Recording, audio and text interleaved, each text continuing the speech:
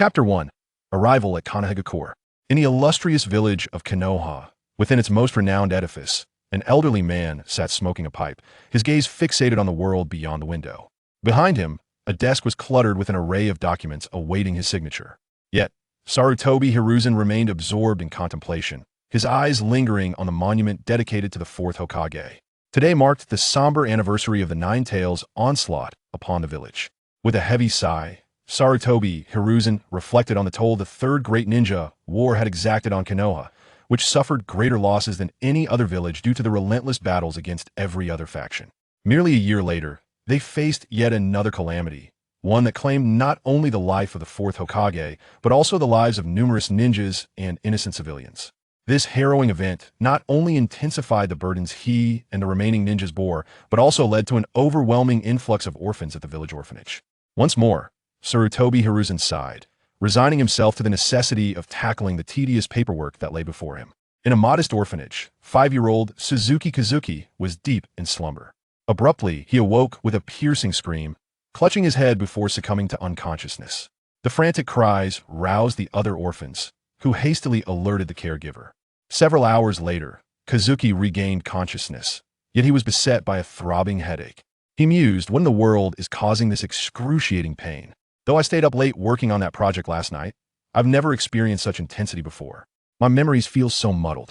As he slowly opened his eyes and surveyed his surroundings, a frown creased his brow. Where am I? This is not my room. Attempting to rise, he suddenly realized, why have I shrunk so drastically? Have I returned to the past? At that moment, 2 children entered the room, disrupting his thoughts. They rushed towards him, one of them inquiring, Kazuki, are you all right? The other added, why were you screaming just now? As Kazuki beheld them, he pondered, who are these 2? Wait, their tones suggest I might know them. But how is that possible? Goodness, this headache is unbearable. I must find a way to sort through my thoughts. Thus, Kazuki feigned unconsciousness, hoping to glean more about the situation. Seeing him unresponsive, the 2 children grew increasingly concerned and dashed out to fetch the caregiver. While pretending to be unconscious, Kazuki began to receive new memories, those belonging to Suzuki Kazuki. It took him 5 arduous hours to piece together these memories, all while grappling with the excruciating headache and the astonishing truth that unfolded before him. Damn, he exclaimed, I've transmigrated into the world of Naruto, no less. How is this even possible? He could not recall how he had died. How did I perish?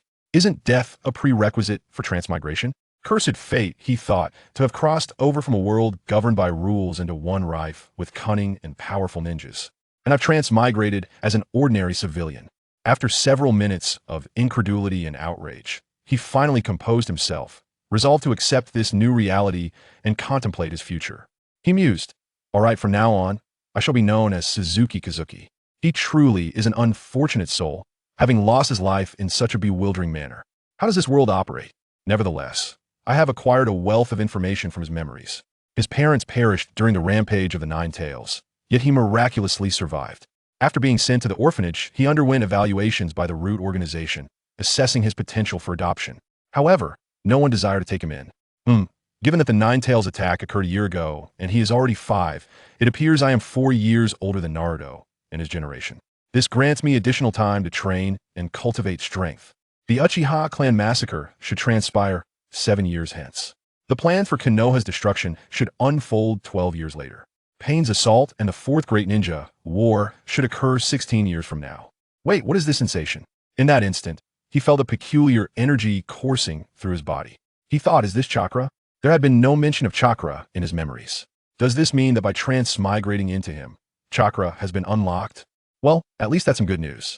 This should make entering the Ninja Academy easier than for other civilians. But how does my chakra level compare to others? No need to dwell on that. I should first assess my surroundings and familiarize myself with this place. With that, he resolved to cease his charade of unconsciousness and awaken. Upon rising, he discovered it was already evening. The clock indicated it was 6:30 p.m. He also noticed he was quite famished. He thought, I haven't eaten in a day, no wonder I'm so hungry. I need to find something to eat. I must also behave like a child. Hopefully, no one will notice my change. Approaching the door, he overheard sound from outside. Upon opening it, he saw the 2 children engaged in play. He recalled their names, Sakai Eiichi and Aoki Daisuke. Both were Kazuki's close friends and shared the same room with him. Eiichi had also lost his parents during the Nine Tails attack, while Daisuke had lost his during the Third Great Ninja War. They looked at Kazuki with concern and hurried to his side. Daisuke asked, "Kazuki, what's wrong? Are you feeling better now?" Kazuki nodded, replying, "Yes, I'm much better now. I apologize for disturbing you earlier. My head was pounding terribly." Eiichi sighed in relief, saying, "Oh, that's good to hear. We were all quite worried about you."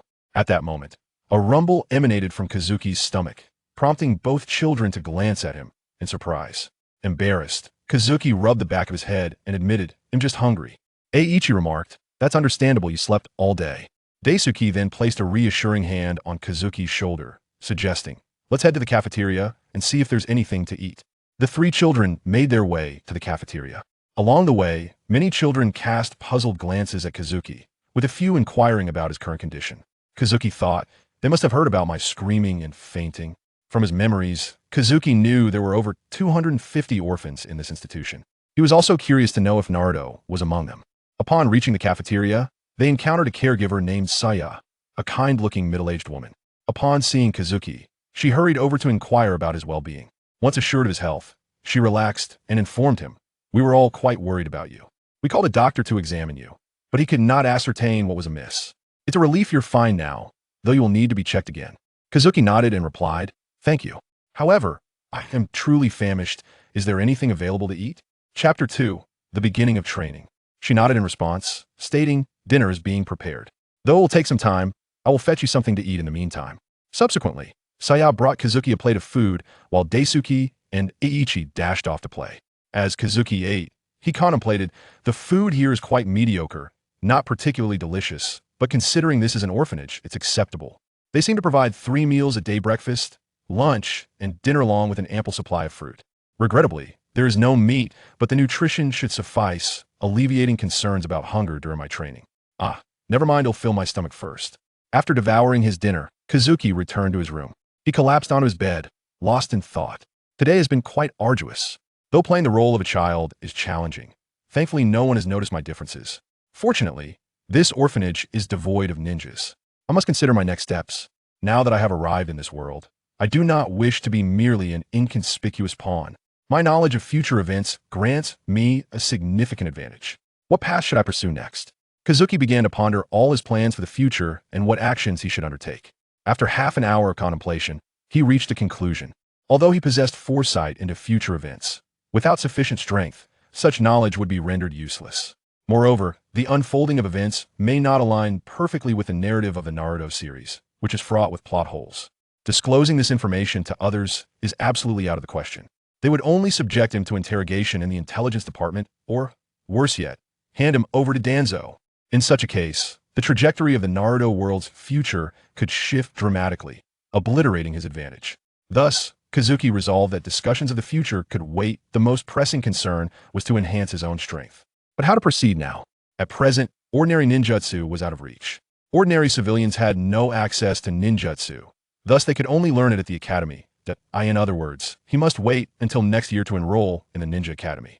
Although Kazuki possesses considerable knowledge of various ninjutsu and their effects, he struggles to recall the corresponding hand seals. The only hand seal technique he remembers is the Shadow Clone Jutsu. Regrettably, this appears to be a jutsu of the Jonin level, deemed dangerous enough to be classified as a forbidden technique. Moreover, merely knowing these hand seals is insufficient. These hand seals require chakra to operate or exhibit specific attributes in a particular manner to successfully execute the ninjutsu. Until he acquires this knowledge, practicing the hand seals would be utterly futile. That said, he could attempt ninjutsu and training that do not necessitate hand seals. Kazuki contemplated that he could train in the Rasengan, various elemental attributes, and chakra control. Since he has already unlocked his chakra, practicing chakra control has become paramount. The only issue is that Kazuki wishes to keep his endeavors hidden from others. He thought he might later attempt more training, such as leaf concentration exercises. Tree climbing could attract excessive attention, and in a village teeming with ninjas, ensuring complete privacy is nearly impossible. Fortunately, the first and second phases of Rasengan training can be conducted privately, as can the first phase of elemental training. In addition, Kazuki felt he ought to focus on improving his physical condition. Alas, this might be the most crucial aspect. While his physical health is reasonably good, it is not exceptional. Thus, he should commence with light exercise to enhance his endurance and strength. Kazuki also wondered whether he could engage in training akin to that of Master Rashi. Enough of that. I hope this headache will at least dissipate by tomorrow, he mused. Having pondered these matters, Kazuki drifted back into slumber. Upon awakening early the next morning, Kazuki gazed out the window, discovering the sky still shrouded in darkness. Kazuki mused, wow, I've risen quite early. It seems it is only 5 a.m. Considering I slept the entire day yesterday, it's no wonder I'm awake so early. At that moment, he recalled his plans from the previous day and thought, regardless, if I truly intend to grow stronger, I must cultivate this habit. The silver lining is that this damned headache has finally vanished. He rose from his bed, noticing that Iichi and Daiki were still sound asleep. Surprised that the children had not awakened yet, he refreshed himself and exited the room. Subsequently, he stepped outside the orphanage building. To the north of the orphanage lies a relatively large playground for the children. Meanwhile, the east and south are adorned with numerous trees, resembling a small forest.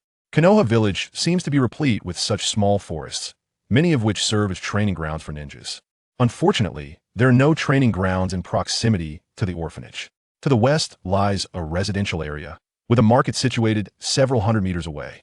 Kazuki contemplated, this forest may provide me with some cover and privacy. While it may not be the most ideal location, it indeed offers a viable option for conducting clandestine training. Additionally, he wondered when he might have access to a room in the orphanage for his own use. Regardless, he believed he should first engage in some warm-up exercises to ascertain the limits of his Bodhi's endurance. Concluding his thoughts, Kazuki began to stretch and relax his muscles. After approximately 10 minutes of stretching, he commenced running around the playground.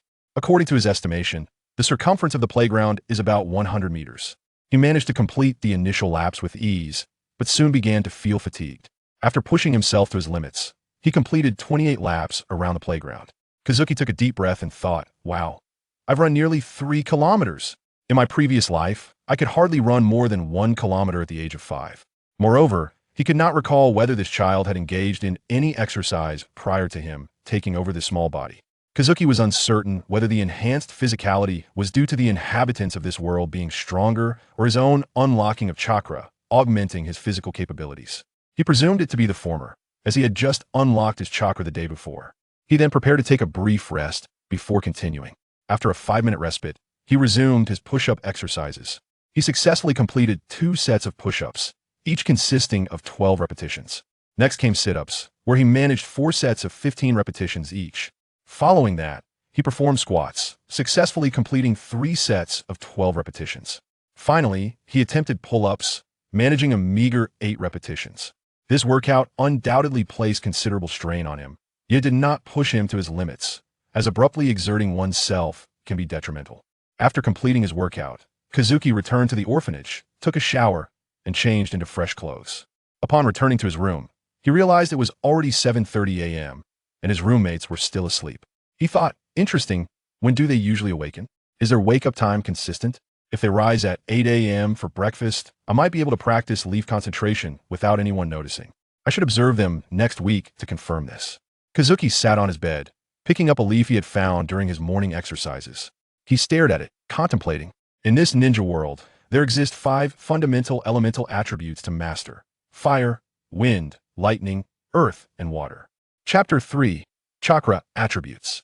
To ascertain his chakra attributes, Kazuki requires a piece of chakra paper. However, theoretically, every ninja can master these 5 fundamental attributes.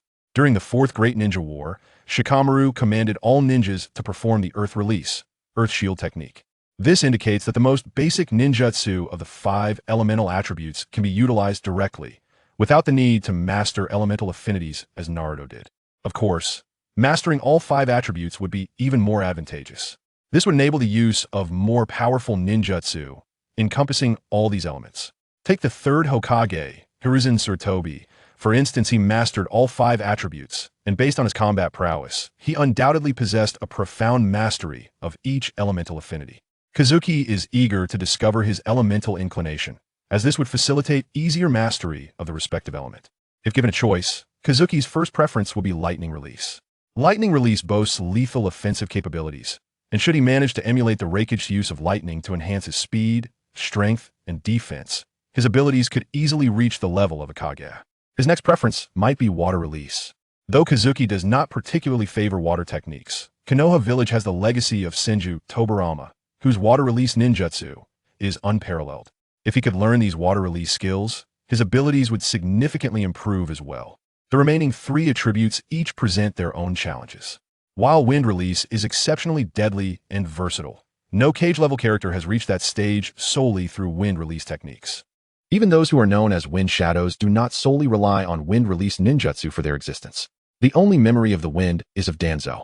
Yet his wind release techniques proved rather ineffective in his battle against Sasuke. However, it must be acknowledged that becoming the first ninja to attain the rank of Hokage through the use of wind release is indeed a commendable challenge. Earth release also boasts a plethora of formidable techniques, perhaps standing as the finest attribute choice following lightning release. Nevertheless, the ninjas of Konoha seldom employ earth release, rendering the acquisition of relevant information quite challenging. As for fire release, while it possesses immense power, many of its techniques are easily evaded. The only supreme fire release technique that Fengjung recalls is Amaterasu. However, regrettably, he is unable to wield it.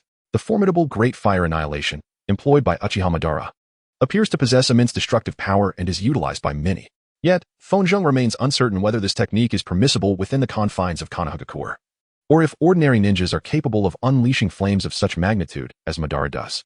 Nevertheless, Fengjung opines that it is prudent to maintain an open mindset, for there may exist techniques beyond those showcased in the Naruto series. Furthermore, his options are limited. Among the 5 elemental affinities, he is only familiar with the proper cultivation method for wind release, as it has been thoroughly elucidated within the Naruto series. The remaining elemental training must rely on conjecture. Thus, he resolves to defer such training until after he enters the academy. Until then, irrespective of his innate chakra affinity, Fengjung decides to embark on his studies with wind release techniques. Fengjung promptly began to harness his chakra, attempting to cleave the leaf in 2. The training persisted for half an hour, yielding no results. At that moment, the entire orphanage resonated with the sound of a bell. The ringing signified that breakfast was now being served. As the bell tolled, Ing-Yi and Daifu also stirred awake. Daifu, observing Fengjung seated on his bed, remarked, "Good morning, you certainly rose early today." Fengjung remarked, "Good morning. I went to bed rather early, perhaps that is the reason." Ing-Yi playfully responded, "Good morning. It seems you didn't have any nightmares that made you scream this morning." Subsequently, both Daifu and Ing-Yi teased Fengjung about his antics from the previous day. Feng, with an awkward smile, stated, "All right, I shall head for breakfast now. You 2 sleepyheads should hurry along as well." Upon hearing this, Eiichi and Daisuke promptly dashed to fetch their toothbrushes. In the ensuing week, Feng adhered to a repetitive routine. He rose early each morning to engage in calisthenics, only to find that his 2 roommates seemed to awaken only when the alarm rang. Seizing every opportunity, he endeavored to slice through the leaf. He incorporated punches and kicks into his morning exercises. He observed that Eiichi and Daisuke spent the majority of their time outside, mingling with other children, leaving their room mostly vacant. This was particularly true after breakfast, from around 10 a.m. to noon, and in the hours before dinner, from approximately 4 p.m. to 6 p.m. Armed with this insight, he commenced focused leaf training to enhance his control over chakra. This training involved placing a leaf upon his forehead, concentrating on it, and channeling all his chakra towards the leaf. This practice not only improved his chakra control but also augmented his focus. Feng reminisced about Naruto's learning of the Rasengan, recalling its profound significance. The wind, in his solitude, refrained from mingling with the other children, a behavior that seemed somewhat suspicious. However, the orphanage, brimming with residents, overlooked his peculiarities. The previous screams and the incident of fainting had long faded from memory. Only his 2 friends expressed dissatisfaction at his withdrawal from their playful companionship. To avoid drawing attention, during his leaf-cutting practice, he consistently positioned himself with his back to the door while seated on his bed. Should anyone unexpectedly enter the room, he would promptly halt his practice, ensuring that the intruder could not witness his leaf exercises. Fortunately, his training faced minimal disruption. Over the ensuing 6 months, he diligently continued his regimen. His physical fitness, concentration, and chakra control exhibited steady improvement. He also observed a significant augmentation in his chakra reserves. Regrettably, without a comparable benchmark, he remained unaware of the efficacy of his chakra capacity. Physically, he had progressed to running nearly 50 laps around the playground. He could perform 4 sets of 12 push-ups, 5 sets of 20 sit-ups, 5 sets of 15 squats, and 4 sets of 8 pull-ups. He noted that enhancing his physical condition here was considerably easier than in his previous world. In terms of wind attribute cultivation, it took him 3.5 months to successfully slice through his first leaf. After 6 months of rigorous training, he finally managed to sever a leaf in a single breath. Although the duration was somewhat lengthy, it was understandable given that he had only recently unlocked his chakra, lacked the assistance of shadow clones, and had no master to guide him. Thus, it was indeed an admirable achievement, as he was still unable to sever a waterfall to progress to the next training phase. He resorted to attempting to cut through harder materials to further refine his control over the wind attribute. He utilized a small wooden twig as a substitute for leaves in his training. In the 5th month of his sojourn in this ninja world, a fortuitous event transpired. An elderly couple visited the orphanage, distributing numerous water balloons. Such occurrences were not uncommon, and Win suspected they were likely grieving parents who had lost their children during the ninja wars or the Nine-Tails attack. Yet for him, this presented a splendid opportunity. As an orphan without funds, he lacked the means to procure water balloons from the market to commence his training for the Rasengan. Seizing the moment, he discreetly collected several balloons and concealed them. With the water balloons in his possession, he could finally embark on the first phase of his Rasengan training. Chapter 4. Entrance Examination. Although manipulating chakra into shape proved challenging, recalling Naruto's technique of popping balloons, Wind was able to replicate the method of chakra manipulation within a few short days, applying pressure to various parts of the water balloons. However, he had yet to succeed in puncturing one. It was likely due to his insufficient chakra reserves. With a greater expenditure of chakra, he believed he could achieve the desired result. The Wind is resolute in his thoughts. Alas, worrying about it now is futile. I can only continue to practice and incessantly enhance my ability to manipulate shapes. Several months later, the Wind turned 6, qualifying him to partake in the entrance examination for the ninja school. With 2 months remaining until the examination, he inquires about the details and content of the test. He discovers that the entrance examination primarily assesses physical fitness and chakra control to ascertain whether candidates possess the potential to become ninjas. Feng is quite confident in both aspects of the tests, thus he harbors little concern. He simply continues his usual training, albeit with the addition of practicing the art of throwing wooden shurikens. Each afternoon, he ventures into the small forest, marking the trees as he trains to accurately hit targets with his wooden shurikens. This endeavor is to prepare for the possibility of a shuriken throwing segment in the entrance examination. Regrettably, the orphanage lacks any shurikens to lend, and as an orphan, Feng has no means to purchase them. Consequently, the wooden shurikens are crafted from small branches found in the forest, utilizing wind element chakra for their formation. The act of carving the wooden shurikens not only employs the wind element but also aids in enhancing chakra control. While these shurikens may not be flawless, they remain his only available option at present. Feng harbored another thought. He mused that he had nearly mastered the fundamental skills, and passing the examination should pose no challenge. However, he contemplated whether he could enhance his physical prowess through the utilization of chakra. The Wind understands that chakra can be concentrated in the legs to enhance speed. Similarly, focusing chakra in the fists can amplify the strength of one's punches. Feng was eager to experiment with the utilization of chakra in enhancing his performance during push-ups and other exercises, wondering if it would enable him to achieve greater feats. With this notion in mind, he embarked on his experimentation. As he employed chakra in his training, he observed a remarkable increase in both speed and strength. However, several challenges arose. The foremost issue was the inefficiency, as a considerable amount of chakra was squandered. Additionally, his current chakra reserves were insufficient to sustain prolonged exertion. Consequently, Feng resolved to refine his morning exercise regimen. He continued with his previous training routine, but after completing it, he would repeat the exercises, this time aided by chakra.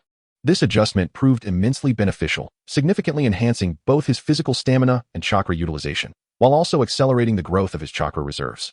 Feng began to ponder the peculiar phenomenon of his chakra reserves rapidly increasing. Upon thorough analysis, he arrived at a conclusion. The swift rise in his chakra reserves was a direct result of his daily expenditure of chakra. Each time he engaged in this practice, it subtly augmented his chakra reserves. If his analysis held true, he had 2 viable methods to further enhance his chakra reserves. The first method involved a harmonious blend of physical exercise and meditation. The second method entailed repeatedly depleting his chakra to its utmost limits. Feng is also curious to know if there are any alternative methods available. Approximately 2 months after Feng turned 6, the entrance examination commenced. As the morning breeze swept in, Feng rose early, refreshed himself, and prepared to head to school.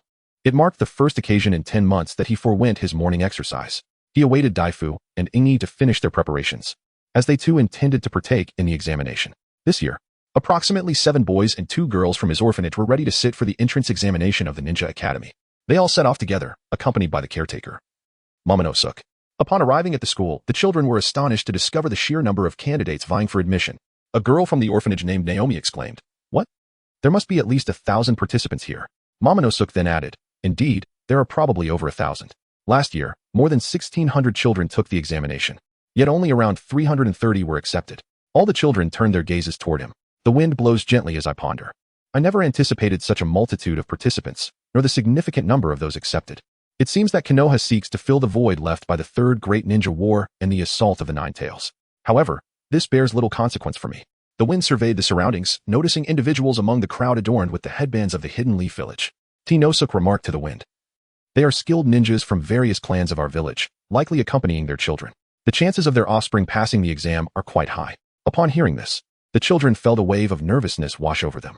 Observing their unease, No-suk chuckled softly, intending to uplift their spirits. However, you need not worry excessively.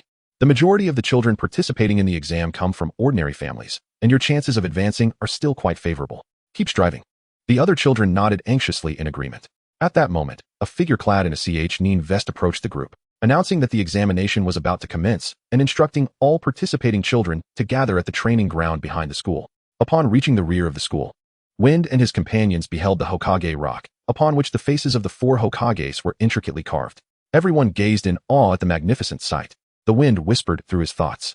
Although he had observed it from a distance before, its grandeur was truly awe-inspiring up close. He pondered whether it possessed a greater purpose beyond mere symbolism. Within the confines of the school, in a conference room, several chunin, predominantly the faculty, gathered to deliberate on the upcoming entrance examinations. Subsequently, one chunin rose to deliver a report to the meeting's chairperson. Nara Shikaku glanced at the document, releasing a weary sigh. Following the Third Great Ninja War, the third Hokage had assigned him the task of overseeing the entrance examinations. He was instructed to ensure as many students as possible passed, as the village of Konoha had lost thousands of ninjas during the conflict. Due to his contributions, he had been promoted to Special Jonin in the aftermath of the war. Another sigh escaped him as he reflected on the exhausting nature of his responsibilities. Upon reviewing the report, he noted that this year, a total of 147 children were participating in the entrance examinations, an increase of approximately 30 from the previous year. He mused, well, first, I must eliminate those who do not meet the physical standards. He then signaled the designated chunin to commence the examination. Doi Masashi was in charge of the first phase. He announced loudly, attention, candidates. The first phase of the examination has begun. You are to complete 5 laps on the designated path marked in the training grounds. Each lap approximately 500 meters. This time, all participants will be monitored, and I will lead the way. You must all follow me. With that, his figure flickered and appeared on the track. All the candidates rushed towards his position, and Masashi began to run, prompting everyone to follow suit. The wind blew gently as he contemplated. This appears deceptively simple. On the very second day of my arrival here, I was able to run such a distance. After 10 months of rigorous training, running 8 kilometers poses no challenge for me. Should I harness chakra, I could surpass 10 kilometers effortlessly. As everyone completed the initial 3 laps, gradually, some began to falter. By the 5th lap, apart from Feng Zheng himself, the others appeared utterly exhausted. 1 girl and 2 boys failed to finish the 5 laps. Zhengji announced loudly, all those who did not complete 5 laps are eliminated. Please return to the front of the school and locate your guardians. He continued, for those remaining, you face 2 choices, either run an additional 5 laps, or, if you feel incapable, retreat to the front of the training ground and wait. Many chose to withdraw from the training grounds, yet hundreds opted to remain steadfast. Among the group, only Dafu and another individual named Daya remained to persist in their efforts. After organizing the data, Nara Takashi diligently recorded the findings. Out of 438 candidates, none were able to complete 5 laps, while 257 attempted to undertake the subsequent 5 laps. Among these 257 participants, 241 succeeded in finishing the additional 5 laps. Those who could not complete the distance were sent back to join the group of students waiting at the training grounds. For the remaining 241, the same 2 choices were presented once more. Ultimately, only 21 candidates opted to attempt the 5 laps again. Those who chose not to continue were returned to the training grounds and grouped differently. Feng is the last remaining individual in the orphanage. The majority of the others hailed from various clans within the Hidden Leaf Village. All 21 participants completed an additional 5 laps and were assigned to different groups. The training ground has now been divided into 3 distinct sections.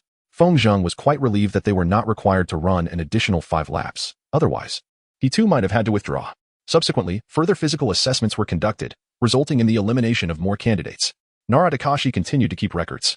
All 21 contestants from the second group and 220 participants successfully passed, yet many from the first group were disqualified. Only 636 individuals remained in the first group.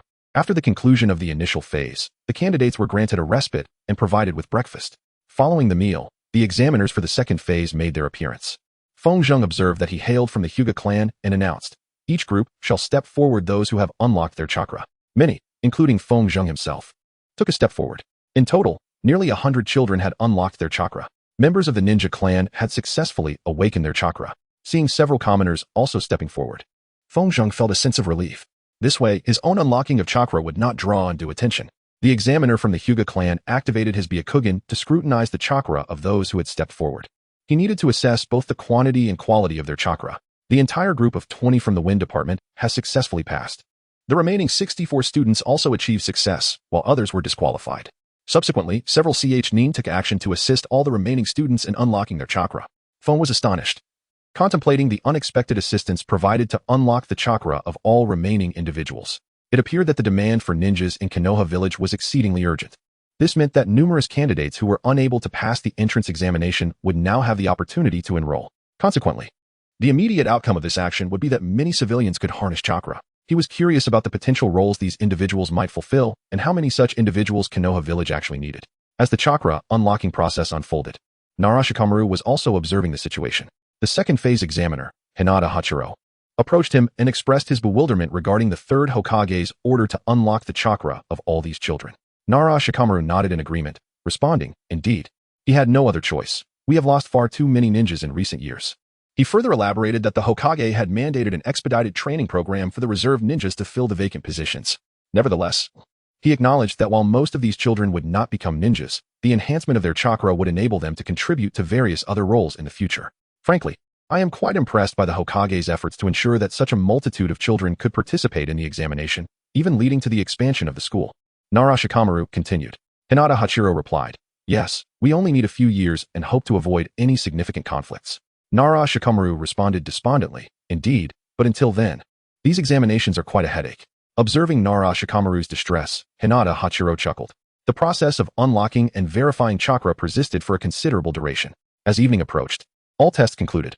Approximately 430 children successfully passed the examination, while the remaining 447 were unable to do so and were instructed to return to their guardians. Those who passed gathered in the training ground, where they soon noticed an elderly man approaching them, pipe in hand. The wind gently swayed to the left, and a sense of wonder enveloped my heart. At last, I found myself in the presence of characters from the Naruto series. To my astonishment, the first individual I encountered was none other than the third Hokage, Hiruzen Sarutobi. The sight of the third Hokage inspired a profound respect among all present. Most of the children were taken aback by his personal visit. He gazed upon the children with a tender smile, and then he began to speak. "Congratulations on passing the entrance examination." He paused momentarily, and the children, brimming with joy, eagerly awaited his next words. The surrounding Jonin urged silence, allowing the esteemed Hokage to continue speaking. The wind was favorable, yet thoughts lingered. At last, the moment had arrived. I would finally experience the legendary influence he had on children. In my previous life, the tales of Naruto's verbal prowess were ubiquitous. Yet none spoke of how Hiruzen's actions profoundly impacted Naruto, compelling him to risk his very life to protect those who once shunned and mocked him, his fellow villagers of Konoha. The third Hokage continued, "Now that you have entered the academy, we shall impart the ways of the Leaf's ninja, ensuring you become true guardians of our village." This institution was founded by the second Hokage himself, who taught many students here, including myself. I fondly recall the joy and challenges we faced during our time at school. The ninjas who graduated from this academy have been the stalwarts of our village's safety and tranquility. Soon, it will be your turn to inherit the will of fire. The third Hokage gazed at the new students with hope in his eyes. As the first Hokage proclaimed, "You shall now embody the will of fire, cherishing your village and ensuring that this spirit remains a beacon of peace and prosperity. Let your flame burn brighter than any other. And let every other village know that the will of fire is more fervent than anything else. Cultivate a resilient spirit capable of enduring rigorous training and toil, while maintaining both mental and physical well-being. Finally, welcome, future ninjas, to our esteemed academy." As the speech concluded, the children's pent-up excitement erupted into jubilant celebration. The day had finally come to a close, and they began their journey home. Chapter 6. Departure from the orphanage, reuniting with the other orphans. Kazuki discovered that only 4 children had passed the examination. Even Eiichi had not succeeded. Only Kazuki, Daifuku, Tatsuya, and Naomi emerged victorious. Momonosuke consoled those who had not passed, reminding them of the myriad opportunities that awaited them in the future. Subsequently, everyone returned to the orphanage, with 3 days remaining until the school year commenced. Those days proved to be quite hectic for Kazuki and the other orphans who had passed the exam. The children who secured their places at the academy would no longer reside in the orphanage. Instead, they were provided with modest apartments in the residential district. Prior to becoming ninjas, they would enjoy free accommodation along with a small stipend to support themselves. The wind blows gently as I ponder. How could I have been unaware of this matter? I was aware that Naruto eventually lived alone, yet I had always assumed it was due to his unique circumstances, perhaps receiving special treatment. It appears, however, that this was merely a standard arrangement. Fengzheng was also quite curious about the purpose behind their request for solitary living. He believed that the primary advantage lay in their ability to better adapt to such a lifestyle, especially if they were required to undertake tasks outside the village alone. After packing up his meager belongings, he stepped out of the orphanage, casting a fleeting glance back. He noticed Daifu was deeply saddened, even shedding tears. For he and Ingi could no longer be together. Feng felt a wave of melancholy wash over him. Alas, he had not forged many connections with the people here. With Naruto absent from the orphanage, remaining here seemed devoid of purpose. All 4 orphans, accompanied by their caretaker, proceeded to their new apartments. After seeing off the other 3, Feng was the last to arrive at his own apartment room. The wind whispers with anticipation. This shall be his new abode for the forthcoming years. The apartment is meticulously cleaned and remarkably tidy. Although the room is rather compact, it suffices for him. It boasts a modest living room, a cozy bedroom, a very compact kitchen, and a bathroom, each equipped with simple yet functional amenities. Aside from the refrigerator, stove, and essential cooking utensils, there are not many trinkets adorning the home. The living room features a sofa, while the bedroom contains a bed and an alarm clock. He also notices a first aid kit. The bed here surpasses that of the orphanage, providing greater privacy, which brings him immense satisfaction. He can now dedicate more time to his training. Feng is quite curious about the culinary offerings available here.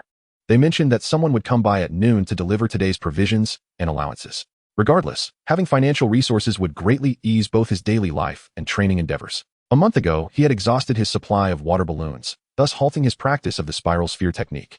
He needs to procure more balloons with his funds. Moreover, he is eager to savor a bowl of Ichiraka ramen. That is something anyone who has watched Naruto would yearn to experience. The wind is right. Yet it is essential to fill the refrigerator. Henceforth, breakfast will no longer be provided. Therefore, it is advisable for the wind to procure some essentials such as eggs, bread, and milk. At 11:30 in the morning, Feng set the alarm and commenced practicing the concentration of leaves. At 12:15 noon, there was a knock at the door. Feng Zheng opened the door to find a teacher from the school who had proctored the exam yesterday. He introduced himself as Andy Yuanshu and expressed that he would be serving as Feng Zheng's homeroom teacher this year. He inquired whether Feng Zheng was comfortable in his current residence and if there were any issues. After confirming that everything was satisfactory, he remarked, "I am delighted to hear that. I observed your performance yesterday, and you did exceptionally well. Keep up the good work." Feng Zheng replied with gratitude. Subsequently, he bestowed upon Feng Zheng a modest allowance, along with a provision of sustenance.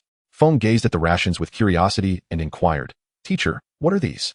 Yuan Shu smiled and replied, "These are food rations. You will consume one for lunch and another for dinner. This supply suffices for a week's worth. However, starting from now, you will need to collect your rations from the school every Sunday." Feng gazed intently at his teacher, as if questioning, is this truly the sustenance provided? Observing his demeanor, Yuan Shu chuckled softly and clarified, "My dear child, do not underestimate these morsels. They are the sustenance of a ninja. Crafted through extensive research, even the legendary Sannin, Tsunade, and Orochimaru have invested considerable effort into their development. They supply ninjas with the essential nutrition required for their demanding endeavors. Thus, you should take pride in consuming provisions specifically designed for ninjas." Feng observed his teacher explaining things to him in the same manner as one would to any young child. To avoid arousing his teacher's suspicions, he felt compelled to behave like a child. Feng Zheng initially appeared somewhat perplexed, only to later exhibit a sense of pride for consuming food specifically crafted for ninjas. Yuan Shu chuckled softly before taking his leave. As he departed, Feng Zheng let out a sigh, internally lamenting, who is the fool responsible for providing sustenance to orphans? Seriously? Just a single ration bar? No wonder Naruto subsists on ramen. Nonetheless, he understood that these ration bars supplied essential nutrients and were conveniently designed for long-term preservation. Feng Zheng also needs to acquire some culinary skills. It is untenable to subsist on ration bars for the coming years. Subsequently, he tallied the allowance that had been granted to him and discovered it amounted to 1,000 taels. Feng Zheng was aware of the currency in this place, yet he was uncertain if it was a substantial amount. Since his arrival, he had been engrossed in training, never venturing into the shopping district near the orphanage. Now, he truly needed to step out and familiarize himself with the local market prices. He also required clarity on the cost of shurikens, kunai, saban, swords, explosive tags, scrolls, and other essential items. Nonetheless, he believed that it was not yet imperative to fret over these matters. The most urgent item to procure was chakra paper. He consumed a ration bar. While it was not unpleasant, it could hardly be deemed delectable. The food at the orphanage was undoubtedly more palatable than this. Subsequently, he exited his apartment and locked the door behind him. After making some inquiries, he located the market. There, he surveyed the prices of various items. He discovered that a dozen eggs cost 24 taels, a liter of milk was priced at 9 taels, and a pack of bread slices was 5 taels. 1 kilogram of meat amounted to 60 taels. The prices of assorted vegetables and fruits averaged between 10 to 20 taels. He mused to himself, so it appears that if I only purchase these food items, 1,000 taels would be more than sufficient. As he glanced around, he noticed a weapon shop. A set of 6 shurikens was priced at 2,000 taels, while a set of kunai cost 1,000 taels. A set of 6 samban was also 1,000 taels, whereas swords were even pricier, varying according to their quality. He thought to himself, these items are quite expensive. I will need to save for a long time to afford them. He then inquired with the shopkeeper about chakra paper. The shopkeeper nodded, and Feng Zheng spent 100 taels to acquire a single sheet. Thus, he concluded his brief shopping excursion. He purchased 12 eggs, 1 pack of bread slices, a liter of milk, some fruit, 12 water balloons, 3 rubber balls, and essential household items such as soap, a toothbrush, and toothpaste. Excluding the cost of the chakra paper, he spent approximately 80 taels in total. For the next few days, he would not have to worry about breakfast. Upon returning home, he utilized the chakra paper to guide his chakra. The paper split down the middle. He sighed. This was not of the lightning nature. However, the wind attribute was still commendable. Moreover, he had already commenced training in this discipline. The following day, training continued. By evening, after querying several strangers, he finally discovered a ramen shop named Yao. Hand-pulled noodles became the second character from the Hokage series that Feng Zheng encountered. He ordered a bowl of miso ramen, spending 45 taels. After finishing his meal, he reflected, wow, this tastes incredible. Yet, 45 taels is still rather expensive for me at the moment. I cannot frequent this place often. Sated, he returned to his apartment. Chapter 7. The beginning of school today marked the first day of the new school term. At 5 in the morning, Feng rose with the dawn, refreshed himself, and commenced his morning exercises. After completing his routine, he took a shower and hurried towards the school. Classes commenced at 8 o'clock. He was assigned to the 4th floor, Class 4A. Upon entering the classroom, he observed that a considerable number of students had already arrived, exceeding 25 in total. He made his way inside and settled onto an unoccupied bench. It caught his attention that the majority of the individuals present were offspring of ninja families, each adorned with the emblem of their respective clans on their backs. The wind was filled with perplexity. The classroom was rather modest in size, accommodating no more than 40 individuals.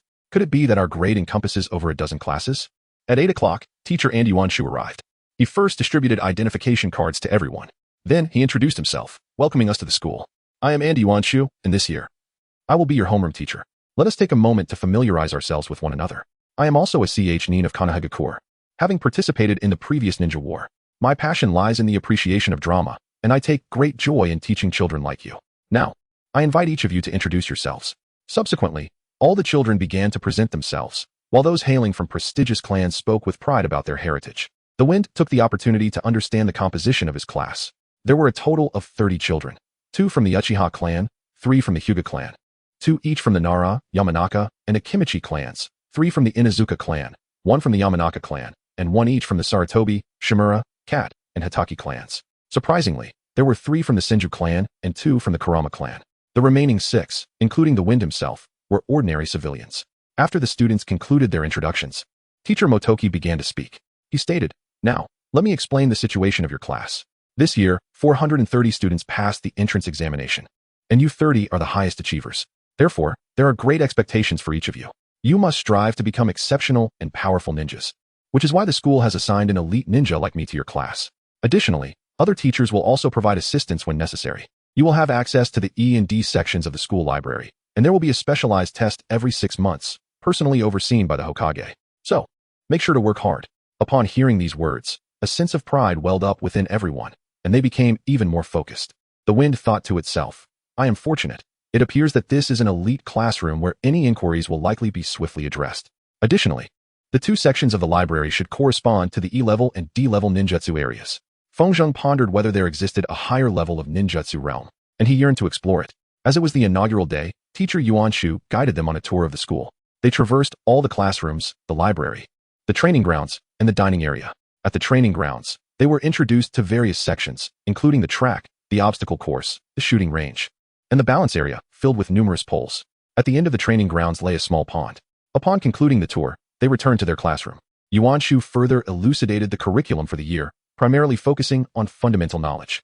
They would delve into chakra, hand seals, chakra control, physical techniques, theories of illusion, shuriken throwing, as well as conventional subjects such as mathematics, physics, chemistry, biology, languages, history, geography, and civics. Subsequently, the day's classes came to an end. After class, Feng Zheng hastily departed, making his way towards the library. On his journey, he encountered Daifuku and Tatsuya. Daifuku called out to him, Hey, Feng Zheng, how are you? As the wind blew, he turned around to gaze at him and inquired, Hey, how are you? How was the class? Daifu responded, It was quite fascinating. We toured the entire school. Feng remarked, Indeed, we are as well. Daifu inquired, How many students are there in your class? 100. Aren't all classes like this? Day interjected, Yes, my class is the same. Feng remarked, I see. However, Our class consists of only 30 students. Daifu inquired. What is the reason for that? Feng Zheng did not wish to make him feel uncomfortable, nor did he want to answer any further inquiries. He simply stated that he was unaware. Subsequently, Daifu asked Feng Zheng if he would like to accompany them home. Feng Zheng politely declined, citing prior commitments. After parting ways with them, Feng Zheng resumed his journey towards the library. Along the way, he seized a ration bar, munching on it while deep in thought. I comprehend now. My class comprises merely 30 students, whereas the other classes each consist of 100. Thus, there are a total of 5 classes. According to what Andy Yuan spoke of today, their class may undergo specialized training, aspiring for every individual to attain the status of a jonin, or at the very least, become elite chunin. In contrast, the primary objective for the other classes appears to be merely augmenting the reserve of genin. If fortune favors them, they might glean a few chunin and jonin from those classes. Upon entering the library, he presented his identification to the librarian and inquired about the layout. After receiving the information, he learned that the library is divided into 7 sections. There exists a general section containing non-ninja-related information, while Zone 0 begins to encompass fundamental knowledge pertinent to ninjas, followed by Zones E, D, C, B, and A. Zones A, B, and C are currently restricted to him. The wind is favorable, and my thoughts are clear. I comprehend now. It makes perfect sense. There is no S-zone here. Yet it is understandable that they would not publicly disclose those high-level techniques. Feng was quite astonished to discover the existence of Area A. Nevertheless, his excitement surged as he contemplated embarking on an exploration. The wind gracefully bypassed the mundane sections and commenced his exploration from Zone 0, perusing the titles of various scrolls to glean the essence of their contents. He unearthed a plethora of fundamental yet significant knowledge, encompassing chakra theory, chakra control, manipulation, the mastery of nature, sealing techniques, illusions, and physical arts. This repository also housed a wealth of historical information. Subsequently, he continued his examination of zones E and D, where the scrolls predominantly featured E-rank and D-rank ninjutsu. He marveled, exclaiming, "How astonishing!" Here lay hundreds of diverse ninjutsu scrolls, including a multitude of wind-based techniques. In Zone E, he discovered a scroll entitled Introduction to Sealing Techniques, while in Zone D, he encountered a superior counterpart of the same genre. This would prove immensely beneficial. Merely skimming through the titles of the scrolls consumed over 2 hours of his time. Afterward, he returned to Zone 0, seized a scroll titled Introduction to Hand Seals, and retreated to a secluded corner to sit and absorb the knowledge. The library was sparsely populated, ensuring his solitude remained undisturbed. The wind blows gently as thoughts swirl. I have perused the majority of materials, and at last, I find myself equipped with certain prerequisites. It is time to devise a plan, at least for the forthcoming years. Chapter 8. Formulating a training regimen in a secluded corner of the library, a young child gazes intently at the scroll before him. However, those who observe him remain oblivious to the fact that his mind is entirely preoccupied with matters far removed from the task at hand. The wind whispers to the heart. Very well, let us commence with the tasks at hand. With daily practice on the leaves, his mastery of chakra control has reached a commendable level. He feels it is time to embark on training akin to climbing trees. By intertwining physical exercise with meditation, he continuously pushes his chakra to its limits, resulting in a remarkable increase in his chakra reserves. The mastery of wind-style chakra manipulation is progressing smoothly.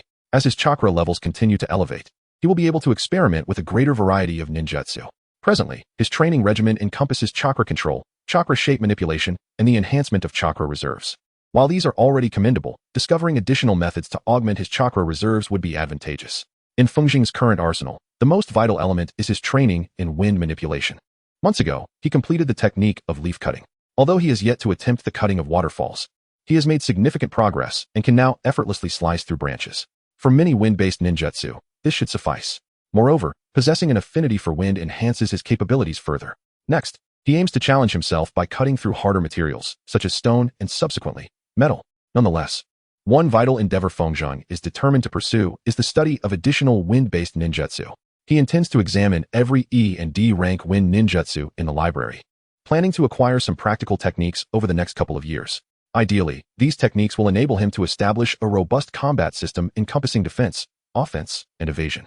In addition, he recognizes the necessity of learning ninjutsu from other elemental affinities.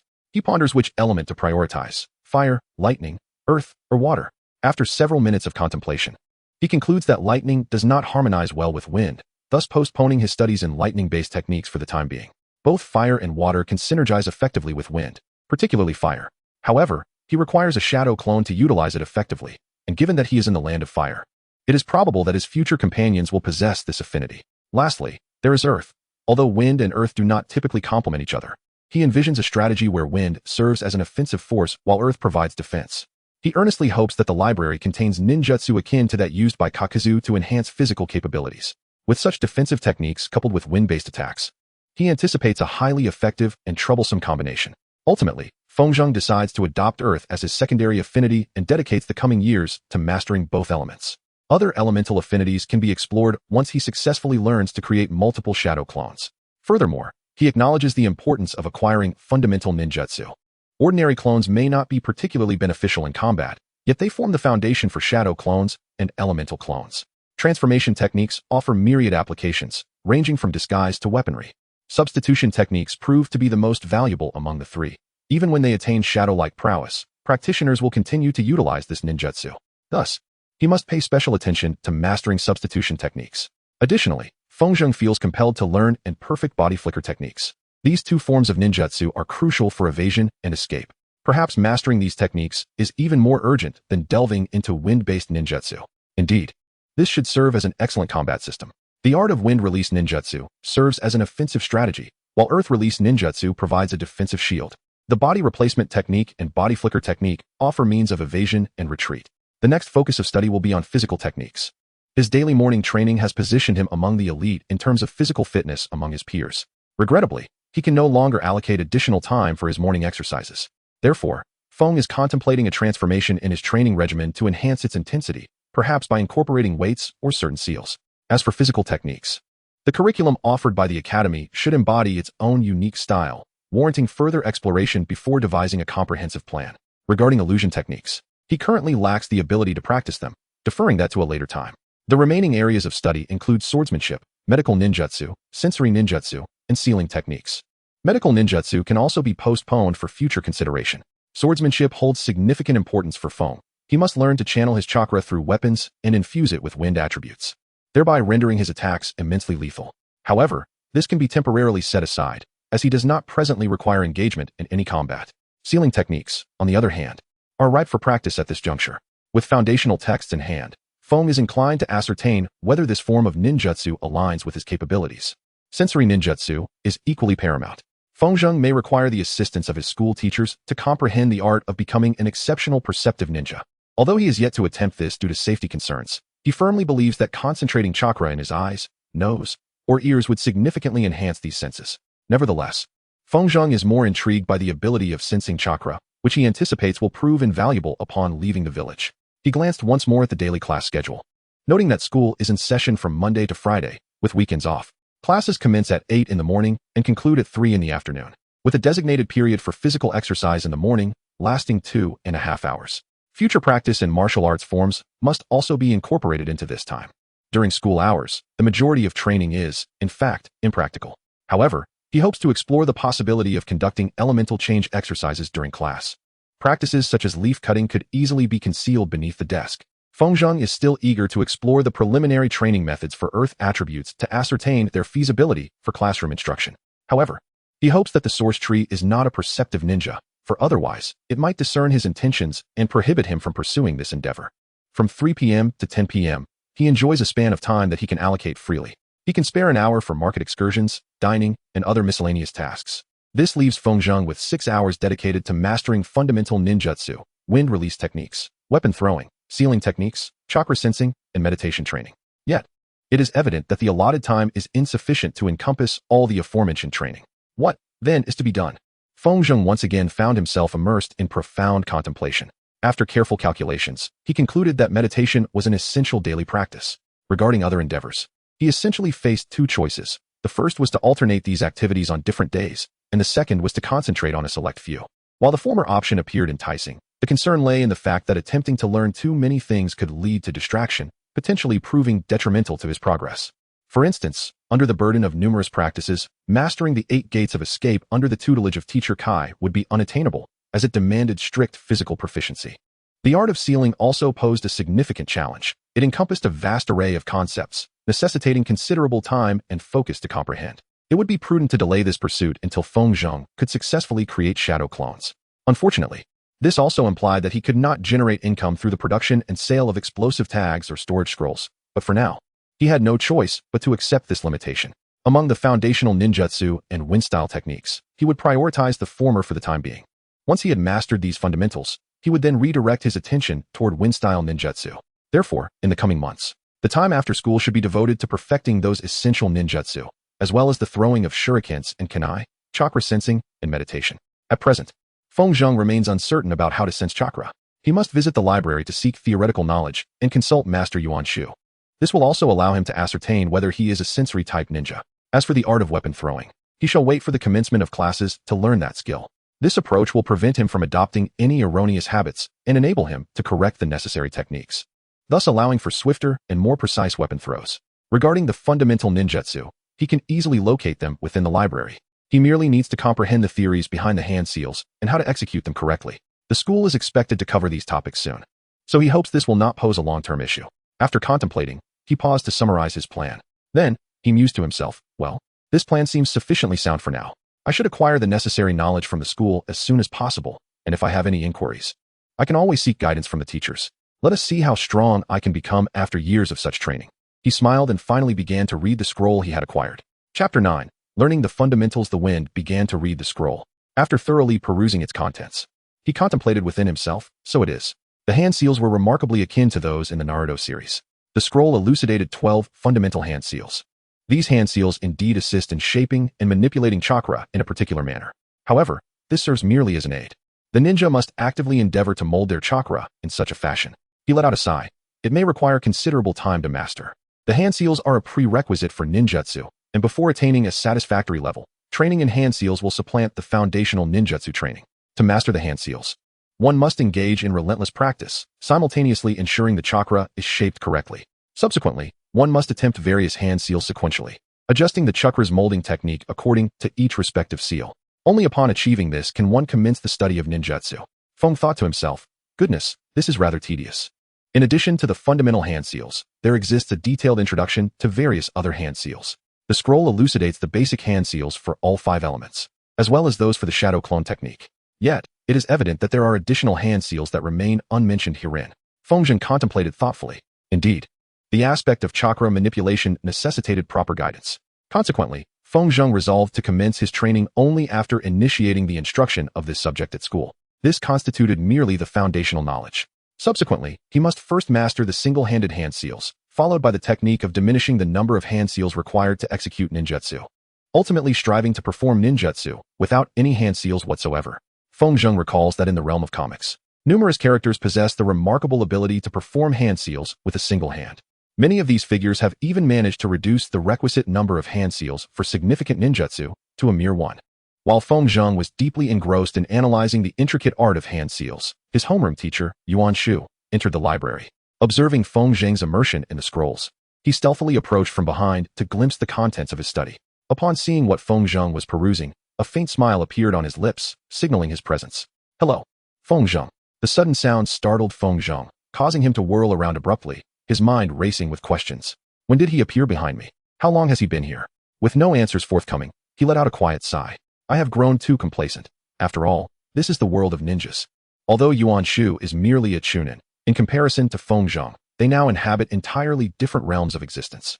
Feng Zheng's current aspiration is to become a perceptive ninja, as this would greatly assist him in various circumstances. Feng Zheng realized that he must now behave like a child and leave a favorable impression. It would also be beneficial if he could receive more guidance from Yuan Shu. Although he pondered extensively, it was merely a matter of seconds. He feigned a slight nervousness and inquired, Good afternoon, teacher. When did you arrive at the library? Yuan Shu chuckled and replied, My dear boy, I have been here for quite some time. You seem utterly absorbed in the scrolls. Are you so intrigued by the hand seals? Feng endeavored to feign a semblance of tension, speaking in a youthful voice. I have heard that some classmates have already mastered certain ninjutsu. During the examination, someone mentioned a member of the Uchiha clan who could breathe fire at the tender age of 4. I too wish to learn. This is the reason I aspire to grasp the art of hand seals. Yuan Shu was delighted to witness such fervent interest and ambition from a child. He gently patted Feng's head in a gesture of comfort and explained, that would be Uchiha Itachi. He is a year ahead of you. He completed his graduation examination in just 1 year, becoming a genin. But fret not, Itachi is an exception. He began his training at a very young age. He continued. Moreover, it was not fire-breathing, but rather a technique known as the fireball jutsu. You too shall soon embark on your journey of ninjutsu. Tomorrow, I shall impart knowledge regarding the hand seals, and you will have the opportunity to practice thoroughly. However, I advise against practicing alone until then, as it may lead to unforeseen accidents. Is that understood? Feng, brimming with excitement, nodded enthusiastically and exclaimed, "Certainly, teacher." However, Yuan Shu swiftly interjected, "Hush, this is a library. Keep your voice down." Feng nodded gently and replied softly, "Yes, teacher." Subsequently, Yuan Shu entered Zone B of the library. The wind whispered thoughts within. Oh, might a CH Nin enter Area B? However, Wen Zheng was uncertain whether this applied to every CH Nin or merely a select few. It was indeed stated by Genju that he was of elite status. Thus, Wen Zheng surmised that he must be an elite CH Nin, perhaps on the verge of ascending to the ranks of Special J Nin or J Nin. Regardless, it was evident that his current impression of Wen Zheng should be favorable, which was a positive development. Wen Zheng then returned to the scroll. He endeavored to comprehend how chakra was shaped through each hand seal, immersing himself once more in concentration. After a while, he heard the door creak open. As Feng Zheng raised his gaze, he noticed Yuan Shu emerging from Zone B. He offered a brief smile to Feng Zheng before exiting the library, having gained a deeper understanding of the hand-sealing gestures. Feng Zheng finally rolled up the scroll and returned it to its original place. He then seized the training scroll for wind release techniques and began to read it upon returning to his previous spot. Upon completion, he reflected, "This is somewhat disappointing." The text merely referenced the leaf-cutting exercise, with no mention of the waterfall cutting technique. However, this is quite reasonable, as not everyone is afforded the privilege of having Yamato construct a specialized training platform for them, nor does everyone possess the chakra levels akin to Naruto's, capable of creating numerous shadow clones. The remainder of the content primarily discussed the benefits and precautions associated with the leaf-cutting exercise. The only valuable aspect was the scroll's more comprehensive explanation of the wind release attributes' hand-sealing gestures. He then stood up and replaced the scroll with one pertaining to earth release training, which offered a more extensive overview. The wind blows favorably as thoughts align. Indeed, this should prove to be more beneficial. Clearly, there are two fundamental approaches to mastering the transformation of earth attributes. The first involves shattering stones, akin to the technique of leaf cutting. The second entails solely utilizing chakra to mold clay into various shapes and solidifying it accordingly. This also makes perfect sense. Feng Zheng recalled that the majority of earth-based ninjutsu merely involved shifting a portion of the ground to the surface.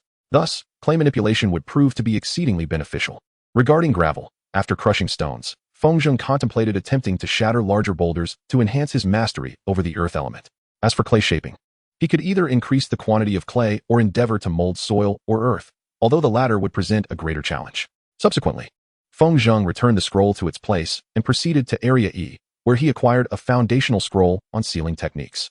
Upon reading it, he reflected, "This should not pose much difficulty. However, I surmise that future iterations will significantly escalate in complexity."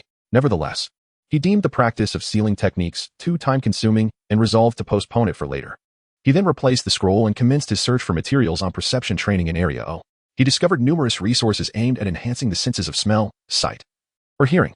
After a thorough search, he finally unearthed what he had long sought, the ability to perceive the chakra of those around him. Upon completion of his reading, he discerned that each ninja is enveloped by a chakra field, yet not everyone can adeptly utilize this field. However, perception ninjas not only harness the chakra field, but can also expand it by several hundred meters. Specially attuned perception ninjas can even extend their chakra field to several kilometers, enabling them to detect chakra within that range. Conversely, retracting this chakra field can aid in concealing the detection of enemies. As for the training to become a perception ninja, the most significant hindrance lies in the ninja's other senses. Therefore, it is advised to deactivate sight, smell, and hearing during training. Feng Zheng, struck by a sudden inspiration, pondered whether it might be feasible to deactivate two of his senses to hone the remaining one. Exceptional auditory, olfactory, and visual faculties are immensely advantageous in this profession. The fundamental approach remains meditation, albeit in a somewhat contrary manner. Rather than isolating oneself from the surrounding environment through meditation, it entails becoming acutely aware of one's surroundings. Regrettably, Feng Zheng lacks knowledge on how to suppress his sense of smell, nor does he possess any tools to inhibit his hearing. Hence, he finds himself in need of assistance in the guidance of a mentor. The wind whispered through his thoughts. He needed to subtly convey to the source tree his desire to become a perceptive ninja, seeking its guidance. Ultimately, he returned the scroll and departed from the library. Twilight had now settled in. Feng Zheng was utterly oblivious to the passage of time. He had spent over 6 hours in the library. The library possessed no windows, a reasonable precaution to deter any would-be intruders from sneaking in. The walls of the library were imbued with sealing spells, reinforced to thwart any attempts by earth-dwelling ninjas to infiltrate. The wind was blowing gently as he made his way home, spinning 5 tails on a small pouch of clay along the way and collecting a few small stones. Chapter 10. The Art of Physical Training. That day, he was once again the last to arrive at the classroom.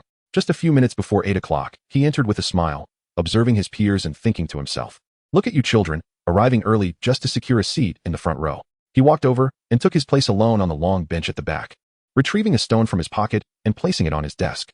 At precisely 8 o'clock, Yuan Shu arrived and commenced the lesson. The first hour was clearly dedicated to instruction, as he recounted the history of the village and the pride that one should possess as a leaf ninja, among other topics. Feng categorizes such courses as brainwashing sessions. Feng Zheng surveyed the classroom. 2 children from the Nara family appeared to be in a state of half-slumber. The members of the Akimichi clan were likely preoccupied with thoughts of food. The trio from the Inuzuka clan seemed entirely focused on their dogs. One of the Uchiha siblings wore an expression of inexplicable pride. Meanwhile, the 2 young women from the Kurama clan were engaged in what seemed to be a light-hearted conversation. The others were attentively listening to the lecture. The individual displaying a smug demeanor was Uchiha Rai. It appeared he aspired to follow in Itachi's footsteps, boasting that last year's top student was from the Uchiha family, who had only turned 7 the day before. Clearly, these 2 members of the Uchiha clan were already capable of performing the fireball technique. Feng Zheng finally ceased his restless glances, as Yuanshu inscribed words upon the blackboard. Feng Zheng seized a stone with his left hand, placing it beneath the table, and commenced his cultivation of Earth Attribute Chakra. While he directed the chakra, all his focus remained fixated on Yuanshu, observing whether he would notice and respond in any way. However, Yuanshu's expression revealed no discernible change. The wind blows favorably, and fortune smiles upon him. He is not a naturally perceptive ninja, or perhaps he is intentionally ignoring me for some reason, although the likelihood of this is minimal. In any case, both scenarios are advantageous to me. The lecture lasted for an hour, although Feng Zheng paid some attention. The majority of his focus remained on cultivating his Earth Attribute Chakra. After the conclusion of the indoctrination session, Yuanshu began to elucidate the intricacies of chakra to everyone. Subsequently, he commenced shaping chakra using hand gestures. The wind ceased its training in Earth attributes and began to pay rapt attention to the lesson. However, the children from various clans appeared to be distracted. They had already learned the hand seals prior to entering the school. During that class, Jinju instructed everyone on 3 hand seals and encouraged them to practice. He closely monitored each student. At the conclusion of the lesson, he announced that over the next 3 days, he would teach them the remaining hand seals. Following this, they paused to enjoy their lunch before embarking on another history lesson. In this class, Senju and Hyuga answered many of the questions posed by Jinju.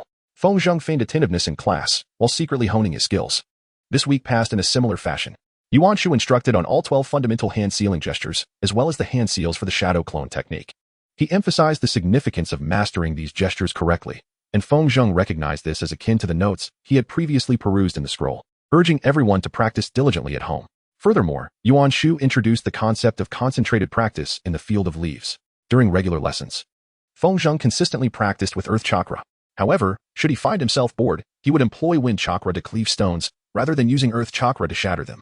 In the second week, Yuanshu commenced a course on shuriken throwing. He first gauged the students' proficiency through a competitive match among them. He also enlisted the assistance of several other instructors for this endeavor. The children from most clans performed admirably, with Uchiha Lai and Senju Hui achieving the highest scores, tied for first place. Another Uchiha, along with the Yamanaka and Nara clans, also secured spots in the top 5. The wind was taken aback by Shinmura's earnest demeanor.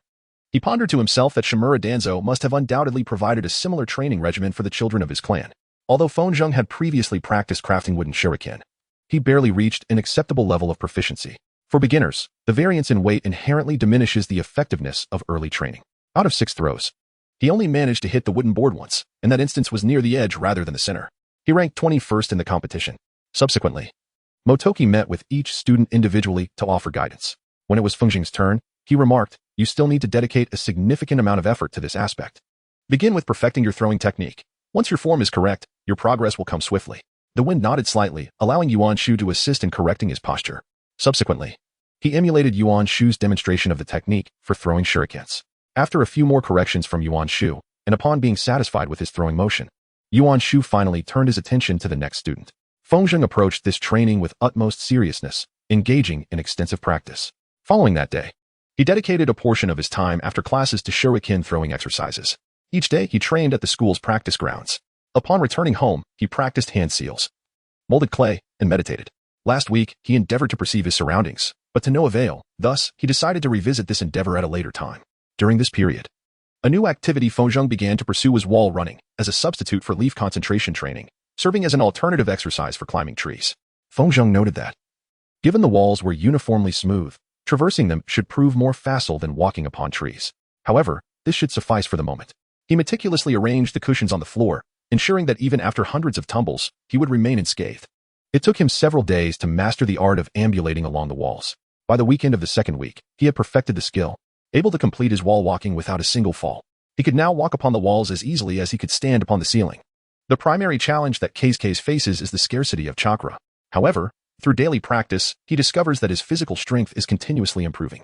Yet, he remains uncertain about how much of this progress is attributed to better chakra control and how much is due to an increase in chakra reserves. After attempting to analyze the situation, he decides to abandon the matter, reassuring himself that it is inconsequential, as he is indeed making progress. Throughout the numerous falls he endures, he also learns how to flip his body in midair and land in the correct position. After the first month at the academy, Haruki begins to impart the foundational physical techniques of the school to his peers. The martial arts curriculum encompasses a plethora of forms and techniques, rendering it a comprehensive style that spans various disciplines. However, this also implies that it does not specialize in any particular aspect. At present, Case is not concerned with these nuances. This martial style is evidently far superior to anything he has managed to accomplish thus far.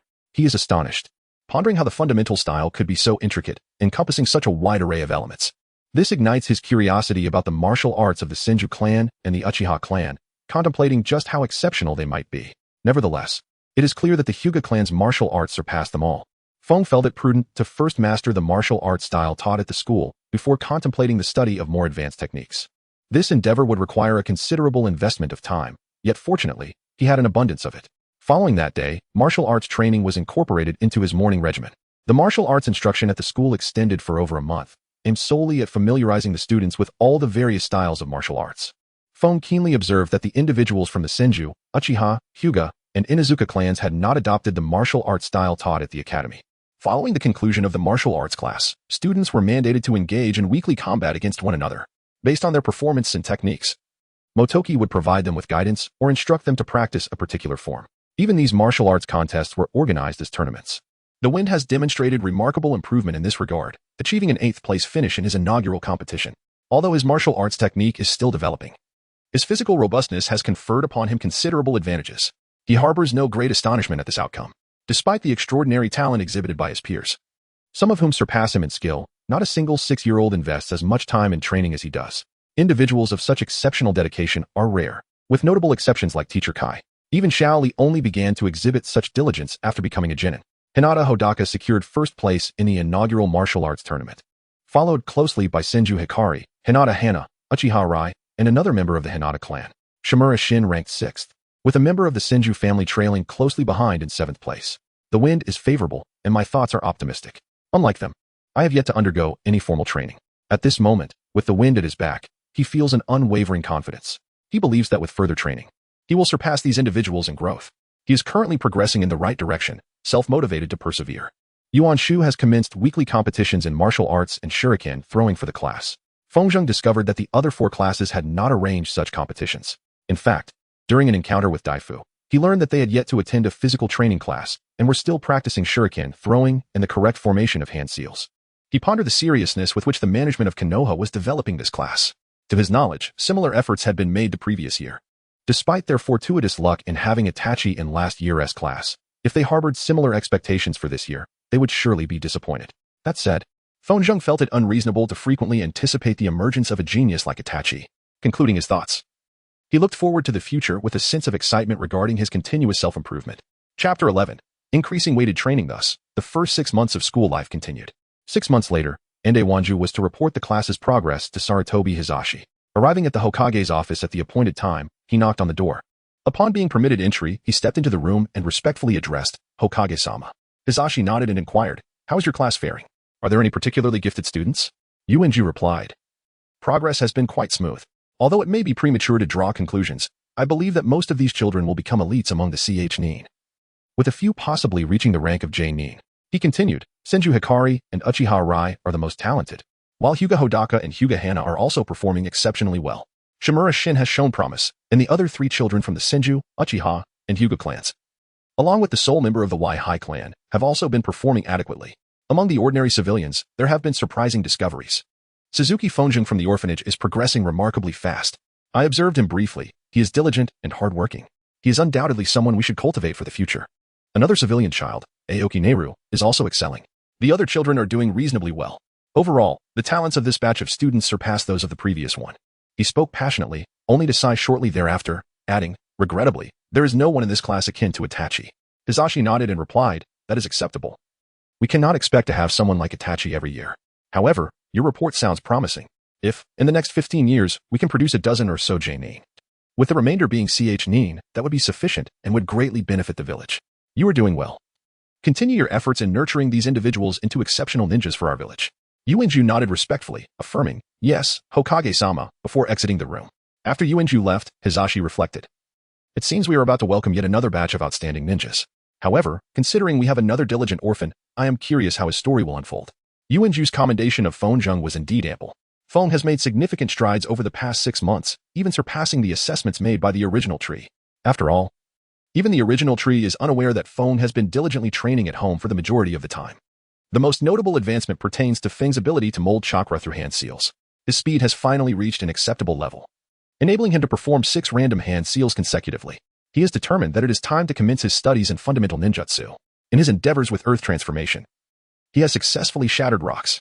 His clay manipulation has also progressed smoothly. He can now freely manipulate clay, achieving partial hardening, though he has yet to master complete hardening.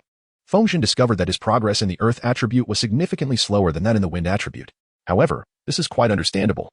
As his chakra affinity lies with wind, Feng adeptly employed his wind affinity to carve deep incisions into the stone. In terms of physical prowess, he seamlessly adapted to the school's style. He frequently sparred with Shinju Hikari, Hyuga Hodaka, and Uchiha Rai, now ranking among the top 4. Notably, Shinju Hikari had somewhat become Feng training partner.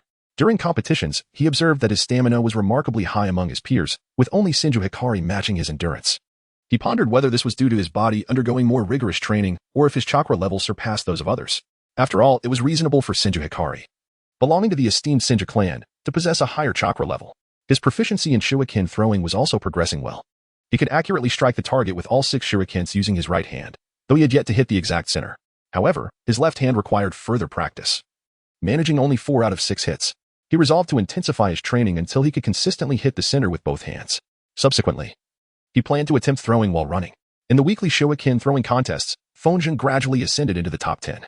Perhaps the most astonishing achievement was that, approximately 4 months into the school year, he successfully punctured a water balloon. He then turned his focus to rubber balls, which proved exceedingly challenging. He felt it might take him several years to master that skill. Classes proceeded in a similar manner. The initial fervor of the new students had waned, yet the competition among them intensified significantly.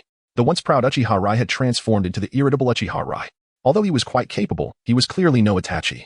In shuriken throwing, he was on par with Hikari, while others gradually began to consistently hit the center target with all 6 shurikens.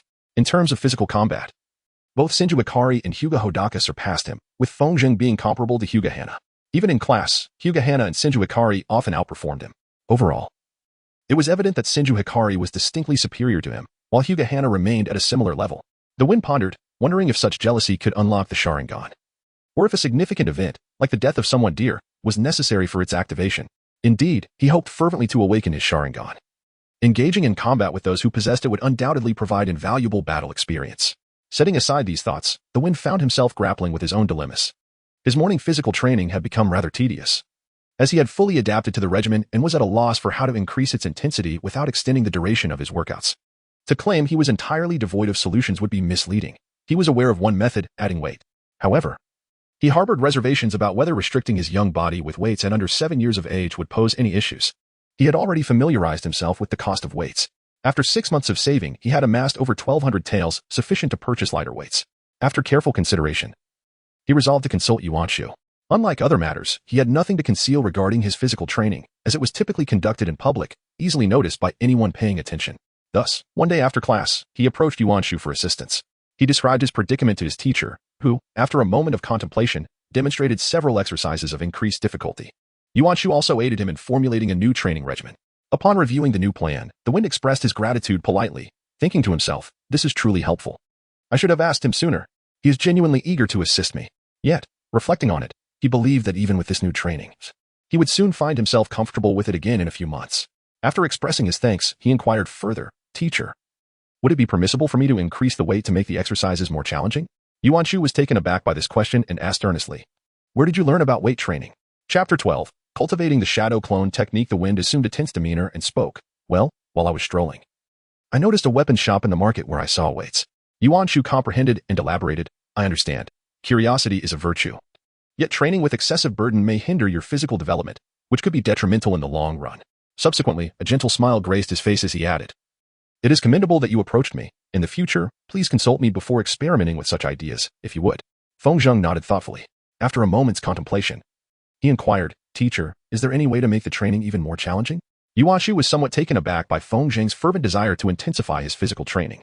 He mused to himself, Feng Zheng is indeed quite pleased with this new regimen, yet he persistently poses these questions. Does this imply that he anticipates this new training to become effortless for him in the near future? That is rather astonishing. I am aware of his diligence. Yet I had no idea it was to such an extent. His relentless pursuit now heightens my anticipation for his future endeavors. Yuan Shu continued, in fact, there exists another method. Apart from weights, you can employ certain seals to achieve the same training effects without any adverse consequences. For instance, utilizing gravity sealing seals. Feng was taken aback by this information. He pondered to himself, it seems I truly need to learn the art of sealing. He displayed an enthusiastic expression towards the source tree, which was quite pleased with Feng's fervor and decided to play a little jest with him. The source tree continued, however. These seals cannot be given to just anyone. Furthermore, acquiring them comes at a prohibitively high price. Hence, you cannot obtain them by yourself. Feng Zheng was instantly engulfed in confusion. Furrowing his brow, he pondered with uncertainty. What trick is he playing? I suspect he is attempting to entice me or something of that nature. He resolved to engage in this game for a while, yet he sighed, revealing a look of despondency. Yuan Shu was quite pleased with the expression on Feng Zheng's face and, with a teasing tone, remarked, but fret not. Do you recall what I said on the first day? The Hokage will oversee your examination. Confused yet resolute, he nodded. The source tree continued. If you excel among your peers, you may request a gift from the Hokage. This will grant you the opportunity to obtain these sealing symbols to assist you. However, prior to that, you should train according to the plan I have devised for you. Feng Zheng finally had some thoughts. He nodded to himself, pondering whether he intended to dangle a carrot before me to motivate me to excel in my examinations. What a childish tactic. The wind, in accordance with his wishes, nodded slightly and displayed a joyful expression, exclaiming, "Wow, that's wonderful." Observing the wind's affirmative gesture, Yuan Shu chuckled as he tousled the wind's hair and remarked, "Very well." However, aside from physical fitness, the examination also includes a theoretical component, so in order to secure first place, one must also study the theory. Finally grasping the situation, the wind enthusiastically replied, "Understood, teacher. I will strive to study diligently and prepare for the final examination." Satisfied with his own jest, Yuan Shu then took his leave. After Yuan Shu departed, the wind erupted into laughter within his mind, contemplating, maintaining the guise of a child is no simple task. While there may be amusing aspects, these cunning adults always seek to manipulate children in various ways. Feng Zheng realized that his previous life bore a striking resemblance to his current situation. Every adult seemed to compel children to excel in their endeavors. Tragically, he was under pressure to achieve commendable results in these examinations. However, it was rather amusing to see someone attempting to manipulate the behavior of a child. Unfortunately, Feng Zheng was no longer a child. He speculated that Yuan Shu's remarks stemmed from his own disengagement in those tedious history classes. Indeed, he had never even answered a single question posed by Yuan Shu in class. It was no wonder that Yuan Shu sought to influence him. It appeared that Feng Zheng would have to hone his ability to feign attentiveness during lectures. Nevertheless, he was not overly concerned about the theoretical examinations. While he would not arrogantly claim to be the most intelligent individual in the classroom, his intellect was undoubtedly far more mature than that of his peers. These tests presented little challenge for him. That said, the sealing charms did give him some cause for concern. After all, it would be quite troublesome if someone were to mishandle the seals while placing them upon him. Feng was contemplating a visit to the library later to explore knowledge regarding gravity seals and suppression seals. Once he concluded his thoughts, he glanced at his new workout plan and proceeded toward the library. Upon entering, Feng first ventured into Zone 0 in search of scrolls related to chakra control. After several minutes of searching, he finally located the correct scroll. Finding a seat, he opened the book and began to read while reflecting. Now, even in my dreams, I can walk upon walls. If I wish to further enhance my chakra control, I need to attempt tree climbing followed by practicing walking on water. Should anyone inquire about my sources, I could recommend the scroll. This scroll detailed training on leaf concentration, tree climbing, and water walking. To Feng's astonishment, the scroll concluded by referencing another scroll, which discussed theories for further advancing chakra control. Driven by curiosity, he sought out that scroll and commenced reading. After finishing, he pondered. Fascinating. The scroll proposed a theory that chakra could be utilized to counteract gravity itself. By exerting a force equal to that of gravity, one could levitate, while applying a greater or lesser force would allow one to ascend or descend, respectively. However, no one had yet succeeded in achieving this feat.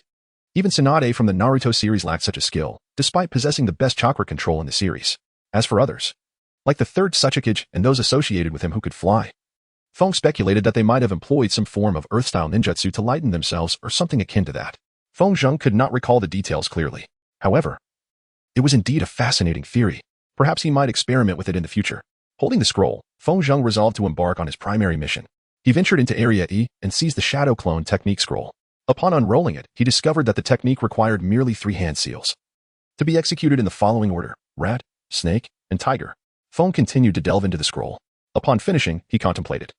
I comprehend now that although there are only 3 hand seals, there remains a multitude of intricacies to master. The hand seals merely serve as a guiding principle. Thus, merely knowing the seals is insufficient to truly learn this ninjutsu. One must also grasp the essence of the technique. Feng felt that this would ruin all his plans for mastering the art of shadow clones.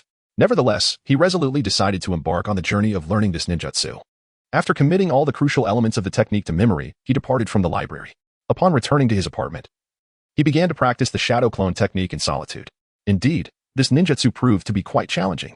He found himself making numerous trips to the library, repeatedly poring over the scroll. During one of these excursions, he caught sight of Yuan Shu smiling at him.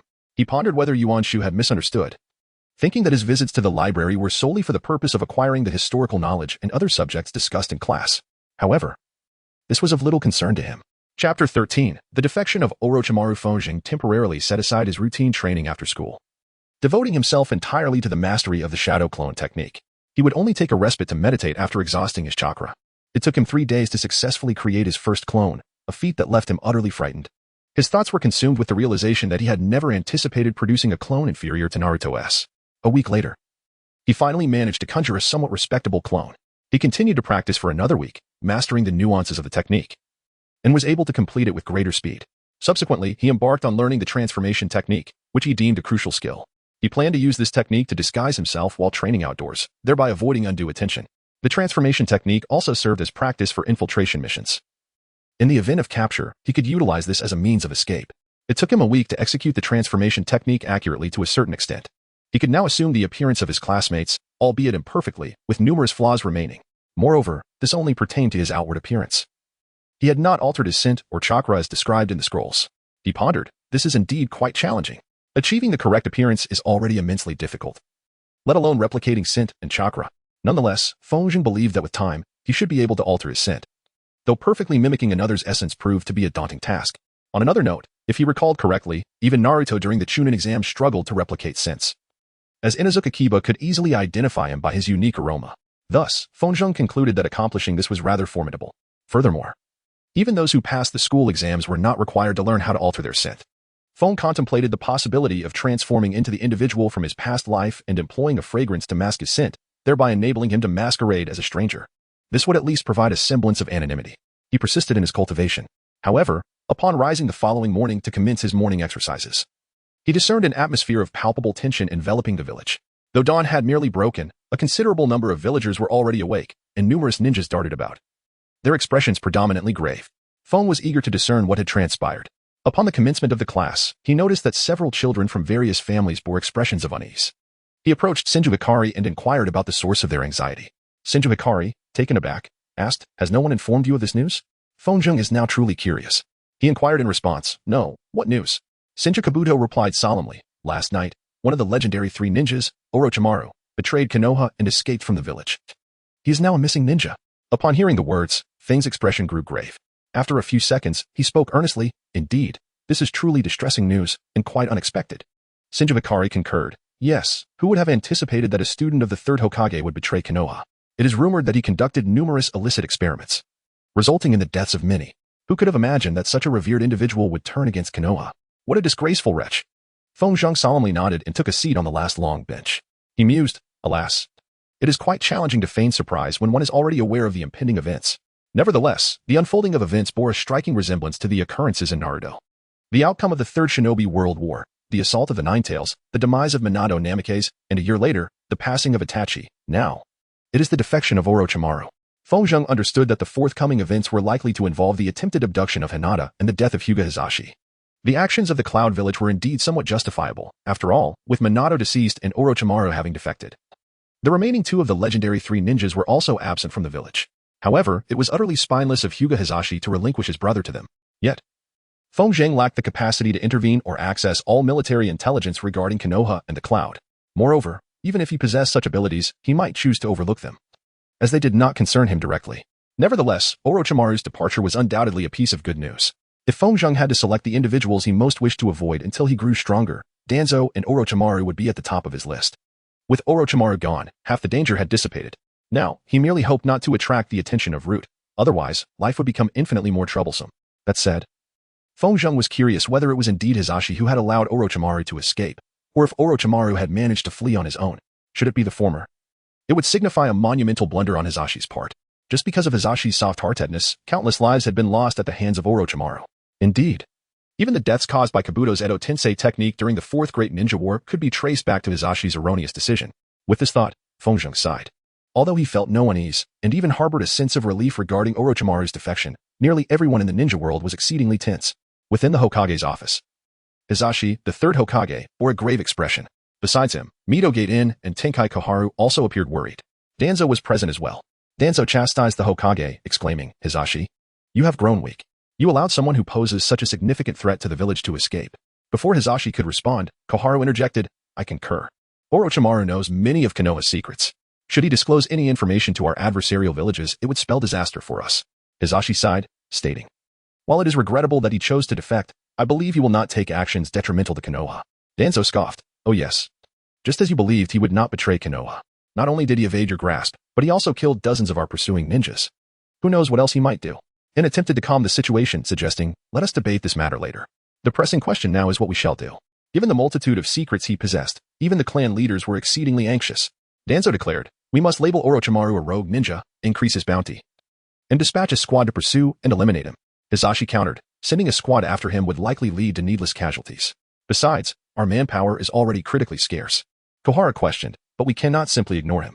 Danzo and In agreed with Koharu's viewpoint. Hisashi continued, "I will send Jiraiya to pursue him." At the same time, he thought, "I hope he can persuade Orochimaru to return to the right path." Danzo queried, "Will he not be as emotionally driven as you? I suggest we send root ninjas along with Jiraiya." However, Hisashi doubted Danzo's intentions, retorting, "They would only hinder him." The discussion among the four old comrades persisted for a while. In the afternoon, a high-level meeting of Konoha was convened. Throughout the meeting, the mood among the clan leaders was tense. Orochimaru had worked with them all and was privy to many secrets of their clans. Should this information fall into enemy hands, it would be exceedingly disadvantageous for them.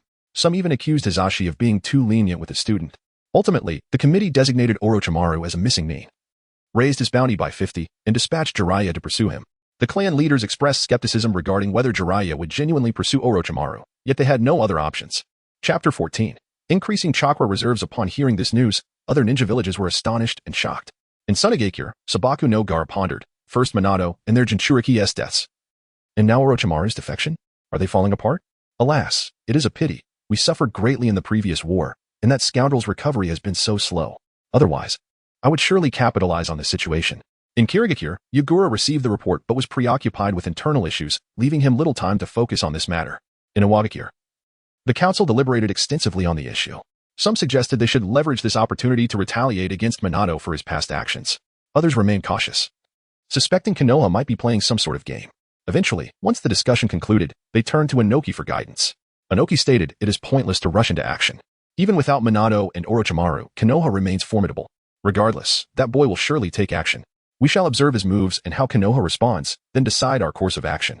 Hearing Inoki's decision, all present at the meeting thought to themselves, indeed, a fickle character.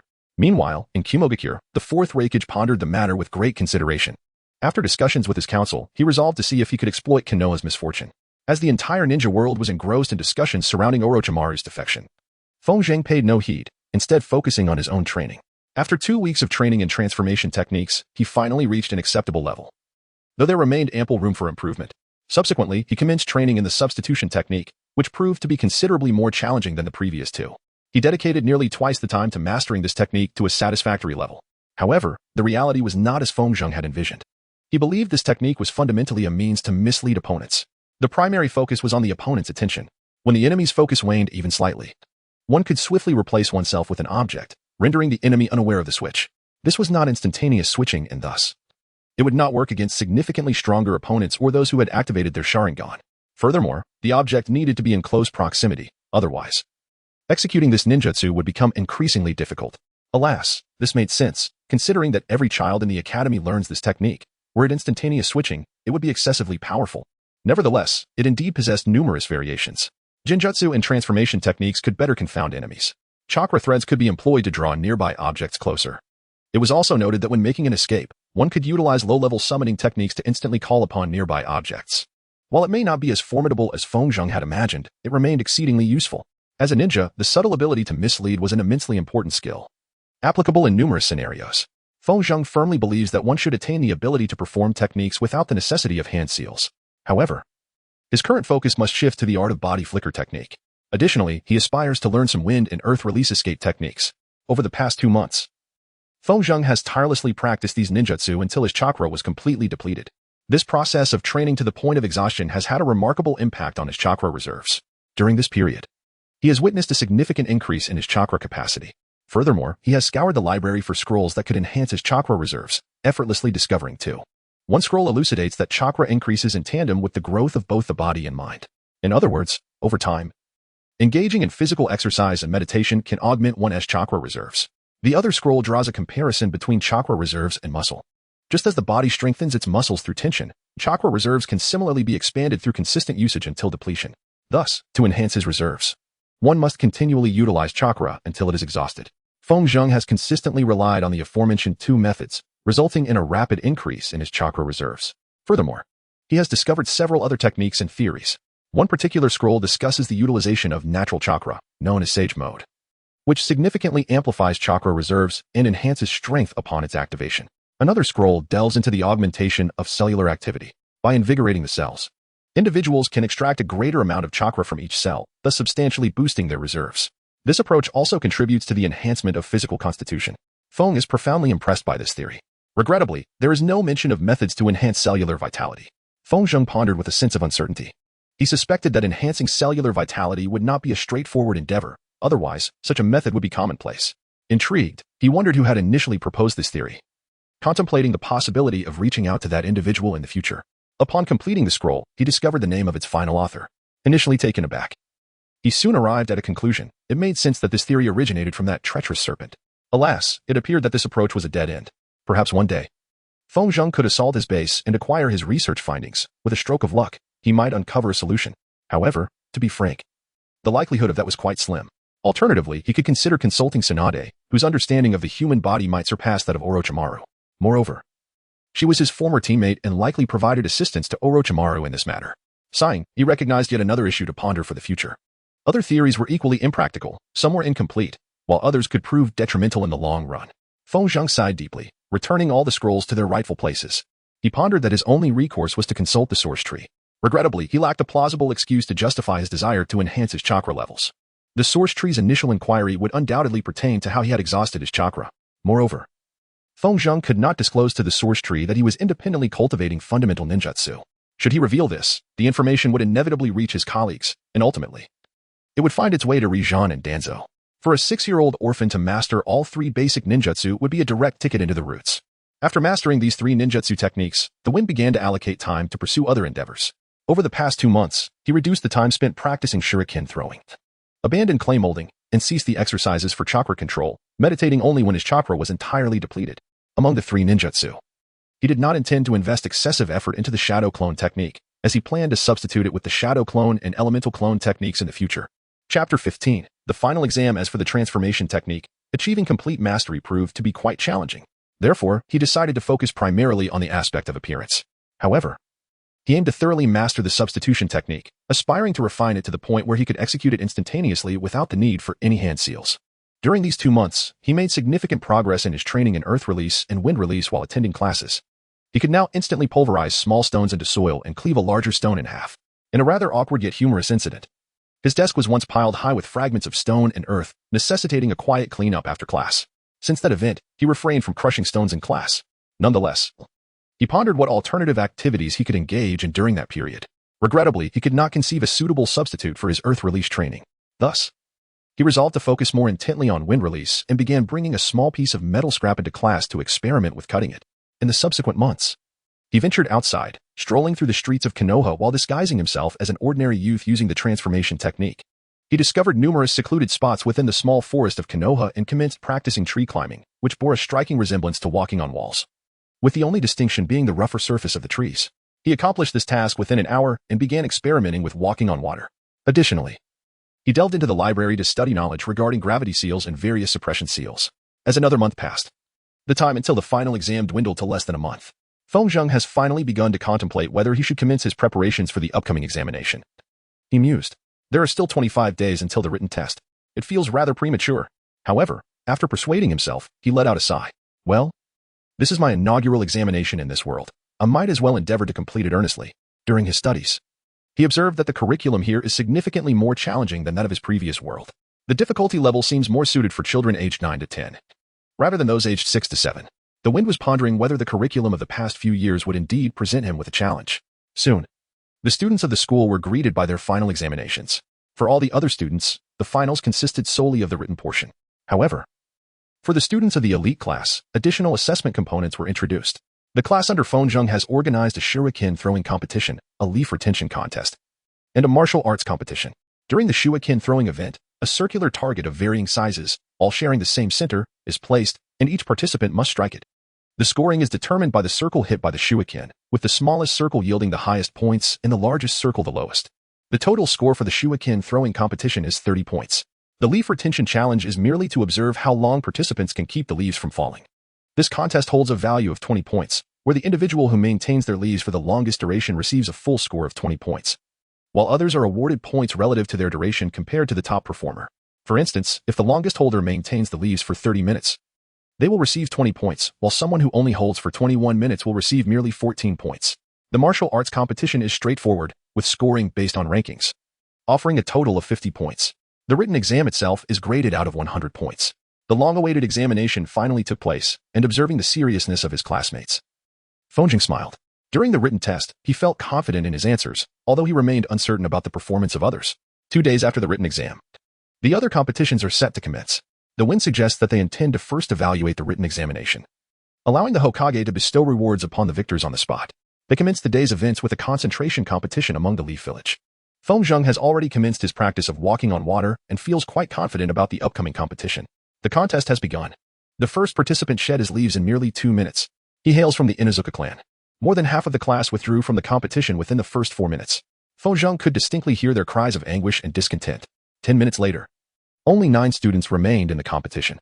After 15 minutes, only Suzuki Feng Zheng, Hinata Hana, Senju Hikari, Shimura Shin, and Uchiha Lai were left. At that moment, he heard Uchiha Lai's wails of despair. From the practice in class, Feng Zheng understood that the others could barely endure for more than 20 minutes. Senju Hikari lost her leaf at the 19th minute, Shimura Shin at the 21st minute, while Hinata Hana persevered until the 22nd minute. Feng Zheng resolved to establish a commendable lead for the points he would forfeit in the martial arts competition. He initially intended to pause after approximately half an hour. Yet he persevered until the 33rd minute, at which point he deliberately made an error, allowing the leaf to fall. Although his performance surpassed that of his peers, he remained unconcerned about attracting excessive attention, recalling that last year, Itachi had managed to keep his leaf intact for 2 consecutive hours. Moreover, there were rumors suggesting that Itachi had not merely allowed his leaf to fall, but had been instructed to cease his display altogether. Upon opening his eyes, he noticed several children gazing at him with envy, while Uchiha Rai seethed with frustration after being completely outclassed in the competition. Next was the shuriken throwing contest. Uchiha Rai, Senju Hikari, Shimura Nobu, Suzuki Feng Zheng, and Hyuga Hodaka all achieved perfect scores in this event. Observing Uchiha Rai's despondent expression, Feng Zheng pondered the inherent unfairness of this competition for him. From Feng Zheng's perspective, Uchiha Rai was capable of striking stationary targets with remarkable precision while in motion. Although he too could consistently hit moving targets, it was not with pinpoint accuracy. Regrettably, the examination was not particularly challenging, allowing many participants to rival him. Otherwise, the only contenders who could truly match him would have been Senju Hikari and Shimura Nobu. In the martial arts competition, Hyuga Hodaka secured first place, followed by Senju Hikari and Hyuga Hana. Feng ranks 4th, while Uchiha Lai and Shimura Shin are positioned 5th and 6th, respectively. Feng Zheng triumphed over Uchiha Lai in the quarterfinals. Admittedly, Uchiha Lai's skills surpassed those of Feng Zheng, yet his physical constitution was considerably weaker. However, in the semifinals, Feng Zheng succumbed to Hinata Hodaka, and in the battle for 3rd place, he was once again defeated by Hinata Hana. He mused to himself. These members of the Hinata clan are indeed formidable opponents. Alas, engaging in pure taijutsu against them is entirely inequitable. Even Senju Hikari, despite excelling in the Senju taijutsu style, ultimately faced defeat. Had Feng Zheng encountered these Hinata fighters during the Chunin exams or elsewhere, he would undoubtedly have brought an abundance of explosive tags for long-range combat. Rizhan arrived to observe the martial arts competition. Fengzheng observed that in the martial arts competition, each participant exhibited remarkable ferocity, particularly Hinata. The breeze stirred, though it was uncertain whether it was due to the impending examinations or the presence of Hokage observing nearby. After the conclusion of all assessments, the instructors granted the students a brief respite while they prepared to tally each individual's final scores. Chapter 16. The Ninja Profession. As the teachers calculated the final grades, all the students gathered in the training grounds, awaiting the results. Fengzheng couldn't help but chuckle inwardly at the sight before him. Some individuals were genuinely anxious, which was rather endearing, he thought, as laughter bubbled within him. Only Senju Hikari and the two yawning members of the Nara clan appeared unfazed. After the scores were compiled and verified, the teachers finally returned under the direct guidance of the Hokage. Hizashi delivered yet another inspiring and persuasive speech, lauding everyone's hard work and the exhibition of their talents. Following the conclusion of the address, Motoki stepped forward to reveal the results on a blackboard. As Fengzheng had anticipated, he secured the top position. The scores for the top 5 were as follows: Suzuki Fengzheng, 100, 20, 30, 44, 194, Hyuga Hana, 100, 13, 29, for 6, 188, Senju Hikari, 96, 12, 30, 48, 186, Narashin, 98, 13, 30, 40, 181, Uchiha Lai, 95, 09, 30, 42, 176. Feng gazed at his ranking, feeling a profound sense of satisfaction. This was precisely what he had envisioned. However, upon scrutinizing the individual scores of himself and others, he was somewhat taken aback. Goodness, I secured the top position solely due to Yezi's overwhelming lead in the concentrated competition, he exclaimed inwardly. Had I not established such a significant advantage there, Hinata Hana would have surpassed me, and Senju Hui would have tied with me. I never anticipated that others could achieve a perfect score of 100 in the written examination. He let out a long sigh, reflecting, fortunately, the scoring system in the concentrated competition greatly favored me. My proficiency in chakra control far exceeds that of the children from those prestigious clans. Yet, it is rather lamentable for those clan children that their unique talents are not adequately showcased through this format of competition. If the shuriken throw event were to become more challenging, Uchiha Lai and Senju Hui could effortlessly amass higher scores. Similarly, had ninjutsu been tested, they would undoubtedly excel beyond anyone else. After all, the fireball technique is merely a C-rank ninjutsu. Fengzheng firmly believed that Yuan Shu would take notice of this as well. Therefore, it is likely that the scoring method will differ next year. Perhaps other examinations will adopt a scoring system akin to that of the highest scores. He concluded that although he ranked first, there remained ample room for improvement. Complacency was not an option. On the contrary, he ought to intensify his training. He was convinced that these individuals would undergo rigorous training from their families during the holidays. Snapping back to reality, he observed those around him. He noticed Hinata Hana and Senju Hikari casting him a rather aggrieved glance, as though he had committed an egregious injustice against them. Upon reflection, he surmised that their displeasure stemmed from the results of the leaf concentration contest. With a wry smile, he shrugged and disregarded their grievances. After presenting the results, Ritsuka hoped Yuan Shu would announce the prizes for the winners. However, Ritsuka glanced at Yuan Shu and perceived an unusual ire emanating from him. He began to ponder what could possibly provoke such anger, curious to uncover an intriguing tale. He resolved to inquire later. Yuan Shu was indeed quite incensed. This fellow, for the past 10 months, he has not answered a single question in class, perpetually appearing distracted. Who knows what he has been doing with his left hand beneath the desk? Once, I attempted to investigate and discovered it was entirely covered in dirt. And now he aced the written examination with a perfect score of 100? Don't tell me he has merely been studying at home. At that moment, he sensed the Hokage's gaze upon him. Realizing the Hokage's intent, he promptly declared, "All right, everyone, please be quiet for a moment." Capturing the attention of his classmates, he continued. "As I informed you on the first day, the Hokage will be here to observe your performance. Furthermore, the individual with the highest score in this examination will receive an additional reward. The best student may request a prize from the Hokage." The commoners gasped in astonishment, while the children from the clans seemed already aware of this fact. Yuan Shu announced loudly, "Suzuki Fengzheng, please step forward." As the wind blew, he pondered while walking. "I wonder what the upper limit of rewards might be. Can I request private tutoring from him? Are there any forbidden techniques or S-rank ninjutsu? Or better yet, could I ask for sealing symbols? I wonder what his expression would be if I were to request something like sealing symbols or techniques akin to earth release, rebirth. Alas, I should now exhibit the appropriate respect." When he approached Nichiren, he bowed respectfully. Upon witnessing this, Nichiren was quite pleased. With a gentle smile, he remarked, "You have performed exceptionally well. I can see that you have truly exerted great effort to attain the top position in your class. The will of fire burns fiercely within you." The wind, in a tone of ironic contemplation, mused, "Indeed." The sun continued, "Now, do share what reward you desire." Fengzheng cast a glance at Yuan Shu, taken aback by his furious expression. He then turned towards Risen and respectfully stated, "Lord Hokage, I wish to create a sealing technique that can replicate the effects of weight on our bodies without any adverse side effects. Risen was somewhat astonished by Fengjing's request. However, he quickly nodded and replied, very well, but this will require some time to prepare. Once it is ready, I shall summon you to my office. Fengjing endeavored to exhibit a countenance brimming with joy and enthusiasm.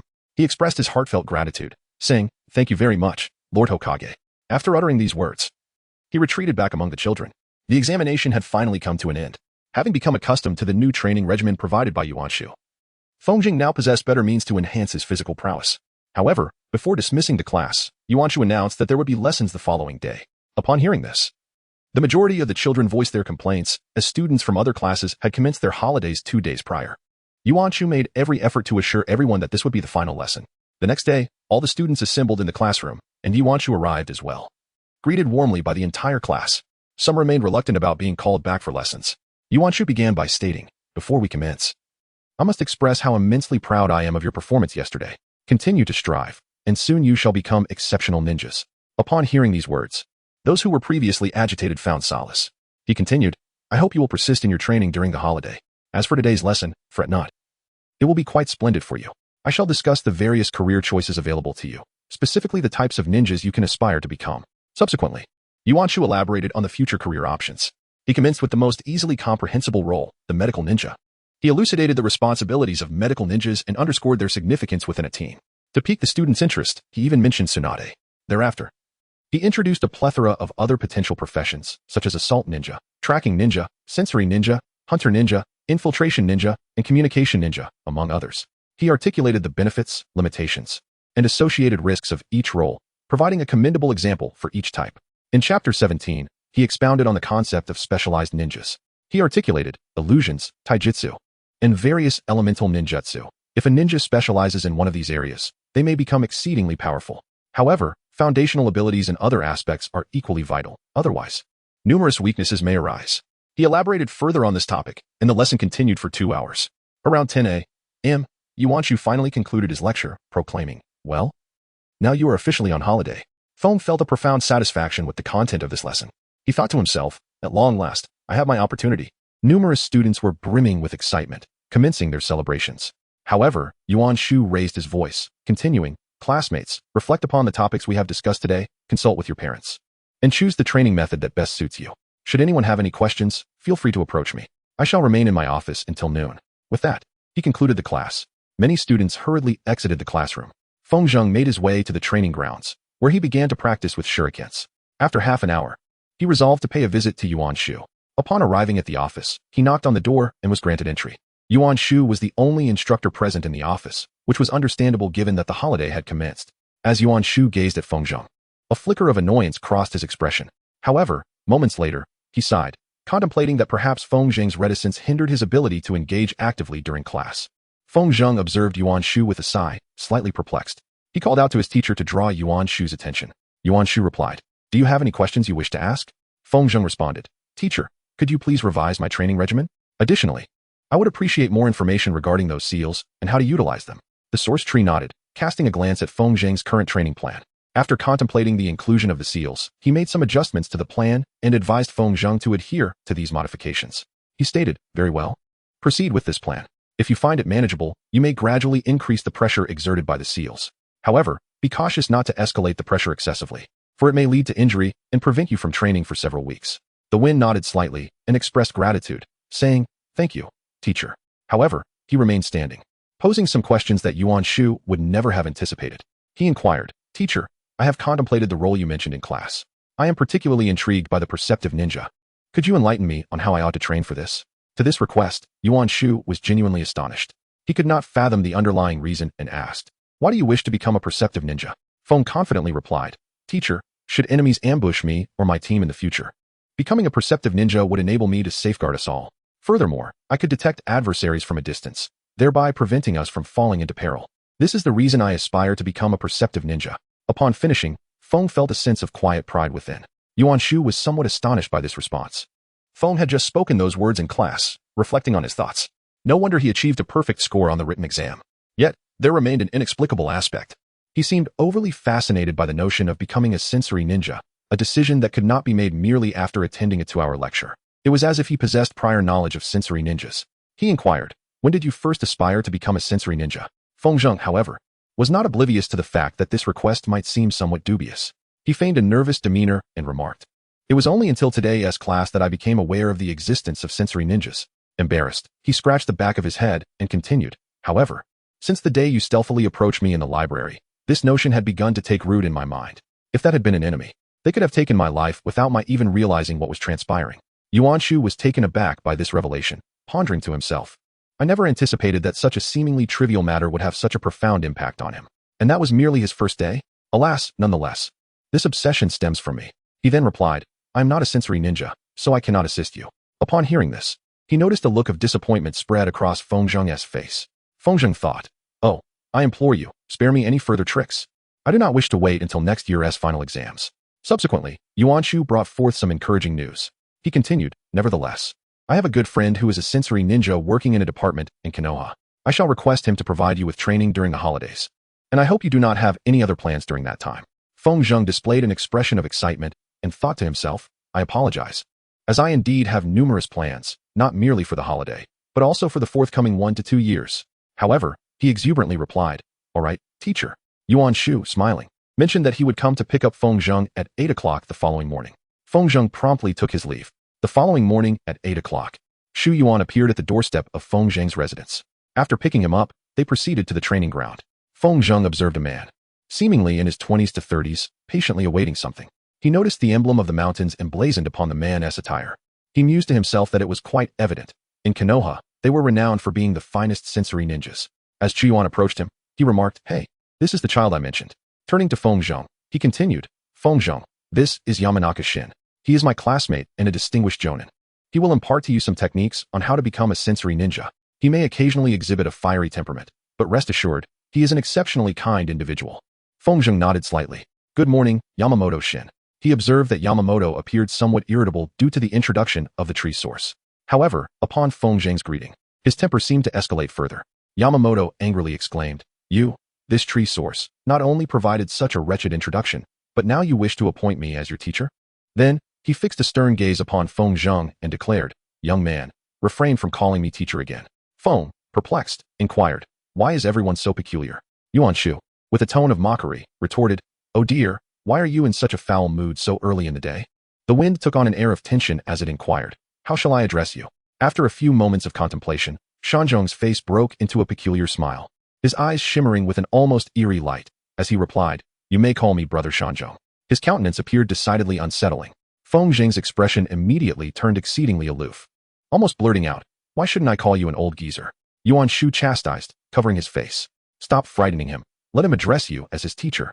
Yamazaki sighed in disappointment and remarked, "Very well, let it be so for now." Chapter 18. Acquiring the sealing talismans. Yamazaki then turned to Feng Zheng and said, "All right, young one, let us first assess your aptitude for becoming a sensing ninja. If your talent proves to be lacking, I shall refrain from instructing you further, and you need not waste your time." He began by elucidating the role of a sensing ninja and the methods involved. Subsequently, he guided Feng Zheng in meditation, instructing him on how to perceive his own chakra field. Feng Zheng spent nearly half an hour attuning to his chakra field. The explanations provided by Yamazaki were immensely beneficial. Subsequently, Yamazaki conducted a test on Feng Zheng's chakra field. After a thorough evaluation, he concluded that the radius of Feng Zheng's chakra field was 7.3 meters. Yamazaki remarked, 7.3 meters, quite impressive. Typically, a ninja's chakra field ranges from 4 to 5 meters. Within my Yamazaki clan, if a young individual's chakra field exceeds 7 meters, we train them to become sensory ninjas. For other ninjas of Konoha, the minimum requirement is 5.9 meters, but that is merely the baseline. Many from the Yamazaki clan have chakra fields surpassing 10 meters before they even commence training as sensory ninjas. He paused, gazing at Feng Zheng before continuing. To become a sensory ninja, you must endure rigorous training. Are you certain you wish to pursue this path? After swiftly absorbing all the information conveyed, Feng Zheng nodded in acknowledgement. Shanzhong then spoke, "Very well, I shall teach you. However, the journey to becoming a sensory ninja is rather intricate, and we require a suitable training venue. I will escort you to the location where the sensory ninjas of Konoha train. Starting tomorrow, you are to be there every day at 10:30 in the morning." Yuan Shu expressed his gratitude to his former classmate with a nod. He then turned to Feng Zheng and instructed, "The Hokage will have the seals you requested ready by tomorrow. Report to his office at 6 in the afternoon." Feng nodded slightly and expressed his gratitude, saying, "Thank you, teacher." Subsequently, he accompanied Shanzhong Shun to the training grounds. which were situated a short distance from the residential area, nestled amidst the many small forests of Konoha. Feng Zheng memorized the location of this training ground and then took his leave. The next day at 10:28 in the morning, Feng Zheng arrived at the training field. He noticed that Shan Zhong had already been there. Upon arrival, Feng Zheng observed that the venue was replete with numerous chambers. The majority of the space lay vacant, with only a scant number of individuals present. However, Feng Zheng noted that a considerable number of rooms were occupied. Yamazhong Shun remarked that these chambers isolated themselves from all external elements. Moreover, they were sealed in such a manner that all sound and scent within the rooms were eradicated. Thus, one must rely entirely on their perceptual faculties. As Yamazhong Shun elucidated this, Feng Zheng listened attentively, contemplating that this must be the primary training ground for most sensory ninjas of Konoha. It was plausible that other trainees were utilizing the remaining rooms. Feng Zheng cannot recall the details clearly, yet he firmly believes that the Hidden Leaf Village must possess a similar location, one that aids in surveilling the entirety of the village's boundaries to detect intruders or analogous entities. Although this place only appeared in Shippuden and not in the original series, its significance remains unyielding. Feng Zheng was quite curious whether this place existed here or elsewhere. Yamazaki led Feng Zheng into a dimly lit room. The walls were painted a deep black, and the room itself was spacious. Upon entering, Yamazaki proceeded to elucidate the method of training one's perceptual abilities solely through the use of chakra. He stated, "In this space, you will be blindfolded. Once the seal is activated, all sounds and scents within the room will be eliminated. Subsequently, various objects will be placed inside the room, each containing a small amount of chakra, intended for the detection training of a sensory ninja." Yamazaki continued, "Your task will be to identify these objects. Initially, I will position them 3 meters away from you, gradually increasing the distance to 5 meters, and then to 7 meters. Once you have mastered this, I will teach you how to expand the chakra field." Feng understood clearly and promptly expressed his gratitude. The training for Feng Zheng commenced, extending until 12:30. Yet he made no discernible progress. At this juncture, Shinzhong concluded his own training session. He remarked that they would engage in training here for 2 hours each day and imparted some small tips to facilitate Feng Zheng's advancement. Furthermore, he offered words of encouragement, suggesting that such skills could not be mastered overnight and advising him not to feel disheartened. He also presented Feng Zheng with a small cubic object, stating, "This is one of the items I wish for you to attune to. You may temporarily borrow it for practice at home. While it may not obscure your sense of smell or sound, that should not pose an issue. Since you are not particularly adept in these areas, I recommend that after you don a blindfold and sit in a meditative posture, you ask others to place the cube somewhere in the room. This way, you will remain unaware of its precise location beforehand, but do not practice for an extended period." Feng Zheng comprehended the words of Shan Zhongshan and nodded in acknowledgement. He then expressed his gratitude to Shan Zhongshan before returning home. No longer obliged to attend school, he now had an additional 7 hours available for training. The time spent on training within the sensory environment, along with the commute and lunch, consumed less than 3 hours.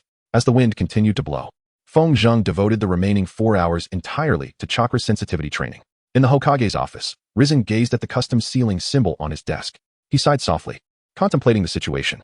The Leaf Village's advantage in sealing techniques was rapidly diminishing. With the demise of the Uzumaki clan and the passing of Minato, our progress in sealing arts had nearly come to a standstill. Kushina, Uzumaki, and Minato had only just begun to make strides when their lives were cut short.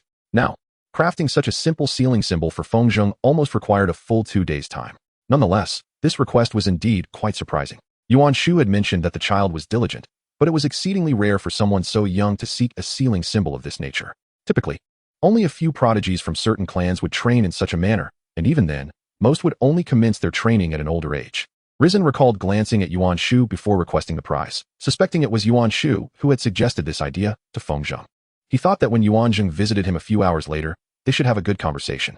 At 6 in the evening, Feng Zheng arrived at the Hokage's office, knocking gently before entering. He bowed slightly, greeting respectfully, "Good evening, Hokage-sama." Risen was quite impressed, thinking to himself that at least the boy's demeanor was exceedingly polite. He replied, "Lift your head. Here is the sealing symbol you requested. This seal is a unique design from our village, integrating characteristics from foundational sealing techniques, creating an impeccable tool to assist our ninjas in physical training. You may freely control the magnitude of the pressure applied by the seal on your body, which will affect you as a whole." The wind nodded slightly and said, "Thank you, Lord Hokage." Chapter 19, Perception of Surrounding Objects. He then gazed at the sealing talisman placed before him. The seal was inscribed on a square piece of paper. He pondered, "Is there only one talisman? I had anticipated that various parts of the body would bear 4 or more seals, such as on the limbs and so forth." The wind conjectured that this seal must be of a considerably higher grade. He let out a sigh. "Alas, it seems I am unable to analyze this seal. However, it is best if he seals it himself, to prevent others from placing it upon him. This way, it will not afford anyone the opportunity to create complications. In other words, he will also be unable to gain further insight into the art of sealing. He then raised his gaze towards the Hokage and inquired, "Hokage-sama, how should this sealing symbol be utilized?" Hisashi replied, "Simply affix the sealing symbol to your chest. It should adhere to you automatically. The seal is reusable, allowing you to remove or reapply it as necessary. But be sure not to give the seal to anyone else, understood?" Feng Zheng replied, "Indeed, Lord Hokage. However, how might I augment or diminish the pressure exerted by the seal? What is the maximum pressure that can be applied by the seal?" Rijan gazed at the inquisitive youth before him and chuckled softly. He responded, "Simply concentrate your chakra upon the sealing symbol, akin to the practice of focusing your chakra upon a leaf as you usually do. Then, you will be able to determine the extent of pressure you wish to increase or decrease, as it will occur automatically.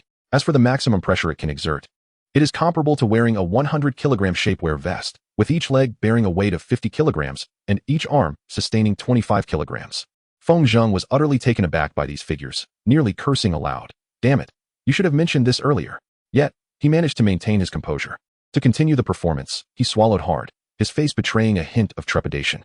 Rijan, observing Feng Zheng's expression, couldn't help but chuckle inwardly, thinking that this would make him exceedingly cautious in employing the seal, thereby sparing himself from harm. Subsequently, Rijan engaged Feng Zheng in conversation for a while longer, seeking to comprehend the reasons behind his need for these sealing symbols. He inquired about Feng Zheng's daily life, whether his living conditions were comfortable, and if his diet was satisfactory, among other things. He even encouraged Feng Zheng to attempt controlling the pressure of the seal in his presence, providing explanations on various tips and precautions. For instance, he advised Feng Zheng to ensure that the seal was released while he slept. He also cautioned him against using the seal during sparring or combat, stating, "If you become accustomed to it, you will find it exceedingly difficult to control your movements correctly when you cease using the seal." In conclusion, he commended Feng Zheng on his performance during the examination and allowed him to depart. After leaving, Feng Zheng pondered, 250 kilograms. I truly wonder if anyone can fully harness it. I am also curious about how much weight Rock Lee from the Naruto series could bear. That figure has never been mentioned. As he exited the Hokage office, Feng Zheng activated the seal. In front of Rijan, he maintained the pressure at a minimal level. However, once he departed from the Hokage building, he immediately increased the pressure to a level that was quite taxing on his body, yet still bearable. He sprinted all the way home, reflecting, now even such a simple act as running has become a challenge. Nevertheless, in order to complete the training regimen provided by the source tree, I may need to slightly reduce the pressure. Feng contemplated that he might require several days of testing to calibrate the appropriate pressure. By then, he would be able to ascertain the percentage of the maximum pressure imposed by the seal and monitor his progress. He also reflected on all that Risen had imparted to him, particularly focusing on two key points. He had explicitly stated not to utilize the seal while sleeping or engaged in battle. Feng Zheng is inclined to adhere to the first principle, which is relatively straightforward. As for the second principle, he is able to comprehend the perspectives and concerns expressed by Risen. However, should he act upon this, engaging in combat without such pressures could lead to numerous complications. Admittedly, these issues could be addressed with some effort, yet encountering them amidst battle could prove fatal. Nonetheless, Kaguya indeed possesses a high-gravity environment. Therefore, Feng Zheng believes it is imperative to strive towards mastering combat under high pressure. However, at present, such an endeavor is unnecessary. Perhaps in the future, he could construct a gravity chamber for practice, which might yield more effective results. Furthermore, Feng Zheng must concede that the seal is remarkably proficient, as it imposes considerable strain on his body. The pressure on his legs surpasses that on his arms, and even his back feels the weight of this exertion. Feng Zheng speculated that this method of sealing was designed to ensure that every muscle received adequate exercise, thereby promoting the normal development of the entire body. This would prevent the disparity where some muscles are well developed while others are undertrained. He believed that Risen had overlooked certain details and did not expect Feng Zheng to comprehend them. This approach was far more sophisticated than the weighted method employed by Shaoli. Feng Zheng felt a genuine sense of gratitude towards Yuan Shu. However, it piqued his curiosity as to why these individuals had not bestowed the seal upon every ninja in Konoha. Was the production truly so arduous? Shaking off these thoughts, Feng Zheng commenced his meditation. In the ensuing days, he diligently tested the pressure exerted by the seal. At the tender age of 7, he devoted 4 days to ascertain the extent of pressure he could endure while still maintaining his training regimen. It was slightly above twice the maximum weight of the seal. He mused, "Alas, that is rather low. Yet, I am merely 7 years old. Regardless, my physical constitution should develop at a quicker pace now." His training in sensory perception continued apace, and after 8 days, he finally succeeded in sensing the objects around him. Yamashita Shin expressed some disappointment with the progress, sighing to himself, 8 days have passed. It is commendable, yet not extraordinary. He might not excel as a sensory ninja. Nevertheless, with some effort, Feng Zheng could potentially become a somewhat competent sensory ninja. This level would surpass the average among the sensory ninjas of Konoha, yet still fall short compared to those of the Yamashita clan. On average, ninjas from the Yamashita family could sense objects by the 7th day, with the more gifted individuals achieving this even sooner. However, Konoha was currently facing a significant shortage of sensory ninjas. Due to the presence of the Hyuga, Aburame, and Inuzuka clans, the village had not invested heavily in training sensory ninjas. Most of Konoha's sensory ninjas hailed from the Yamashita clan. Having even a single sensory ninja, even one of ordinary capability, would be beneficial for the village. Subsequently, Yamashita Shin relocated these objects, placing them 4 to 5 meters away from Feng Zheng. Given that the foundation remained the same and the objects remained within his chakra field, he quickly sensed them in less than half an hour. Chapter 20. Expanding the chakra field. Yamashita Shin was astonished by this speed. He moved the objects to a distance of 7 meters, and once again, the same phenomenon occurred. This left Yamashita Shin quite taken aback, pondering to himself, well, this is truly remarkable. Although the Yamashita clan typically senses objects by the 7th day, it generally requires some additional time after they are moved. Most take until the 8th day, with a few extending to the 9th. He must possess a greater talent than I had anticipated. Feng Zheng contemplated the notion that, although detection indeed requires a considerable amount of time, it becomes less arduous with increased distance. The principle remains unchanged. As long as an object is cast within my chakra field, it can be swiftly detected. I believe my forthcoming training will focus on expanding the dimensions of my chakra field. He let out a soft sigh, pondering his thoughts. I hope the subsequent training will not be as tedious as this session. After the training concluded, Shanzhong addressed Feng Zheng, remarking, indeed, your progress has surpassed my expectations. For the next 4 days, you may practice at home, allowing you to become more attuned to the chakra within your chakra field. I must depart on a mission, and thus will be unable to see you during this period. Upon my return, we shall commence the training to enlarge your chakra field scope. After Feng Zheng took his leave, the following months unfolded in a similar manner. The training to expand his chakra field involved prolonged meditation. He needed to concentrate on a single point and endeavor to extend his range in that direction. Feng Zheng pondered, this requires a considerable amount of time. During the holidays, I should diligently train while keeping my eyes wide open rather than shutting them. This way, I can also practice in class. Otherwise, once school resumes, there will be no opportunity to continue such training. Throughout the break, he remained committed to physical training, achieving remarkable results with the aid of sealing techniques. He also engaged in extensive practice of the shadow clone technique, aiming to reduce the time required to perform it and to eliminate the number of hand seals needed from 5 to none. Although he made no progress in minimizing the hand seals, he was able to complete the technique more swiftly, accomplishing it in under a second. Lacking a timer, he was uncertain of the exact duration. With the shadow clone technique, he managed to create 3 clones, if memory served him correctly, which was the requirement for the Genin graduation exam. His transformation technique also progressed well. When he morphed while wandering the streets, no one seemed to notice anything amiss. However, he had yet to test this with anyone who knew him. As for chakra control, he had become proficient enough to run freely across the surface of the water. Consequently, he reduced the practice time for this skill, opting to train only twice a week instead of daily. While he had several ideas to further enhance his chakra control, he decided to postpone those attempts in order to focus more intently on ninjutsu. The training on the attributes of wind has decelerated. As Feng Zheng feels he has sufficiently honed his abilities, he contemplates that being able to cut through stone might be akin to slicing through a waterfall. Currently, even on metallic surfaces, he can leave faint scratches. Regarding his training in earth attributes, he has procured additional clay for molding and brought home a small stone several centimeters in size, attempting to shatter it when he found his perception training tedious. As for the training in sensory ninjutsu, after teaching Feng Zheng how to expand the radius of his chakra field, the meetings with Yamamoto Shin have dwindled to twice a week. By the end of the holiday, as soon as anyone steps into his chakra field, Feng Zheng can immediately sense their chakra, unless they are concealing it. However, he must concentrate to achieve this. Without focus, he is unable to perceive anyone's chakra. Nevertheless, he discovered that he can passively sense chakra within a radius of 0.6 meters without the need for concentration. Yamamoto Shin indicated that this ability develops over time for every sensory ninja. This is of paramount importance, as it does not require focus, allowing sensory ninjas to perform other tasks simultaneously. His chakra field radius has expanded to over 4 times its original size, now exceeding 30 meters. Yamamoto Shin is notably impressed by the pace of his progress. He also instructed Feng Zheng on how to measure the chakra levels of ninjas within his chakra field, elucidating the utility of this ability in assessing threat levels. Concurrently, he cautioned against relying solely on it, as chakra quantities can also be concealed. He demonstrated to Feng Zheng how to diminish the amount of chakra detectable by others, even completely obscuring it to appear as an ordinary civilian. Yamamoto Shin imparted the same skills to Feng Zheng. Feng has made considerable progress in concealing his chakra, albeit not yet to perfection. However, it proves immensely challenging to lower his chakra levels and feign a diminished chakra presence, as his chakra fluctuations remain significant. On the other hand, Feng possesses the remarkable ability to perceive chakra without the constraints of any sensory limitations or the need for hand seals, even while in motion. Nevertheless, the absence of hand seals has reduced the radius of his chakra field to approximately 25 meters, which further diminishes to a mere 17 meters during movement. This indicates that he still requires extensive training. On the final day of the holiday, Yama said, "You have made great strides. With continued practice, you will effortlessly become an exceptional sensory ninja. Keep up the hard work. Although we do not have any scheduled training sessions left, feel free to consult me anytime you have questions." Feng expressed his gratitude for the guidance he had received over the past 2 months and took his leave. He also returned the chakra items he had borrowed. Feng Zheng is truly grateful to him.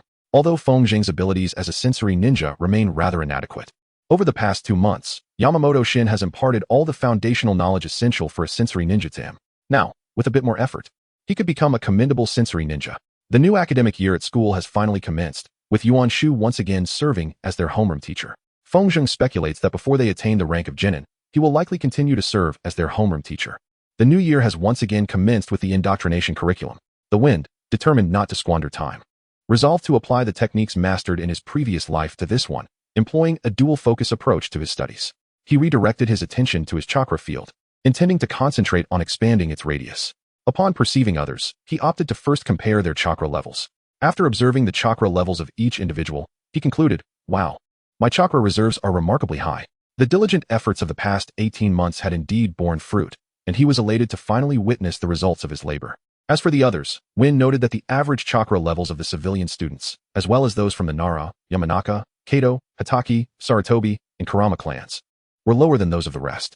In contrast, the students from the Hyuga, Akimichi, Inazuka, Yamanaka, and Uchiha clans possessed slightly greater chakra quantities. Overall, Uchiha Arai ranked 6th in chakra reserves within the class, while Hinata Hodaka followed closely in 7th. Although this did not come as a surprise to him, he was astonished to find that the 5th highest chakra level belonged to Shimura Shin. He mused, "This is indeed unexpected." It seems that Danzo has provided a suitable training regimen for the children of his clan. Regarding the top contenders, he held no surprises. Oh, the Senju clan truly possesses substantial chakra reserves. Even the two with lesser talent exhibit chakra levels nearly 50 units greater than Uchiha Arai's. Moreover, Senju Hikari's chakra reserves exceed those of Uchiha Arai by more than double. Indeed, even surpassing my own. Nevertheless, the chakra levels of everyone else fell within his expectations, with Shimura Shin being the sole exception. This indicated that they had yet to commence any training aimed at enhancing their chakra reserves, which was reasonable given their tender age of 7. Regardless, if they did not initiate training to elevate their chakra levels imminently, Wind would soon augment his reserves. Surpassing Senju Hikari, he then attempted to gauge the chakra level of the source tree. After measuring, he contemplated, "So, it appears that my chakra reserves are quite similar to those of Yamanaka Shin. I perceive little distinction between an elite Chunin and a special Jonin. The latter has merely attained Jonin-level proficiency in a particular skill, while other skills remain at the elite Chunin level. For Yamanaka Shin, his strength lies in his perceptive abilities." Feng had to concede that becoming a perceptive ninja was indeed remarkably convenient. Unless the one being sensed was also a perceptive ninja, almost no one would realize they were being perceived. He believed that all shadow-level ninjas would, to some extent, master this skill. Oh well, he had no intention of pursuing any shadow-level ninjas. Regardless, he had learned enough from this lesson. Feng was eager to observe the students from other classes, particularly those who would soon ascend to the rank of genin. Although his chakra sensing radius of 25 meters seemed insignificant in open spaces, it proved to be quite expansive within the confines of a small building. With these thoughts in mind, he began to focus on the chakra emanating from beyond the classroom. He first scrutinized the classroom where Daifu had entered, only to discover that the chakra levels of the students inside were remarkably low. Subsequently, he shifted his attention to the classroom of the highest grade he was aware of, measuring their chakra levels with keen interest. Feng Zheng observed that some individuals possessed an exceedingly meager level of chakra. He speculated that the majority of them would not ascend to the rank of a genin. However, on average, their chakra levels surpassed that of Senju Hikari by 20, with some individuals exhibiting significantly higher levels. Feng speculated that those children were likely members of the Thousand Hand clan as well. The Wind has reached a conclusion. I understand. By the end of this academic year, I estimate that my chakra reserves will have sufficiently increased, allowing me to be considered at the level of a genin. Furthermore, I am already acquainted with all 3 fundamental ninjutsu techniques. Therefore, in terms of chakra and ninjutsu, I should be able to attain genin status after a year. Even in physical techniques, I believe I can reach that level in under 2 years. However, this alone is insufficient to truly pass the graduation examination. The graduation exam encompasses more than just physical and ninjutsu skills. The school will instruct on covert operations, establishing camps, incapacitating targets, self-rescue techniques when captured, utilizing first aid kits, and even hunting, cleaning, and cooking wild game. Lacking this knowledge and training, becoming a ninja would likely equate to a death sentence. Not to mention, the aspiration to graduate so early is rather foolish. It is different for Itachi. He is the son of the Uchiha clan leader. On the other hand, I am merely an orphan. Such ambitions would attract unnecessary attention. Moreover, from the perspective of ninjutsu, there remains a great deal for me to learn. I still need to master fundamental techniques like body flicker technique, not to mention the wind and earth release techniques. Additionally, my understanding of Jinjutsu is nearly non-existent, and there is much to learn in swordsmanship as well. Thus, graduating before I have acquired all that the school has to offer would be meaningless. It is only if I find myself unable to make significant progress at school that I would contemplate early graduation. With these considerations in mind, I ultimately focused my attention on expanding the radius of my chakra field. The remaining classes proceeded in a similarly monotonous manner. However, at the end of class, Jinju spoke words that ignited excitement among some of my classmates. He announced that this year, we would begin learning ninjutsu. Upon hearing this news, I was not surprised. Last year, I had already gathered a wealth of information about the ninja school. For ordinary students, ninjutsu training commences in the 3rd year. However, for elite classes, it begins in the 2nd year. Feng has already mastered 3 fundamental ninjutsu techniques, thus he holds little interest in this news. However, he harbors a certain concern. He must conceal the fact that he is proficient in these techniques. He needs to learn how to feign unsuccessful attempts at executing these ninjutsu, and it is imperative that he does so in a manner that will not instill any detrimental habits within him. Feng contemplated the possibility of merely performing hand seals without gathering chakra, or perhaps gathering chakra amidst a few hand seals while abstaining from others. He resolved to experiment with this method. Once approximately 7 to 8 individuals could execute ninjutsu, he would then reveal that he had recently mastered it as well. During the first week, Yuan Shu merely revisited the knowledge from the previous year and assessed all the students. However, upon observing some students' progress, Feng found himself at a loss for words. Yet, Yuan Shu was equally astonished, viewing it as a delightful surprise. In the leaf concentration practice, Hinata Hana, Senju Hikari, and Shimura Shin managed to endure under the leaf for over half an hour. Meanwhile, Uchiha Lai and Hinata Suko surpassed the 25-minute mark. To avoid arousing any suspicion, Feng dropped the leaf after 36 minutes. His thoughts were, goodness, if they maintain this competitive spirit, by the end of the year, they may very well exceed an hour. Although there were expectations for him to remain ahead, he considered it prudent to feign a lack of progress, displaying an air of having relaxed his efforts. While Yuan Shu might harbor some doubts, should he inquire, Feng would simply claim to have eased up. Yuan Shu was indeed impressed, musing that 4 children could withstand the leaf for over half an hour, and the other 2 should be able to achieve this feat in the coming months. This batch of students was commendable. He surmised that it was Feng's influence that had spurred them on. Before graduation, they should master tree climbing and even walking on water. Ah, splendid. I shall reap a substantial reward from the Hokage for this. Chapter 22, Body Flicker Technique Training. The Shuriken competition did not reflect any significant growth, as many had already performed admirably the previous year. In the martial arts competition, among the top contenders, only Uchiha Lai and Shimura Shin exhibited remarkable advancement. In light of these observations, Feng speculated that his stellar performance during the leaf concentration test had drawn considerable attention to the enhancement of this skill. However, the Inuzuka clan showcased a considerable improvement compared to last year, displaying an aggressive nature. Due to the poor test results of the 3 Inuzuka members, the clan implemented special training to prevent further disgrace. During one of the competitions, an Inuzuka youth shouted, "No matter what, I will defeat you. I refuse to endure that kind of training in my family again." Upon hearing this, the other 2 Inuzuka students furrowed their brows in agreement. Fengzheng subtly grasped the profound realization, pondering the urgent necessity for laws that punish the abuse of children in this world.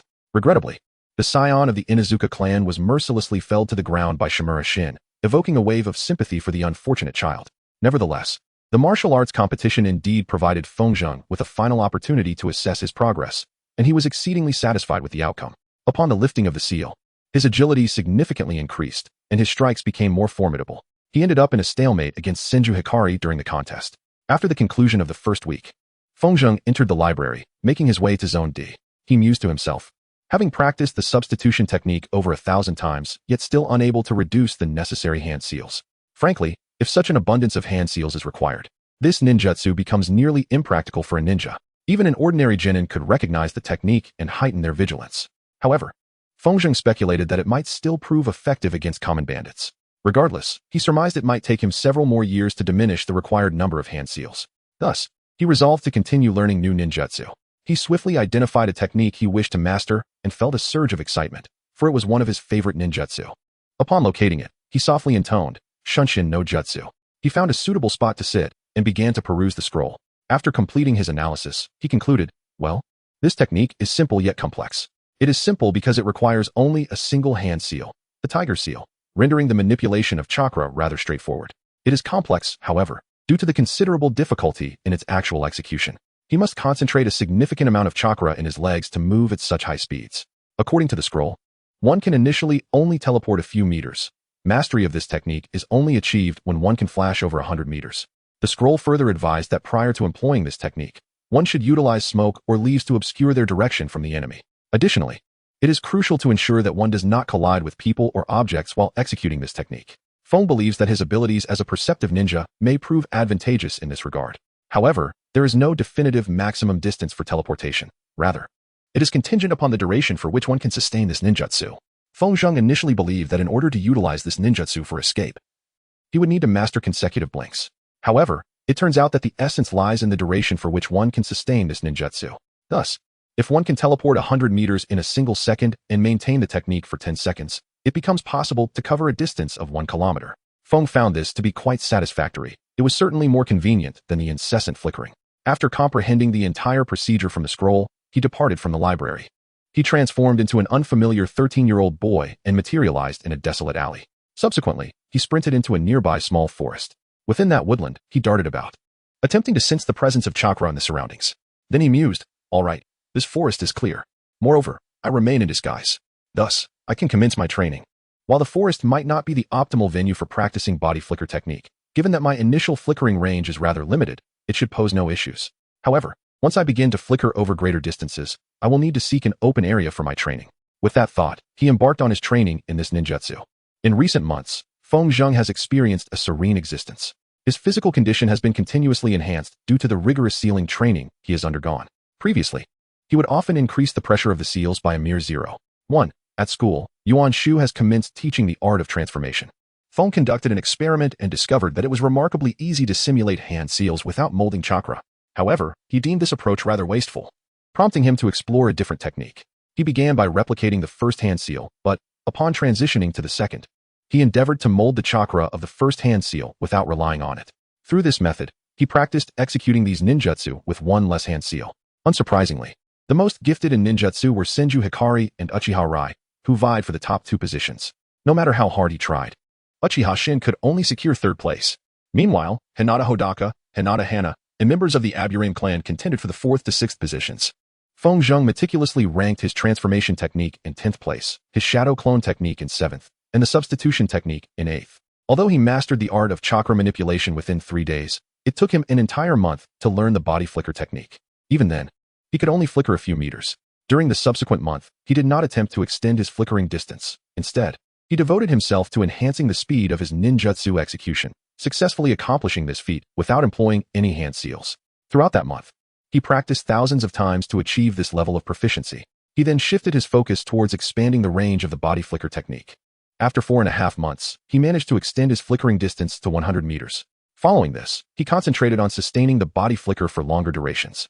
It was during this period that the incident of the attempted kidnapping of Hinata Hyuga and the death of Hisashi Hyuga transpired.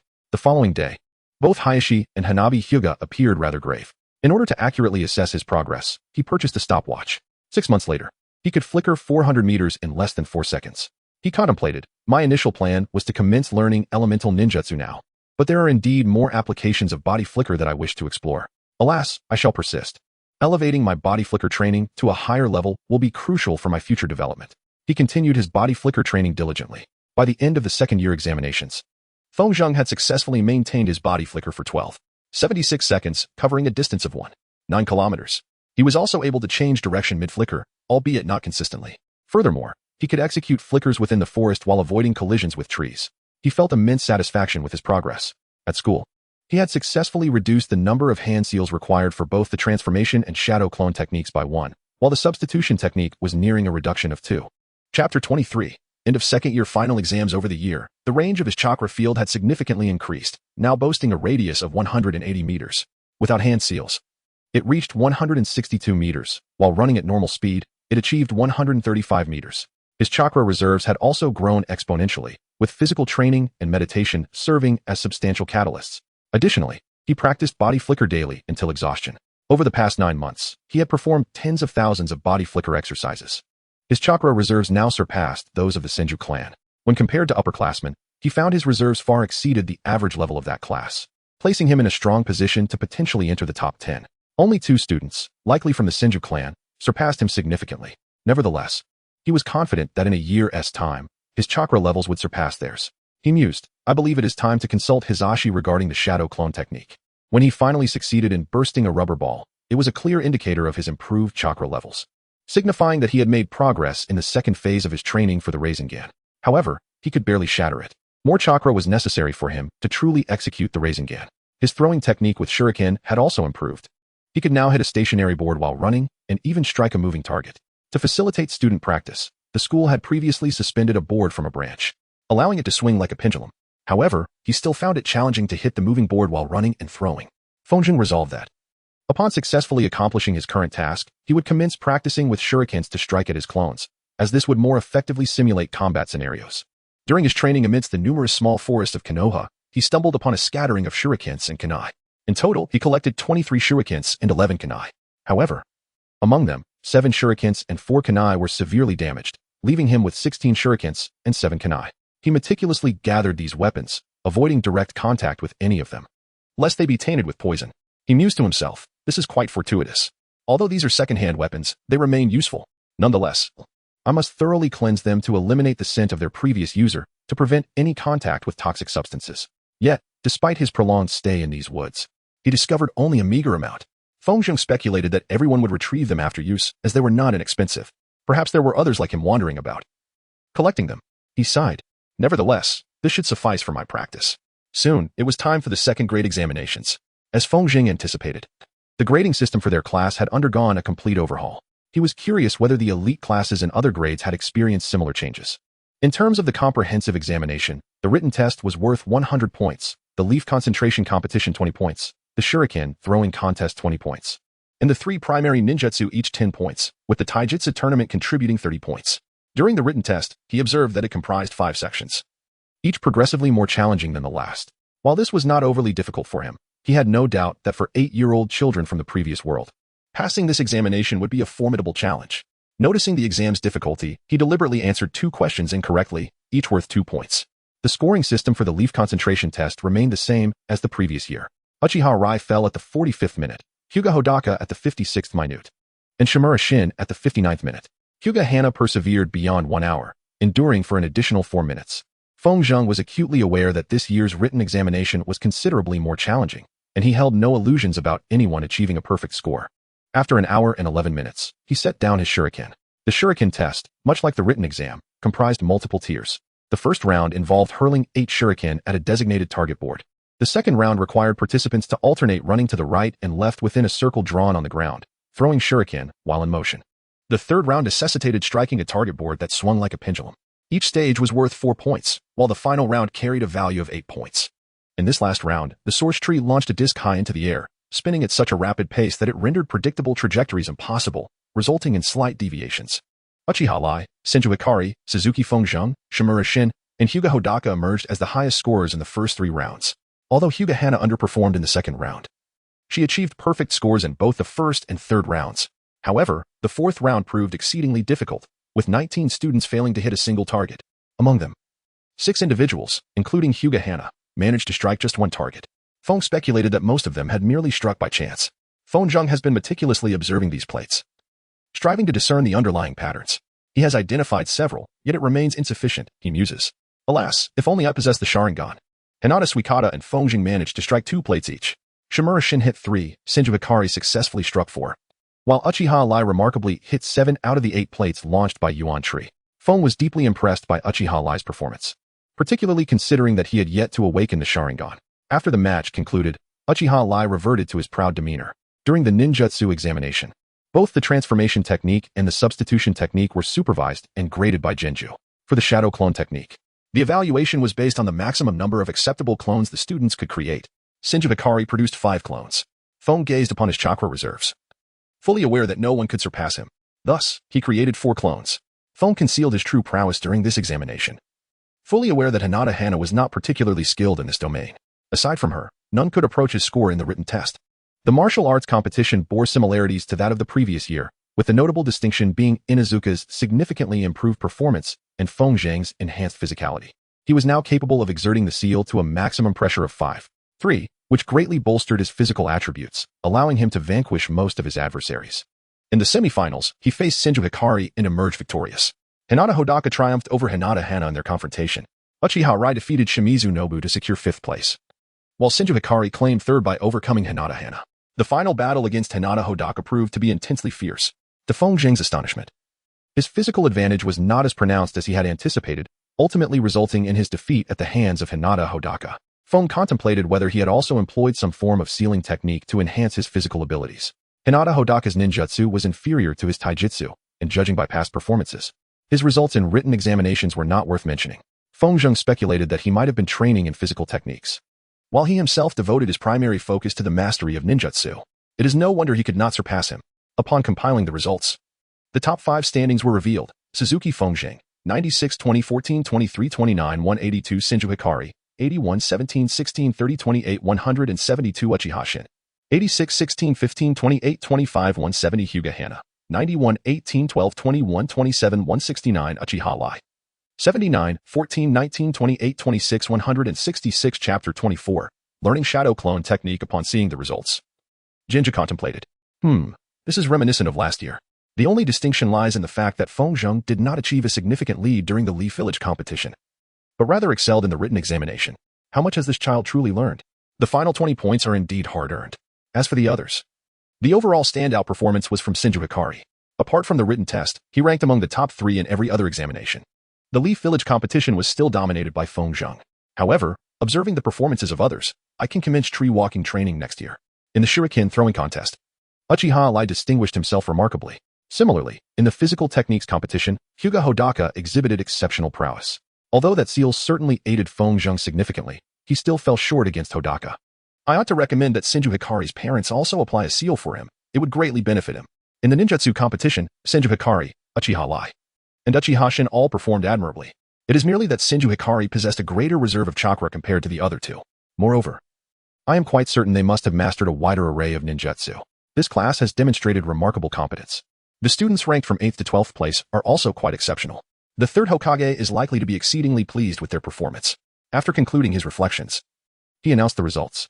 Reactions varied among the crowd upon seeing the scores, as the examination grading was designed to highlight the achievements of outstanding students. Those who exerted little effort scored poorly.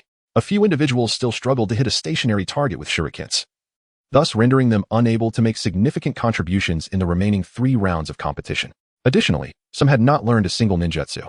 The majority failed to master all 3 ninjutsu techniques. Only 12 students managed to accomplish this feat. The written test was exceedingly challenging, with the final 20 points proving particularly difficult, and even the preceding 20 points were quite arduous. Feng Zhang noticed the despondent expressions of those students who had performed poorly. This inevitably reminded him of the stark contrast between the lives of these children and the world he once knew, which seemed so dire in comparison. Yet, even amidst such challenges, their circumstances were deemed relatively favorable. At least they were spared from the ravages of war. Among the top students, Uchiha Lai felt a profound sense of disappointment. Why am I still ranked 5th? Nevertheless, I have at least demonstrated the remarkable prowess of the Uchiha clan in shuriken techniques. But that is still insufficient. Hinata Hana was deeply saddened, tears welling in her eyes as she lamented her drop from 2nd to 4th place. On the other hand, Shimura Shin concealed his emotions, yet internally, he felt disheartened for not achieving 1st place. Senju Hikari gazed at his results and sighed, reflecting on the previous year's Leaf Village competition, contrasting it with the current written examination. It truly was unfortunate not to secure the top spot in this assessment. Yet, I can take solace in the fact that I excel in practical skills, not to mention that the exam did not include my forte, the water release jutsu. Feng Zhang gazed at the results, his face alight with joy. His thoughts were, ha, everything has unfolded as anticipated. However, he was taken aback to see that some individuals had scored over 80 on the written examination. He speculated that the minds of the children here developed at a swifter pace. His shuriken skills required further refinement, but he remained unfazed. In terms of physical prowess, he doubted he could surpass Hinata Hodaka unless the latter showed signs of complacency. When it came to ninjutsu, he found himself on par with Senju Hikari and others. If he desired, he could create 8 shadow clones to diminish their scores, yet he deemed it unnecessary. Thus, everything progressed smoothly. Next, he resolved to concentrate on elemental ninjutsu. Yet, he furrowed his brow, pondering. However, with such commendable results from the children in this examination, I worry they might propel some of us toward premature graduation. He was relieved that Jinju had not yet commenced imparting all the other essential teachings. He surmised that Jinju's strategy was to have everyone first master ninjutsu and combat techniques, allowing them to continually improve in the subsequent years. Still, at the pace he set, he remained curious whether he intended to facilitate their early graduation or introduce them to more intricate subjects. Jinju observed the expressions of all the students inside. He noted that only Feng Zheng displayed a cheerful demeanor, while Shimizu Shin remained as expressionless as ever, and Senju Hikari appeared somewhat disheartened. The rest were nearly engulfed in sorrow. He sighed again. I am pleased that the current grading system favors the prodigies. Last year's results rendered them more competitive. Yet this year's outcomes may yield adverse effects. I need to speak with each individual privately to reassure them, to uplift their spirits, and to encourage them to view this exam's results as motivation for future endeavors. Then he cast a glance at the Inuzuka children, musing. I should also reach out to their parents. The examination concluded following yet another indoctrinating speech from Nichiren. He summoned Feng Zheng forward and inquired about the reward he desired. Feng Zheng stepped forward and said, Hokage-sama, may I learn the shadow clone technique? Nichiren, taken aback by this request, asked, where did you hear of the shadow clone technique? Why do you wish to learn it? The wind revealed an expression of excitement as he spoke. Hokage-sama, we have heard that the second Hokage founded this school, which has sparked my profound interest in him. Consequently, I have delved into much literature regarding his life and all that he accomplished. Upon gaining a deeper understanding of him, I was greatly inspired when I read about his creation of the shadow clone technique. Indeed, possessing a clone capable of genuinely undertaking tasks is exceedingly advantageous. He then gazed at Nichiren with eager anticipation. Nichiren observed the youthful student's exuberance and, noting his profound respect for the teacher, reflected, Sensei, although you have been gone for decades, your will of fire continues to inspire the children of Konoha. Nichiren sensed his chakra level during the taijutsu competition. Feng, eager to request the technique of shadow clones, found no need to conceal his true chakra level. Rijan contemplated that his chakra level barely sufficed to create a single shadow clone. Very well, I shall grant him this knowledge. But I must caution him regarding the peril inherent in this ninjutsu, he mused. Nodding, Rijan replied, all right, I will prepare the scroll for you. Please come to my office tomorrow at noon. The wind was invigorated by the words spoken, and he quickly expressed his gratitude. Yet, deep within, he was profoundly astonished. He pondered to himself, is it truly this simple? Merely uttering a few commendatory remarks about Senju Tobarama earns consent? Should I perhaps request to learn the Flying Thunder God technique or the reanimation jutsu? He sighed inwardly and continued to reflect. On another note, the shadow clone technique is not particularly intricate. It is merely a B-rank ninjutsu, easily accessible even to elite shunin from the library. Furthermore, my respect for Tobarama is genuine. Unlike Hizashi, he undeniably fulfilled his responsibilities. Although I am aware of the Flying Thunder God, how he met his demise during the war remains a mystery to me. Thus, Hizashi would be oblivious to this. The ninjutsu created by Tobarama is documented within the scrolls pertaining to him in the library, so I find little reason for skepticism. With such thoughts in mind, he made his way back to his classmates. Subsequently, Inshu announced that he would personally meet with each student the following day, assigning them individual time slots. He also requested that they bring at least one parent along. Chapter 25. Individual guidance. The next day, teacher Yinshu was exceedingly occupied, as he was to provide tutoring for all his students. Feng Zheng was the first to arrive at 8 in the morning, as Yuan Shu had already established a schedule based on their rankings. Upon seeing Feng Zheng, Yuan Shu thought to himself, this child is performing exceptionally well. Yet, he is merely an orphan, utterly unaware of the vastness of this world. Despite having secured the top position consecutively, there remains much for him to accomplish. I must ensure he does not lose his way due to arrogance. The wind greeted him first. Good morning, teacher, Yuan Shu replied. Good morning. Congratulations on your performance yesterday. Feng smiled gently and expressed his gratitude, saying, thank you, teacher, before taking a seat. Yuan Shu chuckled softly but quickly adopted a serious demeanor.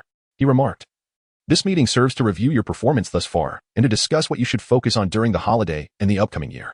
Among all the students in this class, I have interacted with you the most, so do not fret. Pay close attention to my advice, and feel free to ask any questions you may have. Feng nodded slightly. Yuan Shu continued, thus far, your performance has been remarkably commendable, securing the top position for 2 consecutive years, which is undeniably evident.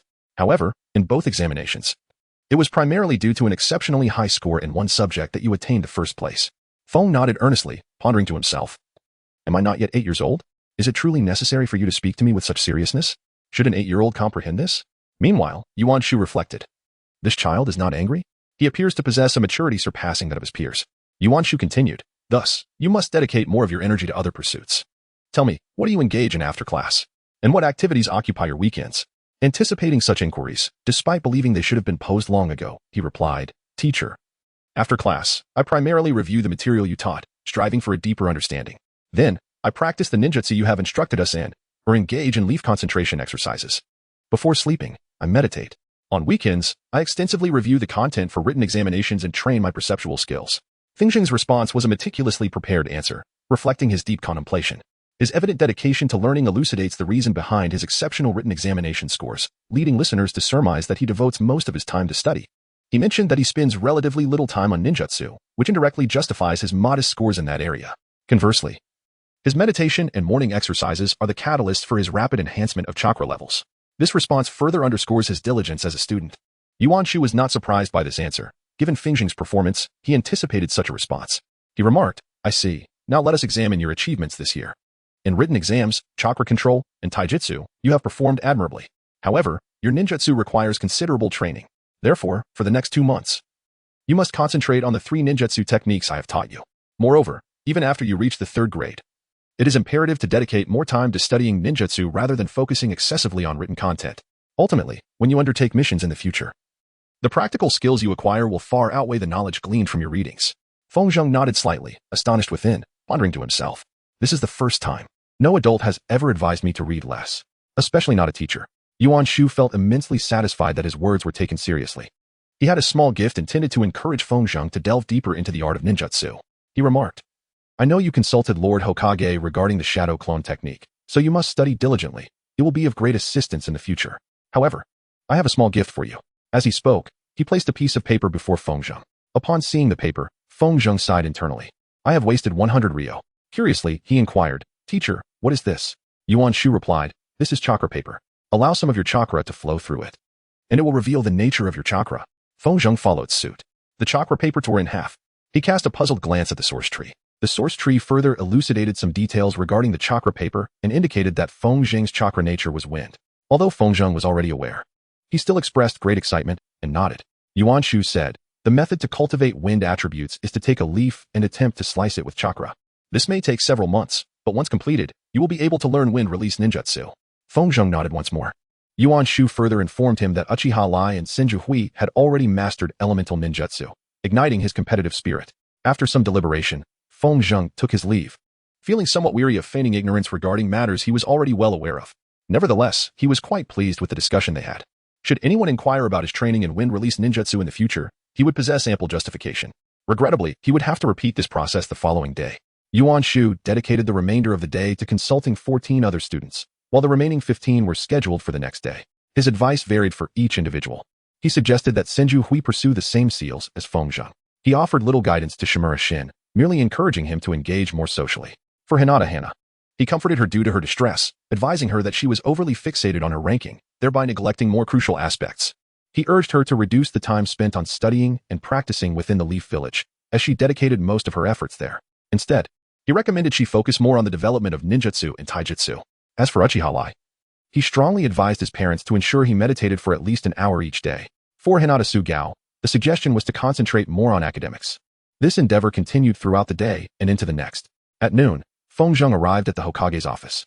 Rijan handed him a scroll, stating, This scroll contains the shadow clone technique. It is strictly prohibited to share it with anyone else, and it must be returned to me once you have mastered it. Feng nodded thoughtfully. Rijan proceeded to elaborate on the technique of shadow clone jutsu. He cautioned Feng, advising him not to entertain the notion of creating more than a single shadow clone, at least until next year. Furthermore, he explained that when the clone is dispelled, all memories would be transferred back to him, potentially resulting in a headache. Therefore, it is imperative to exercise caution when dispelling a clone. Additionally, he warned against utilizing shadow clones during sleep, as it could be highly detrimental to one's health. Fengxing nodded slightly, expressing his gratitude once more. Rijan proceeded to recount various tales about Tobarama, and Fengxing found himself compelled to feign a keen interest in his storytelling. After half an hour of narratives, Rijan finally permitted Fengxing to take his leave. With a sigh, Fengxing lamented, Shouldn't the Hokage be occupied with paperwork? Why does he have so much time to converse with me? Chapter 26. The study of wind release ninjutsu having pretended ignorance and interest twice in succession. Fengxing felt somewhat fatigued. He resolved to forego his usual rations and instead treat himself to a delightful meal at Ichiraku Ramen. His thoughts were resolute. I've saved up quite a bit. Today, I must indulge myself. After lunch, he commenced his study of the shadow clone technique. Upon thorough examination, he mused, "This is undoubtedly the most challenging ninjutsu I have encountered. The process of molding chakra is exceedingly intricate. How peculiar that lad managed to master it in less than a day." Nevertheless, this version of the shadow clone was more agile than that depicted in the Hokage's techniques. The distribution of chakra among the clones need not be uniform. Rather, each clone's chakra allocation was contingent upon the caster's will and ability. He could produce clones with equal chakra to conceal himself or allocate more or less as required.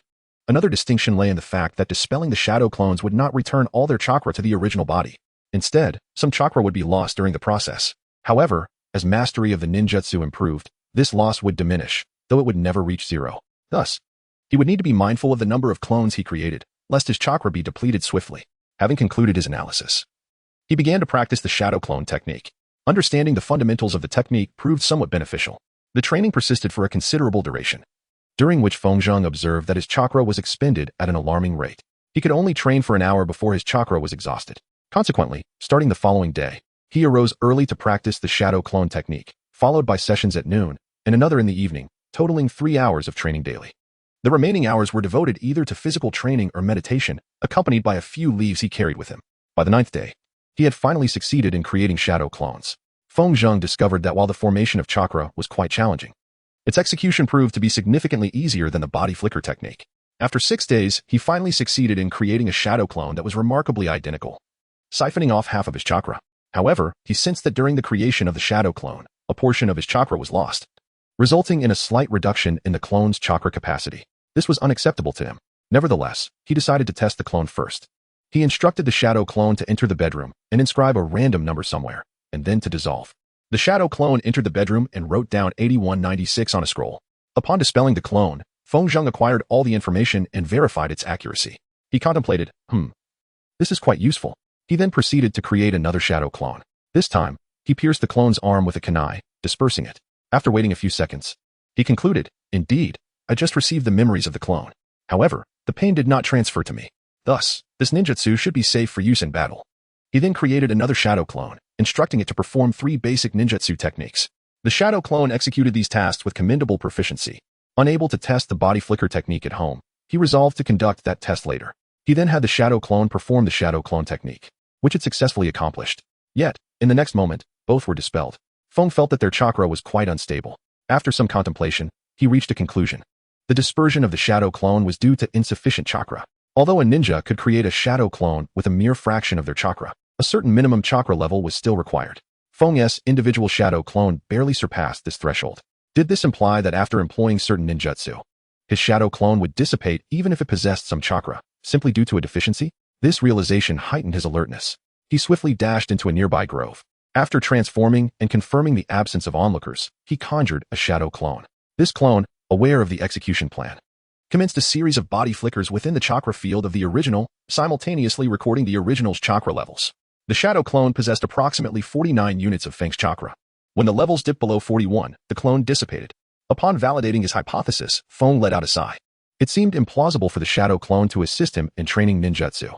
However, to be honest, it held little significance, as he could not persist in ninjutsu training for long before his chakra was depleted. After lamenting for half a minute about his insufficient chakra reserves, he resolved, well, it matters not. This was to be expected. I hope that one day I can train using shadow clones. For now, I must focus diligently on mastering this ninjutsu. Over the next 5 days, he learned the shadow clone technique to a satisfactory extent. Now, the creation of the shadow clone did not incur any chakra loss. As for the chakra loss when reclaiming chakra from the shadow clone, it was around 5 units. Feng observed that this loss was rapidly diminishing. Once the training of the shadow clone was complete, he resolved that it was time to commence his practice of elemental ninjutsu. However, he decided to wait an additional 10 days before returning the scroll to Ryzen, thus allowing Ryzen to slightly underestimate his innate talent. On the 21st day of vacation, Feng made his way to the library. Along the journey, he pondered extensively on various wind-style ninjutsu techniques. His thoughts culminated in the realization that he was finally poised to begin his studies of wind release. Within the Naruto series, the wind attribute is often regarded as the weakest of the elements. Although Naruto possesses the wind attribute, he primarily utilizes the Rasengan. Temari indeed wields numerous ninjutsu techniques, but her weapon of choice is a colossal fan. Kakuzu employs wind release, pressure damage, which boasts considerable destructive power. Additionally, Orochimaru has utilized wind release, great breakthrough. And there are others who have demonstrated wind release, gale palm. Ultimately, Danzo employs vacuum techniques, which also possess significant lethality. Regrettably, apart from Temari. Few have specialized in wind-style ninjutsu, and the quantity of such techniques remains limited. Fortunately, however, there exists a plethora of wind-style ninjutsu in this world. Feng Zheng may indeed be able to establish a comprehensive combat system through it. Previously, he had merely skimmed the titles. This time, he is resolved to peruse the scrolls. Subsequently, he will compile a list of ninjutsu to practice. However, Feng Zheng hopes to encounter descriptions of higher-level wind release techniques, as this would greatly aid in his decision-making. Upon arriving there, he explored the entirety of Zone E and Zone D, cataloging all the wind release ninjutsu available for training. They include Gale Technique, E, Wind Clone Technique, E, Wind Suspension Technique, E, Projectile Control Technique, E, Wind Seizing Technique, E, Raging Wind Surge, D, Breakthrough Technique, D, Dust Cloud Technique, D, Wind Cleaving Technique, D. Chapter 27. The mastery of wind release ninjutsu. The first question regarding the wind clone technique is, why is it classified as an E-rank ninjutsu? Upon completing the scroll, he grasped the reason behind it. The creation of wind clones is remarkably simple. Elemental clones, akin to regular clones, are merely composed of elemental material. This is precisely why they can launch attacks, yet they dissipate upon being struck. Given that the materials required for wind clones are essentially the surrounding air, their fabrication is exceedingly straightforward. Nonetheless, they retain their utility and are certainly something he must master. He continued to peruse the remaining ninjutsu to comprehend their functions. He commenced by thoroughly examining all E-rank ninjutsu. Upon completion, he reflected that these techniques lacked significant power. When compared to other ninjutsu, they offer little advantage in combat. Rather, they seem to serve merely as a means to enhance control over the wind element. This foundational skill may prove crucial for his future endeavors in mastering more complex and formidable wind release techniques. Wind levitation fundamentally involves utilizing the force of wind to elevate inanimate objects into the air. The weight of the suspended object, the height it can achieve, and the duration of its levitation depend on the user's mastery over the wind element, as well as their physical strength and concentration. The technique of projectile control employs the wind to manipulate projectiles launched in the vicinity of the user. Consequently, one can harness the wind to alter the trajectory of shurikens or thrown kunai and saban. Wind pulling technique draws objects towards the user through the power of wind. This bears resemblance to Nagato's summoning technique, universal pull, yet differs in that it is executed with the assistance of wind, with the strength being entirely contingent upon the user. The swift wind technique, conversely, generates a gentle breeze in a singular direction. While it inflicts no harm, it offers several advantages. For instance, it can be utilized to obscure any sounds left by footsteps or to alter the surrounding wind direction, thus limiting the dispersion of one's scent. Moreover, it may serve as the foundation for all wind-based ninjutsu involving the expulsion of air. Upon concluding his analysis, he sighed, reflecting, I must master all these ninjutsu, not for the sake of combat, but to enhance my control over the wind. In essence, techniques such as wind clone, wind levitation, wind manipulation, and wind pulling serve as splendid tools for mischief. Feng Zheng was quite curious whether the creator of these ninjutsu was a mischievous individual. As he pondered, a nefarious idea suddenly emerged in his mind. This notion could transform the lives of the villagers in Konoha into a living nightmare. He mused, I wonder what Naruto would do if he were aware of these 5 ninjutsu. He is dreadful as a student, and equally so as a ninja. Yet his prowess in mischief is undoubtedly of S rank. By heavens, I truly wish to impart this knowledge to him. I could revel in laughter for a lifetime. Upon contemplating this notion, Feng Zheng couldn't help but smile. Soon after, he regained his composure, casting aside distracting thoughts, and began to peruse the D-rank scrolls. Upon completing his reading, an idea struck him. Goodness, the wind release techniques are incredibly formidable. This revelation stemmed not solely from the inherent power of the techniques themselves, but from the remarkable growth potential they exhibited. Some of these jutsu, if mastered and employed correctly, could ultimately rival the effectiveness of B-rank or even A-rank techniques. He then proceeded to analyze each jutsu in detail. The dust cloud technique essentially functions as a smoke bomb, making it well-suited for Feng Zheng as a sensory ninja, as it does not require sight to track adversaries. Furthermore, it is quite straightforward. If time permits, it would be worthwhile to learn. The wind cutter technique was utilized by Temari during the Chunin exams. Although it possesses considerable power, it necessitates the use of a fan, which is not a weapon Feng Zheng favors. Consequently, he may choose to forego this one. The breakthrough technique serves as a diluted version of the great breakthrough technique. Thus, there is no harm in acquiring it. Feng is contemplating replacing it with wind style, great breakthrough in the future. And he also intends to incorporate wind style, pressure damage into the training regimen. Gale Surge is a defensive ninjutsu. The user expels the surrounding air outward. This technique can shield the user from projectiles and disrupt the enemy's rhythm. However, its range is quite limited, extending only 3 meters. Wind push technique is a mobility ninjutsu, releasing small currents of wind from the hands to assist in evasion. Although this ninjutsu is rather simple, Feng does not hold it in high regard. Yet he harbors some notions of potentially needing this technique as a foundational element in the future. The wind explosion technique appears to possess a wide range of applications. Chakra is infused into the wind, forming a spherical entity reminiscent of the Rasengan, which detonates upon impact. Although its potency is inferior to that of the Rasengan and it inflicts only minor injuries, it remains a remarkably intriguing ninjutsu. Feng pondered whether the wind technique could be conjoined with the wind clone technique, thereby amplifying the lethality of the latter. After meticulous consideration of all the ninjutsu at his disposal, he found himself at a crossroads, tasked with the formidable decision of which techniques to embrace. All these ninjutsu possess significant utility, yet he questioned whether he could master them all. Entranced in thought, he resolved to pause and further dissect his options. The extent to which he could acquire these techniques hinged upon his pace of learning. Merely acquiring knowledge, however, proved to be futile. He needed to attain mastery over them. Thus, he began to eliminate those he was disinclined to pursue. The wind/slash technique, he sighed, is the sole technique I wish to forego. The others, however, I am eager to learn. He proceeded to categorize them in order of importance. E-rank ninjutsu was paramount for a better command of wind nature, rendering it essential. Among the remaining techniques, contemplating their future potential, the wind explosion technique emerged as the most advantageous. Next in line was the wind push technique. While it may not stand out on its own, should Feng master the art of generating small wind explosions around his body to propel himself, it could evolve into a lethal combat method. Following this was the breakthrough technique, as it lays the groundwork for more formidable ninjutsu and offers an area of effect benefit. Lastly, he reserved the Gale Surge and Dust Cloud techniques for later study. The Gale Surge affords a directional defense, albeit fleeting, while the Dust Cloud merely provides cover. The Wind contemplated that it would be prudent to set these matters aside for the time being. He had several years ahead of him before he might be called to engage in battle. Feng Zheng aspired to master these ninjutsu techniques within a year, as he wished to delve into earth-based ninjutsu and perhaps a couple of illusion techniques the following year. He also believed it was time to commence his swordsmanship training, envisioning the possibility of acquiring one or two swords that could harmoniously complement his wind techniques. Once he concluded his thoughts, he meticulously reviewed the wind clone technique. With a firm grasp of the foundational knowledge, he departed from the library and ventured into a secluded grove to begin his training. To his astonishment, he successfully executed the wind clone technique on his very first attempt. The simplicity of this ninjutsu left him utterly speechless. After regaining his composure, he analyzed his accomplishment. The technique bore a striking resemblance to the standard clone technique, and he had already mastered the shadow clone technique. Furthermore, with his chakra being wind attribute and having honed this element through extensive training, it was hardly surprising that he could learn it on the first try. In comparison to Itachi, this achievement seemed trivial. Itachi had manifested the C-rank fire release, great fireball technique on his initial attempt, rendering Feng Zheng's feat somewhat inconsequential. He reassured himself, proclaiming, "It is merely a testament to my arduous training over the past 3 years." The remainder of that day was dedicated to testing the capabilities of the wind clone. Unlike the shadow clone, it did not transfer memories, but also required significantly less chakra. Utilizing the surrounding air, Feng Zheng speculated that this was the most chakra-efficient clone technique.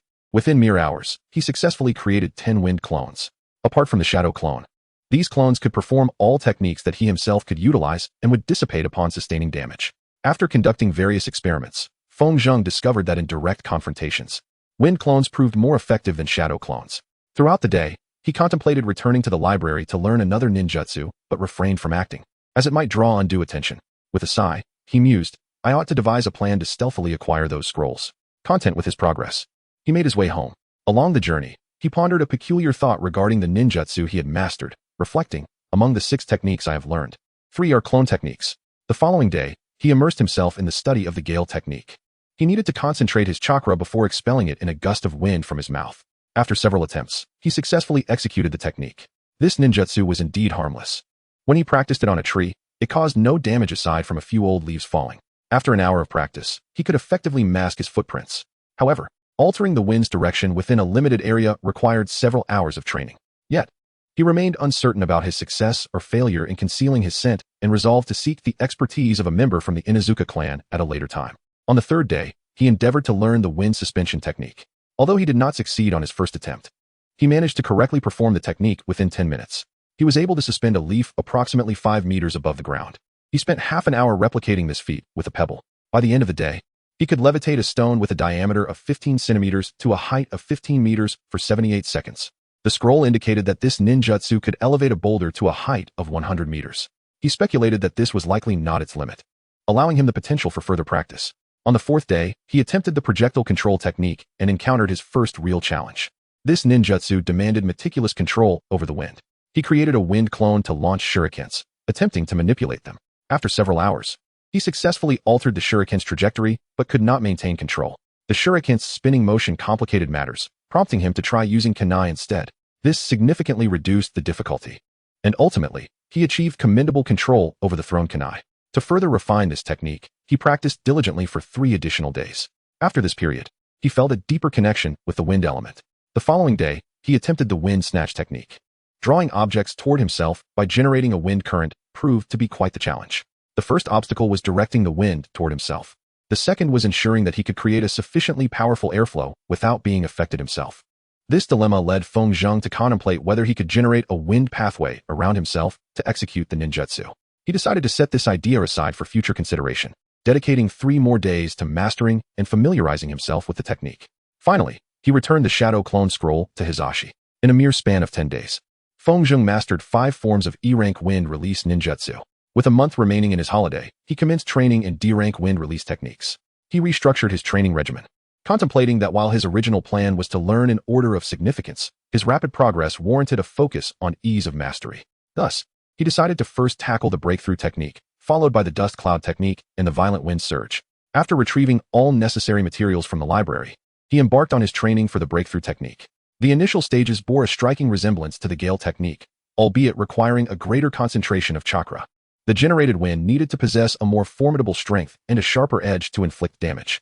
During his early attempts, the results mirrored those of the gale technique. However, he was acutely aware of the areas needing enhancement.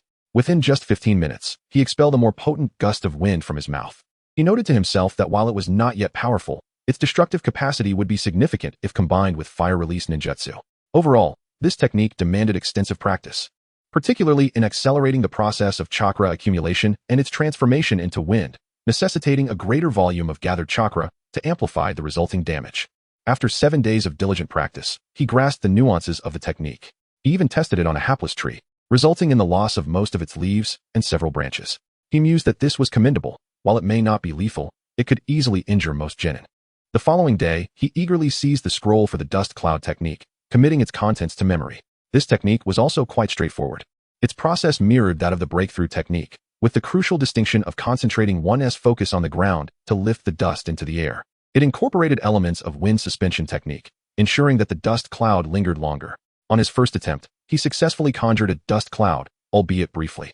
Perfecting the combination with the wind suspension aspect took several hours, yet by day's end, he had made substantial progress.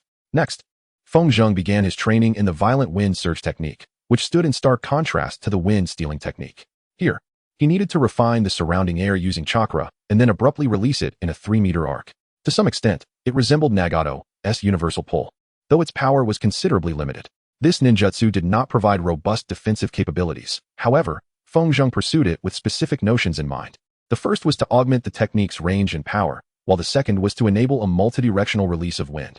This would render the technique immensely destructive, especially if its range and potency were enhanced, making it particularly useful for creating chaos on the battlefield and advantageous when surrounded by adversaries. In just 1 day, he acquired this technique and brought it to an acceptable level of proficiency. The following day, he delved into the wind blast technique, which he subsequently integrated into his training for the spiraling sphere.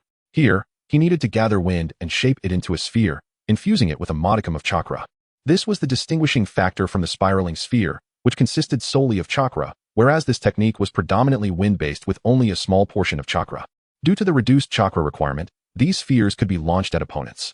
His prior experience with the spiraling sphere facilitated the learning process for this technique, and within hours, he successfully executed it for the first time. After several attempts on a nearby tree, he concluded that while the wind infused with chakra would explode, it was not the explosion that caused damage. Rather, it was the wind itself that became lethal post-explosion, capable of inflicting numerous cuts, some of which could be quite deep. The wind endeavored to infuse additional chakra to amplify the explosion's potency. However, it proved futile, as the wind sphere could not traverse such velocity or distance.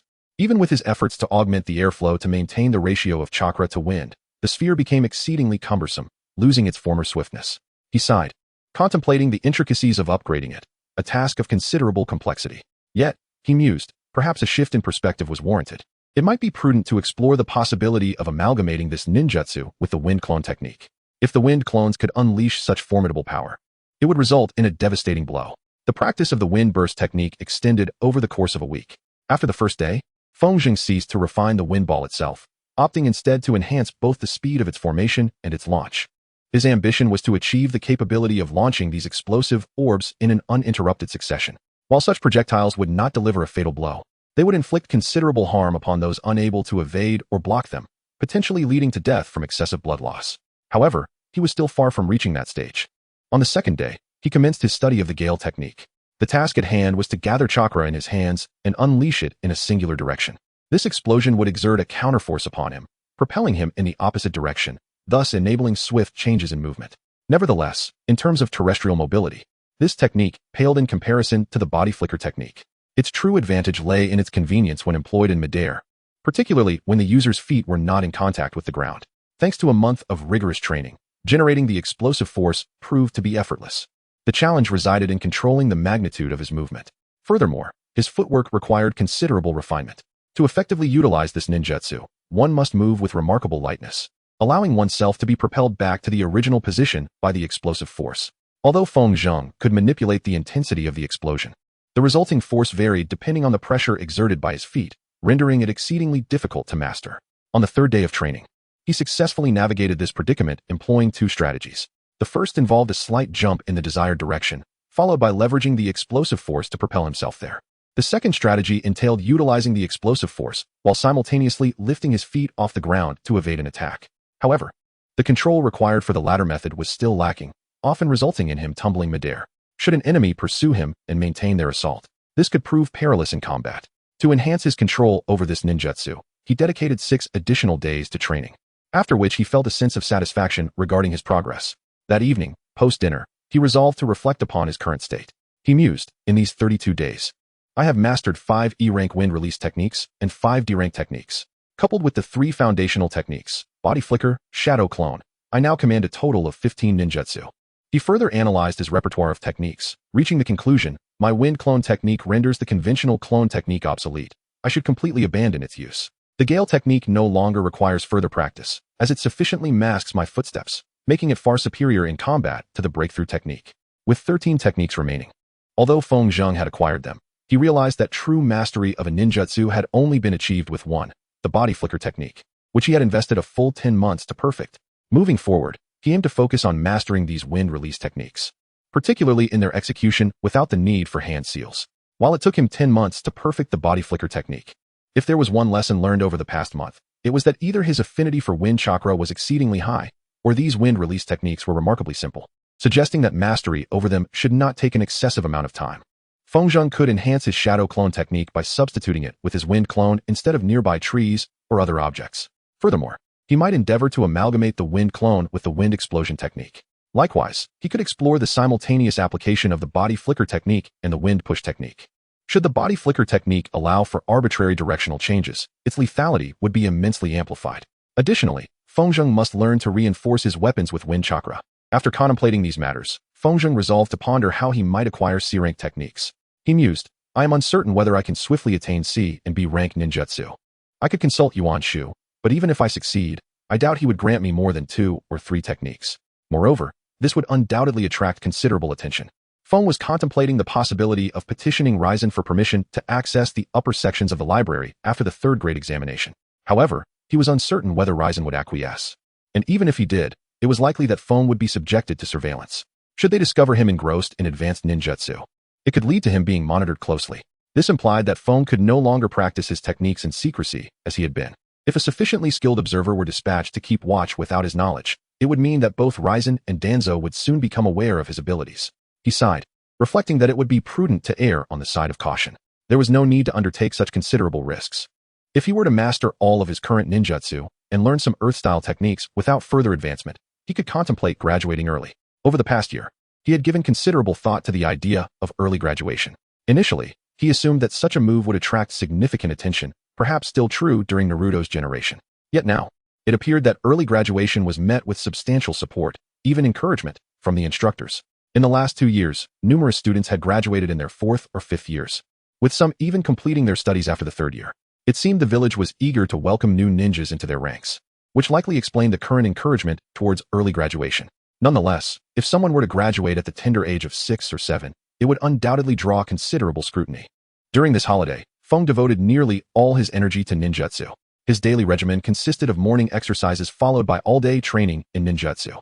When his chakra was depleted, he would either meditate or practice throwing shurikens, halting all other activities. Feng Zheng resolved to continue practicing wind release ninjutsu during the final week of his holiday. Concurrently, he embarked on additional training, endeavoring to enhance his skills by attempting to strike his wind clones with shurikens. However, he found himself in a conundrum, uncertain whether to lament his throwing technique or to rejoice in the speed and agility of his clones, as he had yet to land a single hit. Nonetheless, he exhibited remarkable progress. Chapter 30. Mastering the fundamentals of sealing techniques. With the conclusion of the holiday, the third academic year commenced. This year, in addition to honing combat abilities, Andarjinju would also place a significant emphasis on other facets of being a ninja. Feng Zheng was somewhat astonished by the fact that he had not continued to pursue the study of more advanced ninjutsu. However, upon reflection, he came to a realization. More than half of the students in the class were struggling to keep pace with their studies. Considering that he had encouraged Feng Zheng to learn wind-based ninjutsu, Feng Zheng surmised that he had likely offered similar guidance to other students who could keep up. In this manner, those who were lagging behind would be able to catch up, while the more proficient students could elevate their performance to greater heights. Feng Zheng speculated that they aimed to ensure each child in the class could become a proficient ninja, thereby filling the void left by the fallen warriors. However, from his discourse, it appeared that all the instructional material would be imparted within this year. After the course concluded, Feng Zheng proceeded to the library. He entered Area E and picked up a scroll entitled An Introduction to Sealing Techniques. He recalled having read this book several years prior. This time, he approached it with greater diligence. Upon finishing, he reflected that the art of sealing comprises two components. The first is the writing aspect, which itself consists of two parts.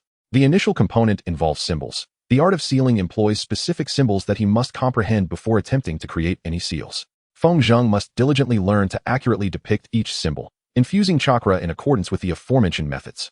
Any misstep may result in the failure of the seal, potentially giving rise to unforeseen complications stemming from erroneous sealing operations. This process bears a striking resemblance to the hand sealing gestures, albeit with a significantly greater number of symbols involved. These symbols serve a multitude of functions, with the primary ability visible to Feng Zheng being their capacity to generate elemental forces. Each of the 5 elements is associated with specific symbols, alongside those that can either suppress or enhance them. Furthermore, there exist symbols that govern the dimensions of time and space. Simple storage seals contain numerous spatial symbols, whereas more intricate storage seals incorporate both spatial and temporal symbols to ensure that time within the storage remains dilated. The second aspect pertains to logic, which closely parallels programming on Earth. Given Feng Zheng's familiarity with programming, this segment proves to be more accessible for him. However, this does not confer a significant advantage. As programming is relatively easy to master, he believes that the intelligent students in his class could grasp it within a week or two. Following the writing phase, the next step involves shaping chakra to fulfill the intended purpose of the seal. For a basic sealing scroll, it is imperative to utilize symbols to create a storage space and establish the conditions for activating the seal. Alas, this remains quite intricate. Feng Zheng intended to begin with seals, yet there are hundreds of them. If he aspired to learn them all, it would require at least several months. Therefore, he decided to select a seal and delve into its symbols, allowing him to monitor his progress. After analyzing all the seals inscribed on the scroll, Feng Zheng resolved to study the most commonly utilized one, the storage seal. This seal employed 16 distinct symbols, predominantly varying types of spatial symbols. Some augmented the spatial capacity of the seal, others constrained the space to maintain its boundaries, while others ensured the stability of the space, and so forth. He meticulously illustrated the necessary symbols on a spare scroll and recorded relevant notes. Having observed several individuals in the library undertaking similar endeavors, he felt reassured and was, however, quite astonished by the generosity of Konoha. Once he completed his work, he departed from the library. He made his way to the marketplace and transformed in a secluded alley. After a thorough search, he located the shop he sought. There, he procured the special ink and unique scrolls required for sealing techniques. These scrolls were crafted from exceptional materials, rendering them sturdier. If undamaged by external forces, they could evidently endure for centuries. During the sealing inscription process, they could effortlessly withstand the chakra applied to them. The special ink facilitated the infusion of chakra, a task considerably more challenging with ordinary ink. Nevertheless, there existed an alternative to this special ink, ninja blood. However, these items were quite pricey, with each scroll costing 60 ryo and a small vial of ink 100 ryo. He purchased 5 vials of ink and 5 scrolls for practice. He sighed, contemplating, I hope this will last at least a few months. I have merely 370 ryo remaining. Upon returning home, he immediately created a shadow clone. Months of rigorous physical training, extensive meditation, and relentless ninjutsu training, until he collapsed from chakra exhaustion, had significantly accelerated the growth of his chakra, increasing it by approximately 25%. This meant that, if he so wished, he could now produce 2 shadow clones. However, these 2 clones possessed scarcely any chakra to utilize. If the chakra required to create 1 shadow clone was precisely 50, then that clone could persist until his chakra dwindled to 32, which was Feng Zheng's maximum chakra capacity. Thus, during this period, the available chakra for shadow clones had more than doubled. Feng Zheng and his shadow clone commenced their exploration of the first symbol. After half an hour of diligent effort, Feng Zheng confirmed, as I suspected, the chakra required for this practice is minimal. This revelation was auspicious for Feng Zheng, as it implied that his shadow clone could endure for an extended duration. Based on the residual chakra of his shadow clone, he estimated that he could sustain his practice of these symbols for 4 hours. After an hour of practice, he dispelled his shadow clone. Upon doing so, he assimilated all the memories of the clone, accompanied by a slight headache. He then proceeded to summon another shadow clone. This time, the clone practiced the symbol for 2 hours, rested for 2 hours, practiced for an additional hour, followed by another hour of rest, and then engaged in 1 more hour of practice. Feng Zheng ventured outside to practice with his shadow clones, hurling shurikens while expanding the radius of his chakra field. He refrained from cultivating any ninjutsu, as sustaining such efforts with only half of his chakra proved to be fleeting. After 7 hours, he dispersed the clones, feeling a more intense headache than before, yet still bearable. Then, recalling the guidance of Rita Jian, he resolved to take a brief slumber.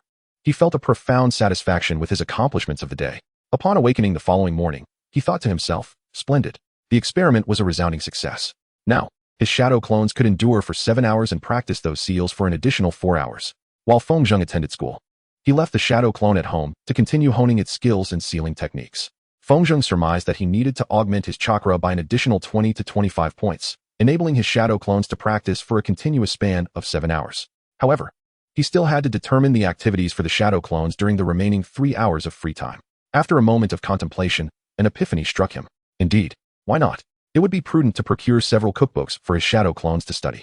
Over the past 2 years, he had mastered the art of preparing various breakfasts.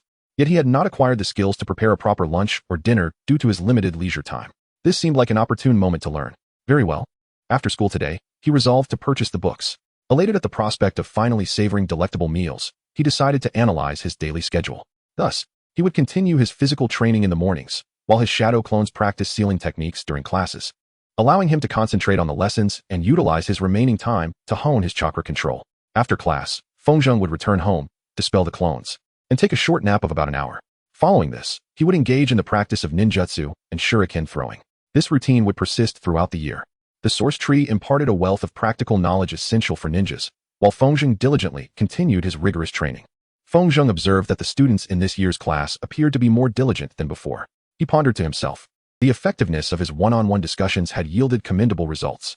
6 months later, he had mastered E-level wind ninjutsu without the need for hand seals.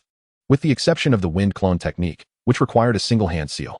Among the D-level ninjutsu, he could execute the wind push technique without any hand seals, although the remainder necessitated 1 or 2 hand seals. On the 23rd day before the conclusion of the 3rd-year examination, he successfully completed all ninjutsu without hand seals, except for 2 types. Only the dust cloud technique still required several hand seals, while the wind clone technique needed just 1. Similarly, the shadow clone technique had been reduced to a mere single hand seal, specifically the clone seal, which could not be performed without the requisite hand seal. His breakthrough technique and wind explosion technique had now begun to inflict significantly greater damage, and he had attained a satisfactory level of proficiency in the other wind ninjutsu. His shadow clone took 3 months to master the 16 symbols, followed by an additional month to successfully create a storage seal. After another month of practice, he could execute it flawlessly without any errors. Thus far, he had expended 4,000 taels on materials, leaving him with just over 2,000. He had successfully crafted 5 authentic sealing scrolls. Each time he purchased materials, he did so from different shops and under various disguises. Among the 5 shopkeepers he encountered, he noted that one appeared particularly greedy and possessed questionable morals. He reflected, "I cannot continue to spend money on sealing techniques. At this rate, I will be bankrupt in about 4 months. Therefore, I must sell my scrolls. The question is, to whom shall I sell them? I cannot reveal my identity. Nor am I certain if any shopkeeper would agree to purchase from an unknown seller. Alas, I must approach those of dubious morals and greedy nature." Fortunately, one of the shopkeepers fit the bill. He thought it prudent to take precautions. It would be best to send a clone to assume a different identity for the transaction. Chapter 31. Selling the sealing scrolls in the ensuing days, he dispatched a shadow clone to scout the shopkeeper. His recent training in stealth had proven advantageous. The shopkeeper's name was Koizumi Jinyuan, a man in his 40s. The shadow clone observed his every move, assessing whether he was a covert ninja. It had also attempted to sense chakra, but found it to be of merely civilian level. Feng Zheng harbored a query regarding whether the Hidden Leaf Village had, at some point in the past, undertaken an operation to unlock the chakra of many individuals.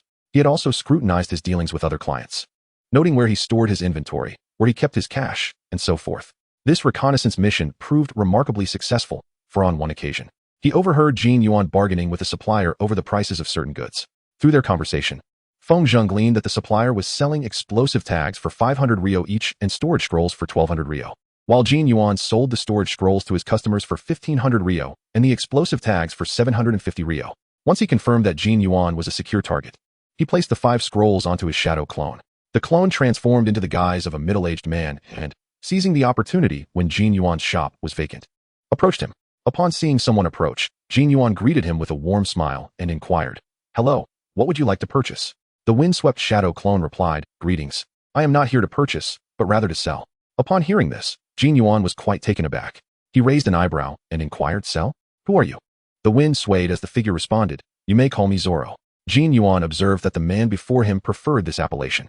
He then inquired, "What is it that you wish to sell?" The figure, momentarily pausing in the breeze, gazed into his eyes. Then he spoke. In an attempt to gain the upper hand in the negotiation, Jin Yuan deliberately remarked with disdain, "I already have 3 suppliers for storage scrolls. Why would I purchase from you?" The wind swayed as shadows danced, accompanied by a chuckle. "Because my scroll is superior," he remarked.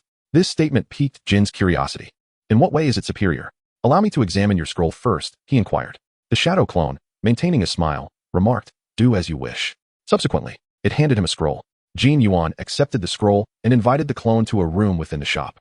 Along the way, he inquired, "Which organization are you affiliated with, and who is the leader?" However, the shadow clone responded with disdain, "That is of no concern to you." Jin Yuan, upon hearing this, pondered, "Ah, a secret organization? So he is either someone who wishes to conceal his ability to craft storage scrolls, or he is backed by a clandestine group, likely engaged in dubious activities. I shall profit immensely from this lamb." Upon reaching the room, Jin Yuan began to examine the scroll. The notion that Wen Jing's shadow clone is not merely a fabrication holds true. A standard storage scroll contains 10 storage seals. However, the one he crafted boasts 12 seals. Observing Jin Yuan inspecting the scroll, Wen Jing's shadow clone mused that creating 12 seals within a single scroll is not an arduous task. One simply needs to draw the seals more closely together. In fact, should someone aspire to create an optimal storage scroll while maintaining the same size, it is feasible to incorporate up to 25 seals. Nevertheless, for those engaged in mass production of these seals, 10 remains the ideal quantity, as many buyers do not require more than 10 seals on a scroll. For those desiring additional seals, purchasing multiple scrolls allows producers to reap greater profits, simultaneously reducing the effort needed for production. Thus, this figure becomes the most advantageous for maximizing profit. However, Wen Zheng faced no such constraints. His sole intention was to earn some money to continue honing his sealing techniques. Upon noticing the number of seals on the scroll, Jin Yuan entertained similar thoughts. Yet, he contemplated further than Wen Zheng, owing to his extensive experience and information. He analyzed that while an additional 2 seals might seem trivial to the average person, he was aware that certain ninjas would be inclined to purchase scrolls with a greater number of storage seals. Just last week, a high-ranking ninja discussed the convenience of a storage scroll featuring more seals, which he could sell at a higher price, potentially exceeding 2,000 taels. He then gazed at Wen Zheng's shadow clone, pondering whether he recognized its worth. Moments later, his expression soured as he exclaimed, "Your scroll merely has 2 extra seals. Each seal is of the same quality, and a scroll with 10 seals is already more than sufficient. I'll purchase it at the same price I pay my supplier." Knowing the shopkeeper's character, Wen Zheng's shadow clone chuckled softly and replied, "We are not fools. We understand this isn't genuine. There are plenty of ninjas willing to buy scrolls with more seals." Jin Yuan, however, replied nonchalantly, "True, but they won't be willing to pay a premium. Still, since you've added 2 seals, I'll offer you a bit more. Not 1,000 taels, but 1,100. In response, Wen Zheng's shadow clone scoffed, "Do you think I reside in the mountains?"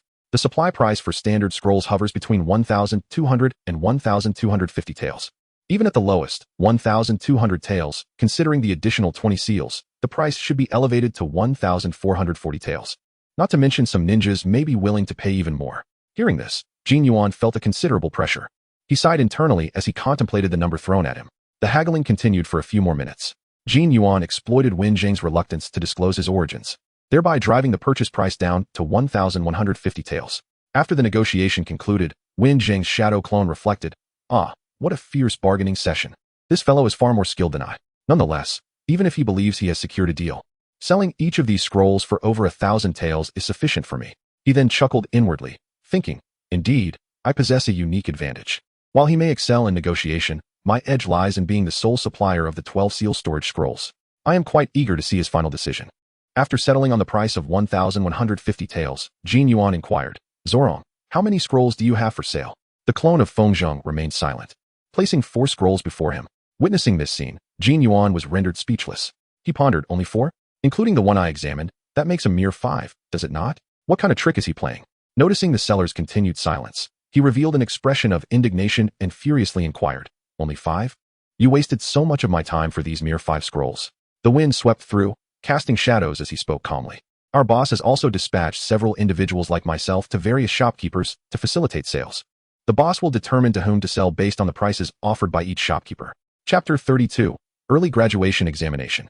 Upon hearing this, Jin Yuan's expression instantly darkened. The wind blew steadily, casting shadows that danced, while a quiet laughter echoed within.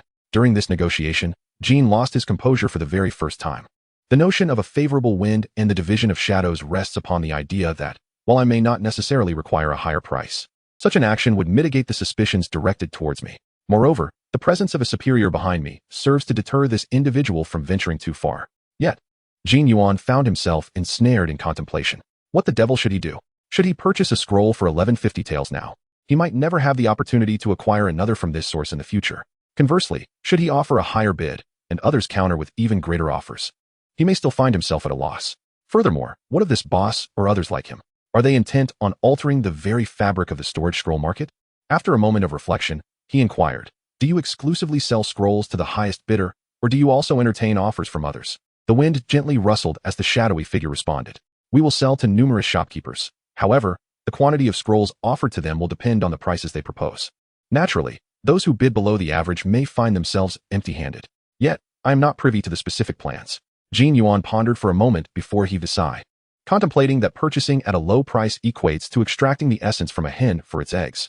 But how much should I invest in this acquisition? I am averse to overextending my finances, as it would diminish my profits. Perhaps a purchase at 500 taels would suffice. This should yield me a greater return than the standard storage scrolls. Subsequently, he set forth a price of 500 taels per scroll. They finalized the transaction and briefly deliberated on the methods and timing of future dealings. As the wind surged, the shadow clone emerged from the shop, carrying a sum of 500 rio. In a secluded alley, he handed the money to Fengzheng, ensuring the surroundings were clear before dispersing.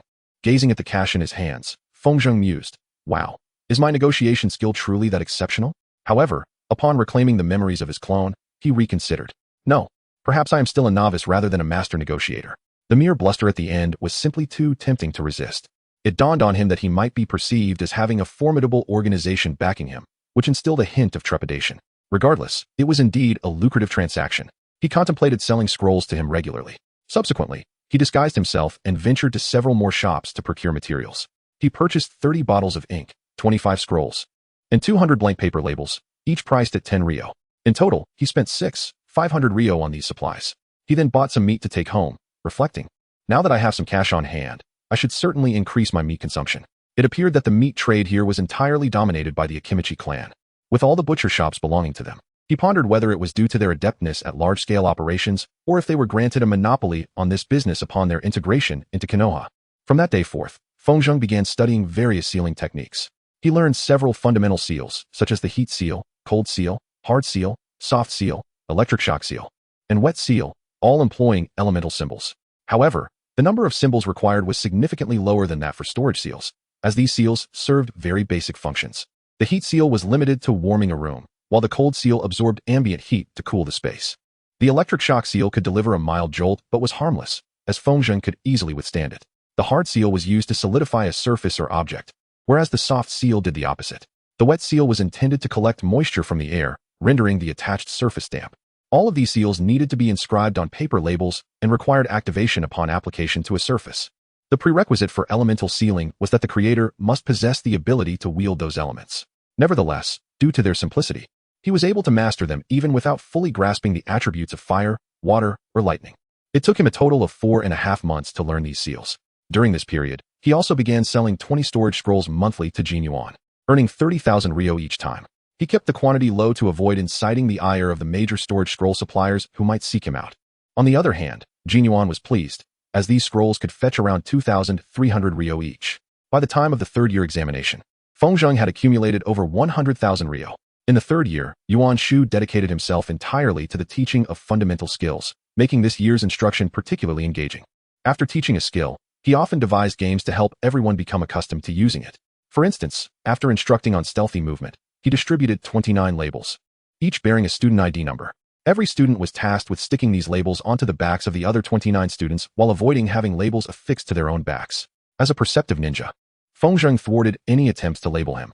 Those few who tried to sneak up on him were met with a punch or an elbow. During the hunting of wild animals, most students displayed rather comical expressions. While killing an animal posed no issues for anyone, Fengzheng inwardly lamented, "I never imagined my first kill in this world would be a poor rabbit." Yuan Shu expressed that his favorite part was having everyone dissect their hunted animals, clean them, and prepare them for cooking. This act repulsed most students, including Fengzheng, who had never engaged in such tasks in his previous life. Only Shimizu Shin remained unfazed. To encourage the students to learn cooking properly, Yuan Shu prohibited them from bringing lunch to school for several days, making their meals consist of the wild animals they had captured. Later in the year, he introduced tree climbing as a chakra control exercise. Thus, another academic year passed. A week before the final examination, Yuan Shu revealed surprising news that astonished Fengzheng. He thought, "Although I am aware of this matter, the sudden announcement is still rather startling." Yuan Shu declared, "If any of you wish to participate in the graduation examination, please inform me within 3 days." However, by the end of that day, Yuan Shu regretted announcing it so early in the morning. He sighed, "I should have waited until the end of class to disclose this. Perhaps then more students would have paid attention to today's lesson." Upon returning home, Fengzheng pondered deeply. After careful analysis, he concluded, "I still have much to learn. My wind-release ninjutsu, basic ninjutsu, shadow clones, body flicker technique, shuriken jutsu, and taijutsu have all progressed to a level that satisfies me. Yet, I still need to master earth-release ninjutsu and improve my swordsmanship and jinjutsu. As for sealing techniques, although progress is steady, I have yet to begin studying the intermediate seals in Area D of the library. Moreover, I still need to master the Rasengan." Furthermore, while graduating early would spare Fengzheng from wasting time in school, he believed that due to the current shortage of ninjas in Konoha, his free time might diminish rather than increase for training. Additionally, the tasks assigned could entail greater risks than usual, especially with the memories of the Third War still fresh. Therefore, he resolved not to participate in the upcoming graduation examination. Chapter 33. Learning Earth-Release Ninjutsu while abstaining from the graduation examination as a top student might raise eyebrows. It was certainly preferable to perishing during a C-rank mission gone awry. Unlike Fengzheng, however, the other children in his class had been thoroughly indoctrinated by the will of fire. Thus, many expressed a keen interest in participating in the graduation examination. Simultaneously, many parents forbade their children from taking part, knowing they would likely fail. Ultimately, a total of 7 classmates signed up for the graduation examination: Uchiha Lai, Shimizu Shin, Senju Hui, Hyuga Hodaka, a civilian child, and 2 members from the Yamanaka and Hataki clans made the decision to participate. Fengzheng perceived a tinge of disappointment from Yuan Shu regarding his absence from the graduation examination. However, the fact that Yuan Shu did not broach the subject provided him with a sense of relief. The graduation examination was scheduled to take place approximately 1 week after the third-year assessments, which proceeded as usual. This year, in accordance with the new skills taught by Yuan Shu, the examination incorporated additional evaluative criteria. Furthermore, the accolades for Hokage would also depend on the performance in the graduation examination, implying that Fengzheng would not be eligible for any first-place rewards. Consequently, he deliberately underperformed in the written test and again refrained from exerting himself fully in the ninjutsu examination, resulting in a final ranking of 4th. Senju Hui claimed the top position, followed by Shimura Xin, and then Hinata Hua. Fengzheng felt a sense of relief that Hinata Hana did not participate in the graduation examination, although he remained unaware of the reasons behind this. It signified that he was not the sole high-achieving student absent from the assessment. However, unbeknownst to him, Hinata Hana was deeply saddened by her parents' refusal to allow her to become a ninja at such an early stage. A week later, the graduation examination commenced. For the elite class, this assessment bore resemblance to the standard examination, albeit with more rigorous requirements. A notable addition to the exam was a 50-point question, presenting students with various scenarios they might encounter and inquiring how they would respond to each situation. Aside from Shimizu Shin, the other students struggled significantly during the examination. In the physical prowess segment, only Hinata Hodaka and Senju Hikari performed above their usual standards, while Uchiha Rai and Shimizu Shin delivered mediocre results. Nevertheless, in the ninjutsu segment, Senju Hikari, Uchiha Rai, and Shimizu Shin showcased their undeniable qualifications to become genin. Uchiha Rai flawlessly executed 2 C-rank jutsu: Fire Release, Great Fireball Technique, and Fire Release, Phoenix Fire Technique. Senju Hikari demonstrated his ability to perform ninjutsu of two distinct elements. Casting as C-rank water release, water iron cannon technique, alongside 3D rank techniques, earthquake technique, earth release, hiding in earth technique, and stone shuriken technique. Shimizu Shin illustrated his versatility by executing an E-rank jutsu for each elemental category. Additionally, he exhibited his talent by performing higher-level fire techniques. Executing two C-rank jutsu, fire release, fire dragon technique, and fire release, fire bullet technique. Following the completion of all examinations, an assessment of each student's performance ensued. In the class led by Kazumoto, only Senju Hikari, Uchiha Rai, and Shimura Shin successfully graduated and became Jinin. Due to Senju Hikari's superior performance in taijutsu compared to Shimura Shin and Uchiha Rai, he ranked first in the class. Among the students 1 grade above, 11 graduated, while 28 graduated from even higher grades. However, Kazumoto remained blissfully unaware of these developments. As soon as summer vacation commenced, he returned to his ninjutsu training. He felt quite satisfied with his progress in wind release techniques and decided to begin cultivating earth release techniques. Thus, he made his way to the library. There, he examined all earth release techniques in zones E and D, compiling a list. He first noticed that the number of earth release techniques in Konoha far exceeded that of wind release techniques. Given the fewer practitioners of wind release, this was hardly surprising. The list of earth release techniques he created was as follows: stone throwing technique, E; rock shield technique, E; stone arm guard technique, E; swift earth technique, E; earth release, transformation technique, E; trap technique, E; quagmire technique, D; earth release, shadow clone technique, D; rock spike bed technique, D; stone shuriken technique, D; underground hunting technique, D; pebble barrage technique, D; earthquake technique, D; earthquake perception technique, D; earth mound creation technique, D; mud interception technique, D; earth army movement technique, D; stone chest armor technique, D; mud heaviness technique, D; encampment technique, D; earth record technique, D. His first thought was, isn't there a mud wall technique? It's a rather straightforward ninjutsu. Is it perhaps due to its higher rank?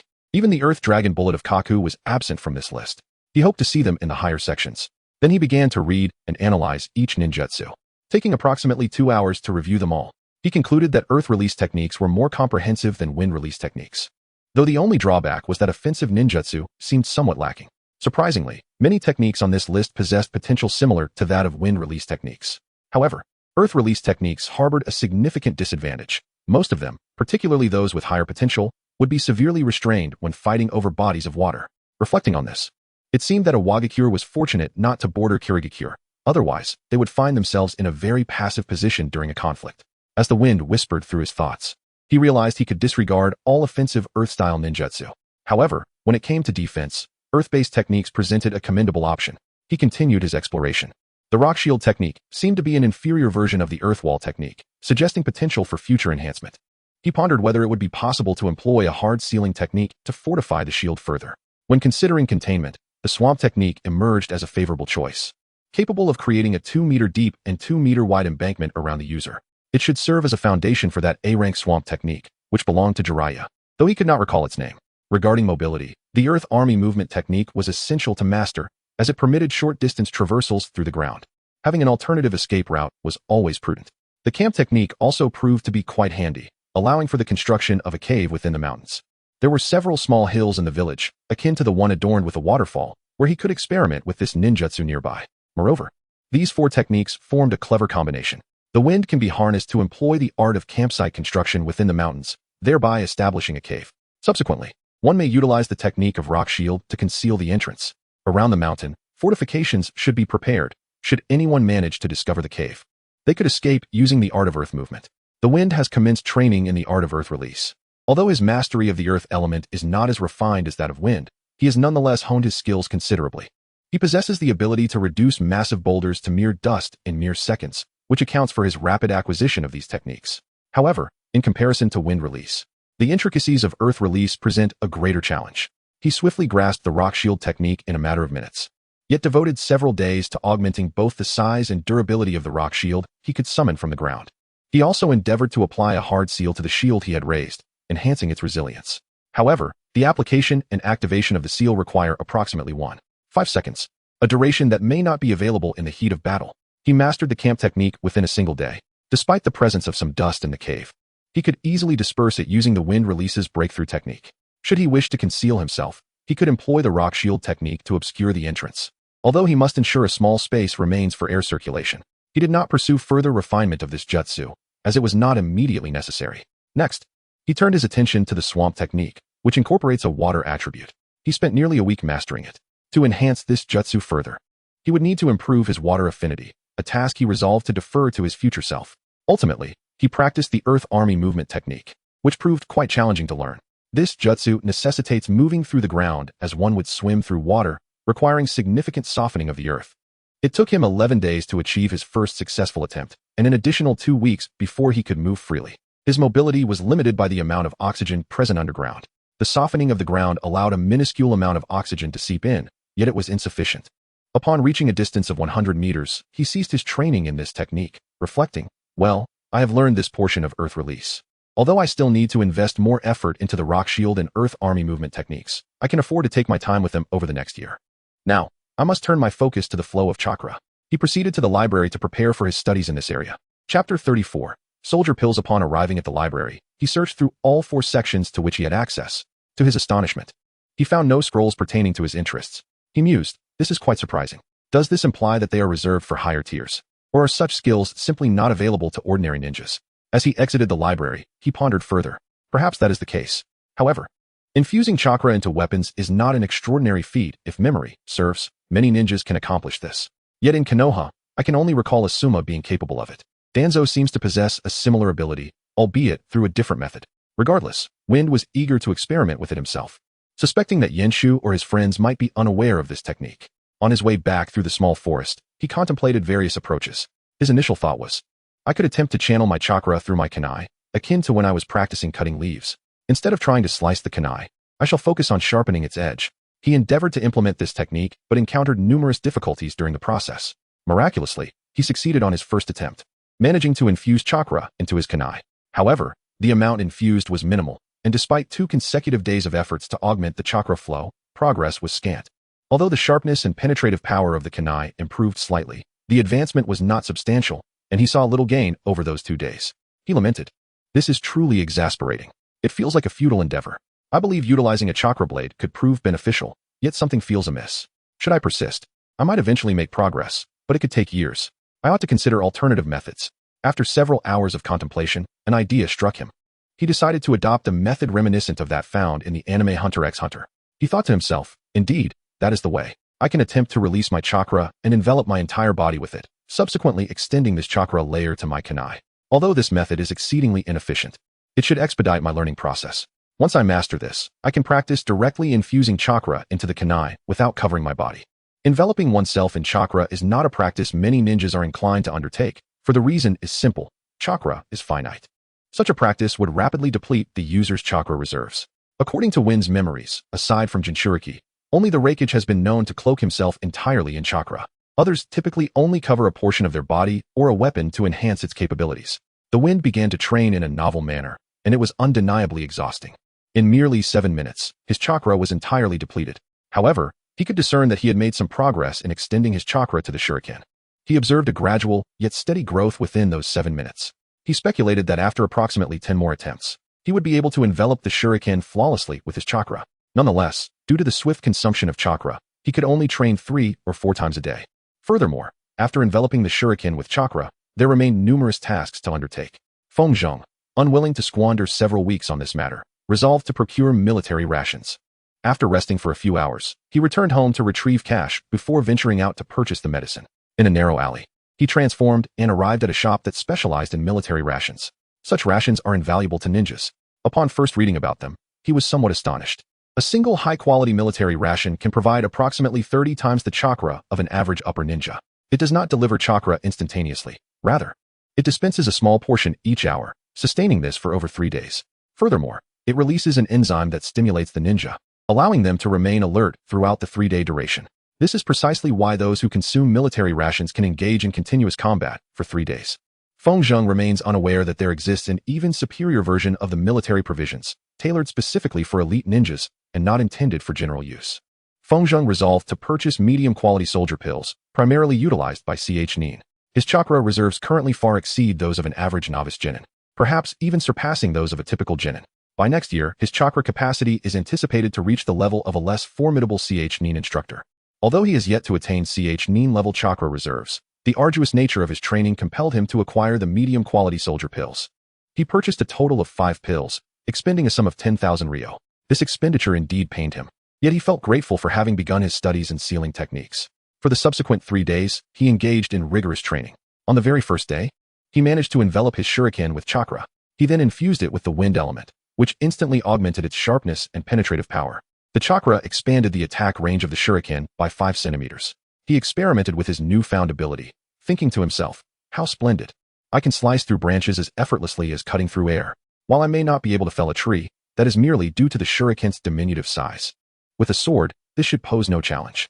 The shuriken also demonstrated the capability to penetrate deep into solid rock. Recalling that Naruto and Asuma were able to pierce through a boulder within one of the training sessions, he felt inspired to attempt the same. Frankly, if an adversary underestimated him and sought to block the shuriken, they would suffer considerable harm. Nevertheless, Fengzheng needed to reduce the chakra required for this endeavor. The next phase of his training should involve directly covering the shuriken rather than enveloping his entire body. But how should he proceed with this? Fengzheng pondered for a moment before arriving at a conclusion. Directly attempting to envelop the kunai with chakra might prove futile.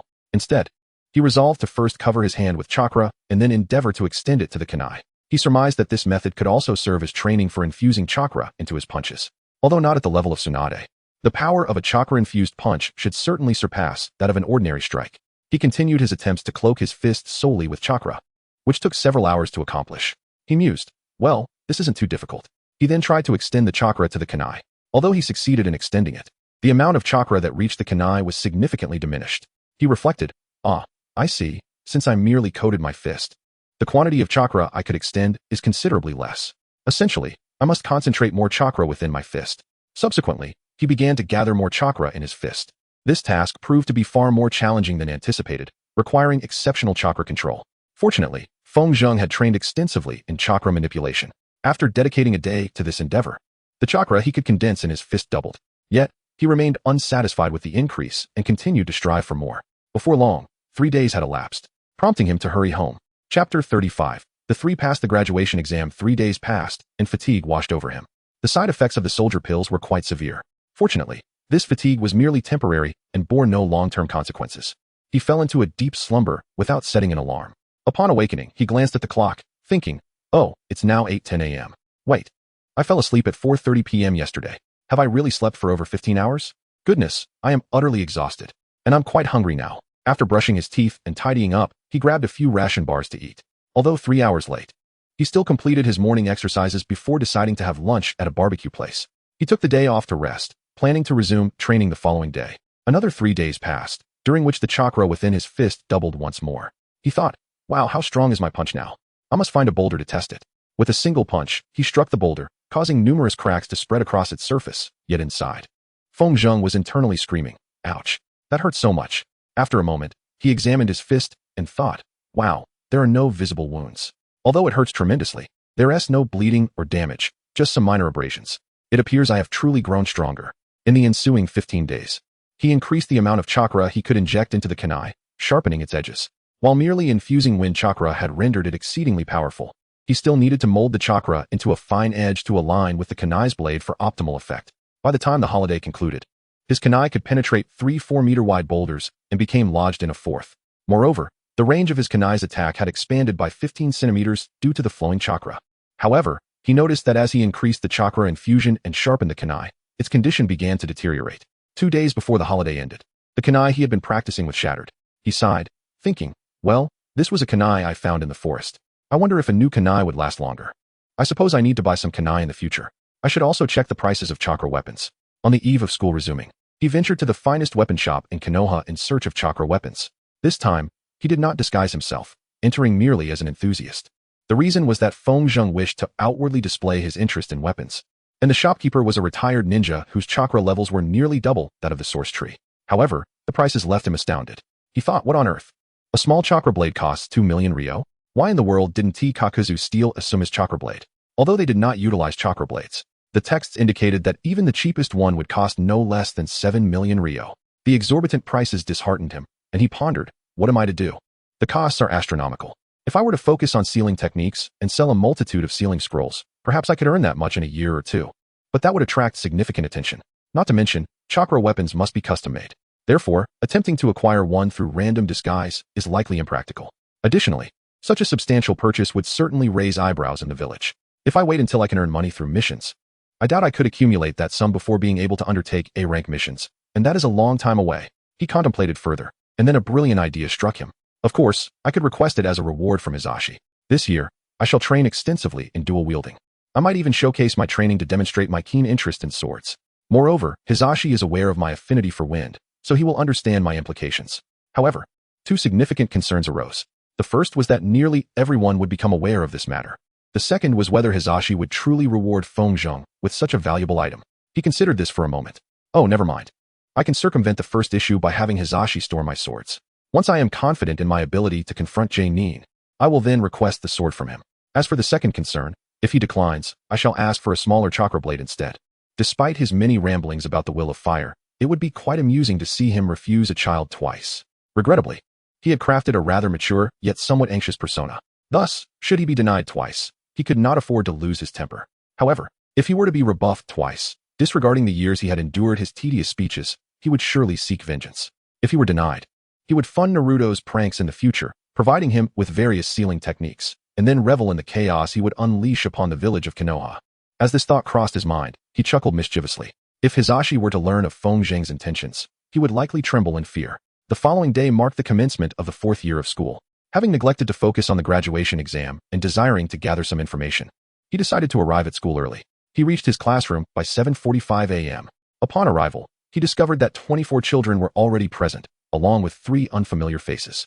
He scanned the classroom but did not see Senju Hikari, Uchiha Arai, or Shimura Shin among them. He then approached Hyuga Hodaka, seated beside him, and inquired, "Good morning. How did the graduation exam go?" Initially, Hodaka appeared dejected, having failed the exam. However, upon realizing Feng Zheng's presence, he looked at him incredulously. "You don't know?" The wind gently shook its head. Hinata Hotak continued, "Have you always resided in the mountains?" Feng Zheng remarked, "No, I reside at the foot of the mountain." Hinata Hodaka gazed at him with an impassive expression. Feng Zheng inquired once more, "Will you speak today?" Hinata Hodaka revealed a sorrowful countenance and responded, "I did not pass. Only Senju Teru, Shimura Shin, and Uchiha Arai succeeded." Feng Zheng had anticipated this and nodded in acknowledgement. He then inquired about the examination results. Hinata Hodaka succinctly recounted the events surrounding the graduation assessment. Although Feng Zheng had expected such an outcome, he was still taken aback to witness those 3 individuals wielding C-rank ninjutsu. He reflected to himself, being born into a prestigious family or having a formidable mentor certainly offers significant advantages. Feng continued to inquire whether the 3 of them constituted a lower ninja team. However, Hinata Suko responded, stating that Senju Teru and Uchiha Arai were teamed with individuals who were a year their senior. As for Shimura Shin, his whereabouts remained a mystery. I have not heard of him since the examination. The wind blew gently as Feng Zheng pondered. He surmised that Danzo had recruited him into the roots. However, he was astonished that he had not taken Shigemura Shin at the tender age of 3 or 4. He then inquired further, "What is the situation with those 3 new classmates?" Hinata Hodaka disdainfully replied, "I have no idea." In Chapter 36, Learning the Sword. Observing Hinata Hodaka's indifference towards the new students, Feng Zheng thought to himself, it seems inappropriate to ask him. If the matter did not pertain to physical techniques, he typically remained aloof. Yet, this wealth of information was sufficient. He contemplated whether he could leverage this knowledge to acquire some C-rank ninjutsu from the roots. After their conversation concluded, Feng Zheng resolved to remain seated. Despite his less-than-ideal relationships with his classmates, primarily due to their frequent sparring sessions, he enjoyed a relatively better rapport with Hinata Hodaka and Senju Teru. Unexpectedly, today, Jinju did not enter the classroom alone. He was accompanied by an elderly gentleman. Upon their entrance, everyone rose to greet him, as he was the principal of the school. Once the principal settled in, he engaged in casual conversation for a moment before addressing the will of fire. Ultimately, he urged the students to strive for graduation this year. Feng Zheng was taken aback by this revelation. A single thought lingered in his mind. Wow, they are truly eager. After departing, he pondered to himself. It seems that abstaining this year is not an option. On another note, I have already absorbed most of what I could learn at school. Only the arts of illusion and swordsmanship remain, along with the 2nd volume of sealing techniques. However, if they are this desperate, perhaps I might genuinely attempt the chakra sword. Subsequently, the principal introduced 3 new students. He stated, "Since 3 of your classmates have already become genin, we have transferred 3 students from other classes to yours. Please extend them your kindness." The 3 children presented themselves to the class. They were among the top 3 from the remaining 400 students that year. Some pupils were delighted to welcome new classmates, while others felt that the addition of others was unnecessary, resulting in a mixed response. Feng Zheng's thoughts were clear, thus. Through this approach, they could ensure that other students would not feel immense pressure due to the ascension of a few classmates to the rank of Ch Nin. These 3 children could also mitigate the absence of graduates, allowing their presence to fade from constant consideration while still serving as a benchmark for others. Moreover, the new students in the class would have to exert themselves even more. If they could keep pace with the class's standards, they too would become formidable in the future. This was indeed a most astute measure. While Feng Zheng marveled at the ingenuity of this initiative, one individual in the class was decidedly displeased. That person was the homeroom teacher, Motoki, who pondered to himself, "Last year, I imparted all the knowledge I needed to teach to this group of children. All that remained was for them to absorb the information and pass the graduation examination. Yet now, I must teach these new students once again." As he wallowed in his gloomy contemplation, a chilling thought struck him. Wait a moment, if more students graduate this year, does that mean even more students will join this class? Must I teach them anew? With this realization, his shoulders slumped, and a deep sense of melancholy enveloped him. He sighed, this was not the objective I signed up for. After introducing the newcomers, the principal departed. Subsequently, Motoki announced the teaching syllabus for the year, which once again astonished Feng Zheng. Motoki stated, "This year, your focal point will be to master all the content I have taught you over the past 2 years, including the 3 ninjutsu techniques and fundamental skills. In addition, I will introduce 5 new E-rank ninjutsu: fire release, 1 technique, wind release, gale technique, lightning release, silent string technique, earth release, rock shield technique, and water release, fish bullet technique. Mastery of these techniques is not mandatory for graduation. However, if you can wield them, they will prove advantageous in your future endeavors. Last year, I elucidated elemental attributes, so shortly, I will assess your chakra affinities. At the very least, you must learn ninjutsu corresponding to your attributes. Should you wish to graduate early, mastering all 5 techniques will also be beneficial. Your former classmate, Shimizu Shin, was able to perform these 5 techniques, which is why he graduated so early." The mention of Shimizu Shin ignited a spirit of competition among the entire class. Motoki was pleased with this reaction, thinking to himself, it is heartening to see them so motivated.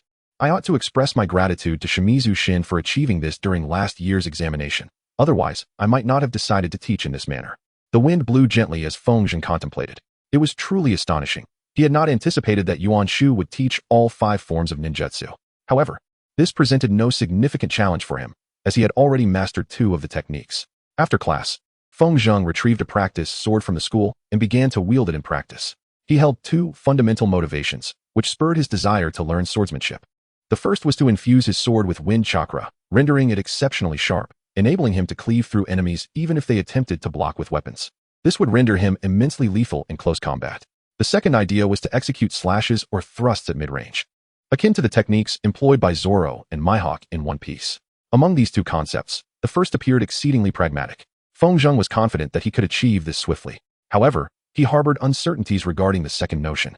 His recollections of those minor details from Naruto had grown somewhat hazy, and within his memory, it seemed that only one ninja could perform mid-range, brute force slashes, that being Might Guy during the execution of Morning Peacock and Evening Elephant. Nonetheless, even if he could not unleash a brute force strike, he could still replicate the technique using chakra, much like a samurai would. Moreover, by infusing his strikes with wind chakra, he could further amplify this capability. After practicing for an hour, he mused upon his swordsmanship, reflecting, although I have witnessed numerous sword techniques in my previous life, none offered a proper method for cultivation. Alas, I shall seek out Master Yuan Shu. Thus, he sheathed his sword and went in search of Yuan Shu. Upon finding him, Feng Zheng observed Yuan Shu engaged in conversation with another teacher. He waited patiently for a moment. When Yuan Shu noticed Feng Zheng, he interrupted his discussion to inquire about the reason for Feng Zheng's presence. The wind spoke, "Teacher, I wish to learn the sword. Could you teach me?" Yuan Shu felt a surge of emotion, nearly brought to tears as he thought. First, the principal tasked me with teaching 3 new students. Now this lad seeks my instruction in swordsmanship, as though I have no other responsibilities. He hasn't even participated in the graduation examination. He steeled himself and let out a sigh. Alas, I cannot refuse him. It is imperative that I speak with him. I hope he can take part in the graduation exam this year. If he lingers for another year or 2, and others begin to follow his lead in seeking my tutelage on various subjects, my life will descend into a veritable hell. The wind was astonished by Yuan Shu's sigh. He pondered, what troubles him? Shouldn't a teacher always be eager when students wish to acquire more knowledge? Yuan Shu replied, I do not often wield a sword. Yet I have several friends who are skilled in its use. I shall arrange for you to practice with them. As he spoke, he thought to himself, how delightful it is to have met so many good friends, for I can entrust the students' burdens to them. Feng Zheng nodded in gratitude. Yuan Shu inquired a few more questions, and then the conversation shifted to the topic of graduation examinations. He asked, Feng Zheng, what are your thoughts on graduation? Chapter 37, Request for C-Rank Ninjutsu.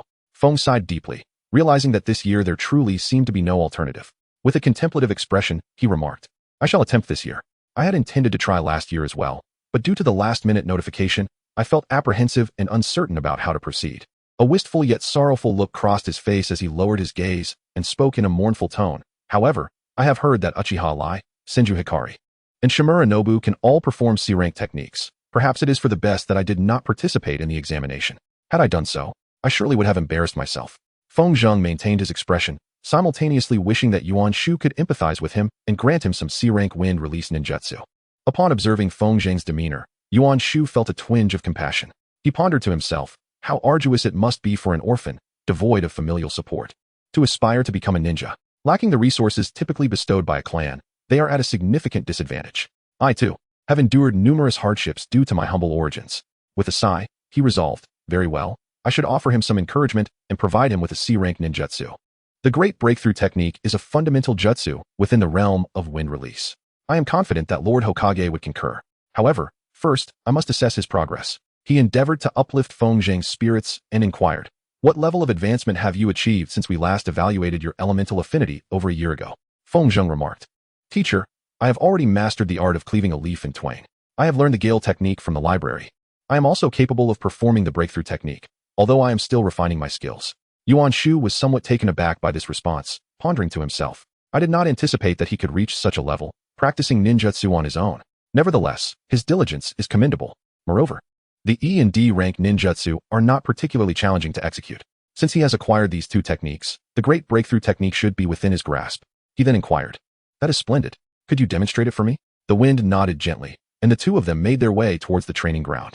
Feng Zheng skillfully executed the Gale technique.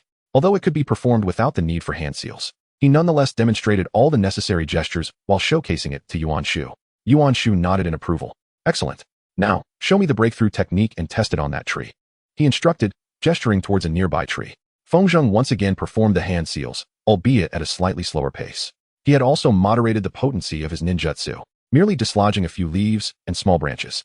After executing the technique, he mused to himself, well, this should suffice. If I were to unleash my full potential and transform this tree into a bare silhouette adorned with deep gashes, it would undoubtedly pique the interest of some. Yuan Shu was quite taken by Feng Zheng's performance, reflecting, very good. Although the power is somewhat lacking, considering he is merely 9 years old and has received no formal instruction, it is commendable. Yet, his talent in ninjutsu is evidently not on par with those three. Yuan Shu pondered further on how he might assist Feng Zheng, but could conceive of no additional methods. He ultimately concluded, very well. Even if he does not ascend to the ranks of a ninjutsu master, he remains a perceptive ninja. Furthermore, his physical prowess is quite solid. While his ninjutsu may not be impressive, the wind attribute could enhance the fire attribute. Thus, with his sensory abilities and wind-based ninjutsu, he can contribute significantly to his team. Therefore, achieving the rank of Special Jonin within a decade should pose no challenge for him. If his development continues positively, he might even attain the rank of Jonin. After summarizing his thoughts, he remarked, Feng Zheng, well done. You have mastered these two ninjutsu admirably. However, you should strive to amplify their power. The breeze nodded gently and replied, Indeed, teacher. The source tree continued, You need not worry about the sea-level ninjutsu. I shall see if I can procure one for you. Feng Zheng promptly expressed his gratitude. The following day, after obtaining Rijan's consent, Yuan Shu presented the Great Breakthrough Technique scroll to Feng Zheng. He remarked, This ninjutsu represents the next phase of the breakthrough technique. With diligent practice, it will greatly assist you in your graduation. Feng Zheng once again expressed his gratitude. Beginning the following day, he left a shadow clone at home and resumed his practice of sealing techniques. For the past 2 months, his focus had been on ninjutsu training, leaving no shadow clone to hone his sealing skills. There remained several fundamental seals he needed to master. The wind is expected to require an additional 2 to 3 months to complete the study of these sealing techniques, after which he may proceed to the next scroll. Currently, he faces a dilemma. Should he leave 1 or 2 shadow clones at home?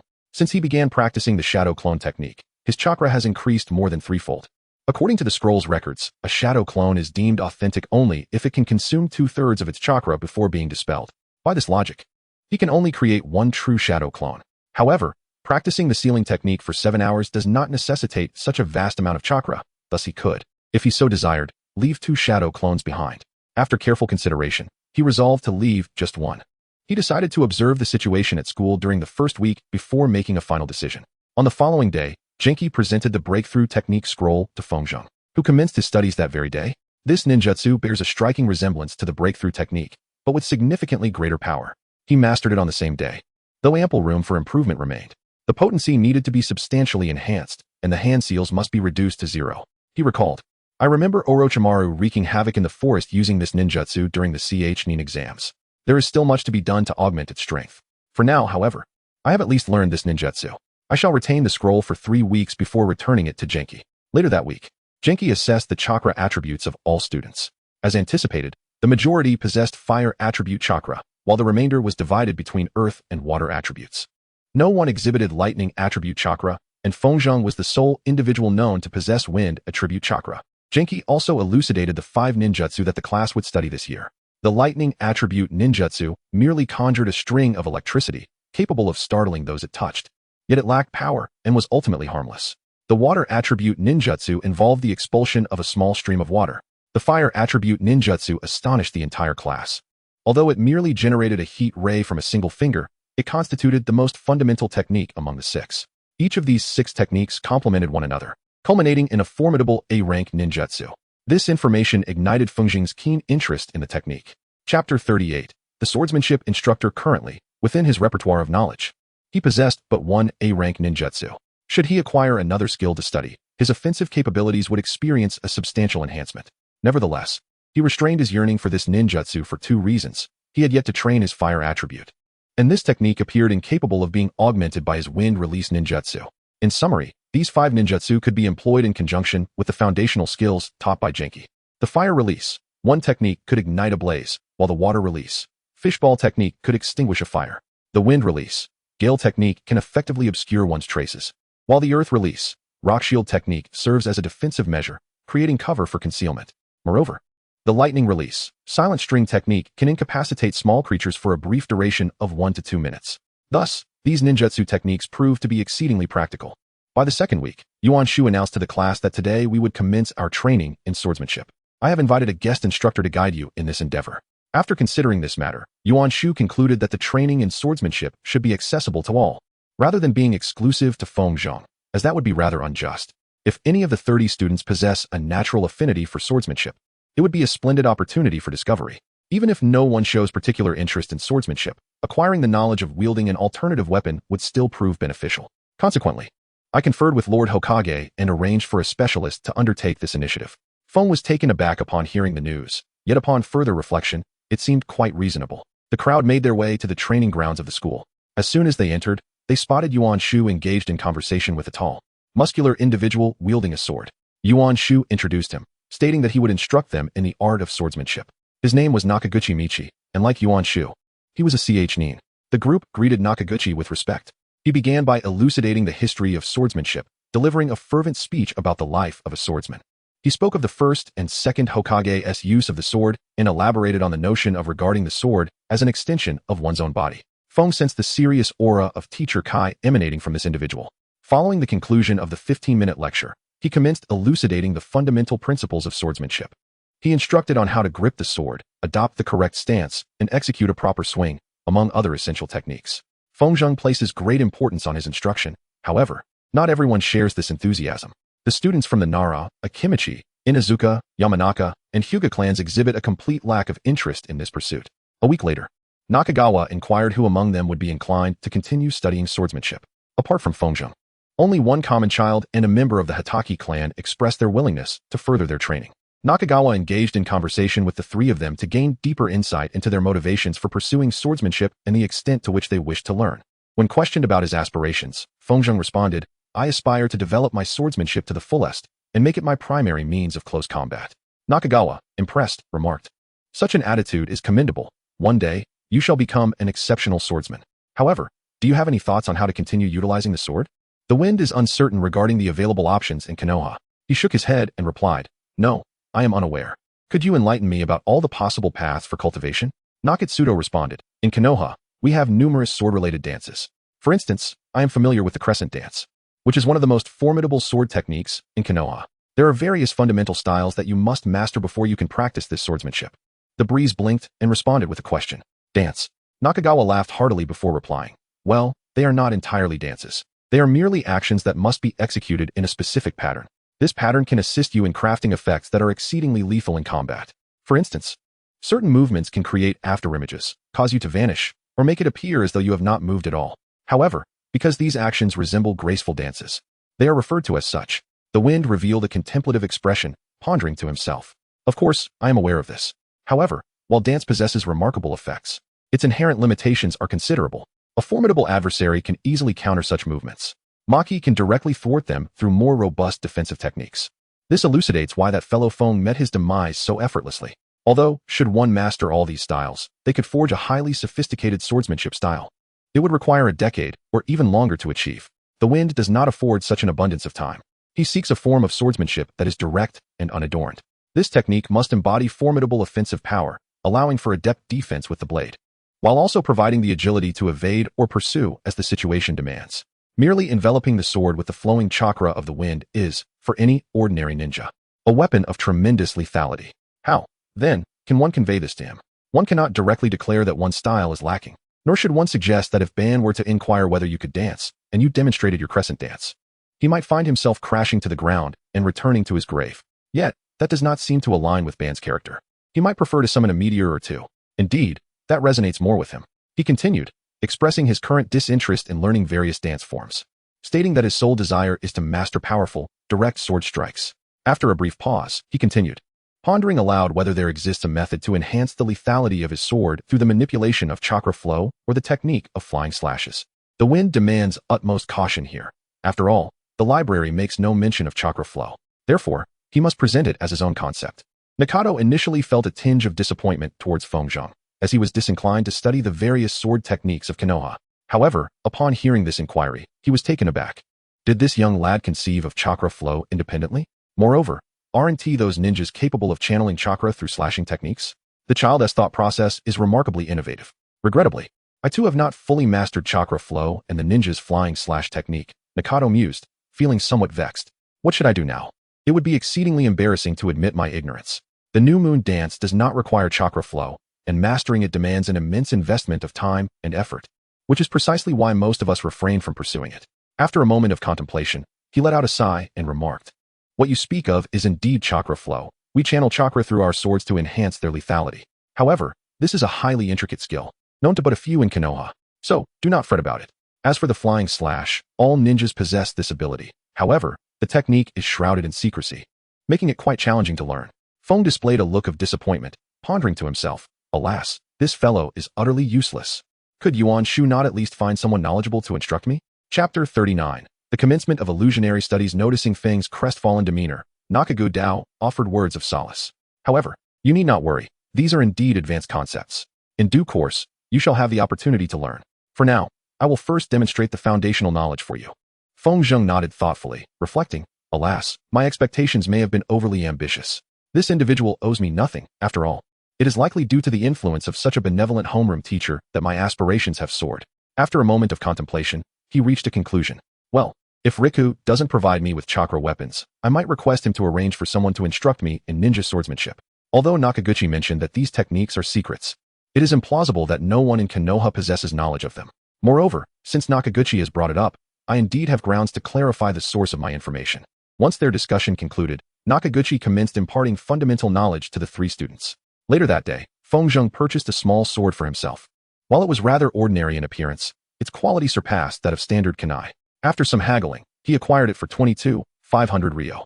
The reason for this purchase was that he could not practice chakra flow with the training swords available at school. Thus, a year passed. Nakaguchi had indeed instilled a wealth of foundational knowledge in Feng Zheng, who absorbed it like a sponge. As for the 5 basic elemental ninjutsu, Feng Zheng was momentarily disinterested in learning them. By the second week, he began to leave 2 shadow clones at home to study sealing techniques, which effectively doubled his learning pace. However, to avoid overwhelming his mind, both clones practiced the same symbols or seals. After a month and a half into the 4th year, Feng Zheng completed the basics of sealing techniques. During this period, he also realized that having both shadow clones practice the same sealing techniques did not accelerate his learning speed as anticipated. Dispelling the clones granted him insights from their perspectives, thereby solidifying his foundational knowledge, albeit at the expense of speed. In summary, Feng Zheng concluded that his learning speed had improved by approximately 60. He conducted further analysis and mused, the optimal use of shadow clones is to have each clone learn something different. However, this approach tends to induce headaches. Thus, while it may not be the best application of shadow clones, it is the most suitable for me. I value a more solid foundation over sheer speed of learning. After mastering the basic sealing techniques, he resolved to delve into more advanced sealing techniques from the next volume in Zone D of the library. The seals in this book could store elements. For instance, fire could be contained within a seal. This led him to ponder whether Jiraiya's seal for storing Amaterasu was merely a simple sealing technique. Stored elements could be created through ninjutsu, though it was not a necessity. Elements could also be drawn from the surrounding environment, akin to water. One could even seal water from a river. Upon reading about the sealing techniques in the book, he recognized that the sealing technique Shikamaru employed against Jay was likely detailed within this scroll. However, it appeared that he did not use ordinary water, but rather a more conductive variant. He must have added a considerable amount of salt, or perhaps something else to enhance its conductivity. Nevertheless, such knowledge held little utility in combat, as effective usage required a high degree of creativity. He then proceeded to study these new sealing techniques. 3 months into the 4th year, Feng Zheng could successfully execute the Great Breakthrough technique without any hand seals. In the following month, he accomplished the same feat with the Rock Shield technique. Although he still needed to strike the ground forcefully to perform it, he contemplated, I should learn to execute the Rock Shield technique using just one foot. Therefore, I must discover how to channel Earth-style chakra through my foot into the ground. After some reflection, he concluded, this indeed presents a challenge.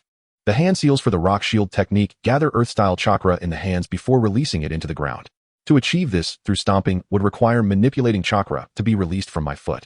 However, should I master this, it would serve as an exceedingly bothersome defensive tactic. He mused, as I run backward, each step could manifest a shield. I deem this worthy of time spent in training, so I shall add it to my regimen, while also attempting to create wind blasts through my feet. A month later, Feng Zheng decided to commence training with 2 swords simultaneously. He requested Nakaguchi to instruct him in the same foundational techniques. He also deliberately ensured that many observed his dual sword training. The sword he had previously owned had significantly worn down over the past 5 months, prompting him to purchase 2 new ones. After another month of practice, he still could not reduce the hand seals for the Earth military movement technique to 0. With only 4 months remaining until the final examinations, he resolved to halt his training in Earth-released ninjutsu and instead focus on jinjutsu. He visited the library to seek out jinjutsu scrolls. In Zone 0, he discovered several scrolls. Some merely covered the foundational knowledge of jinjutsu already introduced in class. Others discussed how to counter jinjutsu, while one detailed methods for learning jinjutsu.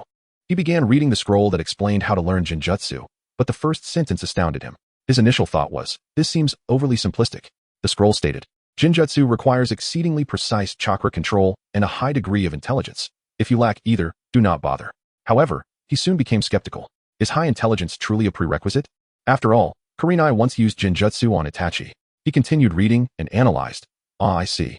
The ninja extends their chakra flow into the opponent's nervous system, controlling their mental chakra to influence their 5 senses, thus creating the illusion of non-existent phenomena. Jinjutsu itself can be divided into 2 categories. The first involves creating an entirely new environment through jinjutsu, where the opponent can easily discern that they are under a jinjutsu. Techniques like Itachi's Tsukuyami or Kurenai's jinjutsu against Itachi and Kisame fall into this category. The second type involves making a subtle alteration, implanting a small hypnosis in the opponent's mind.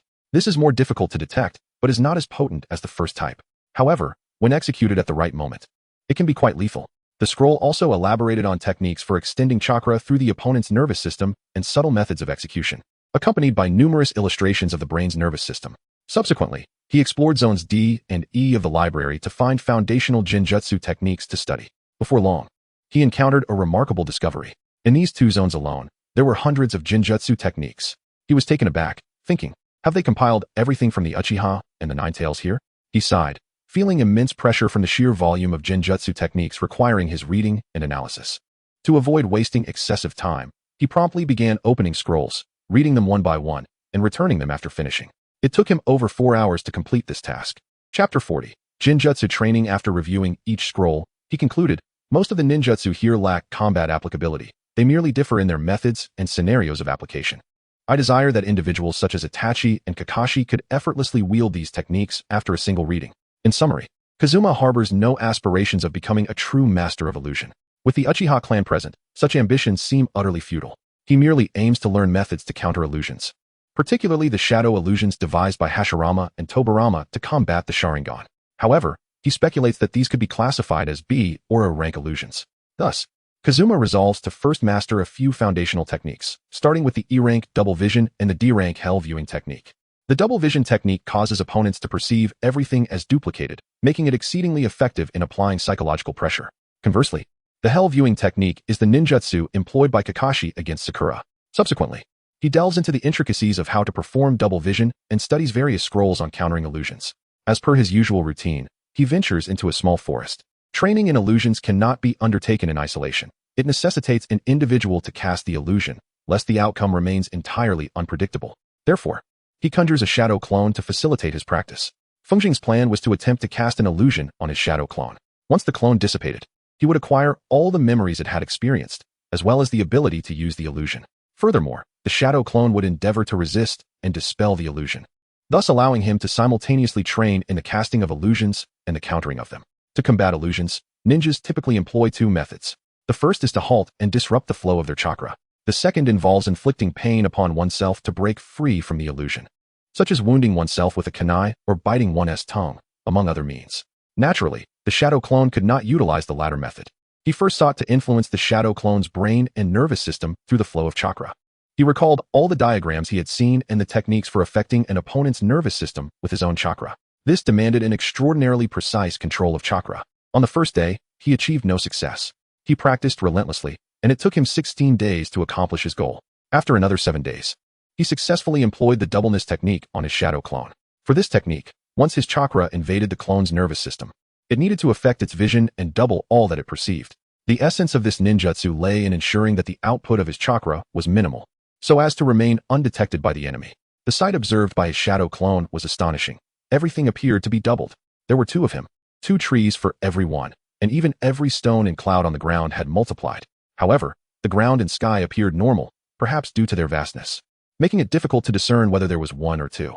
Yet, regarding these doubled entities, he could not perceive any significant difference between them. Had he not previously observed his surroundings, he would likely have overlooked most of the duplicated objects. He merely felt as though there were more pebbles on the ground. The forest was denser, and the clouds in the sky were more numerous than usual. Undoubtedly, he would notice the peculiar phenomenon of having 2 selves. Therefore, if he were seen by an enemy while casting this illusion, they would quickly realize something was amiss. Similarly, if there were multiple adversaries, the illusion would soon be identified. Moreover, although his original self diligently suppressed its chakra, being a sensory ninja, he could still sense the clone's chakra attempting to influence him. The shadow clone then closed its eyes, striving to perceive its surroundings. Since the illusion targets my vision, only my sight is affected. If I attempt to sense, I can only perceive a single original self. Thus, this illusion proves ineffective against sensory ninjas. The shadow clone then ceased its perception and nodded to Fengjing. The wind had just received the signal and unleashed 4 shurikens towards the shadow clone. The shadow clone perceived 8 shurikens, pondering to itself. I see that the original has thrown 4 shurikens at me. It then swiftly maneuvered to evade the oncoming projectiles. Fengjing subsequently employed the wind release technique to manipulate projectiles, directing the shurikens to pursue his shadow clone. The shadow clone, aware of the 8 shurikens, found it somewhat challenging to evade them. After half a minute, the shadow clone executed the Gale Surge technique, disrupting the primary body's control over the shurikens. He then performed the Wind Steel technique, drawing 2 shurikens toward himself, successfully catching one in his hands. However, the other shuriken vanished. The shadow clone then dissipated, transmitting all memories back to Fengjing. Upon gaining consciousness, Feng contemplated the nature of ninjutsu. So it is, he mused. Ninjutsu is not as advantageous as I had once envisioned. Its sole utility lies in the circumstance when an adversary is alone, allowing me to conceal myself in their vicinity and aim my shurikens at them. Yet, this tactic proves effective only when I can lure the foe to an unfamiliar setting where he remains oblivious to any alterations in his surroundings. Furthermore, this ninjutsu is ineffectual against perceptive ninjas. Fengjing received a profoundly significant revelation. He could sense the enemy's attempts to influence him through illusionary techniques. Yet, he remained uncertain whether this phenomenon stemmed from his novice status in illusionary arts or if every perceptive ninja possessed the innate ability to detect such manipulations. Should it be the latter, this would serve as an exceptional strategy against illusions. All he needed to do was disrupt his own chakra before the enemy could complete their illusion. Naturally, this approach would come with certain limitations. Moreover, Fengjing speculated that it might prove ineffective against the Sharingan, as the latter could cast illusions merely through eye contact. Nevertheless, he could readily perceive the illusions cast by others and disrupt them mid-execution. Who can say, perhaps through rigorous training, he could even counter the Sharingan's effects. With this in mind, he resumed his training, this time instructing his shadow clone to disrupt its own chakra prior to the casting of an illusion. Remarkably, the shadow clone accomplished this task within a single day.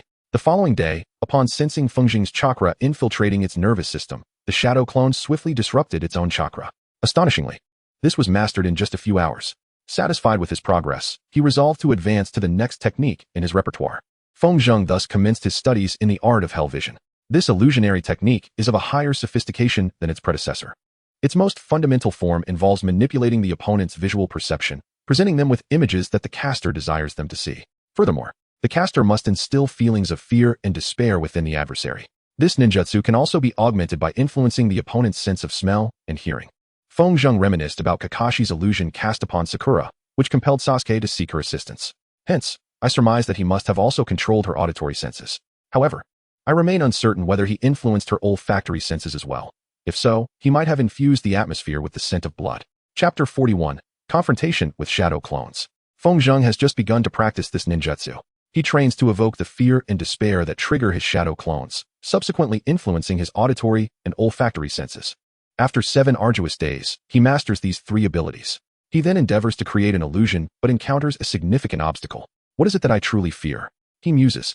The only concern weighing on my mind is Danzo forcibly drawing me into the roots. Yet, even that does not instill fear in me. Perhaps this is where my fortune lies. I possess no inner demons. After further contemplation, he finally comprehends. He casts an illusion on his shadow clone, which permits the illusion to be imposed upon it. For a few moments, nothing transpires, but soon the shadow clone perceives something. A small black dot appears on the horizon, steadily enlarging. He swiftly realizes its nature, thinking, good heavens, is that a tailed beast bomb? Upon sighting it, he is engulfed by fear and despair. However, having endured the training of the preceding days, he recognizes that Fengjing has triggered his own fear and despair. The tailed beast bomb strikes him, and the illusion dissipates. Subsequently, the shadow clone disperses itself, relaying the memories back to Fengjing. Fengjing reflects, progress is commendable. I believe my greatest fear now is to perish like cannon fodder, utterly powerless. He then contemplates the illusion he just experienced. The illusion's effect was quite satisfactory. However, the form of the tailed beast bomb remains somewhat unstable and requires refinement. Furthermore, the conclusion was abrupt. While weaker opponents like Sakura might faint, seasoned ninjas are unlikely to succumb after the illusion ends. Perhaps I could extend the illusion further, granting myself more time to deliver a lethal blow. After the explosion, I might induce the sense of earth and blood, or perhaps even present the image of my own corpse to my adversaries, causing them to believe they have perished and become spirits or phantoms. He continues to dedicate himself to enhancing the effectiveness of his illusion. After approximately a week, he finally finds satisfaction in the illusion he has created. With less than 3 months remaining until the final examination, he has mastered these 2 forms of illusion. The wind is making commendable progress in various aspects. However, there remains a crucial facet that has yet to capture his attention. He muses to himself, indeed, all advancements are proceeding smoothly. My chakra level has reached parity with that of the weaker instructors at the academy. It appears that my ninjutsu and taijutsu have likely transcended the realm of a mere genin. My endeavors in sealing techniques have also been fruitful. I should complete the current scroll within 6 months. In terms of swordsmanship, my foundational skills are solid, and the flow of chakra has become increasingly fluid. I can effortlessly sever a tree with my blade, and I can even cleave through a stone. Moreover, I have embarked on the study of Jinjutsu. Yet, he remains profoundly deficient in combat experience. Indeed, it would not be an exaggeration to assert that he has virtually no combat experience at all. After all, taijutsu competitions pose no mortal peril and scarcely inflict permanent harm. In such contests, participants are even prohibited from throwing shurikens at one another. Another pivotal concern is the instinct for combat and survival. The ability to act purely on instinct during battle or to sense imminent danger is of paramount importance for any ninja. Otherwise, a mere shuriken ambush could prove fatal. Fortunately, as a perceptive ninja, the wind possesses heightened intuition, but that is insufficient.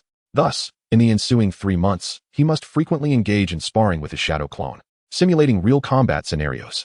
After some contemplation, he resolves, let us begin with wooden weapons. Once I have acclimated, I shall transition to authentic armaments. The following Saturday, he ventured into a small forest. After confirming the absence of onlookers, he conjured a shadow clone and decided to engage in a match. Both he and his clone were equipped with 24 wooden shurikens, 6 wooden kunai, and 2 wooden swords. They stood facing each other, separated by a distance of 10 meters. Fengjing picked up a small stone and cast it into the air. The moment the stone struck the ground, it signaled the commencement of battle. As the shadow clone was created only after all plans were finalized, no dialogue was necessary. As soon as the stone landed, both Feng Zheng and his shadow clone leaped backward, executing the great breakthrough technique. The clash of ninjutsu unleashed a tempest, snapping numerous branches in the vicinity. Following the execution of their techniques, both individuals swiftly evaded, distancing themselves from the range of the jutsu. As the wind gradually subsided, Feng Zheng and his shadow clone began to assess the opportunities that lay within the breeze. Feng swiftly discerned an opportunity, thinking to himself, right there. Without hesitation, he hurled 3 shurikens into the wind. Guided by the currents, they altered their trajectory, heading straight for the shadow clone. The clone, aware of the impending threat, swiftly flickered 50 meters to his left. As Feng Zheng observed the flickering of his shadow clone, a thought struck him regarding that direction. He promptly hurled 3 shurikens. Subsequently, he employed his projectile manipulation technique, directing all 6 shurikens to aim at his shadow clone. Watching the 6 shurikens approach, the shadow clone adeptly utilized its evasion skills, biding its time for the opportune moment. Soon enough, the chance presented itself. The shadow clone prepared 2 wind orbs and instantly unleashed the wind explosion technique. The 2 detonations obliterated 3 shurikens and caused 2 others to slip from Feng Zheng's control. Nevertheless, Feng Zheng maintained his focus on the remaining shuriken, ensuring that his shadow clone had no respite. Observing the last shuriken, the shadow clone contemplated the potential danger if Feng Zheng were to suddenly alter its trajectory to block it. I must divert his attention, it thought. Retreating, the shadow clone forcefully pressed its hands against the ground, raising a rock shield. The wind altered the trajectory of the shuriken, circling around the colossal boulder, yet there was nothing behind it. He pondered, could it be that he employed a substitute or perhaps descended underground? Consequently, he teleported to a nearby branch of a tree. Subsequently, he activated his perception mode, directing his focus below ground, where he sensed his shadow clone. He contemplated, well, I shall await his emergence. With that, he readied a ball of wind in each hand. Meanwhile, the shadow clone was rushing towards Feng Zheng to launch a surprise attack. However, he sensed that Feng Zheng had detected him, along with the chakra accumulated for the wind blast technique. He thought, no, it is impossible to initiate an offensive now. I must evade the surface. My movement speed underground is significantly slower. Yet, I may not be able to evade his wind blast attack. This analysis transpired in less than a second, prompting the shadow clone to decide to depart directly from the ground. The wind keenly sensed the presence of his shadow clone and swiftly flickered to the vicinity where the clone emerged from the ground. As the head of the shadow clone broke the surface, the wind launched 2 orbs and began preparing additional ones. The shadow clone, with its head just revealed, contemplated, indeed. Just as I thought. Chapter 42, Ninjutsu Combat Training. Consequently, it conjured the rock shield that had been meticulously prepared, infusing the rock shield with an abundance of chakra. It significantly increased both its size and fortitude. The wind sphere collided with the rock shield, resulting in a spectacular explosion. The raging winds eroded the surface of the shield, yet they could not penetrate its formidable defense. As the wind observed the rock shield rising from the ground, he had already prepared 2 larger wind spheres, teleporting to a superior vantage point for his assault. Even before the rock shield had fully ascended, he had approached the shadow clone to a mere 10 meters away. Due to the presence of the rock shield, the shadow clone remained oblivious to the wind's sudden appearance beside him. However, upon noticing the wind's proximity, he swiftly launched several shurikens at him. As Feng Zheng beheld 2 shurikens hurtling towards him, he contemplated, I certainly do not wish to confront them head-on. Thus, he launched a wind orb to nullify the incoming shurikens and directed a second orb towards his shadow clone. However, the shadow clone swiftly evaded, prompting Feng Zheng to pursue. For the ensuing minute, they darted at remarkable speeds, attempting to strike one another with wind explosion techniques, shurikens, or kunai. Yet, neither party succeeded in their assaults. Before long, the shadow clone seized an opportunity, encircling Feng Zheng with 6 shurikens and unleashing several wind explosion techniques towards his sole route of escape. Feng Zheng mused, this is perilous. A conventional escape would be fraught with danger. Therefore, I shall descend underground. He then enacted the Earth military movement technique to burrow beneath the surface. However, recalling the previous plight of the shadow clone, he refrained from closing the distance, instead opting to navigate in the opposite direction while continuously sensing the shadow clone and the wind orbs. He reflected, indeed, I must divert his attention to facilitate my escape from underground. Thus, he prepared for the great breakthrough technique. As his head emerged from the earth, he caught sight of the shadow clone launching 2 wind orbs at him while simultaneously manipulating 6 shurikens. Nevertheless, Feng Zheng employed the great breakthrough technique, rendering all incoming attacks null and void. The shadow clone, caught within the blast radius, hastily retreated underground. As the wind swirled around him, he pursued his shadow clone while pondering. I surmise he might engage in similar actions as I do. I wonder if I can disrupt his movements beneath the surface. Subsequently, he arrived directly above the location of the shadow clone and struck the ground forcefully with a fist infused with chakra. The earth trembled slightly under the impact, And although the shadow clone underground sensed the vibrations of the blow, it sustained no harm. The wind swirled as he pondered. This is futile. Alas, it appears I have yet to reach Tsunade's level. He then flickered to a nearby tree, preparing 2 wind explosion techniques while simultaneously readying himself for another flicker. As he awaited the emergence of his shadow clone from the ground, he mused, I truly need to learn a technique that can force someone off the ground. The ninjutsu used by Naka's son comes to mind. Perhaps I could also submerge the ground in water to restrict airflow. Meanwhile, the shadow clone was also contemplating. What a close call. If my original had been slightly stronger, that punch could have obliterated me. What should I do now? I can sense that my original is primed for the wind explosion technique, waiting for me to surface. I suspect the effectiveness of the rock shield will be limited this time. While observing, he suddenly felt something and thought, wait, can I breathe? Ah, I see. The cracks in the ground caused by that punch allowed some air to seep in. This is quite detrimental for my original. Furthermore, I never considered that a shadow clone requires breathing. This is rather surprising. I wonder if Tobirama could create a shadow clone technique that does not require breath, or if he merely enhanced this ability to improve the efficiency of infiltration tasks. If it is the latter, then I must find a way to eliminate the breathing requirement for shadow clones. This way, they could remain underground for hours. Since I am not under any time pressure, I shall wait here until I devise a good plan. After all, I have no effective means to counter my original while it remains hidden underground. Meanwhile, the wind continued to wait on the branch for the shadow clone to surface. After 5 minutes, he thought, do shadow clones not need to breathe? Surely, these cracks can continuously supply air, right? Alas, I feel utterly powerless. Only the swamp technique holds potential, but its range is too limited to be effective. I wonder if my shadow clone has devised any strategy, or if it is merely wasting time. After another 5 minutes of sensing the shadow clone, he could endure no longer and dispersed it. Upon gaining access to the memories of the shadow clone, he marveled at its patient waiting underground. Ah, this is my shadow clone for you. I recall playing a Counter-Strike game in my past life. My team and the enemies exchanged fire within 5 minutes. All my teammates were eliminated, leaving 2 enemies alive. They believed they had won, only to realize they still had 1 foe to eliminate. Poor souls spent 5 minutes searching for me. In the end, when they entered my hidden lair, I successfully dispatched them. Feng began to analyze his practice session, contemplating to himself, if I disregard the outcome, this session was quite successful. However, it primarily constituted a mid-range engagement. His offensive techniques included the Great Breakthrough and Wind Blast, while battlefield control was managed through projectile manipulation. For defense, he employed the Rock Shield technique, and for evasion, he utilized Body Flicker and Earth Movement. The Wind Clone technique was another available ninjutsu, yet it was deliberately omitted to avoid confusion. Other ninjutsu proved ineffective during this encounter. In truth, Feng desired to close the distance, yet his strategy with shadow clones dictated against engaging in close combat, for a single hit would result in their dispersal. Consequently, he was unable to employ taijutsu or kenjutsu, nor did he have the opportunity to utilize wind push. Given his current skill set, casting illusions amidst such frenzied combat was an impossibility. A point of considerable concern was undoubtedly the battle occurring underground. In confronting subterranean foes, Feng had no superior recourse other than to burrow himself, yet fundamentally, he was ill-equipped for underground combat, placing him at a significant disadvantage. Moreover, striking the ground with his fists to create openings was exceedingly foolish, as subterranean adversaries would gain superior access to the air. Additionally, Feng needed to enhance his offensive capabilities. Feng believes that he could originally penetrate the rock shield with a kunai, yet he finds himself unable to achieve this with a wooden kunai. Regardless, his current ninjutsu proves insufficient to break through. Furthermore, Feng must employ the body flicker technique with greater precision.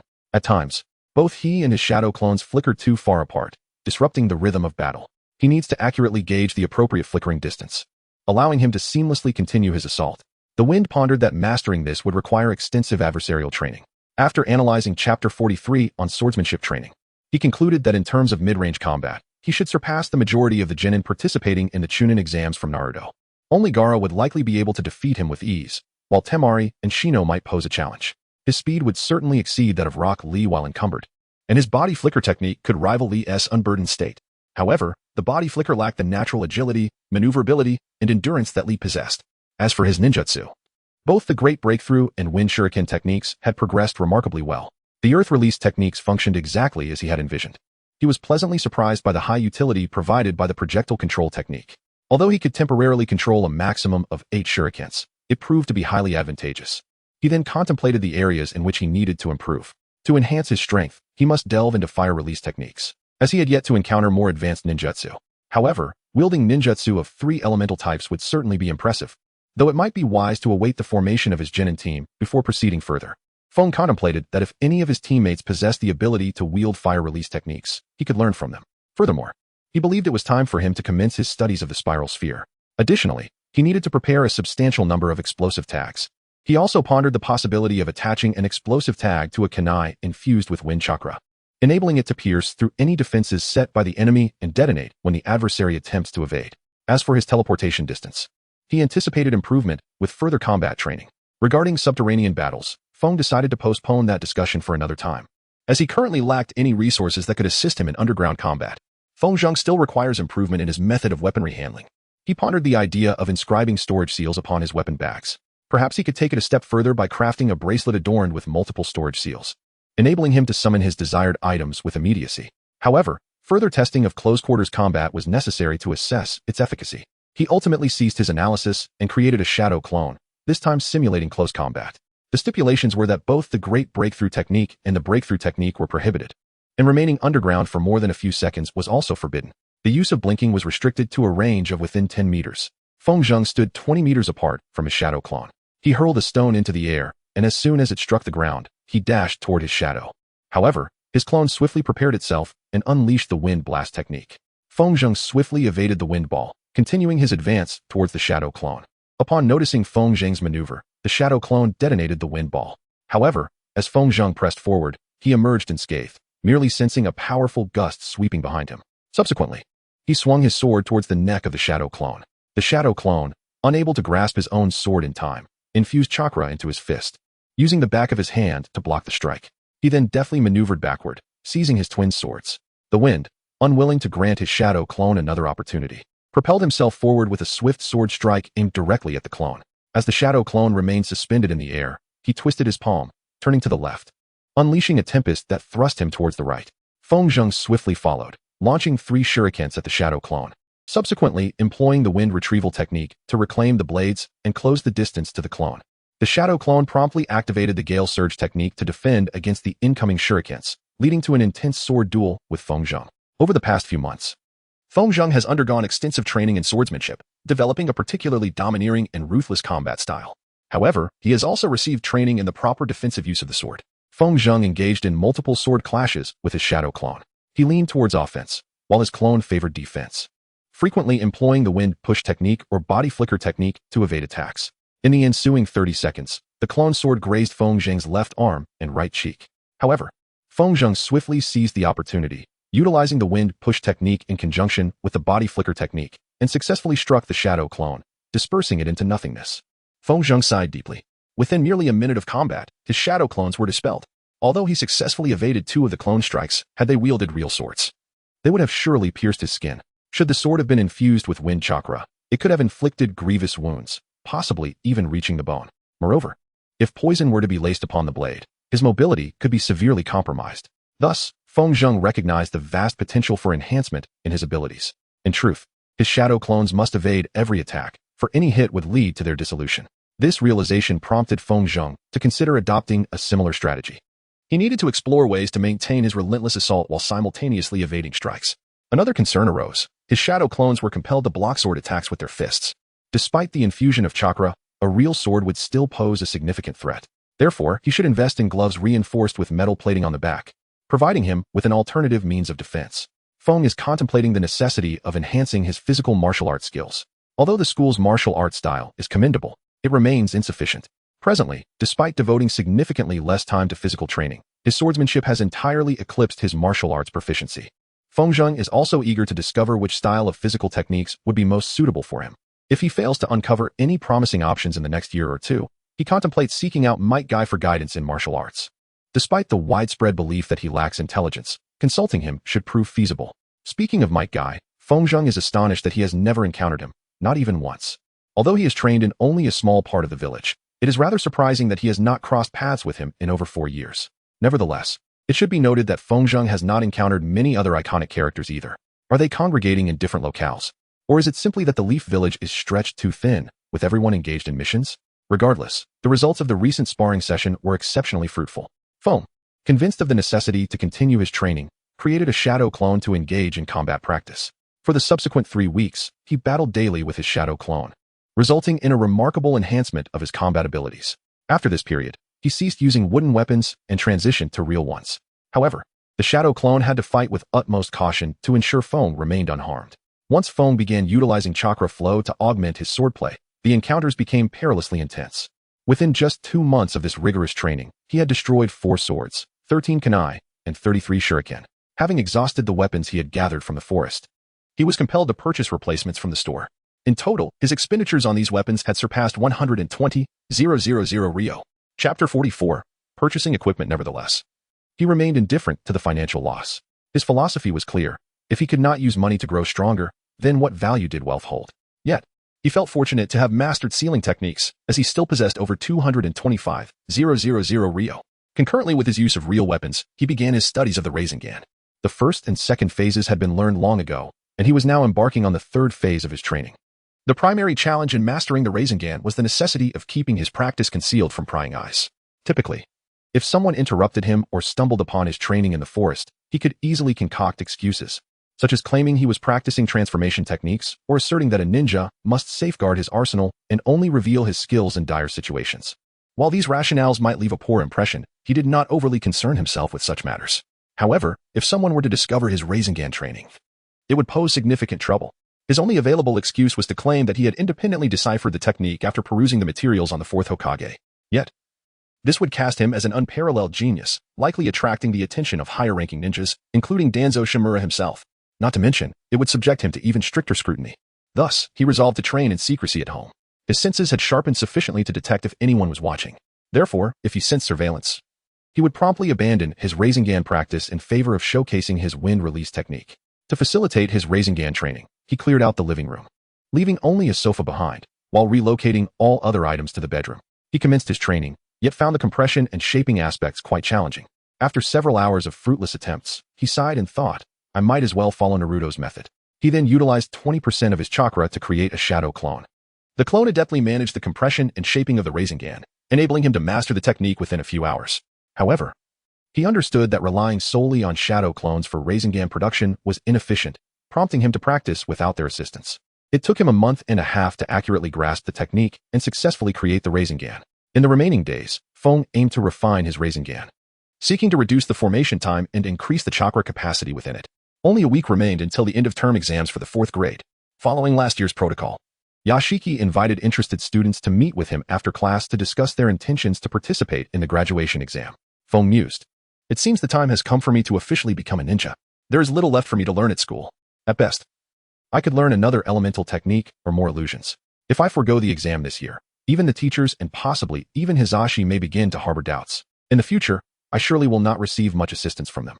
If my disguise during the exam fails, I do not believe my performance could fool someone with decades of experience. Regardless, I am confident that I am prepared. Thus, I shall proceed with the exam. After class, Feng approached Yashiki to confirm his intention to participate. Yashiki smiled and wished him good luck. With only a week left until the finals, Feng began to concentrate on the written exam syllabus. The curriculum for the written examination proved to be quite astonishing. He recalled the moment when Yashiki had commenced teaching these subjects at school, particularly trigonometry. Upon seeing this, Feng's initial reaction was, trigonometry? Teaching it to 9-year-olds? What is next? Calculus and integration? Despite his irritation, he was genuinely surprised at how effortlessly the students mastered these concepts. He marveled at how these 9-year-olds could grasp trigonometry so easily. He sighed, acknowledging the intelligence of the children here, and continued his studies. He also sought to prepare adequately for missions. He ceased learning new sealing techniques, allowing his shadow clones to focus on crafting essential items for him. He purchased 2 ninja pouches, 2 ninja leg bags, and several metal wristbands. Then, he instructed his shadow clones to create storage seals on these items. The sealing scrolls in Library D provided extended explanations on storage seals, detailing methods for adjusting the size of the storage space and manipulating its shape. This was not overly complex, as it merely involved increasing or decreasing the number of spatial symbols involved. Thus, the seals themselves remained quite fundamental. However, this proved to be exceedingly beneficial for Feng. Within the ninja pouch, Feng inscribed 7 storage seals. For the ninja leg bags, he managed to draw 4 seals. Although these were significantly smaller in capacity compared to the seals on his scrolls, their purpose of enhancing the capacity of his pouches and bags made them quite convenient. In the leg bags, 2 seals could each hold 6 kunai, while the other 2 could each accommodate 24 shuriken. He then devised various triggers to facilitate the replenishment of weapons stored within the seals. Consequently, his supply of weapons would see a substantial increase. The pouch could store even more items, though he had yet to determine how to fill them all. He did have several ideas, such as a first aid kit, ninja ropes, scrolls, seals for elemental storage, additional weapons, explosive tags, soldier pills, and rations, among others. For the wristbands, he inscribed a small seal on each. When worn, these seals would rest directly beneath his palms. These seals formed cubic storage compartments measuring approximately 15 centimeters x 15 centimeters x 100 centimeters, designated for the storage of swords. In this manner, he could swiftly draw his sword at any moment. Aside from this seal, he intended to inscribe 3 additional seals on each bracelet. On the reverse side of the wristbands, he planned to procure 2 large and sturdy shields for safekeeping. Should he find himself in a perilous situation where the rock shield could not provide adequate protection, he could rely on this shield for cover. However, as he was uncertain about the dimensions of the shields he intended to purchase, he refrained from engraving that seal. Beyond these 2, he had initially contemplated etching 2 storage seals on the wristbands, yet he had yet to determine what to store, leaving that decision for a later time. On the eve of the examination, he disguised himself and acquired a plethora of weaponry. He procured 96 shurikens and 24 kunai to fill both leg pouches. Additionally, he bought 12 explosive tags, affixing them to 6 kunai in each pouch. The total expenditure amounted to 65,000 ryo. Through shrewd bargaining, he ultimately secured them for 55,000 ryo, making a faint promise for future purchases. Chapter 45, Graduation Exam. The following day, the final examinations commenced. With the intent to pass and secure the top position, he excelled in the written test, confident of achieving a perfect score. In the absence of Senju Hikari, Shimura Shin, and Uchiha Rai, he also excelled in the shuriken throwing competition. In terms of physical prowess, he still lagged behind Hinata Hodaka, ranking second. During the ninjutsu examination, he ensured his performance matched that of Hinata Han, though this particular test did not involve any chakra control assessments. Feng was not surprised, for nearly every student in his class possessed excellent chakra control, enabling them to traverse trees and walk on water, as this year had seen extensive training in such skills. The examination also assessed the student's mastery of the fundamental skills taught in the previous year. Fengzheng once again assured that his ranking in this examination would be close to the top positions. When the results were announced, Fengzheng secured the first place. Hinata Hana claimed the second, while Hinata Hotak unexpectedly attained the 5th position, showing significant improvement in his written examination scores, which enabled him to achieve such a high rank. A week later, the graduation examinations commenced. Fengzheng observed that there were 3 distinct cohorts of students present, his own grade level, the senior students, and those from a lower grade. In his class, there were 23 students participating in the graduation examination, which was to be presided over by Nara Takamasa. He glanced at the list of participating students. There were 68 candidates from the 5th grade, 35 from the 4th grade, and 8 from the 3rd grade. With a sigh, he contemplated the exhaustion this examination would entail. Before instructing the commencement of the test, the first segment of the examination was a written test. Fengzheng gazed at the examination paper, initially expecting a plethora of theoretical questions. However, he was taken aback upon reading the prompts. They were not theoretical inquiries but rather scenarios requiring students to articulate their responses. After perusing all the scenarios, Fengzheng sighed. This was merely a basic ninja protocol, designed to ascertain whether the students had been thoroughly indoctrinated. Reflecting on it, he had anticipated some more challenging questions. Alas, he sighed once more and proceeded to answer, his responses akin to those of any graduating student. The examination lasted an hour. When time was up, the papers were collected and sent to Nara Takamasa. He instructed 6 teachers from the school to evaluate the answers and determine the students' readiness for graduation. It took half an hour for a thorough review, after which they presented the results to Nara Takamasa. One of the teachers remarked, "Takamasa-sensei, we have completed our assessment. Out of 111 students, 79 provided satisfactory answers, while the remaining are not yet prepared." Nara Takamasa nodded and replied, "Let them return." The 32 students were asked to go home and prepare for the following year. Fengzheng expressed his astonishment. They are simply letting the children leave? Won't this diminish their motivation? Are they attempting to reduce the number of participants in the next examination? He was not alone in harboring such thoughts. A teacher from the general class inquired of Nara Takamasa, "Senpai, won't this dampen the students' enthusiasm? The examinees are the finest in the school." Nara Takamasa regarded the teacher, who had joined the school 2 years after him but lacked exceptional talent, barely achieving the rank of chunin during the war. Nara Takamasa shook his head and stated, "If they lose motivation over such a minor setback, then they have no hope. It would be better for them to remain in the Genin preparatory team, allowing us to allocate resources towards nurturing those more deserving of promotion to chunin." Although the teacher remained unconvinced by this rationale, he chose not to press the matter further, as this was not Nara Takamasa's first time supervising the graduation examination. Following the written test, the candidates underwent assessments in shuriken throwing, stealth operations, camping, and chakra control, mirroring the evaluations conducted a week prior in Fengzheng's class. Since the elite class had already been tested, they were exempt from further evaluation, and their prior week's results were carried over. The school teachers observed every student's performance, resulting in 15 students failing the tests. Upon receiving the report, Nara Takamasa mused, "Wow. This makes things so much easier. Conducting the physical competition will now be a breeze." Shortly before the commencement of the physical competition, the Hokage arrived to witness the examination, followed closely by a figure easily recognizable to Feng Zhang, Kakashi Hatake. Feng was taken aback upon seeing him. He pondered, why is Kakashi here? Surely, Hizashi would not compel him to commence training the children at this moment? I sincerely hope that is not the case. If Hizashi were to assign my team to him, the original timeline would be irrevocably disrupted. I am uncertain how formidable I could become in the next 6 to 7 years. Hence, I genuinely wish that circumstances do not change because of me. Next, there will be a martial arts competition among the remaining 64 students. Nara Shikaku has arranged for a knockout tournament, allowing each student to compete a maximum of 6 times. Feng Zheng effortlessly advanced to the semifinals. In the semifinals, he is set to face a member of the Hinata clan who is a year his senior. Feng engaged in an intense battle, yet he remained at a significant disadvantage. Although he successfully landed powerful blows to his opponent's right rib, nose, and beneath the left rib, he ultimately succumbed in the contest.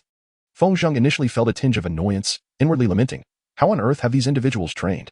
Despite the significant progress I have made over the past few months, I still suffered defeat. He soon regained his composure, meticulously analyzing the battle. From another perspective, this outcome may indeed be justified. I surmise that the elders of the Hinata clan frequently engage in sparring sessions. In contrast, my only opponents have been my shadow clones. Moreover, the combat style of the Hinata clan is fundamentally rooted in physical techniques, whereas my training has leaned more towards wind techniques, body flicker technique, and earth military movement technique. Excluding these skills would undeniably diminish my combat efficacy. Had I been permitted to utilize ninjutsu and swordsmanship, perhaps I could have triumphed in this encounter. Furthermore, I did not even employ chakra to enhance my strikes during the battle. He then observed the finals between Hinata Sueko and that other competitor. Due to sustaining injuries in his match against Feng Zheng, he struggled and ultimately lost. However, having faced both of them, Feng Zheng knew that even without those injuries, Hinata Sueko would still have emerged victorious. Hinata Sueko ranked first, yet Feng Zheng harbored little concern. My scores in the other examinations far surpassed those of Hinata Sueko. Thus, this discrepancy would not have a significant impact. I should still remain the top student in the class. Feng Zheng also noted that no one had been eliminated in the martial arts competition. Chapter 46, Illusory Transformation of Heaven and Earth. In the subsequent assessment, several teachers accompanied the children to this segment of the training ground. Upon arrival, the students observed a lengthy white line drawn on the ground, with a series of obstacles positioned ahead. Feng Zheng pondered, is this an obstacle course? However, he quickly dismissed the thought, deeming it too simplistic. All 64 students stood behind the white line. Soon, Yuan Shu appeared and announced, this is your next phase of examination. It is an obstacle race. You must run in a straight line for 500 meters to reach the designated white line. This announcement sent waves of excitement through the students who thought, finally, a straightforward assessment. Those who had previously participated in graduation exams wondered why such an easy test had not been administered last year. Yet, Feng Zheng remained perplexed by the simplicity of the task. Nevertheless, he noticed another figure standing behind Yuan Shu. After the announcement, Yuan Shu nodded to him. Nara Takashi observed the exhilarated children and chuckled, thinking, this test should prove to be quite entertaining. Tragically, the children were unaware that the individual standing there was a seasoned jonin from the Kurama clan, Kurama Hikari. In previous wars, hundreds of enemies had fallen victim to his cunning strategies. Yuan Shu then declared, on your marks, get set, go. Concurrently, as he made the announcement, Kurama Hikari began forming hand seals. At the sound of begin, he unleashed the illusion technique, illusory transformation of heaven and earth. The moment his ninjutsu activated, all 64 students were jolted. It felt as if someone had grasped both the earth and sky and flipped them upside down. The sensation of gravity seemed reversed. Most students were filled with terror, clinging tightly to the ground beneath their feet. Only 4 exceptions remained unaffected, a third-year girl from the Uchiha clan, who activated her Sharingan upon sensing the shift, 2 fifth-year students from the Kurama clan, who were familiar with this ninjutsu, and Feng Zheng, who had been intently watching Kurama Hikari as he formed the seals. He sensed an attempt to influence his nervous system, which alerted him to the illusion. Initially intending to disrupt the illusion, he refrained upon realizing that others were also affected, wishing to avoid drawing attention to himself. Although Feng Zheng noticed the illusion, he was still deeply impressed by this individual's ability to cast it simultaneously on 64 students. Anma Guang observed the reactions of all the students, revealing a smug smile. He employed a B-rank illusion on them. During the Third Shinobi World War, he had frequently used this illusion to confound his enemies, leading his allies to eliminate them. Nara Takashi attentively watched the students, contemplating that this examination was a test of their willpower. Should they fail to complete the challenge, he would have no choice but to deny them passage. While all the students struggled, Feng Zheng diligently sought his own equilibrium. He rapidly pondered the purpose of this test, quickly formulating 3 possibilities. It might be an assessment of their ability to break through illusions, a trial of their resolve, or perhaps a measure of their reaction to unexpected situations. Regardless, it was merely an illusion. I must look downward and continue to advance. If others shatter the illusion, so shall I. With this mindset, he took his first step. Aside from him, only 2 students from the Onma clan were moving. Soon, a few others also took their initial steps. A girl from the Uchiha clan resisted the illusion, breaking free after 15 seconds, and then effortlessly completed the obstacle course. Feng sensed someone moving at an astonishing speed and turned his gaze towards the girl. He marveled, the Sharingan? At such a young age? He continued to focus on his competition, completing the initial strides before transitioning into a light jog along the track. The other students were lagging behind, yet they soon grasped the situation and quickened their pace. Feng Zheng ranks 4th in this test. Only a mere 41 students have successfully passed the examination, while the remaining 23 are either in a state of unconsciousness or too fearful to take a single step. Naruto decides to send them away, requesting their departure. Following the conclusion of the test, the ninjutsu examination commences.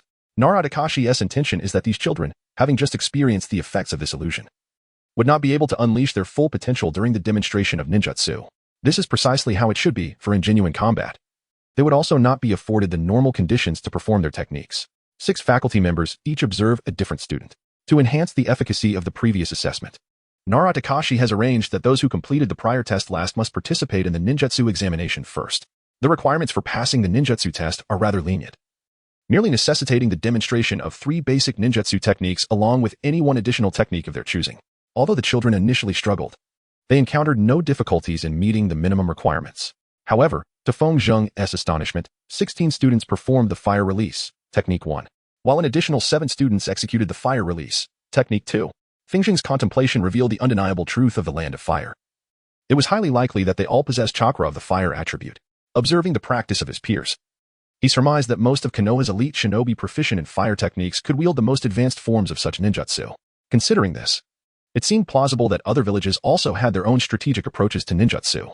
Nevertheless, since they continued to encourage the children to focus on this particular technique, he believed it must still hold significant utility. Furthermore, the majority of the children showcased the ninjutsu their families excelled in. When it was Feng Zheng's turn, he executed 3 fundamental ninjutsu techniques. Subsequently, he invoked the shadow clone technique, producing 8 shadowy replicas of himself. He then performed the wind burst technique, culminating with the great breakthrough technique. Of course, he exerted only a quarter of his strength, employing hand seals, which caused a slight delay in his execution. Although his performance was not extraordinary, it nevertheless surpassed that of his classmates. What astonished Feng Zheng the most was the display by the Uchiha girl. She proclaimed her intent to first perform fire release, 3 techniques. Upon her announcement, Feng Zheng's curiosity was piqued, as he was unaware of the capabilities or the magnitude of power possessed by ninjutsu at this stage. No sooner had she spoken than 2 instructors approached, grasping a metallic wire in their hands. Feng felt a twinge of confusion, pondering if this was not akin to the fire release, twin techniques. The only difference being that instead of a single instructor, 2 stood before her. After forming the necessary hand seals, she raised her arms, extending her index and middle fingers. Heat rays emanated from her fingertips, severing 2 metal wires within mere seconds. The wind swirled as thoughts coalesced. Is that all? Much akin to the fire release, 2 techniques ninjutsu, yet they wield the ability to unleash thermal rays with but a single hand. The potency of this ninjutsu has not significantly escalated. Rather, its frequency has increased. For a C-rank ninjutsu, it remains rather feeble. How peculiar. Will this technique unexpectedly strengthen in its later stages? Chapter 47. Exceptional Graduation. She proceeded to execute the fireball technique and the fire dragon technique to complete her examination. Her performance was exemplary. In the eyes of the wind, her prowess in ninjutsu was second only to that of a 5th-grade student from the Hitaki clan. Upon the conclusion of the exam, the instructors began to tally the results. Naruto entrusted this task to his subordinates. When he resolved to allow these 41 students to pass, his responsibilities were fulfilled. Naruto reported to Hisashi, Lord Hokage. All 41 of these children have successfully passed my examination, 1 from the 3rd grade, 9 from the 4th, and 31 from the 5th. They are poised to become remarkable ninjas. Coupled with the 94 students who advanced from the highest grade, this year's results are exceptionally favorable for us. Hisashi nodded and exchanged a few courteous words with Naruto. Once the results were compiled, they were presented to all the students. Feng Zheng remains the top student in the class, closely followed by Hinata Hana and then Hinata HGA, the latter having risen in rank due to an exceptional performance in the graduation exam. Subsequently, all 41 students gathered before Rijan. With a smile, Rijan commenced yet another oration on the will of fire. This time, however, his fervor was more intense, more passionate, and more vigorous than any previous speech. Even Feng Zheng found himself momentarily taken aback by the audacity with which someone could so blatantly indoctrinate children and take immense pride in it. Yet, as the final words hung in the air, a cold smirk crept into Feng Zheng's heart. The will of fire, the will of fire, the will of fire. Now, let me see just how much of this will you truly possess, he thought with a chuckle. After the speech concluded, Rijan called forth Kiki Raijin, Suzuki Fengzheng, and Uchiha Maihiko. The trio stepped forward, standing before Rijan. He remarked, "You three have worked diligently and your performance has been outstanding. Speak, what rewards do you desire?" No sooner had he finished speaking than Kiki Raijin stepped ahead. Many, including Fengzheng and Maihiko, deemed this act rather disrespectful. However, Fengzheng remained unfazed, while Maihiko pouted. Yet, Kiki Raijin's subsequent request clarified his urgency to all present. "Lord Hokage, my mother is gravely ill, and none of the doctors we've consulted can cure her. Could you arrange for a skilled medical ninja to treat her?" While everyone now understood his anxiety, another question arose in Fengzheng's mind. Isn't he from the Kiki clan? Kiki Tsukumo has indeed passed for quite some time, but surely their situation cannot be that dire? Moreover, they should possess sufficient funds for treatment. Unless the illness is exceptionally difficult to treat, necessitating someone of Tsunade's caliber, which I could comprehend. Yet, even so, I doubt Rijan could summon Tsunade back. Kakashi appeared visibly perplexed as well. Only a handful of teachers and Rijan were privy to the truth. Rijan mused, alas, since Kiki Tsukumo's death, the Kiki family has been in decline. It is unfortunate that Kakashi has paid little attention to this clan. This boy has suddenly distinguished himself this year, prompting me to investigate his background. His father died in the Third Shinobi War, and his mother is merely a commoner, not even a member of the Kiki clan.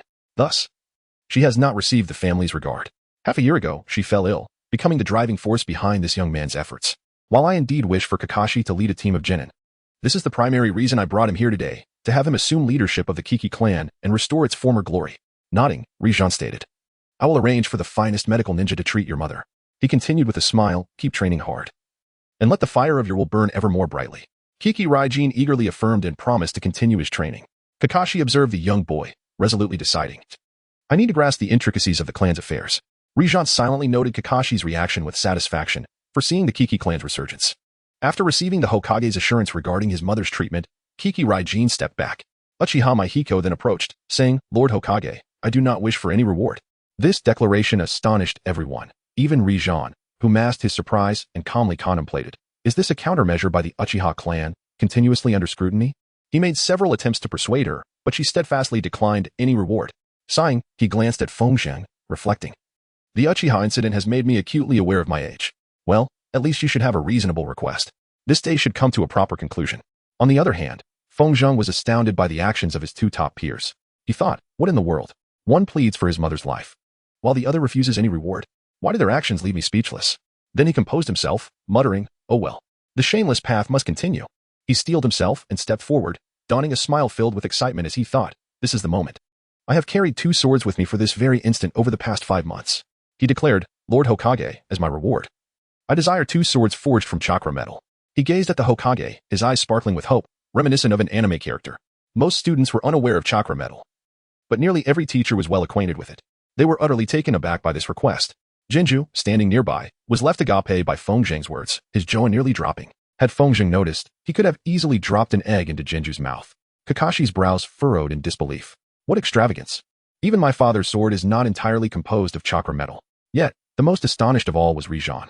Although he wore the Hokage's hat and maintained a firm grip on his emotions, Fengzheng could still discern his shock. Of course, he completely disregarded this. He thought, whether Rijan is pleased or shocked to the point of a heart attack is of no concern to me. Wait, if he were to die now, that would be disastrous. But yes, I doubt such a mere shock could fell this old creature. After all, he has emerged from 3 brutal wars without sustaining a significant injury. For a fleeting moment, Rijan's mind went blank. Then he pondered, completely forged from chakra metal? Even the swords sold in Konoha contain only about 15 chakra metal. The rest consist of ordinary materials. The last time someone crafted a sword entirely from chakra metal was during the commission by my teacher, and that sword's production cost exceeded 100 million ryo. Of course, this boy may be unaware of this fact, and I could easily deceive him, but it is still worth several tens of millions of ryo. Chapter 48. Officially becoming a ninja, he then glanced at Jinju, hoping to gauge whether he understood the gravity of the situation, but Jinju was evidently just as shocked. In truth, he had not even noticed that the Hokage was observing him. Rijan contemplated, what should I do now? I cannot simply decline. That would dampen everyone's enthusiasm. Moreover, refusing him would not bode well for me. If I do, I am certain Danzo will spread rumors that the Hokage lies to the students of the academy. After several moments of serious contemplation, Rijan devised a reasonable excuse. As he prepared to speak, Kakashi sensed the impending words and chuckled inwardly. It took the Hokage 13 seconds to respond. That boy is indeed remarkable. Finally, Rijan sighed and said, regrettably, I cannot grant you what you desire. For no one can forge a sword made entirely of chakra metal. Feng Zheng was unaware that the chakra sword was not entirely composed of chakra metal. He believed that Rizhan was merely making excuses.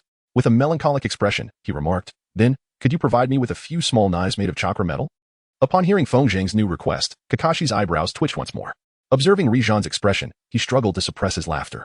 On the other hand, Yuan Shu appeared even more astonished. Rizhan responded again, regrettably, even those are not entirely made of chakra metal. At this response, Feng Zheng was on the verge of anger. However, he quickly regained his composure, reflecting on Rizhan's words. A phrase surfaced in his mind, not entirely made of chakra metal. Suddenly, he experienced an epiphany. Wait, in my previous world, wouldn't such production require a substantial amount of alloys or other materials? Even gold jewelry isn't made of 100 gold. Is he referring to this? He then inquired, Lord Hokage, what do you mean by not entirely made of chakra metal? Are they simply infusing a small amount of chakra metal into the sword and adding other components? Rizhan nervously nodded, disapproving of the direction the conversation was taking. Feng Zheng, filled with excitement, stated, Lord Hokage. Then, however, he was interrupted by Rizhan's question. Feng Zheng, could you tell me why you are so insistent on having a sword made of chakra metal? As he posed this question, he desperately thought, I must divert the topic quickly. I cannot allow him to continue discussing this. The wind, slightly displeased by the interruption, remarked, I have heard that they assist in the flow of chakra. I take great pleasure in wielding a sword, and I aspire to enhance my swordsmanship through the mastery of chakra flow. The sun's glare narrowed as it inquired, how do you know about chakra flow? Feng keenly sensed the subtle hint from Rizi that he wished to change the subject. However, he chose to remain indifferent to it. He possessed an uncanny ability to innocently return to the topic at hand. While Rizi's negotiation skills might surpass his own by 100-fold, as a mere 10-year-old, he possessed numerous advantages. Without the slightest hesitation, he responded. Glancing discontentedly at Nikado, Rizi thought to himself, so be it. I shall assign him to a feeble lower ninja team, relegating him to D-rank missions for the next 6 months. We have already recuperated from our losses, so the departure of a Chunin would not bear much consequence. He then kindly explained to Feng that the flow of chakra does not necessitate a sword forged from chakra metal. An ordinary sword suffices, albeit it may shatter upon use. The wind blows favorably, and thoughts align. Indeed, I am aware of this. Please, get to the point. The Dayslayer continued, in truth, there exist certain unique swords crafted to facilitate the flow of chakra. In the land of iron, many warriors wield these blades. As for chakra metal, it harbors some complications that may lead to difficulties for you. Feng Zheng is naturally aware of this fact. Possessing a sword valued at tens of millions would undoubtedly render him a target of envy. Thus, he intends to leave this matter to Rizhan. He contemplates that this is a reasonable concern. However, I believe this is not the primary reason for his reluctance to provide me with the chakra sword. Nonetheless, this new information indeed piques my curiosity. Why does the weapon shop not have such swords? He temporarily sets this question aside and inquires. Is it possible to forge a sword that can assist in the flow of wind attribute chakra? Today, for the first time, Feng Zheng sincerely poses a question. Yet, this still causes Rizhan considerable unease. He muses, yes, it is possible. However, one must utilize wind attribute chakra metal, and it will still cost millions. Rizhan replies. Indeed, but you are not yet suited to wield such a sword. How about this? When you are ready, I will assist you in contacting the appropriate individuals to forge such a blade. Feng Zheng, filled with disappointment, mused to himself. He believed that he would be able to contact them swiftly. Nevertheless, he nodded in agreement. Rizhan finally relaxed, pleased that he had saved millions of taels. Just as he was about to speak, Feng Zheng interjected with a question.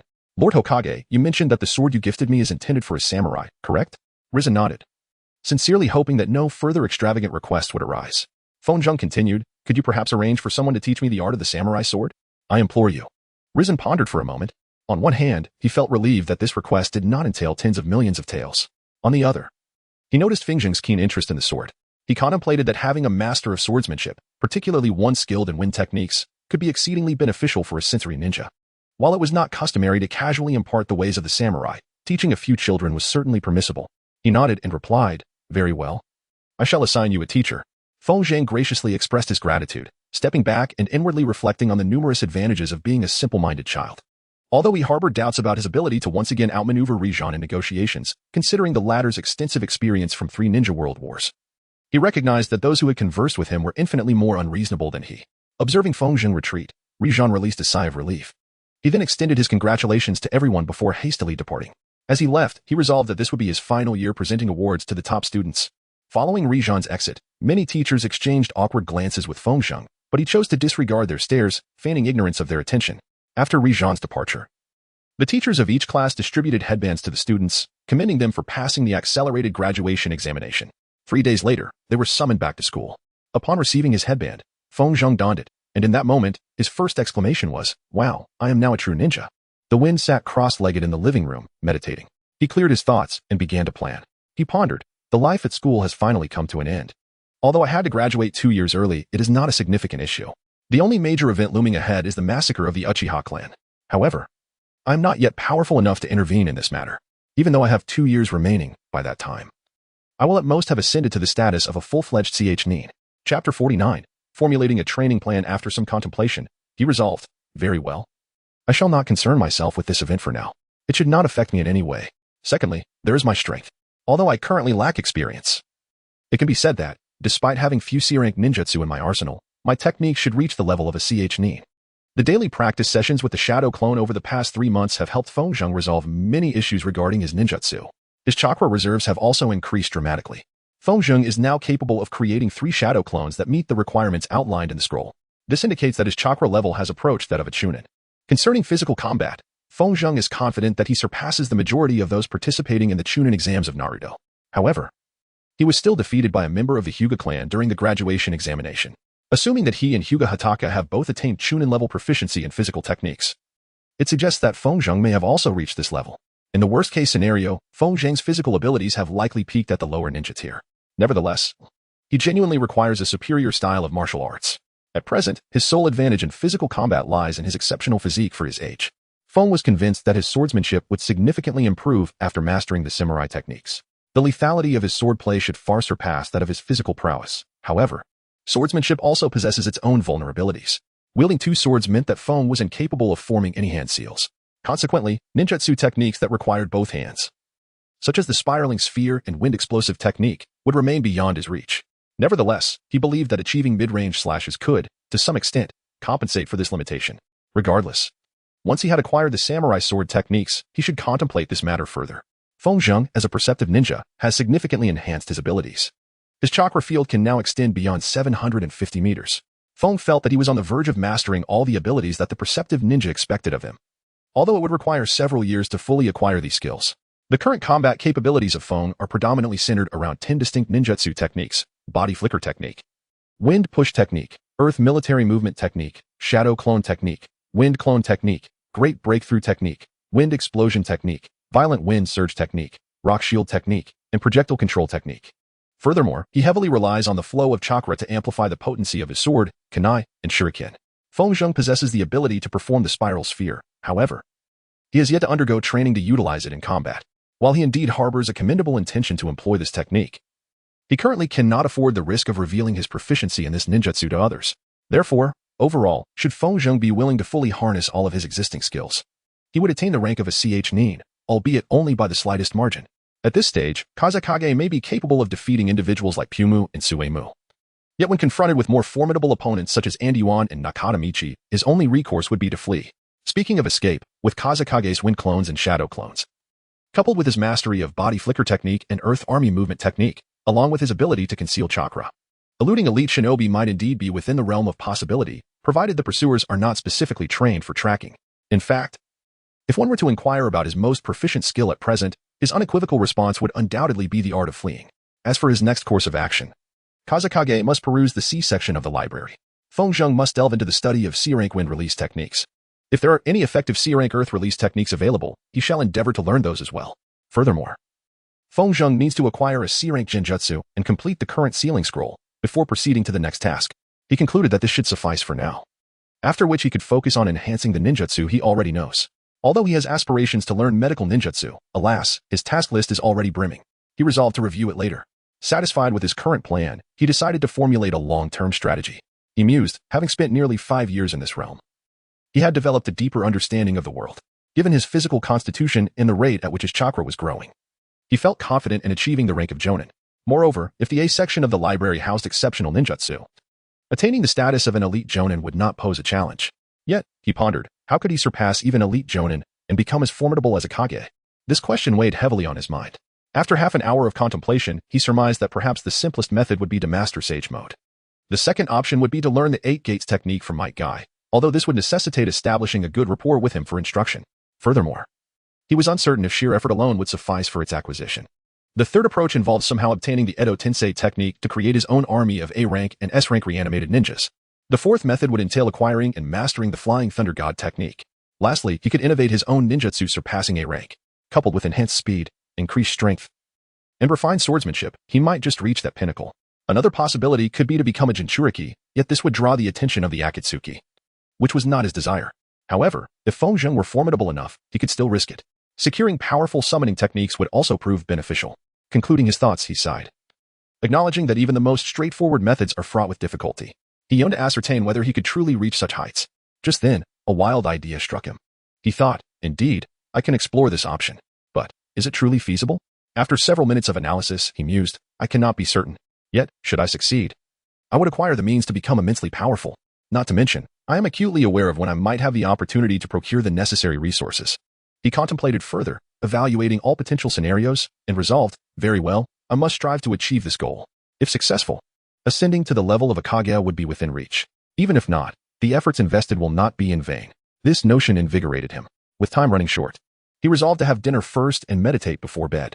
The subsequent days proved exceedingly busy for Yuan Fei Risen. He needed to organize the newly minted ninjas into groups and assign them instructors, a task laden with paperwork and analysis. He was required to engage in extensive discussions with the school faculty and communicate with the designated team leaders. He commenced by forming trios. Reflecting upon the fact that this year, 135 students had graduated to the rank of genin. Over 200 sixth graders had failed and would be placed in the ninja preparatory corps. As for the 94 who passed, hope was scarce. The previous year's exceptional talent had already graduated. Even if only a quarter of them became chunin, that would suffice. Hence, he assigned chunin to guide them. Regarding the 41 students who had graduated early, each exhibited considerable potential. At the very least, they should be capable of attaining chunin status, with approximately half showing the potential to become special jonin. Therefore, he planned to assign them 14 jonin instructors, while the population of Konoha had nearly returned to normalcy. In terms of elite strength, they remained somewhat weaker than before the Third Shinobi World War. Thus, it was imperative to train all 41 of them, aiming to elevate them to the jonin level. Even if not all could become special jonin, achieving elite chunin status would be ample. As for attaining jonin status, that remained uncertain. He believed Uchiha Meiwi would follow in the footsteps of Shinju Hikari from the previous year and become a jonin, much like him. She possessed the potential for elite jonin status. However, he could not comment on the others. Sighing, he hoped that at least 10 to 12 jonin would emerge from this cohort, as the attack by the Ninetales had claimed many of their elite ninjas. Subsequently, he notified the school faculty to commence the formation of teams, diligently attending to the requisite paperwork. After the school instructors drafted a preliminary outline, disagreements arose as in previous years. They approached the Hokage for deliberation. Risen inquired, what top teams have you assembled? Jinju immediately replied, based on their performances. The ones exhibiting the highest potential are Hataki Rai, Uchiha Meiwi, Suzuki Fonjun, Hyuga Hodaka, and Hyuga Hanako. However, Hataki Rai's situation is somewhat unique. Now that his mother has received treatment, we are uncertain if he will maintain the same zeal for training, and since the two Hyugas cannot be in the same team, I propose forming a team with Uchiha Meiwi, Suzuki Fonjun, and Hyuga Hodaka. However, another instructor, who was Hataki Rai's homeroom teacher, quickly interjected. I disagree. In merely half a year, Hataki Rai has made tremendous strides, and indeed, his talent could even be considered superior to Meihui's. He should be placed in the top team. I suggest forming a team with Uchiha Meiwi, Hataki Rai, and Suzuki Fonjun. Another instructor remarked, in truth, Suzuki Fonjun is merely a civilian orphan. His future will not unfold as smoothly as that of children from ninja families, and even his significant breakthrough technique was bestowed upon him by Jinju. Thus, I believe a team comprising Hataki Rai, Uchiha Meihui, and Hyuga Hodaka might be a more fitting choice. Jinju countered, I disagree. While Fonjun comes from an unremarkable background, his performance has been the most consistent in our class, and he deserves a place in that team. Moreover, he is a sensory ninja with wind release chakra. As a sensory ninja, he can complement the Byakugan's abilities, and his wind release techniques can enhance Meihui's fire release techniques, rendering them more lethal. Additionally, he and Hodaka share a competitive dynamic in taijutsu, which would foster better teamwork. He considered silently. Moreover, he is quite reclusive, possessing few friends. Thus, I'm uncertain if he can cooperate with others. The previous instructor was about to rebuke him once more, yet he was interrupted by Risen. Enough. I have made my decision. The lineup shall consist of Meihui, Fonjun, and Hodaka. Hataki Rai's homeroom teacher appeared visibly displeased. He was about to protest when Risen interjected. The jonin instructor for their team will be Shinju Renkichiro. The teachers were taken aback by this news. One inquired, but Hokage-sama, we did not select him as the team's instructor. Risen shook his head, stating, that is not the case. This transformation is due to Kazuma seeking to learn the art of the samurai swordsmanship. Renjiro, having once been trained by a samurai and possessing exceptional skills in countering the Sharingan, excels in both water and earth release techniques. This presents a unique opportunity for Mahiko to learn how to counter her abilities and aid in her further development. While Hodaka can benefit from his expertise in water release techniques, moreover, Renjiro's physical prowess is formidable enough to accommodate Hodaka's obsession with taijutsu. He then turned to the homeroom teacher of Hataki Kakashi, lamenting, "It's a pity Kakashi does not practice his family's sword techniques, otherwise I would have included him in the team instead of Hodaka." This explanation was met with approval from all present as they proceeded to organize the remaining students. They spent over 13 hours assembling all the teams and selecting their instructors. Once everything was completed, Nikizane dispatched an UMBU member to convey this news to all selected teachers, informing them that they could reach out to him the next day should they have any inquiries. The following day, many individuals came to meet Nikizane. Around noon, Renjiro also paid him a visit. Upon entering, he greeted Nikizane, saying, "Old man, I absolutely refuse to be a teacher to those troublesome brats. Besides, I have already led a genin squad." Given the closeness of their relationship over the years, Nikizane paid little heed to his remarks. Observing Renjiro, who was casually dressed, Nikizane noted the multitude of scars adorning his face and arms, remnants of his storied career. With a sigh, he remarked, "Since the end of the war, you have scarcely ceased your missions. This particular task serves several purposes, to afford you some respite and because one of the students wishes to learn samurai swordsmanship." Renjiro looked at Nikizane in confusion, asking, "As you know, I cannot simply impart this technique to anyone. What reason do I have to teach him?" Nikizane sighed again, explaining, "He ranks first in his class. This is the reward he seeks." Renjiro inquired, What reward?" Nikizane replied, "This is my motivational initiative to encourage students to train harder." Upon hearing this, Renjiro nodded, understanding the ninja shortage issue facing Konoha. He sighed, "Can't you offer him something else?" Nikizane remained silent, sweat trickling down his brow as he recalled what Kazuma requested. After conversing for a while and learning more about the students, Renjiro took his leave. He felt no surprise regarding the fact that his squad was the most promising. After all, he had been an elite jonin for over a decade. Later that day, Kazuma visited a shop specializing in ninja attire to procure new clothing. He purchased an all-black outfit and noticed the fabric was exceptionally durable. The shopkeeper explained that it was difficult to cut, resistant to fire and lightning, and less prone to moisture and dust. Trying on an ensemble, he assessed himself in the mirror. The entire outfit, consisting of boots, pants, and shirt, was pitch black, which suited his fair complexion, dark eyes, and spiky black hair perfectly. He mused, "I should find a moment to don a black mask, perhaps then I could indulge in games of lurking in the shadows, haha." He examined himself further, noting that while he was not particularly tall, his physique was robust. There was hardly a trace of fat on him, standing at approximately 1.4 meters. He thought, indeed, this outfit fits well and looks quite good. He purchased 3 sets of clothing along with a pair of gloves reinforced with metal plates. He inscribed hardened seals within the gloves. Though their impact was minimal, Kazuma felt that a slight enhancement in defense was worthwhile. He truly wished to extract the metal plates, etch hardened seals onto them, and then reinsert them, but he knew he lacked the skill to reassemble them correctly. The next morning, at 7:30, the graduates arrived at the school for registration. The classroom used was not the one Kazuma typically frequented. A total of 42 students were present. After taking attendance, the teachers distributed scrolls to each student. Genki called his students one by one to hand them their scrolls, with the other homeroom teachers doing likewise. When it was Kazuma's turn, he noticed Genki appeared exceptionally pleased. While he was unsure why, he did not dwell on it and proceeded on his way. Genki's delight stemmed from Nikizane permitting him to participate in the Jonin exams. After the scrolls were distributed, a teacher announced, "Within the storage scrolls provided to you, you will find a first aid kit, 24 shuriken, 6 kunai, 12 saban, 1 length of ninja wire, and 100 meters of ninja thread." Following this, he smiled and added, "This is the last gift from the school to you. Congratulations on your graduation. I shall now announce your genin teams." Upon hearing his team announced, Kazuma sighed, contemplating what sort of teamwork can ensue from a cold, indifferent fellow who cares for nothing but taijutsu, and a self-absorbed girl who fancies herself as talented as Madara. Sigh, it would have been better to have graduated last year. Perhaps I could have teamed up with Shinjo Hikari, the only one mature enough. He analyzed further, thinking, however, this isn't entirely unfavorable. The taijutsu sparring with Hinata Hodaka has been immensely beneficial. Mahiko should provide me with some opportunities to practice against the Sharingan. Though she is far from being on par with Obito or Madara, neither am I. Then he glanced at Mahiko, reflecting, moreover, since she is likely to perish in about 2 years, it means I won't be confined in this team for too long. I am genuinely curious about who my Jonin instructor will be. I sincerely hope it's not Kakashi. And what of my reward? Genki did not mention it. And Nikizane has yet to summon me. After the announcement of the genin teams, the teacher informed them that their Jonin instructor would come to the classroom to escort them. And they all departed. As he left, Kazuma pondered with a sigh, Naruto and the others should be starting school next year. I won't be here. Sigh. Why have I encountered so few iconic characters? Soon, the Jonin instructors began entering the classroom to call their respective teams. A few minutes after the school teachers exited, a tall, muscular man strode in, declaring, "Team 3, follow me." Kazuma Suzuki, Hinata Hodaka, and Uchiha Mihiko trailed behind him. Renjiro made his way to the school's terrace. Moments later, the three new ninjas arrived. Upon reaching the terrace, Kazuma scrutinized his new instructor. He stood approximately 2 meters tall, with a well-defined physique, and bore the countenance of a middle-aged man, featuring 3 scars on his face, one crossing his right eye, but the eye itself remained intact. His hair was black and long, reminiscent of Madara's. 2 swords hung at his waist. From the insignia on his attire, Kazuma recognized him as a member of the Senju clan. In fact, there was another indication that made Kazuma aware of his Senju lineage, the immense chakra he possessed. For obvious reasons, Kazuma had never attempted to sense Nikazane's chakra, making this the highest chakra level he had measured thus far. It is approximately 7 times the source tree. As Kazuki attempted to measure his chakra, Renjiro took notice. He observed Kazuki intently, who merely smiled in response. Renjiro pondered to himself. This is the child who aspires to master the art of the samurai sword and yearns for a blade forged from chakra-infused metal. Indeed. He appears to be a perceptive ninja. Even under my scrutiny, he simply returns my gaze with a smile.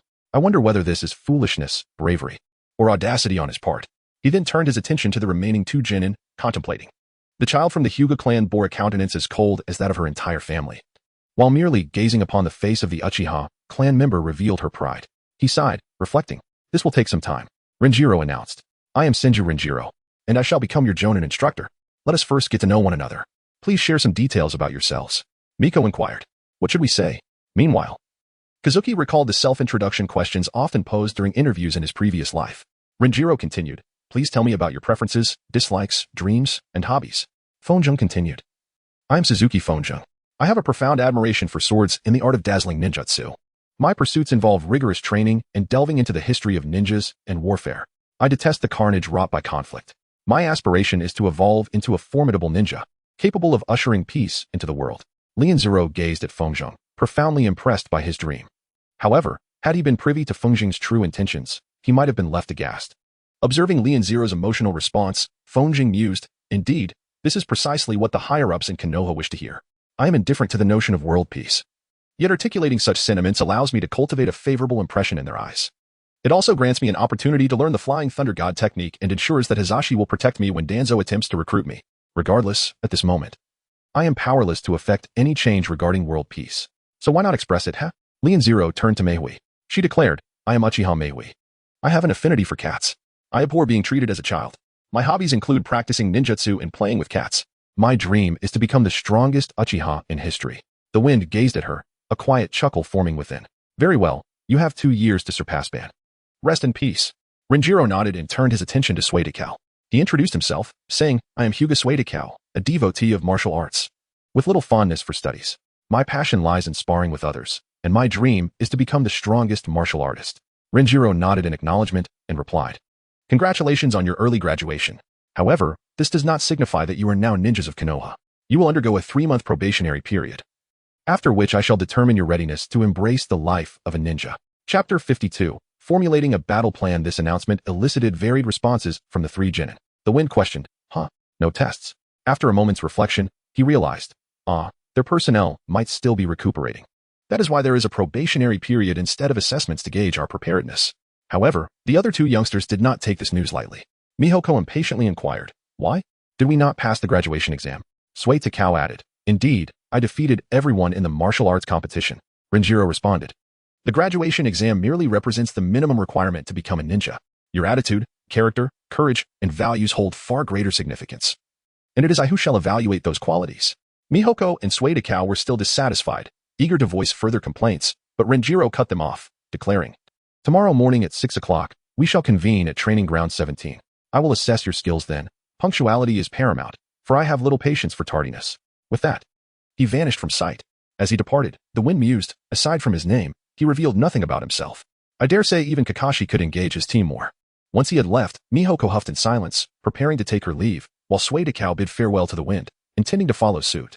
The wind sighed, saying, Hey, wait a moment. This caught the attention of both. Suedekao regarded him silently, while Mihoko, vexed, demanded, What is it? Fonjung remarked, Tomorrow, we are likely to form a team to confront our teacher, so it is essential for us to comprehend each other's strengths and weaknesses, as well as devise a strategy for our collective battle. Suegao concurred, nodding in agreement. However, Meihui arrogantly interjected, You 2 need not worry. Tomorrow, I shall defeat him on my own. Fong cast her an impassive glance, which irked her greatly. She inquired, What? Do you think I cannot defeat him? The wind howled fiercely as she suppressed the urge to cover her face, remarking, "Then tell me, how do you intend to defeat a Jonin all by yourself?" A mischievous smile graced her lips as she replied, "I shall take advantage of his moment of inattention and unleash the fire dragon technique upon him," Feng remarked. Being a member of the Senja clan, he excelled in both earth and water release ninjutsu, capable of defending himself even against unexpected assaults. This response left her utterly astonished. After a moment of contemplation, she smiled and said, "I possess the Sharingan's genjutsu. The instant he gazes into my eyes, I shall ensnare him within an illusion." A cold smile played on Feng's lips as he thought to himself. It seemed almost absurd to him that he could be easily deceived by such a trivial matter. Never mind, he thought. It was hardly worth the effort to engage in idle chatter with her. Very well, let us refer to it as Plan A. We shall commence with that. Now, let us deliberate on Plan B, May we responded. But why do we require Plan B? Feng Zheng replied. Fully aware that you possess the Sharingan. But what if he never gazes into your eyes, understanding the formidable power they hold? We cannot simply remain idle, can we? Even worse, he might perceive you as merely a child. This realization finally captured her attention. Observing this, Feng Zheng exhaled in relief, thinking, finally. Thus, I must either commend her, or suggest that some may regard her as a mere child, or perhaps both, to engage her in the matter. She then inquired, "What if Plan A fails?" The wind spoke, "Firstly, let us discuss what each of us can do and what we excel at. Allow me to begin. I am a perceptive ninja, capable of sensing my surroundings within a radius of 500 meters. I am proficient in both body techniques and swordsmanship. Furthermore, I possess the ability to wield wind-release ninjutsu, as you witnessed during the examination. I can also execute shadow clone technique and body flicker technique. How about you?" Mei Hui then chimed in, "I too am highly skilled in body techniques, adept in the Uchiha style of martial arts. My Sharingan enables me to perceive chakra and utilize genjutsu. I excel at throwing shurikens. In addition to basic ninjutsu, I can perform various fire release techniques, which you have also seen during the exam.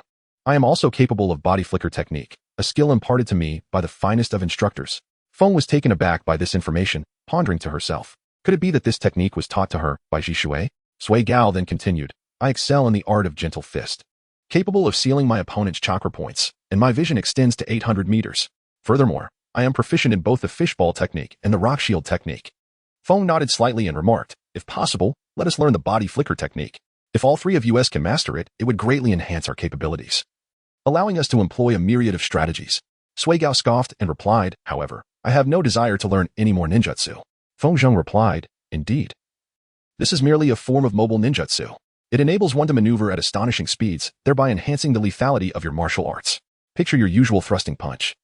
Then envision yourself suddenly materializing before your adversary to deliver that strike." As Feng Zheng anticipated, this piqued Su Gao's interest, and he consented to learn. Feng Zheng subsequently discussed several tactics they could employ. He stated, "We must determine who will engage in close combat with the teacher and who will provide long-range support."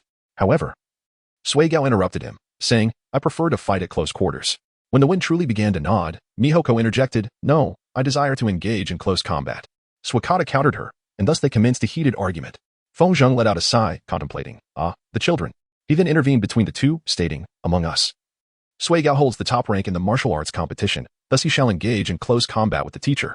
Just as Mei Wei was about to speak, Feng Zheng continued, "However, he cannot face the teacher alone, so you and I will periodically assist him. Moreover, both of us possess mid-range ninjutsu. It would be rather wasteful not to utilize them." Eager to partake in the close quarters combat, Sui Gao swiftly lent his support to Feng Zheng, compelling Mei Wei to reluctantly acquiesce. The wind blows as my heart contemplates. I had initially intended to delve deeper into discussions, such as the synergy between wind and fire techniques, and even hoped to enlist Suko's guidance in mastering more advanced water-based jutsu, for their harmonious interplay with wind techniques is undeniably effective. Alas, my patience has waned. They require an extensive amount of time to become receptive to these strategies.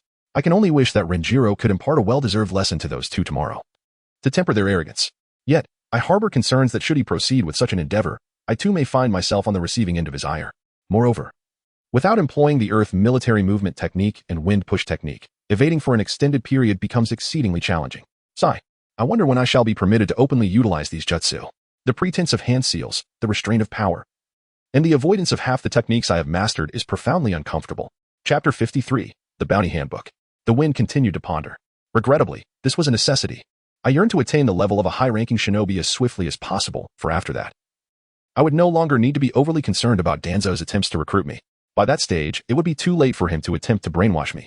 Feng initially intended to invite them to enjoy a meal at Yao Noodle House. However, today he had reached his limit, and soon they bid each other farewell and departed.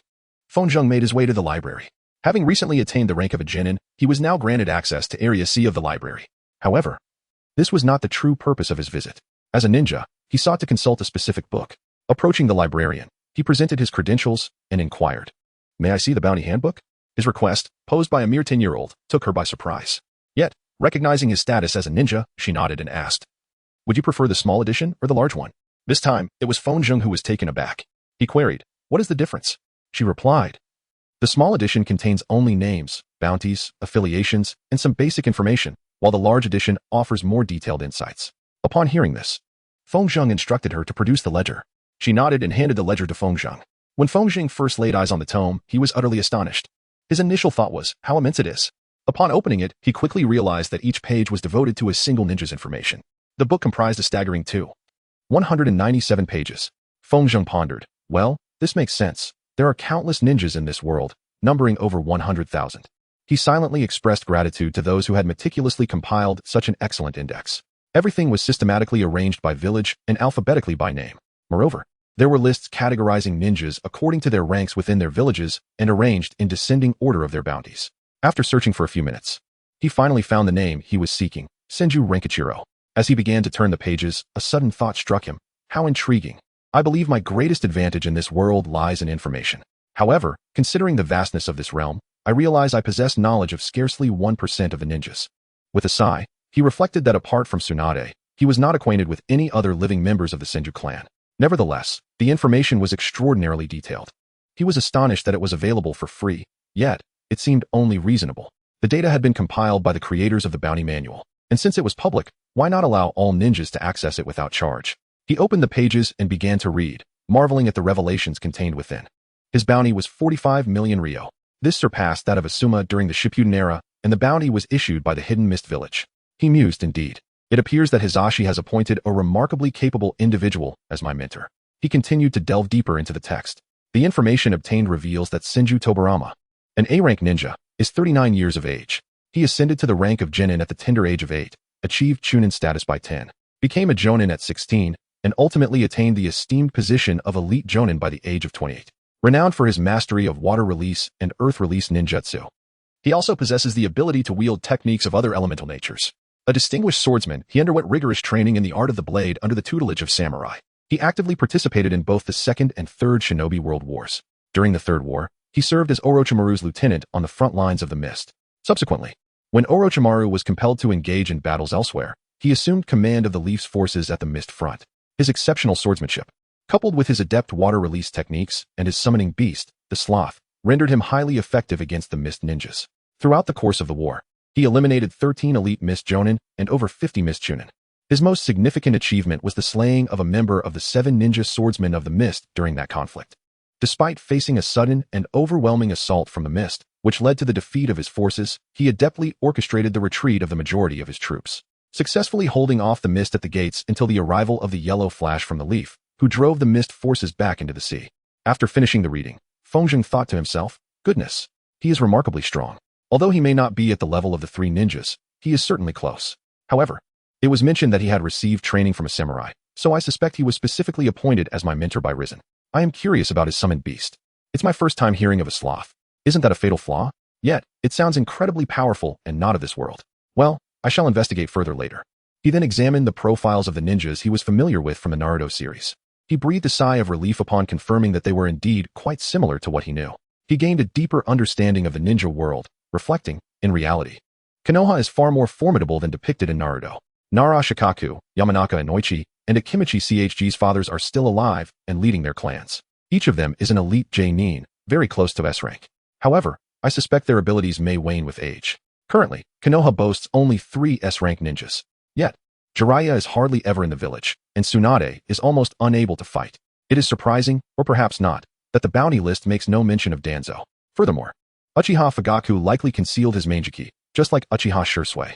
I am uncertain how many gates Might Guy can open, but if necessary, he might be able to forcibly elevate himself to compete at the S-rank level. Additionally, it is astonishing to see that Haruno Sakura and Uchiha Sasuke are A-rank ninjas. I do not recall them engaging in combat in Naruto. The bounty list mentions a total of 22 elite J-nin from Konoha. It is likely that there are others not mentioned here, such as Danzo and the members of Root. There are also A-rank ninjas yet to attain elite J-nin status. Like Kakashi and Might Guy. He sighed. I never anticipated Konoha would possess so many elite J-nin. Nevertheless, Risen chose to sacrifice Nakaira. This makes me wonder how severe the losses among lower-ranking ninjas in Konoha have been due to the war. As for the other villages, Kimogakure and Iwagakure are also quite strong, though they do not match Konoha in terms of combat power at the level of Kage and elite J-nin. Mizukage is indeed formidable. Had many of their top ninjas not been labeled as rogue ninjas, I believe Obito would have utterly devastated the Mist Village.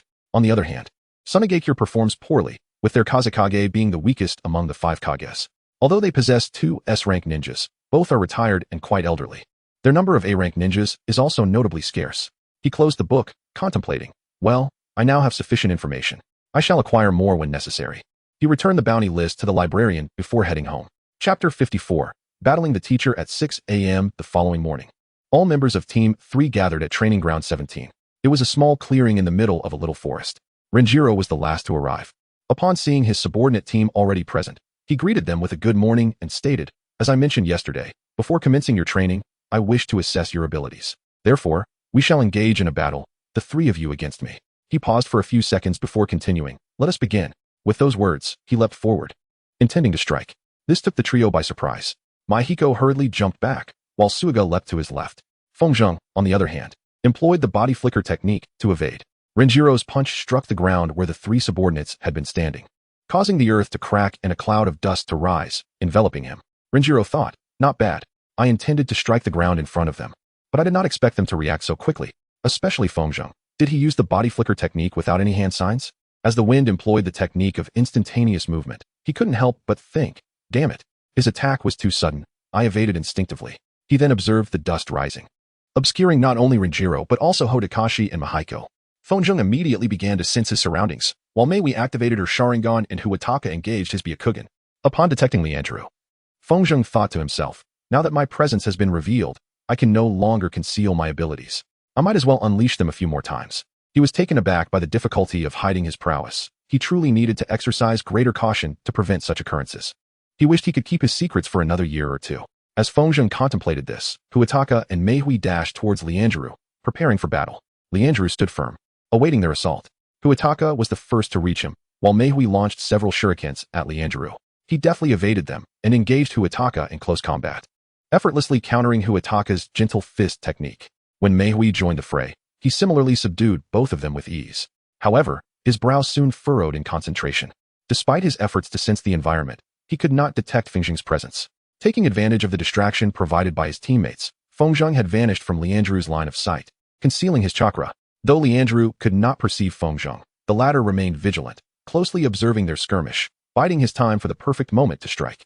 Soon, as Leandro unleashed a flurry of punches and kicks towards Huataka, Fengzheng recognized an opportunity. The wind, exerting all its strength, hurled the shuriken. However, Renjiro merely scoffed, thinking to himself that it was a mere feint, effective only against novices. He took a step back, evading the shuriken, yet it curved back towards him.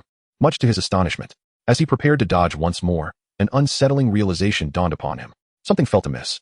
Thus, instead of retreating further, he seized the shuriken in its trajectory. However, no sooner had he caught it than he sensed 2 faint chakra signals approaching from behind. Turning his head, he saw 2 wind balls hurtling towards him. He stepped aside to evade them, but in that very moment, Maihiko launched a fireball towards the direction he intended to escape. Recognizing the threat, he adjusted his path, skillfully evading both ninjutsu and creating distance from his students. Observing from the shadows, Suikata charged forward to engage him in close combat. As Suikata rushed towards him, Renjiro mused to himself, indeed. Yet, this does not appear to be a premeditated strategy. Their teamwork requires refinement. Nevertheless, they are adept at seizing opportunities created by one another. Not to mention, he felt the wind's presence on that shuriken, indicating that the wind had employed projectile manipulation. He refrained from launching any futile attacks, and, as the fireball dissipated, he entered into another round of combat with Suikata and Maihiko. Meanwhile, the wind, covertly observing the battle, contemplated, truly, an elite J-nin. That feint was a bait, intended to ascertain my position. Moreover, he caught the shuriken barehanded. However, I wonder how he would react if I infused the shuriken with wind chakra. Regardless, I am curious if I could outwit him using shadow clones. Fengzheng continued to conceal himself, conjuring shadow clones. After a minute, Sui Dao and Meihui appeared to be on the verge of defeat. The shadow clones then unleashed 2 wind explosions towards Leandro, interrupting him. He subsequently retaliated with shurikens. Leandro evaded all assaults and advanced towards Fengzheng, preparing for close combat. However, the shadow clone flickered instantaneously, repositioning itself behind Mei Hui and Sui Dao. Noticing Liandru's approach, Sui Dao stepped forward to engage him. Meanwhile, Feng Zheng sensed the immense chakra accumulating within Mei Hui and shouted, "Sui Dao, get back." This exclamation startled Sui Dao, who turned to see Mei Hui weaving hand seals, her chakra nearly fully gathered. He swiftly moved aside, retreating to the left to create some distance. In truth, Mei Hui felt a deep sense of frustration regarding the battle. The poor girl had longed to utilize her Sharingan Jinjutsu against her teacher since the fight commenced, yet he had not once met her gaze. In desperation, she unleashed the Fire Dragon technique, pouring nearly all her chakra into it.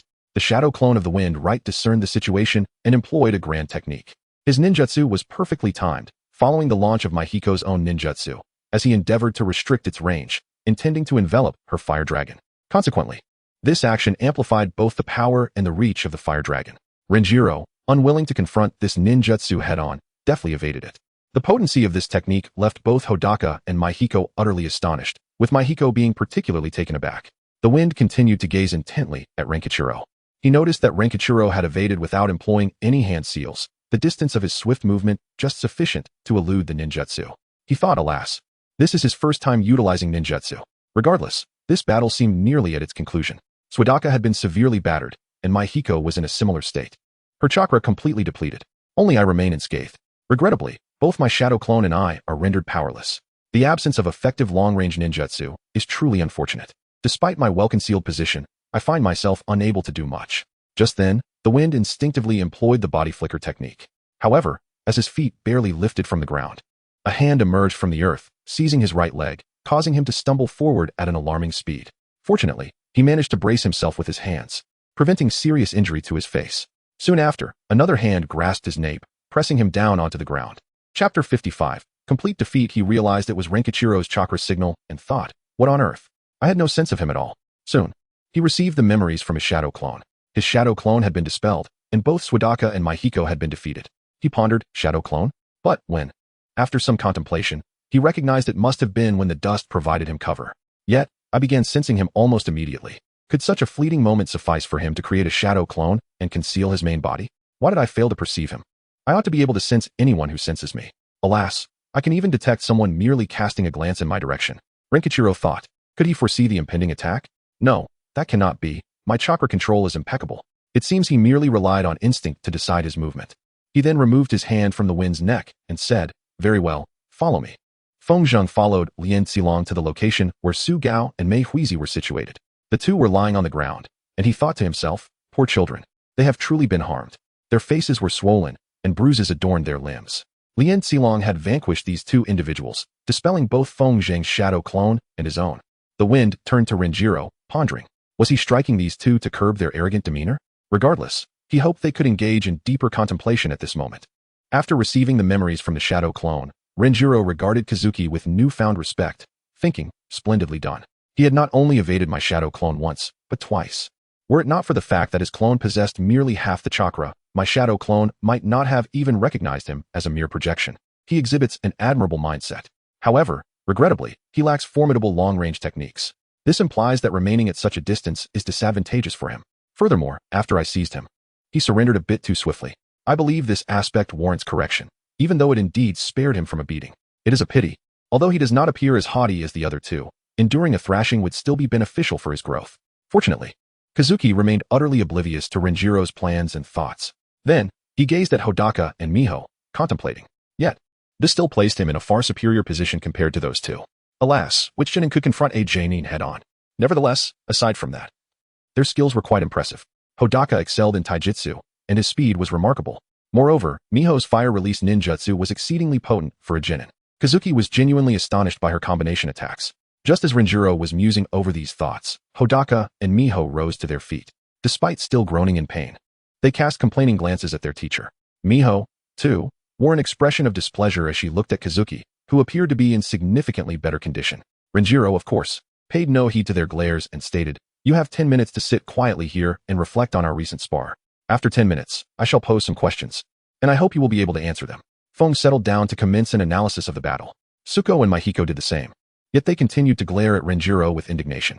The three lower ninjas began their assessment, and their initial thought was unanimous. The prowess of the elite jonin was formidable indeed. It requires considerable effort for Fengzheng to gather information about Ringer, while Sataka and Mahiko can effortlessly obtain such news from their parents. Ringer's accomplishments during the Third Great Ninja War are renowned among the ninjas, which garners them a deeper respect for him.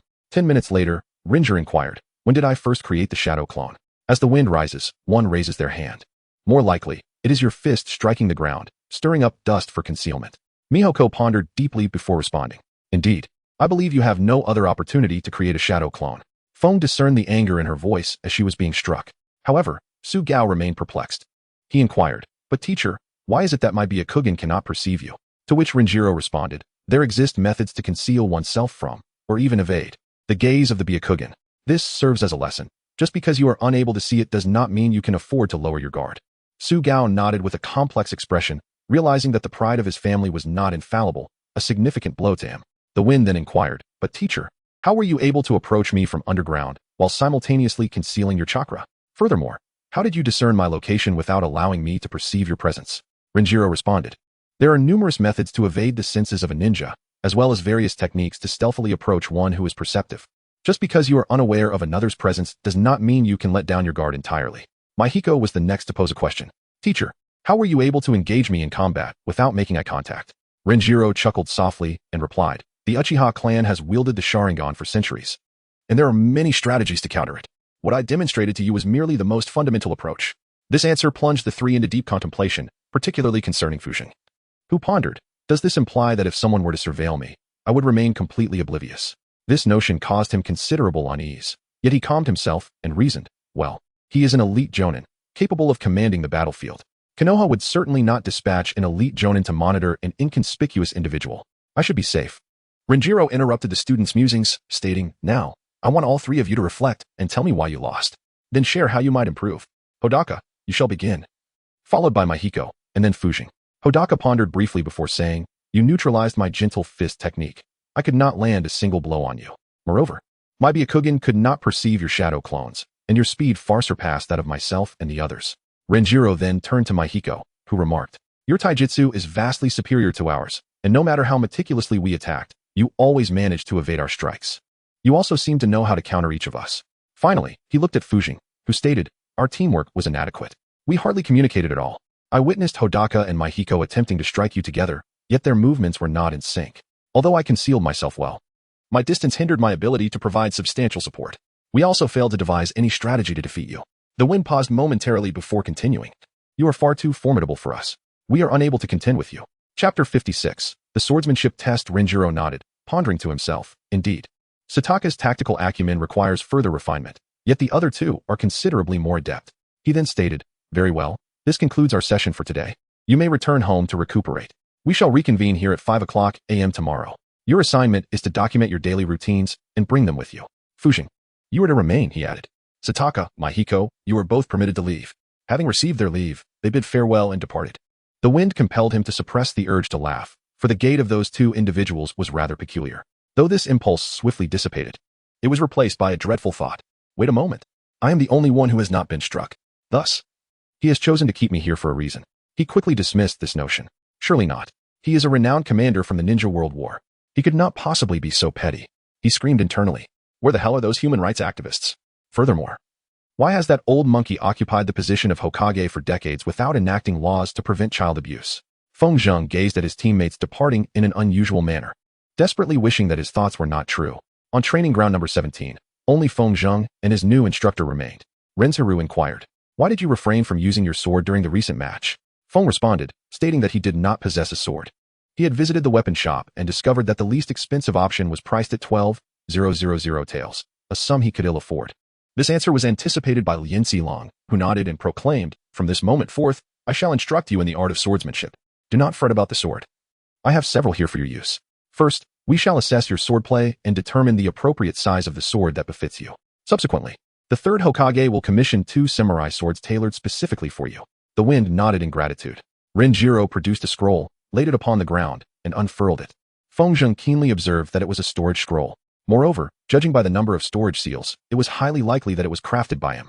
With a gesture, Jur summoned 12 swords from the scroll. Feng Zheng picked up 2 swords, noting that their dimensions closely resembled those he had previously utilized at school. "Teacher, this is the same size I used at school," Lin Xilong remarked. Very well, let us commence with this, Feng Zheng replied, eager to assess the prowess of Lin Xilong's swordsmanship. Thus, the two engaged in a duel, their thoughts diverging as they confronted one another. Feng Zheng felt a profound sense of relief that his instructor was no longer the peculiar figure from earlier. Meanwhile, Lin Xilong harbored mixed feelings towards Feng Zheng's swordsmanship. He pondered, this child possesses a remarkably solid foundation, especially considering he has practiced swordplay for less than a year. However, apart from his fundamentals, he lacks any distinctive style. His techniques are merely straightforward attacks and defenses. Although he executes both offense and defense commendably, it is solely due to his speed and strength. Were I to match his speed and strength, he would likely falter within 5 seconds. The standoff between them persisted for several minutes until Lin Xilong finally ceased his assault. He concluded, he is akin to an uncut gem. The absence of any particular style indicates he is free from detrimental habits. While this may pose challenges in the long run, it proves advantageous for someone who practices a singular style of swordsmanship. Of course, since he has yet to explore any specific techniques, I cannot ascertain the swiftness of his learning in the art of the samurai. Suddenly, Lin Xilong accelerated, matching Feng Zheng's pace, skillfully striking at his 2 swords in succession, creating an opening, and then bringing the tip of his sword dangerously close to Feng Zheng's throat. He announced, very well, it is time for me to teach you some new techniques. He then demonstrated several moves for Feng Zheng to replicate and practice. The training endured for 3 hours, after which Lin Xilong dismissed Feng Zheng. Once Feng Zheng departed, Lin Xilong was to report to Rizhan. Upon entering the office, Rizhan inquired, how are the children faring? Lin Xilong responded, they are exceptionally promising, old man, far surpassing the average genin. Su Gao's physical abilities are already at the Chunin level, and Mei Huizi's ninjutsu is similar, though her chakra reserves require enhancement. Feng Zheng's ninjutsu is commendable as well. Although his ninjutsu is weaker than Mei Huizi's, his chakra reserves surpass hers. Most astonishingly, his tactical thinking is on par with those who have undergone numerous missions. Moreover, even in the absence of actively devised strategies, they demonstrate sufficient intelligence to capitalize on opportunities presented by their teammates. Even if I were to conduct another assessment, they would easily qualify as genin. Rizhan nodded, contemplating, as their results indicate. However, Feng Zheng's tactical acumen is indeed remarkable. I believe this is why he effortlessly secured first place in the written examination. He then inquired about Feng Zheng's swordsmanship. Lin Xilong shook his head, stating, it is too early to say. His foundation is solid, but whether he can advance further depends on his talent and diligence. Rizhan replied, very well. I leave it in your hands. He then sent Lin Xilong on his way. The following day, Feng Zheng awoke at 4:20 a.m., reflecting, I thought rising at 5 a.m. was early. Now that fellow expects us to assemble by 5 a.m. Moreover, that training ground is 15 kilometers from my home. Sigh. It matters not. At the very least, I can go for a morning jog. I wonder if his training will be as intense as my usual morning regimen, allowing me to increase the pressure of my physical seals during my run. Around 5 a.m., Feng Zheng arrived at the training ground to find his teammates already present. He greeted them with a morning salutation and awaited Lin Xilong's arrival. Lin Xilong appeared promptly at 5 a.m. and said, good morning. The children returned the greeting. Lin Xilong began, from today onward, we shall convene here every morning at 5 a.m. We will commence with rigorous physical training. He then turned to Mei Huizi and remarked, both Feng Zheng and Su Gao possess excellent physiques. However, Mei Huizi, you do not have any seals to enhance your weight capacity, do you? Mei Huizi shook her head. Lin Xilong instructed, upon returning home today, have your parents procure a seal for you. Ensure you acquire it before the end of this week. Mei Huizi nodded in agreement. Yes, teacher. He then turned to Su Gao and Feng Zheng and asked, what is the maximum weight your seals can endure? Su Gao replied, my maximum can withstand 125 kilograms. Feng Zheng replied, my maximum weight capacity is 250 kilograms. Sui Gao cast a somewhat envious glance at Feng Zheng, for his sealing scroll was superior to his own. Lin Xilong then inquired, very well, what percentage of pressure do you typically utilize? Sui Gao responded, 30%. The wind whispered in response. Chapter 57, the first training session of the squad. Upon hearing Suko's reply, Kazuma couldn't help but marvel. It was no wonder he could so effortlessly keep pace with me. Meanwhile, Suko felt a sense of joy, reflecting that although his seal was superior, the pressure I exerted upon my own body was far greater. However, Mihoko was fraught with anxiety, thinking, how is it that no one has informed me of such methods to gain strength? Jiro mused to himself, truly impressive. It seems I can intensify their physical training beyond my initial plans. He announced, very well, let us commence our training. Under the guidance of their new instructor, Team 3 embarked on their inaugural training session. Enthusiasm was palpable among them. Receiving direct training from an elite J-nin would undoubtedly benefit their future growth. Regardless of their aspirations, becoming an elite J-nin was merely the minimum requirement for them to realize their dreams. Only after achieving that would they contemplate making their ambitions a reality. For the first 30 minutes, the trio brimmed with vitality. As the next 30 minutes unfolded, their fervor began to wane. After an hour, Mihoko found herself struggling to keep up with the training. Even the stoic Suko could clearly see her efforts to hold back tears. Suko, however, managed to maintain his pace, eagerly anticipating the ensuing 3 hours. Feng Zheng was able to keep pace, yet a dreadful premonition gnawed at him. 2 hours later, he found himself regretting the decision made that morning. He pondered. Which despicable scoundrel had the audacity to raise the ceiling pressure to a staggering 25, compelling them to jog to this training ground? When the training finally concluded at 9 a.m., Suko and Feng Zheng collapsed onto the ground, utterly incapable of moving a muscle. Mihiko had already succumbed to unconsciousness earlier. Feng Zheng and Sui Gao were unaware of the exact moment, as Jiro lifted her and gently placed her beneath the tree. Feng Zheng initially yearned to voice his plea for the establishment of a child protection law, yet his profound exhaustion rendered even the thought daunting. He observed that Mei Wei had awakened merely minutes after the training concluded, a fact that struck him as suspicious for reasons unknown. Witnessing this, Lien Siro couldn't help but chuckle inwardly. He remarked, "There's no need for such a dramatic reaction. It's merely a simple morning exercise. Now, let us rise and stretch beneath that tree." With great effort, the two managed to stand, somewhat unsteadily making their way to the trees, where they settled against the trunks. Subsequently, Lien Siro tossed a few rations and a water bottle towards the trio, saying, "For the next hour, you may rest here. Consume these rations and hydrate yourselves, preferably within the next half hour. I shall return to see you at 10 o'clock. With that, he vanished using his swift movement technique. As soon as he departed, Feng Zheng and Sui Gao slipped away into slumber, which incensed Mei Wei. She exclaimed loudly, "Wake up, you two. We cannot afford to sleep all day." Her voice roused them from their slumber. Sui Gao retorted dismissively, "We have hardly slept for more than an hour during training." Feng then spoke in a similar tone, acknowledging, "Indeed. Wake us after 30 to 40 minutes. Subsequently, the two of them returned to their slumber. Mei Wei, feeling quite irate, created a bit of commotion. Yet both remained oblivious to her antics, too fatigued to respond. Approximately half an hour later, Mei Wei roused the two. Upon awakening, they devoured their rations and drained the water from their bottle. This brief respite had rejuvenated their spirits somewhat. Yet it did little to alleviate the pervasive aches throughout their muscles. Feng sighed and remarked, "I feel as though every muscle in my body is aching." Sui Gao responded, "Indeed. I feel the same. I fear this soreness will not fade away anytime soon." Feng Zheng responded, "Particularly if it were required to be done every morning." This statement startled both Su Gao and Mei Huizi. Mei Huizi inquired, "Is that truly possible? Unlike the two of you, I haven't even managed to endure the entire training.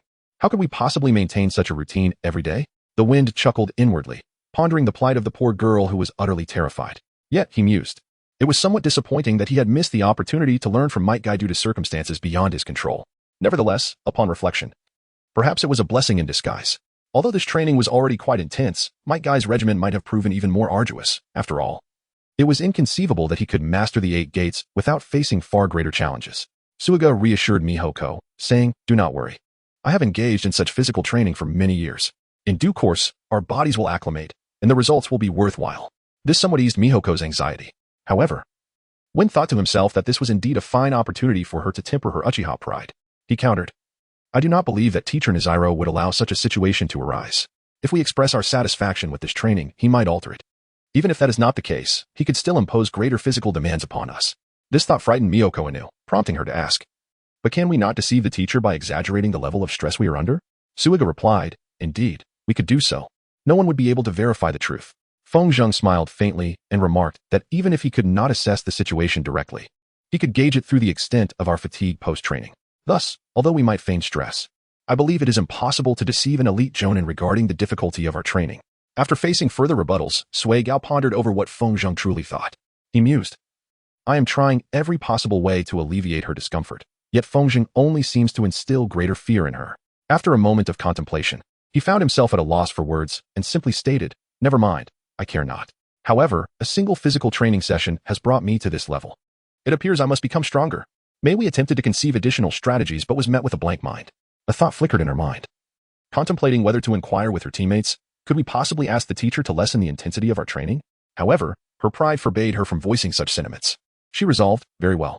I shall strive harder to enhance my physical capabilities. I am the only one in our class who has graduated, which signifies that I am far superior to the rest. No training can deter me from realizing my dreams." Feng Zheng was oblivious to the resolute expressions on the faces of his two teammates. His body ached, leaving him unable to focus on them. However, another individual took note. Renjiro, concealed nearby, observed his young students. Witnessing the determination in Suiga and Mihiko, he smiled to himself, thinking, "How splendid. With such resolve, their capabilities will enhance rapidly." Regrettably, it seemed that Feng Zheng did not exhibit the same steadfastness. Chapter 58. Assigning a small task, he pondered further and reached a conclusion. Yet, the absence of a determined expression on Feng Zhang's face did not imply that he was dispirited, although he had indeed mentioned the challenges that lay ahead. He appeared unyielding in his intentions. In any case, I shall observe him a few more times. If he lacks determination, I possess several strategies to instill resolve within him. If Feng Zhang were aware of his teacher's plans, he would undoubtedly be filled with trepidation.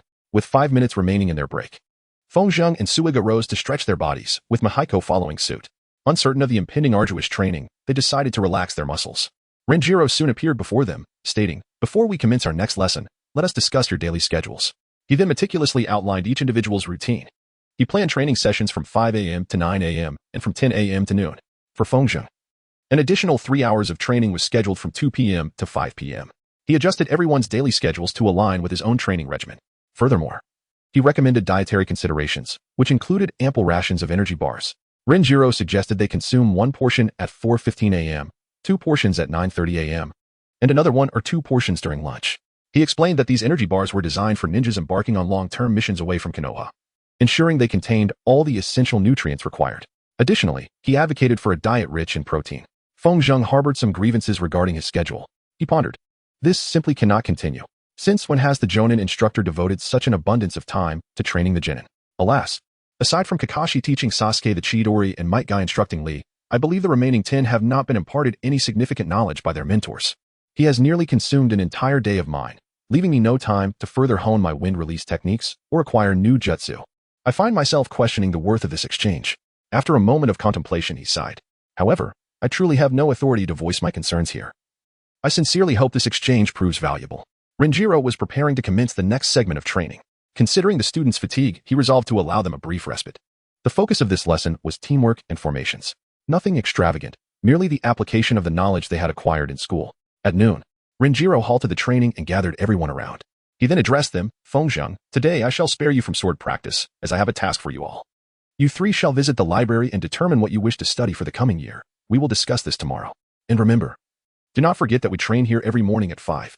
The wind was brisk as Kazuki and Mahiko nodded in gratitude. Afterward, Kazuki returned home, while Kazuki proceeded to a barbecue restaurant for lunch. Over the past 5 years, Kazuki had indeed trained diligently. However, today's training surpassed anything he had previously encountered. Though it was excruciating, he looked forward to the prospect of becoming stronger through this rigorous regimen. After finishing his meal, he made his way to the library.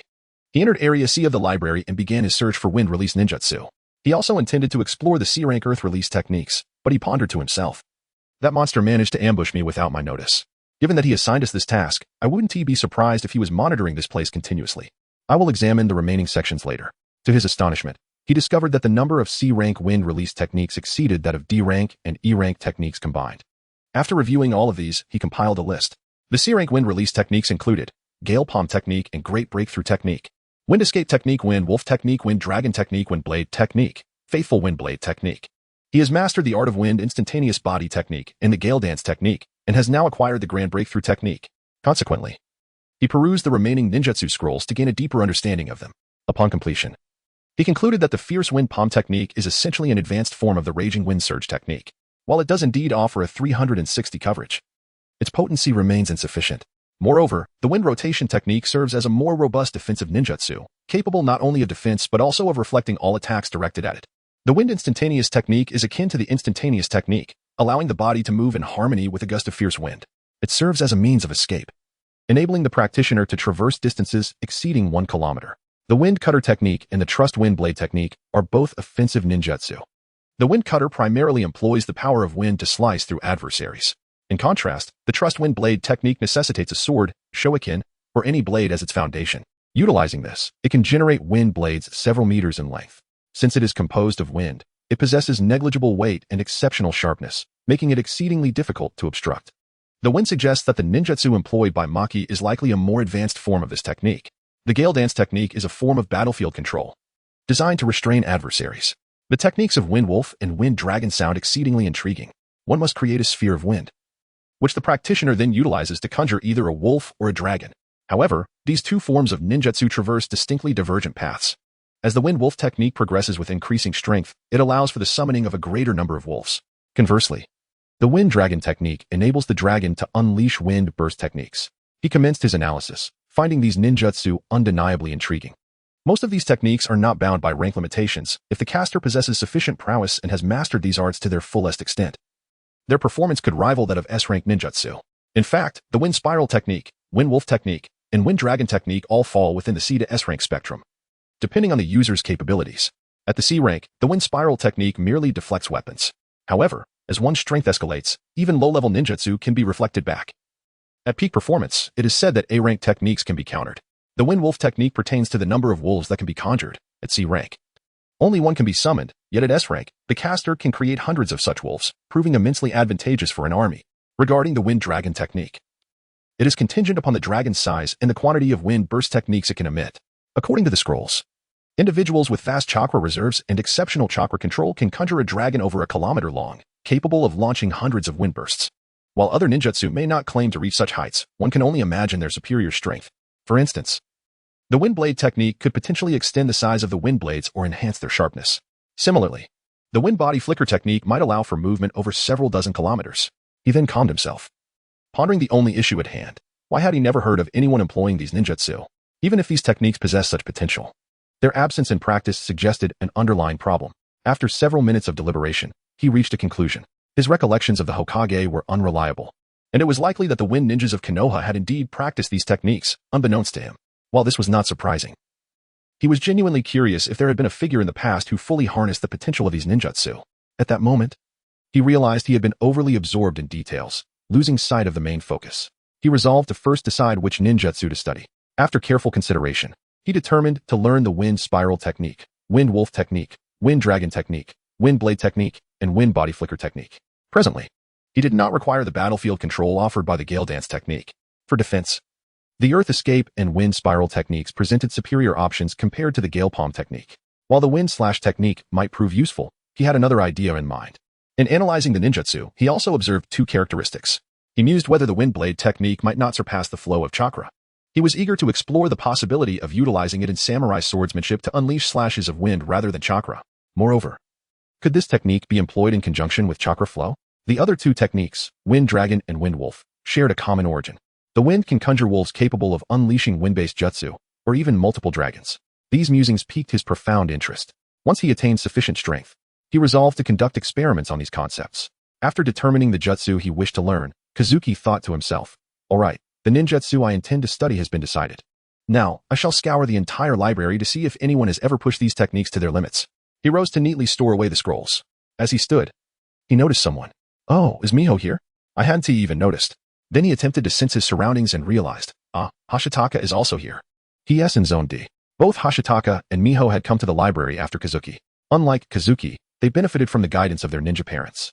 Blessed with ample talent and the mentorship of their family elders, they had never before visited the village library, as all their ninjutsu had been imparted directly by their ancestors. However, this time, the elders respected Renjiro's wishes and permitted the children to research in the village library.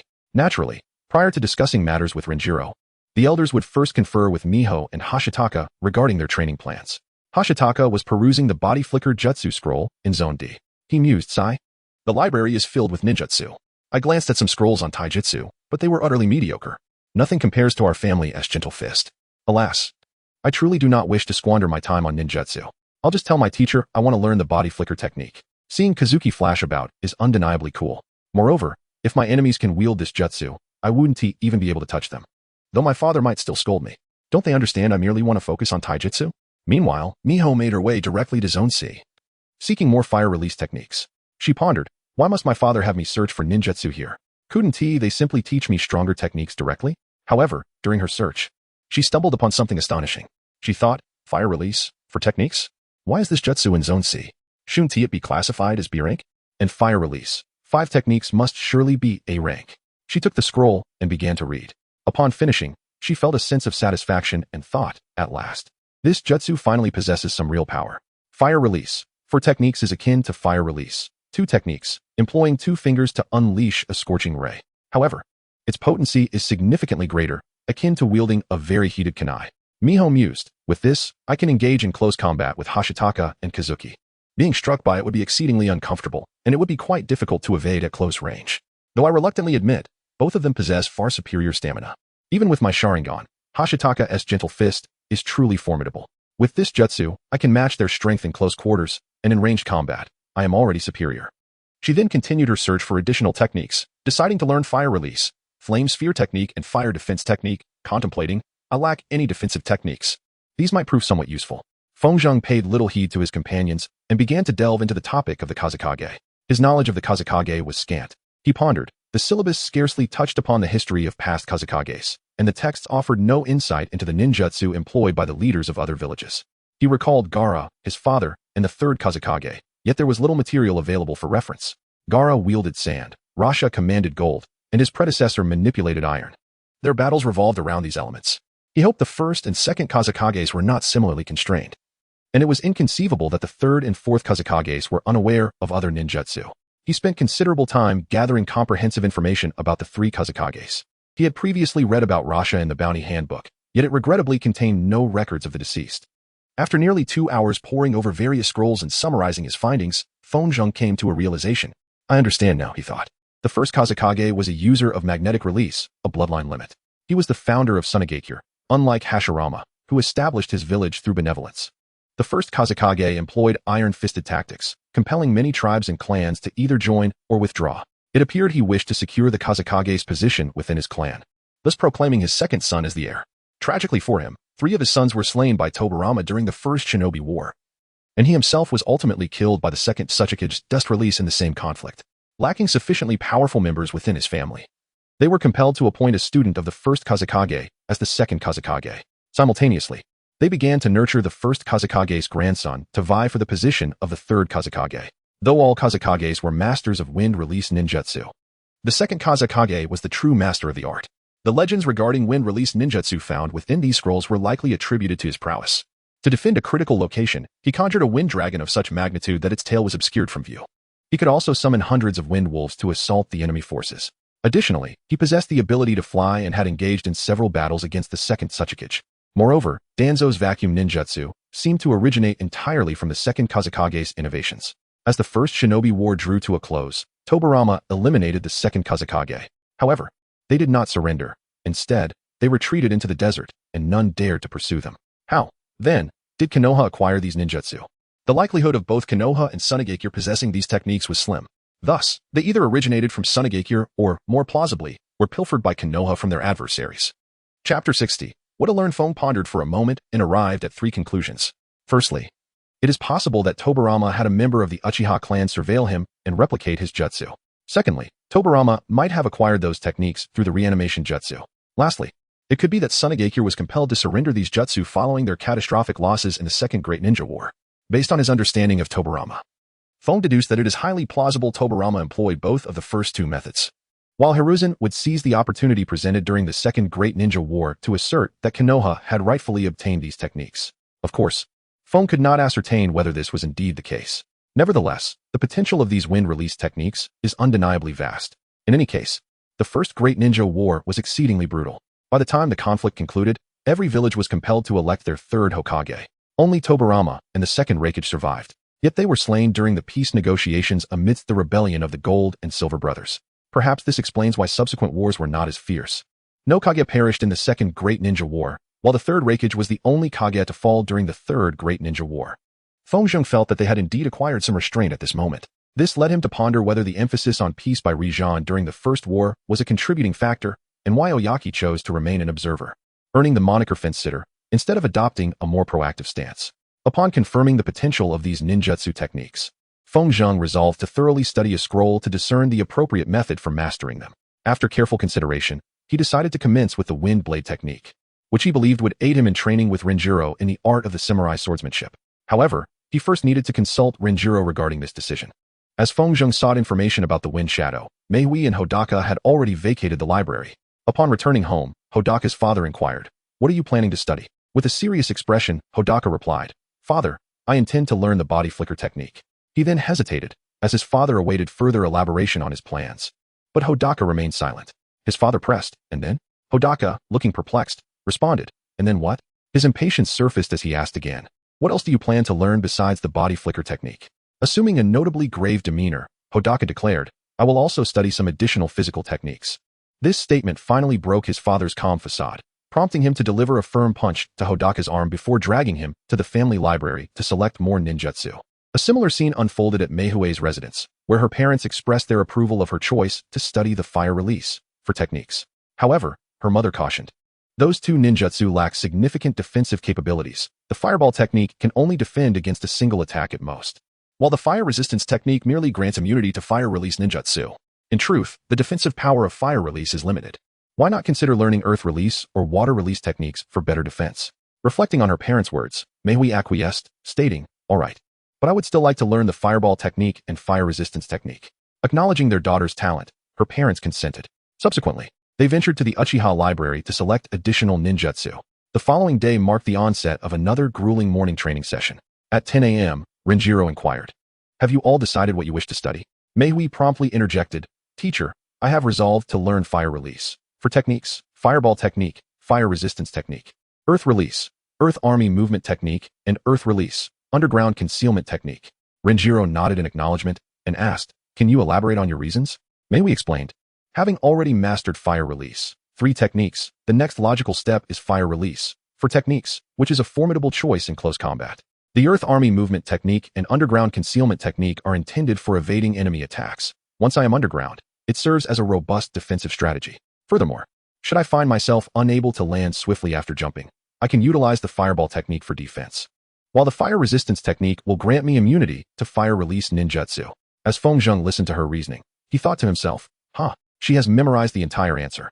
However, he realized that he should also study the earth release, subterranean hide technique. He hoped this ninjutsu would allow him to breathe underground. Although he had devised several methods to ensure there were fissures in the surface for air circulation, these methods were rather unreliable. Even Jiro had noticed the recited answers and sighed inwardly. They were still assisting her in making decisions. Nevertheless, this plan seemed promising. He continued, this should suffice. But you must train to execute the fire release, for techniques without any hand seals. Meihui, bewildered, inquired, without any hand seals? How is that possible? Why must it be so? Jiro replied, do you think your enemy will wait for you to finish your hand seals during close combat? As for how to achieve this, fret not, I will teach you. Meihui, intrigued, nodded enthusiastically. He then turned to Feng Zheng, who stated, I have decided to learn wind spiral shield technique, wind wolf technique, wind dragon technique, trustworthy wind blade technique, and wind body flicker technique.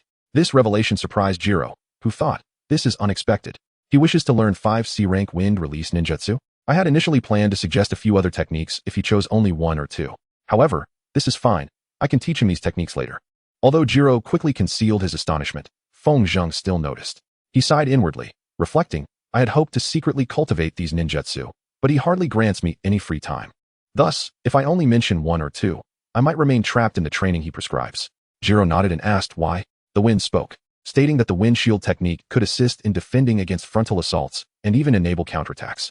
The wind wolf technique and the wind dragon technique would allow for long-range strikes and battlefield control. Furthermore, I could launch attacks from both land and air. The wind flash technique serves as an escape maneuver, while the wind blade technique, I believe, would complement the samurai swordsmanship quite well. Thus, I intend to begin with it.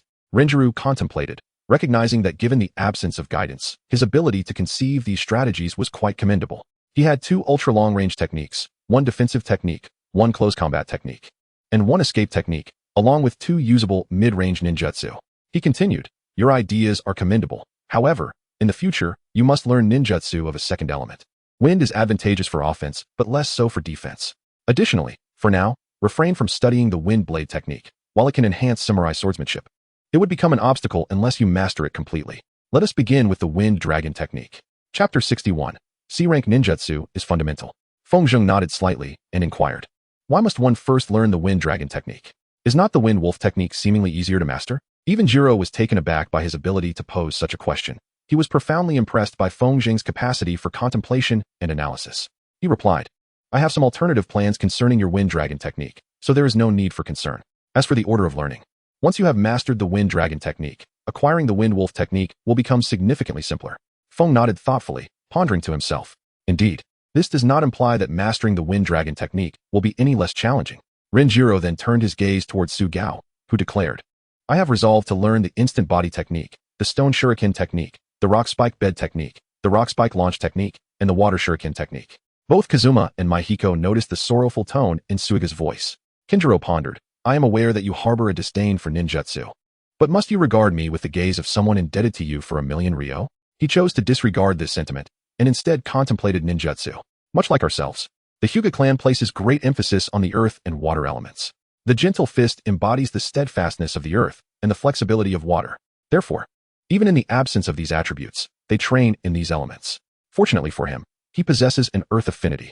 However, he opted for only one C-rank technique, while the rest were of D rank. It appears I must proceed with caution, Kinjiro mused. What is the reason? He inquired. Suiga recited the answer his father had instructed him to memorize.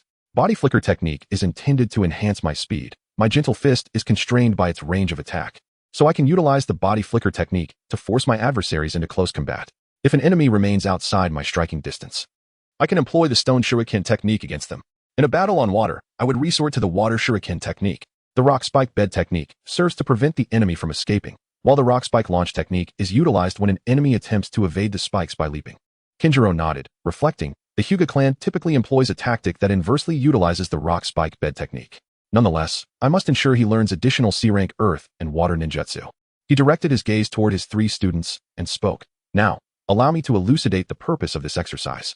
However, first, tell me which rank of ninjutsu you wish to employ. Mahiko immediately responded, I aspire to learn and wield S-rank ninjutsu. She then gazed at Kinjiro with eyes brimming with hope. Kinjiro stifled a chuckle within, observing the other 2 children. Fengzheng was lost in contemplation, while Suigao appeared anxious. Beads of sweat adorned his forehead as he stammered, I believe that D-level ninjutsu is sufficient. Upon hearing this, Meihui glared at Suigao with indignation. Renjiro turned his gaze towards Fengzheng and inquired, What about you, Fengzheng? Fengzheng gazed at his teacher and expressed, I too wish to wield A or S rank ninjutsu. Yet I am uncertain of the chakra required for such techniques. If employing a single S rank ninjutsu completely depletes my chakra, it seems rather futile, does it not? Upon hearing this, Lien Siro chuckled to himself, thinking, perfect. This lad possesses remarkable analytical skills. Lien Siro then remarked, you are absolutely correct. This exercise is designed to help you discover the ninjutsu that best suits you. Regardless of the rank you attain as a ninja, you will predominantly utilize C-rank ninjutsu. The reason being that techniques of B rank and above consume a substantial amount of chakra, which can impede prolonged combat. He paused momentarily to allow the genin to comprehend his words. He continued, thus, the type of ninja you will ultimately become hinges upon your proficiency in C-rank ninjutsu. Then, he turned to Meihui and stated, the significance lies not in the quantity of C-rank ninjutsu you master, but in your ability to employ them effectively. Finally, he looked at Fengzheng and instructed, Fengzheng, demonstrate the great breakthrough technique on those trees. Feng nodded slightly, forming a hand seal and invoking the great breakthrough technique. The ninjutsu summoned a tempestuous wind, causing the branches to sway violently, resulting in a cascade of leaves and twigs falling to the ground. The wind had etched deep scars upon most of the trees. After a minute, the wind ceased. All right, this is approximately my full power of 25 in ninjutsu, thought Kazuki. Now, observe this, he declared as he formed a series of hand seals, subsequently unleashing his great breakthrough technique. The potency of his ninjutsu surpassed that of the wind by an impressive tenfold. The wind swept through several trees, uprooting 3 of them entirely. Although the ninjutsu was not directed at them, Sueko and Mihiko could not help but feel the immense power of the wind, forcing them to cling tightly to the ground. Sueko and Mihiko were astounded by the scene before them. Meanwhile, in Fengzheng's mind, a single thought prevailed. Was this not illegal logging? Has anyone called the police or the media? Old man, since Hashirama is no longer here, no one can conjure more trees from thin air, Mihiko exclaimed with fervor. But how is it done? Why is your ninjutsu so vastly superior to Fengzheng's? Renjiro replied, it is because my mastery of this ninjutsu surpasses that of Fengzheng. The wind cursed inwardly. You've made a mistake, old man. You've merely employed a technique infused with far more chakra than I possess. However, I surmise that your utilization of chakra is more efficient, continued Renjiro. Moreover, this is not even my full strength, nor have I fully mastered this technique. If it were the Hokage, he could level an entire forest with just this jutsu. Upon hearing this revelation, Mihoko, Kaze, and Hashitaka were taken aback. Filled with astonishment and excitement, or at least the latter 2 were. The wind sighed within, reflecting on the formidable nature of the sun's rays here. Far more daunting than anything encountered in the world of Hokage. A profound curiosity arose within me regarding whether Orochimaru could truly vanquish him. Renjiro expressed his satisfaction with the students' reactions, stating, therefore, the primary focus of your studies should be on mastering C-rank ninjutsu. In the future, these techniques shall become your most frequently utilized skills. Of course, this does not imply that you should neglect the pursuit of higher-level ninjutsu. The additional power they confer is undeniably beneficial. However, without a solid foundation in proficient C-rank techniques, you shall never ascend to the status of a true powerhouse. Mihiko and Kazuki nodded in agreement, though Sataka appeared somewhat reluctant. Renjiro turned his gaze towards Sataka, asserting, no matter how formidable your physical prowess may be. Without a command of effective C-rank ninjutsu, you shall forever remain an inadequate ninja. Sataka lowered his head, softly murmuring, even without ninjutsu, I can still become a formidable ninja. Renjiro sighed, replying, very well, I shall arrange a match between you and Kazuki. Mahiko pouted, feeling left out of the impending duel. Renjiro instructed Sataka and Kazuki to take their positions. As they moved to their respective spots, Renjiro quietly whispered to Kazuki. Chapter 62, Kazuki vs.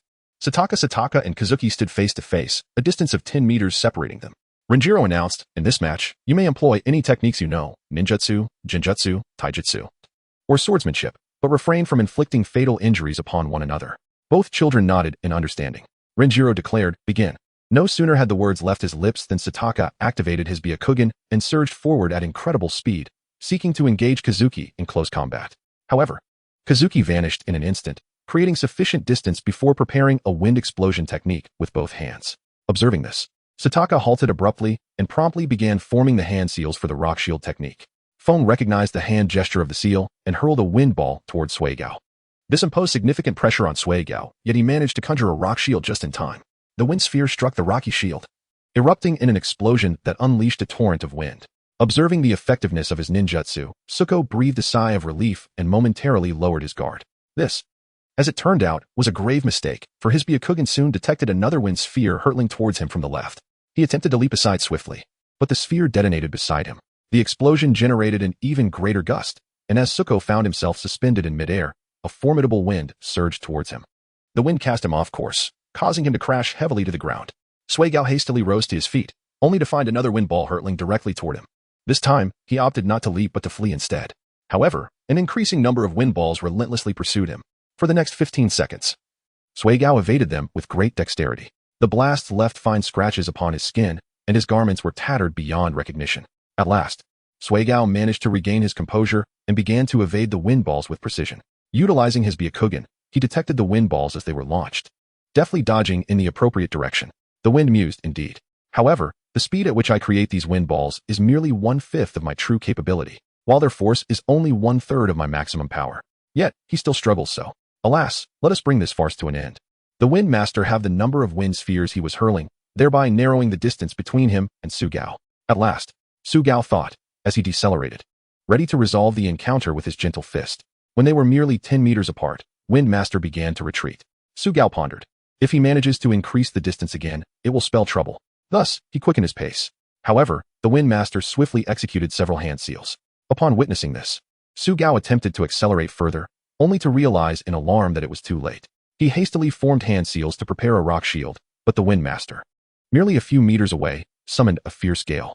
The resultant winds forcefully propelled Sugao backward. Jiro intended to leap in and intervene, but he soon comprehended the situation. So that's it, he realized.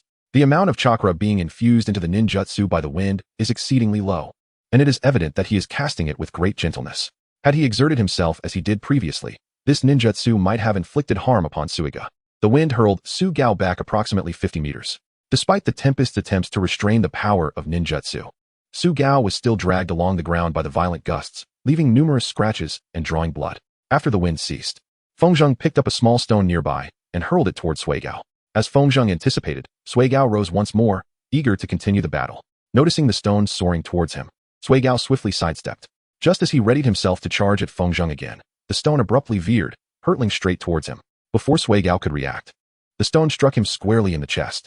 Although this assault inflicted no harm upon Suigao, Renjiro proclaimed, "It is decided. Fengzheng is the victor." Hearing this, Suigao, disheartened, sank to his knees. Reluctant to admit it, he recognized that had Fengzheng wielded a shuriken instead of a stone, he would have sustained grave injuries. This defeat weighed heavily upon him. Fengzheng had anticipated this outcome, as had Lien Jiro. Throughout his 4 years at school, Sugao had never been defeated by any of his peers.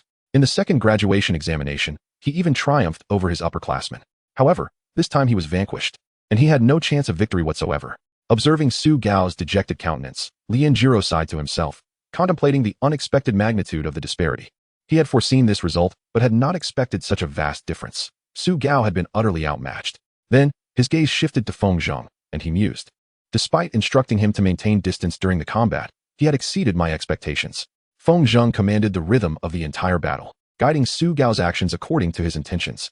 He had even deliberately thrown a ball at Su Gao's defenses to catch him off guard. This child is far more formidable than I had imagined. This piques my interest in his future. Perhaps in the next great conflict, he could play a pivotal role. Turning to Su Gao, he inquired, "Do you now comprehend the significance of ninjutsu?" Su Gao looked up at his teacher. Lien Jiro continued, "Your opponent employed 2 D-rank ninjutsu and 1 C-rank ninjutsu. One was a mobility technique, while the other 2 were mid-range techniques. In contrast, you utilized merely 1 E-rank defensive technique.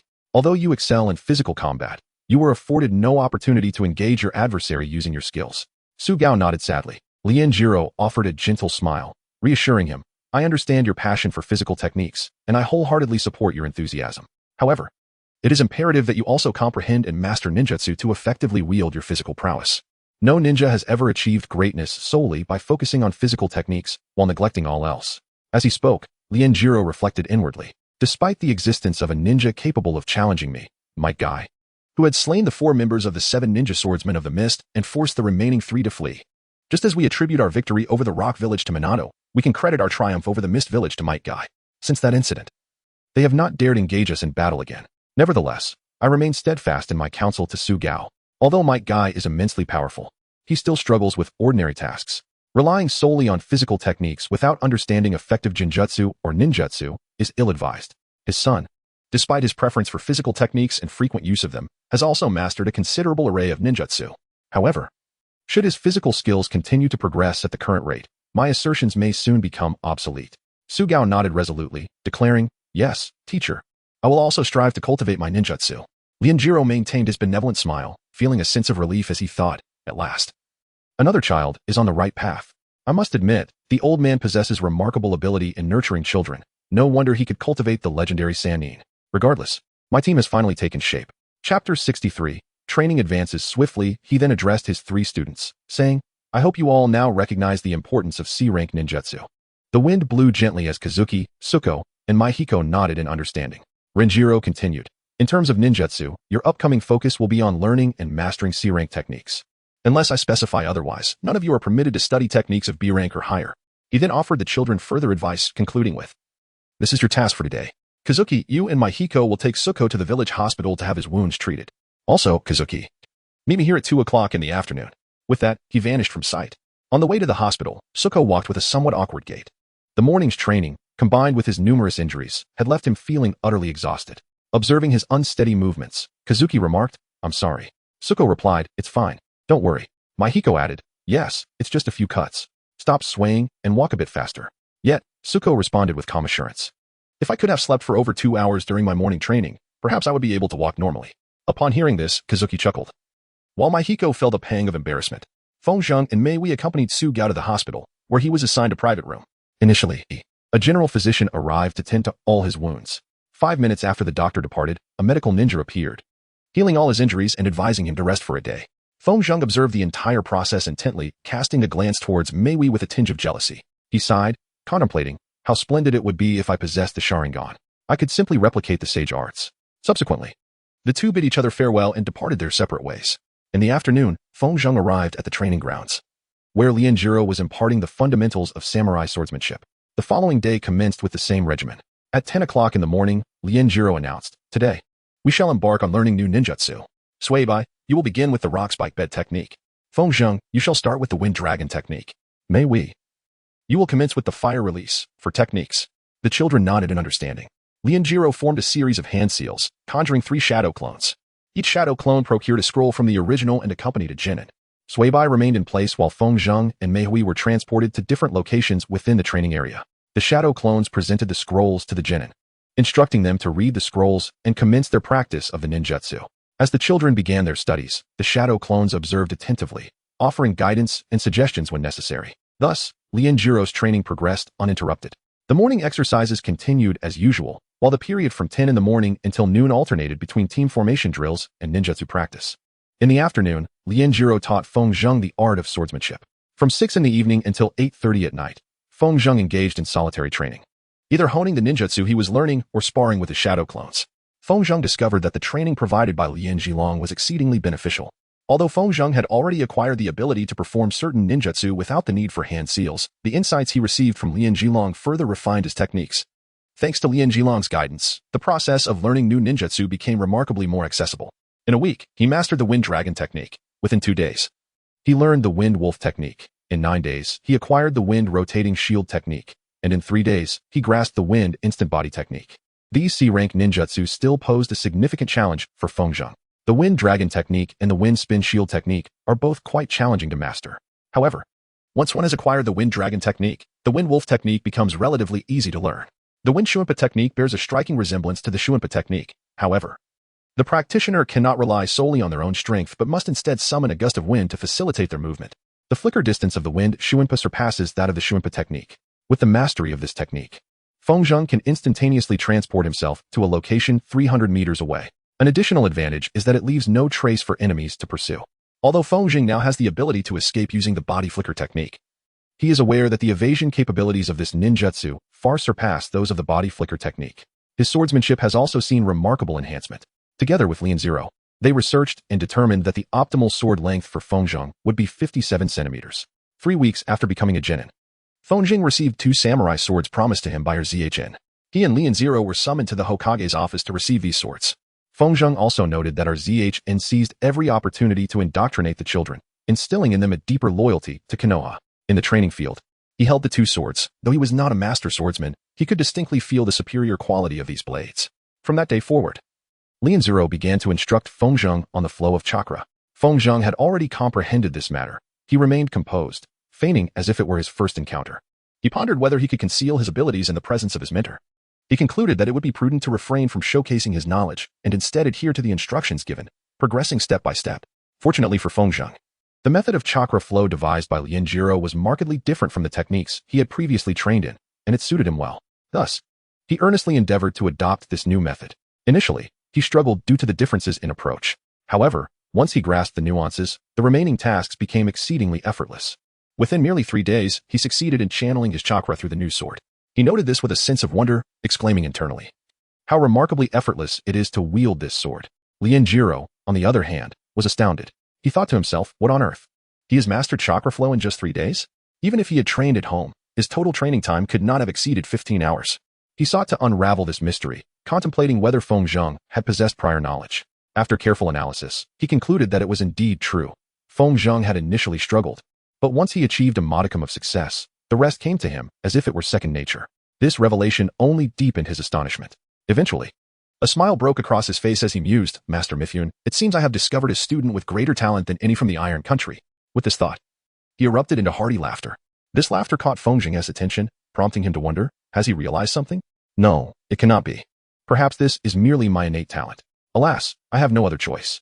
Nevertheless, he thought, there was no need for his mentor to laugh like a fool. Lian Zero noticed the concerned expression on Feng Zheng's face, as if he were contemplating whether his teacher required psychological assistance. He reassured, "Do not worry, young one. I was merely reminded of an old fellow who constantly boasted about the talent in his village. In any case, now that you have learned chakra flow, dedicate yourself to mastering it. The intensity of your training will significantly increase."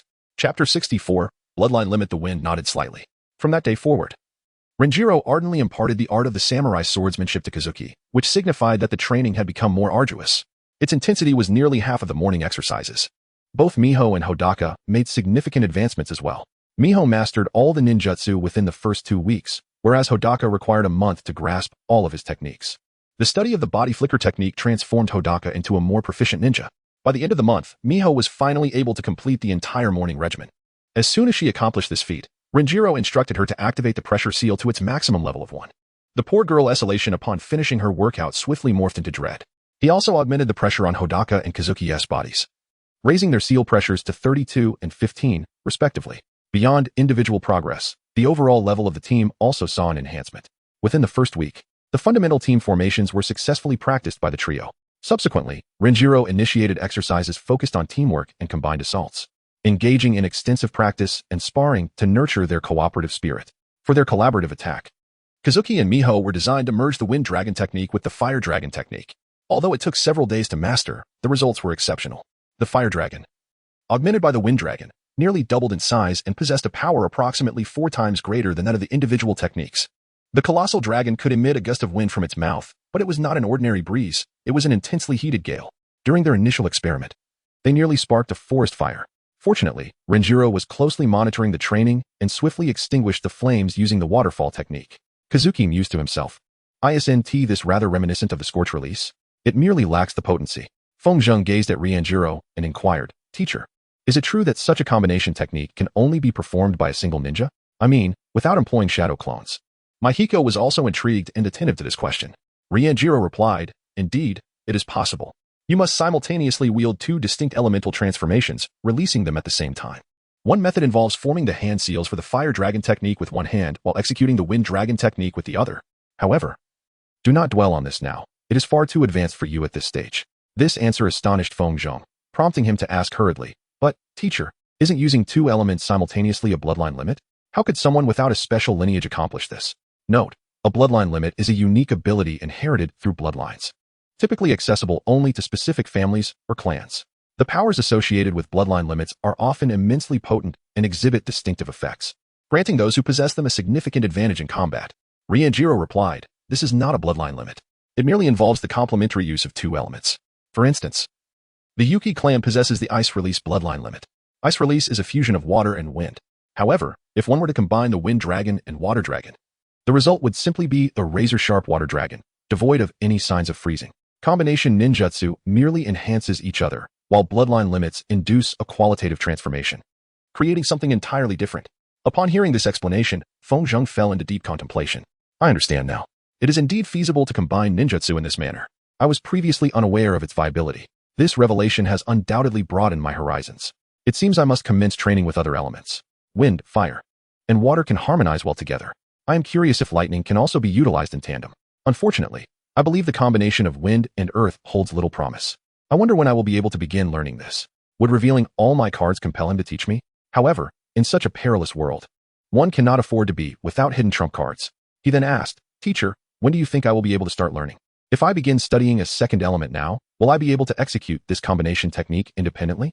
Renjiro shook his head and said, Do not concern yourself with that for now. Consider it once you attain the rank of Jonin. Your chakra control and shaping skills require significant enhancement before you can commence practice. Additionally, your chakra reserves need to be substantially increased. Thus, as I previously mentioned, you are currently limited to mastering C-rank techniques. The wind sighed, hanging its head in dejection. Upon hearing these words, Mahiko also lowered her head in disappointment. One day, as the class commenced at 10 a.m., Renjiro declared, I have imparted to you a particular combination technique, and you have witnessed its formidable power. I urge you to contemplate further ninjutsu that can be synergistically employed. It need not possess the overwhelming might of techniques like the Fire Dragon or Wind Dragon. Yet it should enhance your abilities to some extent. Thus, ponder deeply, but refrain from experimentation. I shall reconvene with you at 11 o'clock. As soon as he finished speaking, he vanished, leaving no opportunity for anyone to respond. Sui Gao inquired, What shall we do next? In the past few weeks, Feng has developed some ideas, he remarked. Let's each contemplate individually for a moment before we engage in discussion to see if we share a consensus, proposed Mei Wei. After approximately 15 minutes, Mei Wei inquired, Su Gao, can your water element intertwine with my fire element? Su Gao responded with uncertainty, but how can they combine? Wouldn't my water extinguish your fire? Mei Wei grinned mischievously and replied, Not at all. The fish projectile technique is the only jutsu you possess capable of generating a small stream of water, and it pales in comparison to my techniques. Therefore, my fire release will evaporate all your water, subsequently producing a vast amount of steam. Upon hearing this, Su Gao fell into contemplation. Feng was taken aback by the suggestion. Thinking to himself, I never anticipated that this girl would devise such a method. He then remarked, Indeed, it will create a considerable amount of steam. But can you control it? Both of them shook their heads. Feng continued, In that case, it can only serve as cover to conceal ourselves. Mei Wei sighed in disappointment and resumed her contemplation. A few minutes later, Feng declared, I have an idea. We could establish a dual-layer defense. My wind spiral shield technique can obstruct and reflect all thrown weapons and some weaker jutsu. But if the enemy employs a particularly potent jutsu, it may be breached. Therefore, my proposal is to first create a wind shield, and then Su Gao can generate a rock shield behind it for further protection. Su Gao pondered for a moment, nodding in agreement. Yes, that could work. However, Mei Wei complained, Hey, don't leave me out. Feng Zheng chuckled softly and said, In truth, I have another notion. Sui Gao, can you employ your rock shield technique? Sui Gao, perplexed, inquired, But didn't the teacher advise us against testing anything? Feng Zheng spoke, expressing his intention to prevent any mishaps. He reassured us that utilizing the rock shield technique posed no issues. Furthermore, after performing the ninjutsu, one must swiftly retreat several meters. Sui Gao nodded in agreement, rising to his feet to execute the ninjutsu before promptly leaping backward. Feng Zheng mused to himself, considering that the speed was still insufficient. Chapter 65, Combined Ninjutsu. He then declared, "All right, let us try once more. However, this time, I shall toss a small stone at you, and you must evade by retreating." Suigao formed a hand seal and then placed both hands on the ground. Feng Zheng stood poised, awaiting the completion of the ninjutsu. As soon as it was finished, he hurled a stone at Suigao, who swiftly dodged backward. Feng Zheng nodded in approval and remarked, "Indeed, that was quick enough." Mei Huizi inquired, "What, then? Is this grand scheme?" Feng Zheng responded, pondering that the two of them ought to master this ninjutsu, if they succeeded. Then when Su Gao employed the ninjutsu and leapt away, one of them could conjure another stone shield behind him, perpetuating the cycle. Another notion was that if all three of them could infuse the same stone shield with chakra, it would not only become sturdier but also expand in size. Should this prove feasible, it would be immensely beneficial. Both Su Gao and Mei Huizi nodded in agreement. They resumed their brainstorming, devising additional strategies. At 11 a.m., Yin Jiro reappeared, inquiring, "Have you come up with anything?" Feng Zheng commenced speaking. "We conceived an idea for a multi-layered defense. The fundamental concept involves my utilization of the wind rotating shield technique while Su Gao employs the rock shield technique to create a stone barrier behind my wind shield. Subsequently, we could generate additional layers by having Su Gao recreate the ninjutsu and then immediately retreat. Mei Huizi could then forge another rock shield, repeating the process." Lin Zilong expressed astonishment at this notion, inquiring, "What exactly are you defending against?" Mei Huizi and Su Gao turned to Feng Zheng, who replied, "A very powerful ninjutsu?" Lin Zilong admonished, "If the ninjutsu employed by the enemy is formidable enough to necessitate such measures, you have already exceeded your capabilities and should consider retreating. Furthermore, involving every member of the team in defense is seldom a wise strategy. Additionally, the rock shield technique is not the most effective defensive ninjutsu. There are numerous alternatives that could serve better. For the time being, the combination of the wind rotating shield technique and a single rock shield technique suffices. However, if you and Mei Huizi wish to learn the rock shield technique, feel free to do so. This ninjutsu remains quite useful in combat." Feng nodded slightly, sighing inwardly. "It seems that excessive defenses may not be advantageous." He spoke. "Another combination we considered is to have Su Gao utilize the Shuiken technique while I employ projectile manipulation to control them." Yin Zhuang nodded in agreement, stating, "This should work. Are there any other ideas?" This time, Mei Wei responded, "Teacher, I have conceived the notion of incorporating wind explosion technique into my fireball technique, thereby expanding the explosion radius of my fireballs. The winds generated during the explosion of the wind explosion technique will also cause the flames of the fireball to scatter randomly in various directions." Lin Zhuang nodded once more, saying, "This idea is commendable. However, Feng, if you wish to assist Mei Wei in achieving success, your wind explosion technique must become significantly more powerful." Feng Jing nodded slightly and spoke. "Indeed, teacher." Suigao suddenly interjected, "Teacher, I have conceived an idea as well. My suggestion is to hurl the Shuiken into Feng Jing's great breakthrough technique or Mei Hui's fireball technique. This would create greater chaos, compelling the enemy to be wary of the Shuiken within those ninjutsu." Lin Xilong remarked, "I understand. But I would advise against throwing the Shuiken into the fireball technique. If the enemy evades the fireball, your Shuriken will also be dodged. Conversely, if the fireball strikes the enemy, it alone is sufficient to inflict damage." Suigao nodded in agreement. Noticing the children had fallen silent, Lin Xilong inquired, "Are there any other thoughts?" All the children shook their heads. Lin Xilong continued, "Very well, for now, these combined ninjutsu will suffice. Let us commence practicing these techniques. Feng Zheng, create a shadow clone to practice the combination of Shuriken technique and projectile control with Suigao, while your original self practices alongside Mei Wei." The genin dispersed as per their teacher's instructions. Lin Xilong also summoned several shadow clones to oversee their progress. There should be no issues with Suigao and Feng Jing shadow clones. Yet Feng Zheng and Mei Wei would undoubtedly incite some conflagrations of that. Lin Xilong was certain. The shadow clones of Suigao and Feng Zheng relocated to another area, marking a large X on different trees. They exchanged glances and nodded. Both began to form hand seals. Suigao launched his shuriken towards the various X's marked by Feng Zheng, while the shadow clones endeavored to control the shuriken to hit the targets. However, the first anticipated issue arose. Suigao looked at Feng Zheng and remarked, "So you can only control 9 shuriken?" Feng nodded slightly and remarked, "Indeed, as I mentioned earlier, these are stone shurikens, crafted with a quality inferior to that of ordinary shurikens, making them a tad more challenging to control. Let us explore the second method." Suigao also nodded and once again executed the technique of stone shurikens. This time, Feng employed projectile manipulation to command all the shurikens. He used it to redirect their trajectory to the left. After observing, Suigao commented, "This time, all the shurikens altered their course. However, only 3 struck the target, as opposed to the 16 from the previous attempt." Feng Zheng nodded and said, "Indeed, if I wish to command all the shurikens, I am obliged to direct them in a singular trajectory. Thus, my control over each shuriken is somewhat compromised, and this could also disrupt your target." Suddenly, Renjiro's shadow clone materialized behind Feng Zheng and Hogao. Over the past month, Renjiro had repeatedly manifested unexpectedly behind them, and they had grown accustomed to it. Renjiro inquired, in what scenarios would you employ each method? Hogao, you may respond first. Hogao began to contemplate. After a few minutes, he replied. If the enemy numbers are limited, the first method proves more advantageous. The adversaries must first evade my initial assault, subsequently contending with the shurikens controlled by Feng Zheng. Conversely, the second method is more effective when facing a multitude of foes. A sudden alteration in the direction of all shurikens would undoubtedly inflict casualties. And even if the enemies manage to evade, they must remain vigilant, thus granting us additional time. Renjiro nodded and turned to Feng Zheng, who responded. Hogao and I share the same conclusion. However, I must enhance my control further. In the first scenario, the outcome could be satisfactory. Yet, there remains considerable room for improvement in the second scenario. For instance, if after altering the shuriken's direction, I could manipulate a few more to direct them further, I would undoubtedly strike some targets, making it less reliant on mere fortune. Chapter 66. The squad's first mission. Renjiro remarked, excellent, let us continue our practice. Meanwhile, Mei Wei and Feng Zheng commenced their training as well. Their approach was rather straightforward. Mei Wei conjured a fireball, while Feng Zheng launched 2 wind balls at it from behind. The wind balls slightly distorted the flames, which posed no issue. However, before the fireball detonated, the wind balls separated from the front of the fireball, causing it to explode as usual.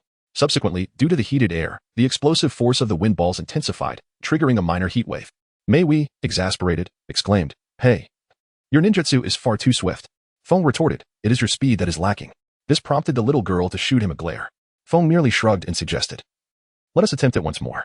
This time, Feng seized the moment with precision.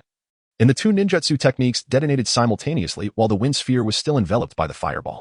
The outcome, however, proved to be somewhat unexpected. Mei Wei remarked, The explosive force has diminished. The wind nodded slightly and added, However, the range has expanded, and this increase is entirely random. In some directions, the area of the flames has doubled compared to usual, while in others, it has surged to 7 times its normal extent. Suddenly, a torrent of water was ejected, extinguishing the inferno ignited by the explosion. Even Jiro's shadow clone looked at them and said, We must relocate. Follow me. Feng Zheng and Mei Wei followed closely behind the shadow clone of Liandru. Along the way, the shadow clone inquired, What are your thoughts on this combination technique? Feng Zheng remarked, The flames are unpredictable, rendering the enemy incapable of discerning their trajectory. A moment's carelessness could result in severe burns. Even if fortune favors one and skill prevails in evading all flames, the immense pressure remains inevitable. Mei Wei concurred, affirming that indeed, once he suffers injury, we can seize the upper hand. Are there any areas for improvement? Asked Lien Sajiro. Feng Zheng and Mei Wei began to contemplate. After a few moments, Feng Zheng replied, I am curious whether the direction of the explosion can be manipulated. I believe that the position of the wind sphere within the fireball determines the trajectory of the explosion. For instance, if the wind sphere is positioned at the forefront of the fireball, the flames are likely to surge forward more vigorously. If I can discern the direction in which the enemy intends to evade, I would be able to place the wind sphere strategically, guiding the flames toward their new location. As Kazuki spoke, Renjiro came to a halt. They had arrived at the riverbank. Renjiro pondered, just as he had suspected. He remarked, Well, do not forget. Even your wind explosion technique is inherently unpredictable, rendering you incapable of controlling its trajectory. He then turned to Mihoko and added, If you both wish to further refine this combined technique, it will depend on the analytical prowess of your Sharingan in evaluating the explosions. Mihoko nodded and affirmed, Yes, sensei. I will enhance it to its utmost limit. Renjiro nodded in acknowledgement, gazing at the flowing river. Kazuki and Mihoko followed his gaze. Renjiro stated, All your explosions must occur over that river. There shall be no more fires. The 2 exchanged awkward nods and resumed their training. A full month had elapsed since Renjiro took on the role of instructor for this Genin squad. Following their morning exercises and a brief respite, Renjiro announced, Today, we shall embark on our first mission as a cohesive team. Upon hearing this, the team members immediately reacted. Hodaka exclaimed, It's finally here. Mihoko chimed in excitedly, Wonderful. Now I can showcase the prowess of the Uchiha clan. Sensei, what is our first mission? Which village's adversaries will we confront? Perhaps the Hidden Cloud Village or the Hidden Stone Village? Hodaka quickly followed up. Yes, Sensei, what is our mission? I am eager to demonstrate the might of Konoha through my physical prowess. Feng gazed at them, pondering, Wow, their eyes truly sparkle. I must learn how to achieve that. Feng Zheng maintained an expression of excitement, yet remained silent. The reactions of his teammates made him feel rather awkward. He pondered, If only they were aware of what our first mission entailed. I wonder if all adults share an unspoken truce, refraining from divulging certain truths to children. Is it to prevent disheartening us, or merely a relic of ancient human behavior that I have endured, and now you must too? Perhaps it is the latter. Just look at Lien Jirong's smug expression. Lien Jirong mused, witnessing the enthusiasm of the newly appointed Genin for their inaugural mission is eternally delightful. Now, I find myself wondering if that cat has gone missing again. He remarked, The mission is assigned by Lord Hokage, so we will only discover what it entails upon our arrival. They began their journey towards the Hokage's office, with Hitaka and Mahiko sprinting with unusual speed. Along the way, Fonjung contemplated, I never expected to wait an entire month before embarking on our first mission. A full month of intensive training. I believe I have traversed time quite fortuitously. Avoiding the Third Great War and the Kyuubi's assault, maturing during a period of personnel shortages in Konoha. I hope Lien Jirong's training can be sustained over the long term. Although it leaves me little leisure, it is immensely beneficial for enhancing my capabilities. The group arrived at the Hokage building and waited a few minutes before entering the Hokage's office. Once inside, everyone respectfully greeted Hizashi. Lord Hokage. Hizashi, as usual, was buried under a mountain of paperwork. He regarded Team 3 and said, you are finally set to undertake your first mission. He spoke while fixating on Lien Jirong. However, Lien Jirong merely shrugged, disregarding the gazes of others. Hizashi sighed inwardly, reflecting, he has thrown all the rules into disarray. His team has not undertaken a single mission in an entire month. The only similar instance was when Orochimaru did not assign any missions to his team for 6 months.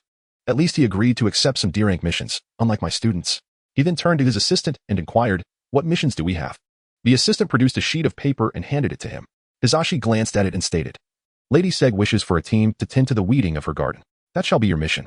He then smiled kindly, saying, perform well, ensuring she provides us with a favorable review, so that Konoha may take pride in us. Hizashi's words left Mahiko and Hitaka astounded. Hitaka murmured softly, we are weeding a garden? Mahiko echoed similar sentiments.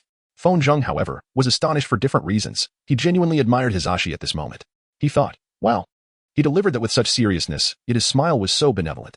Curse you, Danzo. This old man is the true embodiment of malevolence. No wonder Danzo, despite his cunning schemes and immense power, has never been able to do anything to Hizashi. The poor fellow never stood a chance. This has begun to evoke my sympathy for him. Chapter 67. Weeding the garden. Lien Jirong chuckled upon observing the genin's reactions. He mused, what a pity. That cat is not missing after all.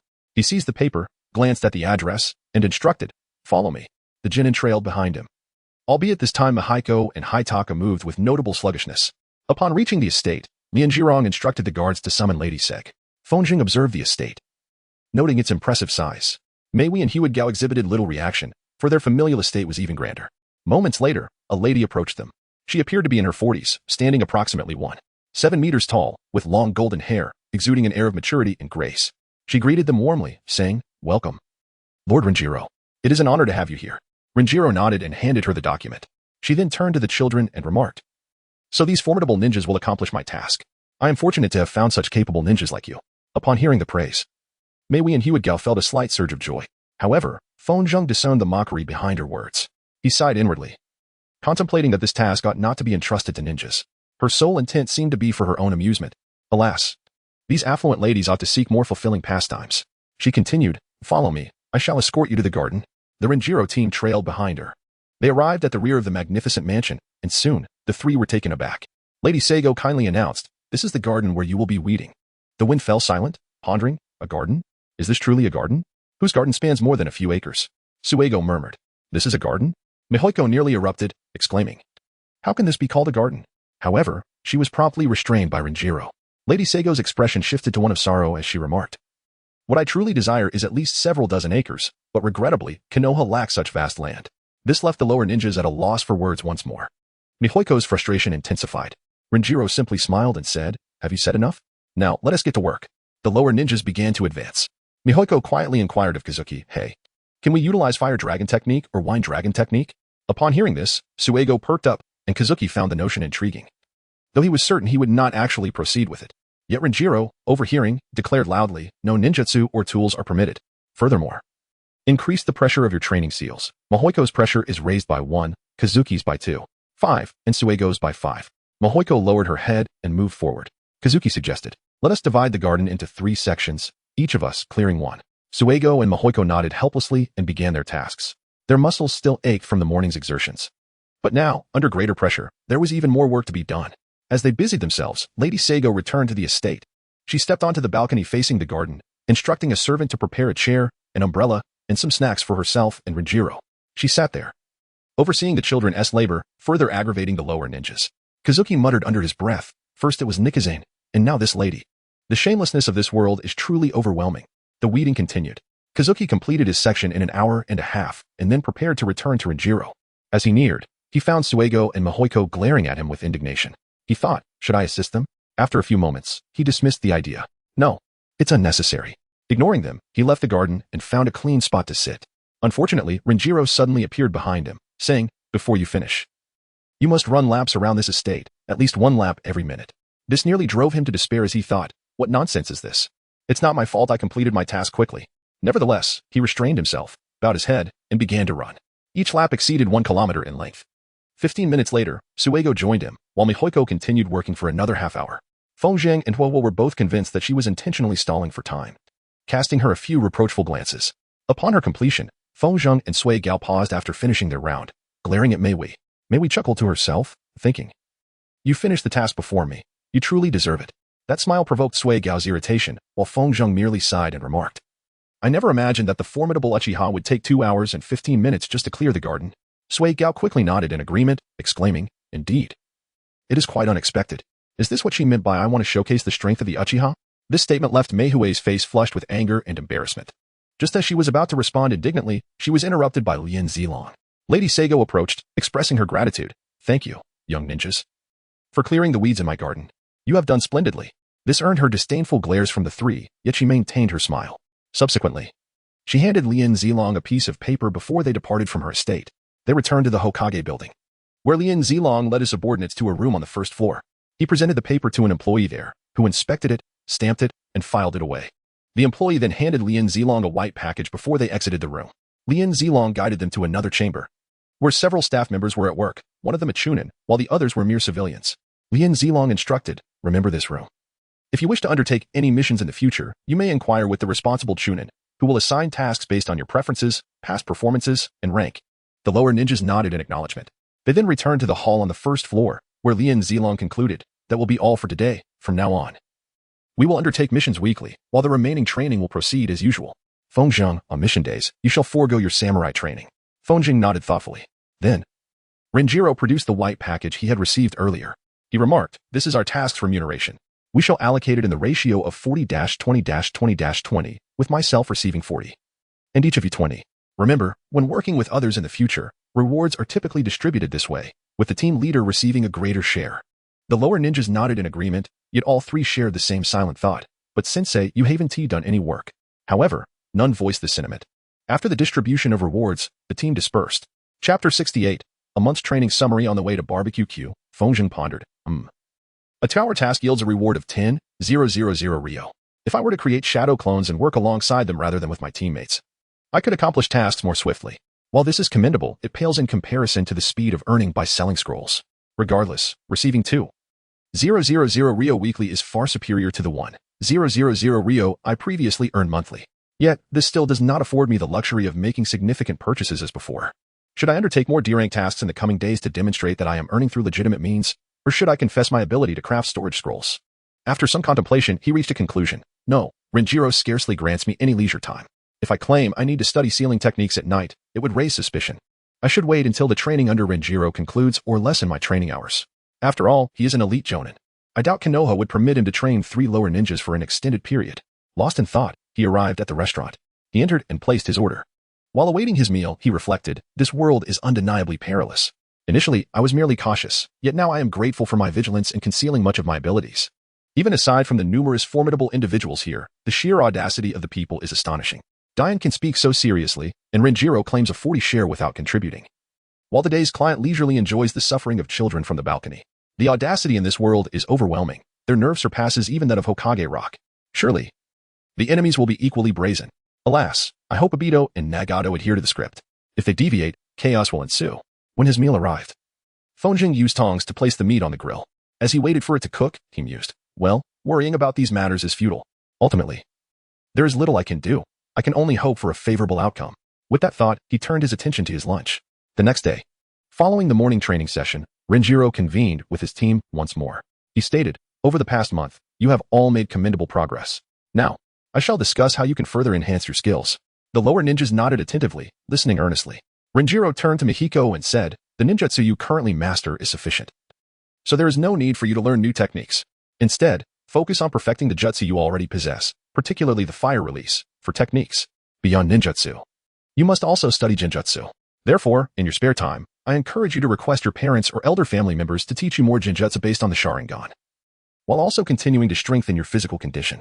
You need to be capable of completing morning exercises under a ceiling pressure of 10. Mihiko nodded and replied, "Understood, sensei. I will strive diligently." Renjiro then turned to Fonjung and inquired, "Have you decided on the second elemental affinity you intend to cultivate?" The wind nodded gently and said, "Indeed. Master, I have resolved to select the earth release as my second elemental affinity for cultivation." Renjiro nodded in response and inquired, "Which type of ninjutsu do you wish to learn? Do you have any particular thoughts on this?" Fonjing remarked, "I have resolved to master the techniques of Rock Shield, Earth Instantaneous Movement, and Earth Prison." Lien Xilong inquired, "Why?" Fonjing remarked that the Rock Shield technique could provide him with excellent defense. The Earth Instantaneous Movement technique was a method of mobility, while the Earth Prison technique could be employed to ensnare foes or stabilize oneself and allies. After a moment of contemplation, Lien Xilong responded, stating that the Rock Shield technique was indeed beneficial for him. However, he questioned the necessity of learning the Earth Instantaneous Movement technique, given that he already possessed two mobility techniques. Furthermore, he noted that the Earth Prison technique was rather sluggish and incapable of effectively restraining competent adversaries, thus rendering it of limited utility. He inquired as to why there was still a desire to master it. Fonjing remarked, "I understand, but acquiring more mobility techniques is not a disadvantage. Moreover, fleeing from the ground can offer excellent defensive and stealth capabilities. If the enemy lacks perceptive abilities, it can also be utilized for ambushes. As for the Earth Prison technique, my primary objective is to divert the enemy's attention, keeping them focused on the ground, especially if I can achieve this without hand seals. I also wish to explore whether I can suppress its chakra signals, deploying it in a remarkably covert manner.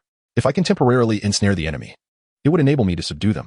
Leandro pondered, "Indeed, another commendable idea. However, even if his reasoning is sound, learning a third mobility technique seems somewhat extraneous." He nodded and said, "Very well. The Earth Shield technique can be learned independently. The remaining two will be studied under my supervision. In addition, you must strive to master the ninjutsu you already possess." At last, Leandro turned to Sui Dao, saying, "Sui Dao, your current proficiency in ninjutsu has improved significantly since we commenced our training, yet it remains insufficient." Sui Dao nodded, listening intently. Leandro continued, "You still need to learn 4 types of earth release ninjutsu: the giant rock throwing technique, the quicksand technique, the stone spear technique, and the earth body flicker technique. The giant rock throwing technique is a mid-range offensive ninjutsu, while the quicksand technique is a trapping ninjutsu. The stone spear technique is also mid-range, and the earth body flicker is a mobility technique." Sui Dao sighed and nodded, reluctantly agreeing. Leandro smiled and added, "Rest assured, these are the only C-rank ninjutsu I will insist you master. I would recommend you learn more in the future, but the decision rests with you. Mastering C-rank ninjutsu will greatly benefit your future pursuits. Furthermore, once you have mastered these earth release techniques, you should immediately learn 2 B-rank earth release techniques: the Earth Dragon technique, which will enhance your long-range combat capabilities, and the Earth Flow Wall technique, one of the best defensive techniques currently available. They will perfectly complement your gentle fist style, allowing you to fully concentrate on your physical techniques." Sui Dao displayed a resolute expression and responded, "Yes, teacher. I will endeavor to master these ninjutsu." Leandro continued, "In addition to your ninjutsu and physical training, I will also focus on honing your illusionary abilities." He wished to elaborate further, but Suedo's expression, upon hearing this, was rather amusing. Leandro chuckled and added, "Whether or not you wish to learn illusion techniques can be postponed for now. For the moment, I shall teach you how to counter illusions." Leandro's laughter and gaze captured the attention of his students. Fonjung and Mei Wei glanced at Sui Dao, both breaking into laughter. Leandro's training persisted. Over the ensuing 6 weeks, Fonjung and Sui Dao mastered all the ninjutsu and were practicing to perfect them. Now, Fonjung could perform all the newly learned C-rank ninjutsu with a single hand seal. Leandro exhibited significantly greater proficiency when instructing Earth Release Ninjutsu compared to Wind Release Ninjutsu. Chapter 69. The Chaos in the Mission Room. He also gained a deeper understanding of how chakra should be shaped and how to shape it more rapidly. Consequently, Fonjing's pace in learning Earth Release C-rank ninjutsu nearly matched that of learning Wind Release Ninjutsu. The training in combined ninjutsu continued, and their speed in executing combined techniques improved markedly. In terms of illusions, Leandro's shadow clone first cast D-rank illusions on Sui Dao and Fonjing. Within a few days, Fonjing was able to dispel these illusions. Leandro's shadow clone subsequently cast C-rank illusions on him, which he also dispelled within weeks and was currently focused on breaking B-rank illusions. Meanwhile, Sui Dao took an entire month to dispel the D-rank illusions. Fonjing's swordsmanship has made remarkable strides. The foundational knowledge of samurai sword techniques has been thoroughly imparted to him by Lien Xilong. They are now embarking on the study of more advanced swordplay movements. Lien Xilong has assured him that once he masters these sophisticated techniques, he will teach him the art of the flying slash. Over the past few weeks, they have successfully completed 60-level missions. The first task involved bathing the dogs at Inuzuka's kennel. Lien Xilong jokingly informed them that they were required to clean up all the waste in the kennel, which sent Maisie fleeing in fright, only to be caught by Lien Xilong by the scruff of her neck and brought back. Upon learning the true nature of their assignment, the children breathed a sigh of relief. The next task is to locate the ferocious cat, which has left Mei Hui's face marred with scratches and has bitten Su Gao several times. Feng has finally come to comprehend why everyone has exerted such tremendous effort to capture the elusive feline. This is an insufferable ninja cat, a master of stealth and deception. Nevertheless, this endeavor lacks challenge, yet Nijiro has imposed an additional condition. The lower ninjas are prohibited from traversing the ground. They may only maneuver along the walls. In the absence of walls, they must fabricate rock shields to create such surfaces. The subsequent task involves the meticulous clearing of all emergency shelters. Feng perceives this as a method for the village to ensure they remember all the shelters surrounding Konoha. Following this, they are tasked with delivering letters to various families and nobles throughout Konoha. Next, they must attend to several children from the Yamanaka clan. Finally, they are required to cultivate the land on a farm. Feng keenly observed his teammates, acutely aware that they were on the brink of eruption, ready to instigate a tumult.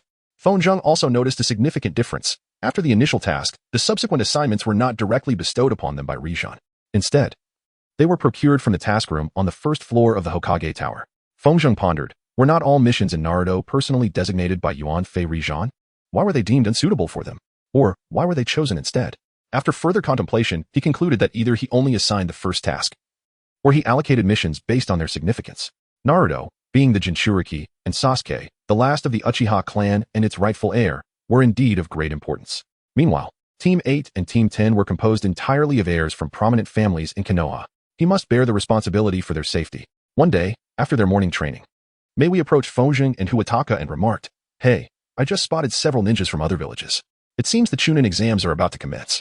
Do you think we could participate?" This caught the attention of her two teammates. Huataka responded with enthusiasm, "I certainly hope so. I am eager to engage in battle with ninjas from other villages." With the wind at his back, Feng pondered deeply. If my memory serves me correctly, the team must accomplish 8 tasks to qualify. I wonder if Renjiro intentionally arranged it this way, ensuring our team remains ineligible for the examination, thus freeing himself from any pressure. Noticing Feng lost in thought, Mei inquired, "What occupies your mind?" Feng replied, "I have heard that the Chunin exams carry significant risks, so I highly doubt they would permit us to partake at such an early stage." Mei angrily retorted, "Hey, we are fully prepared to embrace the risks." Suigao nodded in agreement, saying, "I concur. We are ninjas. How could we possibly retreat in the face of a mere danger?" Feng shook his head in response to his teammates' naivety. He replied, "Indeed, but our current task remains solely to care for the children and to clear away the dust." This statement cast a pall over their spirits, prompting an outburst of mild complaints. When Lien Xilong appeared, they regarded him with resentful glances, which caused him to furrow his brow and inquire, "What is the matter?" Mei and Huitao merely scoffed and turned their gazes elsewhere. Despite waiting for several days, Lien Xilong had yet to inform them about the examination. The following day, Huitao relayed to his teammates, "I have heard that Qiansho Hui and Uchiha Lai will be participating in this exam." The wind inquired about the matter. Had they not already participated? This time, it was Yoshiko who responded, "No, Uchiha Rai did not take part in the previous examination." The wind nodded slightly and spoke, "I understand. It seems we must wait until next year to participate in the examination." At that moment, Renjiro appeared, and Michiko hurriedly inquired, "Teacher, can we partake in the Chunin exam?" Renjiro shook his head and replied, "No, you are not yet prepared." Michiko responded, "Why not?" "Teacher, we are ready." Renjiro once more denied her, stating, "Whether you are prepared or not is for me to decide. Do not ask again." The following day, when they arrived at the mission room, the Chunin in charge of assigning tasks began. Renjiro's team, "Your next mission is to care for a newborn." However, he was interrupted. Michiko, having reached her limit, shouted, "Hey, why do you always assign us such trivial tasks? Which ninja spends their day taking care of children? Just hire a nanny for this." The Chunin, with a serious expression, replied, "Little girl, you are merely..." But his words were once again interrupted by Suka, who resolutely stated, "I concur with Michiko's viewpoint. This is an affront to our abilities." Feng observed Lien Xilong's reaction and noticed a mischievous smile creeping across his face. He pondered to himself, "It seems we should commence the execution of the sea-level mission. Perhaps it is time for me to voice my thoughts." The Chunin, having been interrupted twice, seethed with anger and retorted, "Listen up, you little brats. I, the unfortunate soul, have been interrupted yet again." Feng replied, "Sir, are you aware that during our last mission, we were exceedingly concerned that we would set the entire farm ablaze? Even if our teacher could wield water-style ninjutsu, the resulting damage would be substantial. I genuinely dread what might transpire today while we are tasked with looking after a child." Upon grasping Feng implication, the Chunin trembled slightly. Lien Xilong found the situation amusing, thinking to himself, "Well, I had initially intended for them to undertake additional D-level missions. However, should they manage to triumph in this debate against the Chunin, I would not object to initiating the C-level mission at this moment." Chapter 70. The execution of the C-level mission. If Fengzheng had known that Lianzi had no intention of undertaking a C-rank mission, he would undoubtedly have felt remorse for his indiscretion. Although D-rank missions are rather mundane, they require little time, thus allowing for ample training opportunities. And they pose no danger whatsoever. The Ch-Nin was at a loss for words, unsure of how to respond. He opened his mouth several times, yet no words escaped. Glancing at Lianzi, who nodded in affirmation, he sighed in relief and said, "Very well, I shall find you a C-rank mission." As he retrieved the C-rank mission files, Lianzi suggested, "We can select a few extermination tasks near the village. It would be ideal if the bandit hideouts are relatively close." The Ch-Nin nodded and began to peruse his files. Before long, he produced 4 documents and handed them to Lianzi, who read through them. He then addressed his team. "Today, we shall embark on our first C-rank mission. Please meet me at the main gate in a few hours, and prepare for a week-long journey." The genin nodded and dispersed. Upon returning home, Fengzheng sat in meditation, reflecting, "At last, I am about to leave this village. What should I prepare?" According to regulations, the team leader would arrange the rations, so food should not pose a problem. However, he thought it prudent to bring along his existing rations as a precaution. As for weapons, he still possessed some from the school as supply, albeit with a few damaged. Nonetheless, they were functional. Realizing his arsenal was insufficient, he decided to purchase an additional 12 shurikens and 3 kunai, which would cost him 7,000 ryo. He also contemplated acquiring a few explosive tags, which would consume most of his earnings from missions. Money, he mused. I should bring all my funds, stowed in a spare pouch. Naturally, he also needed to carry the items he had previously purchased. As for his sword, it would be sheathed at his side. He recalled the wristbands he owned, but explaining their origin would be cumbersome, so he opted to store them in his spare pouch. After meditating for half an hour, he proceeded to pack his belongings and left his home.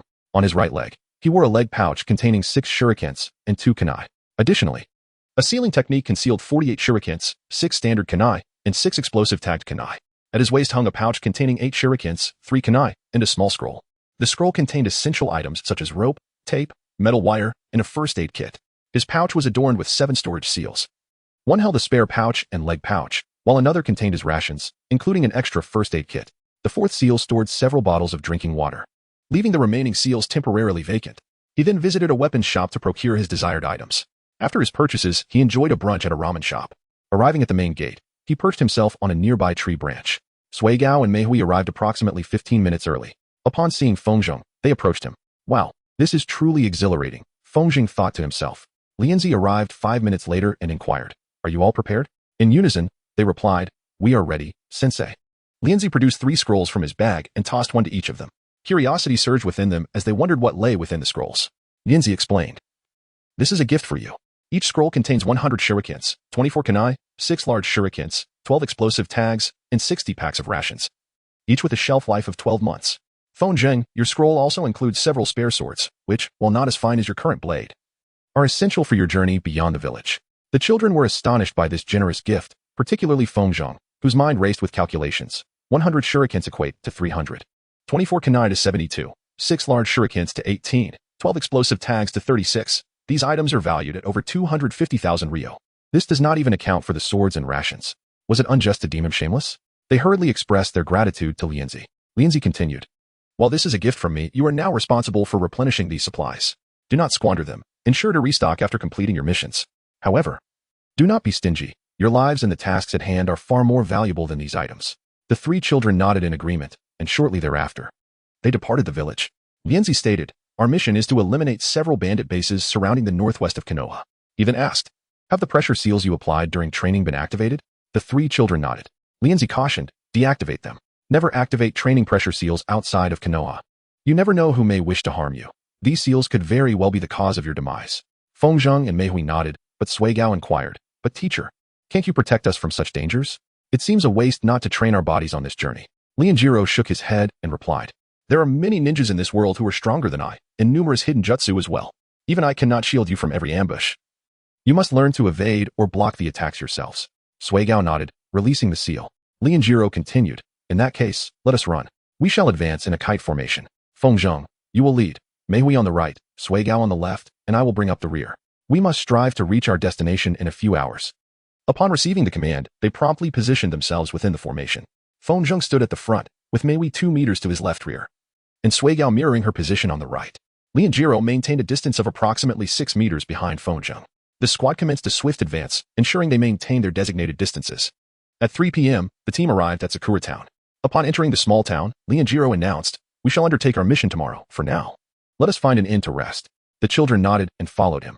Along the way, Fengzheng reflected, this town feels somewhat familiar. Yet I cannot recall where I have seen it before. Did it appear in Naruto? Alas, I can scarcely remember any sights now. Lee and Jiro led the squad into the town. The wind was brisk, and Suko and Mahiko observed that there were numerous inns in the town. They also noticed several casinos, along with an area filled with games that offered prizes for the winners. Chapter 71, The Search for the Bandit's Lair. However, Fujing discerned something peculiar. He noted that every game here was based on chance, none requiring skill. This made sense. In this world of ninjas, creating such games would be an exercise in futility. Eventually, Jiro entered an inn. Mahiko thought to herself, after skipping 13 inns, we have finally arrived.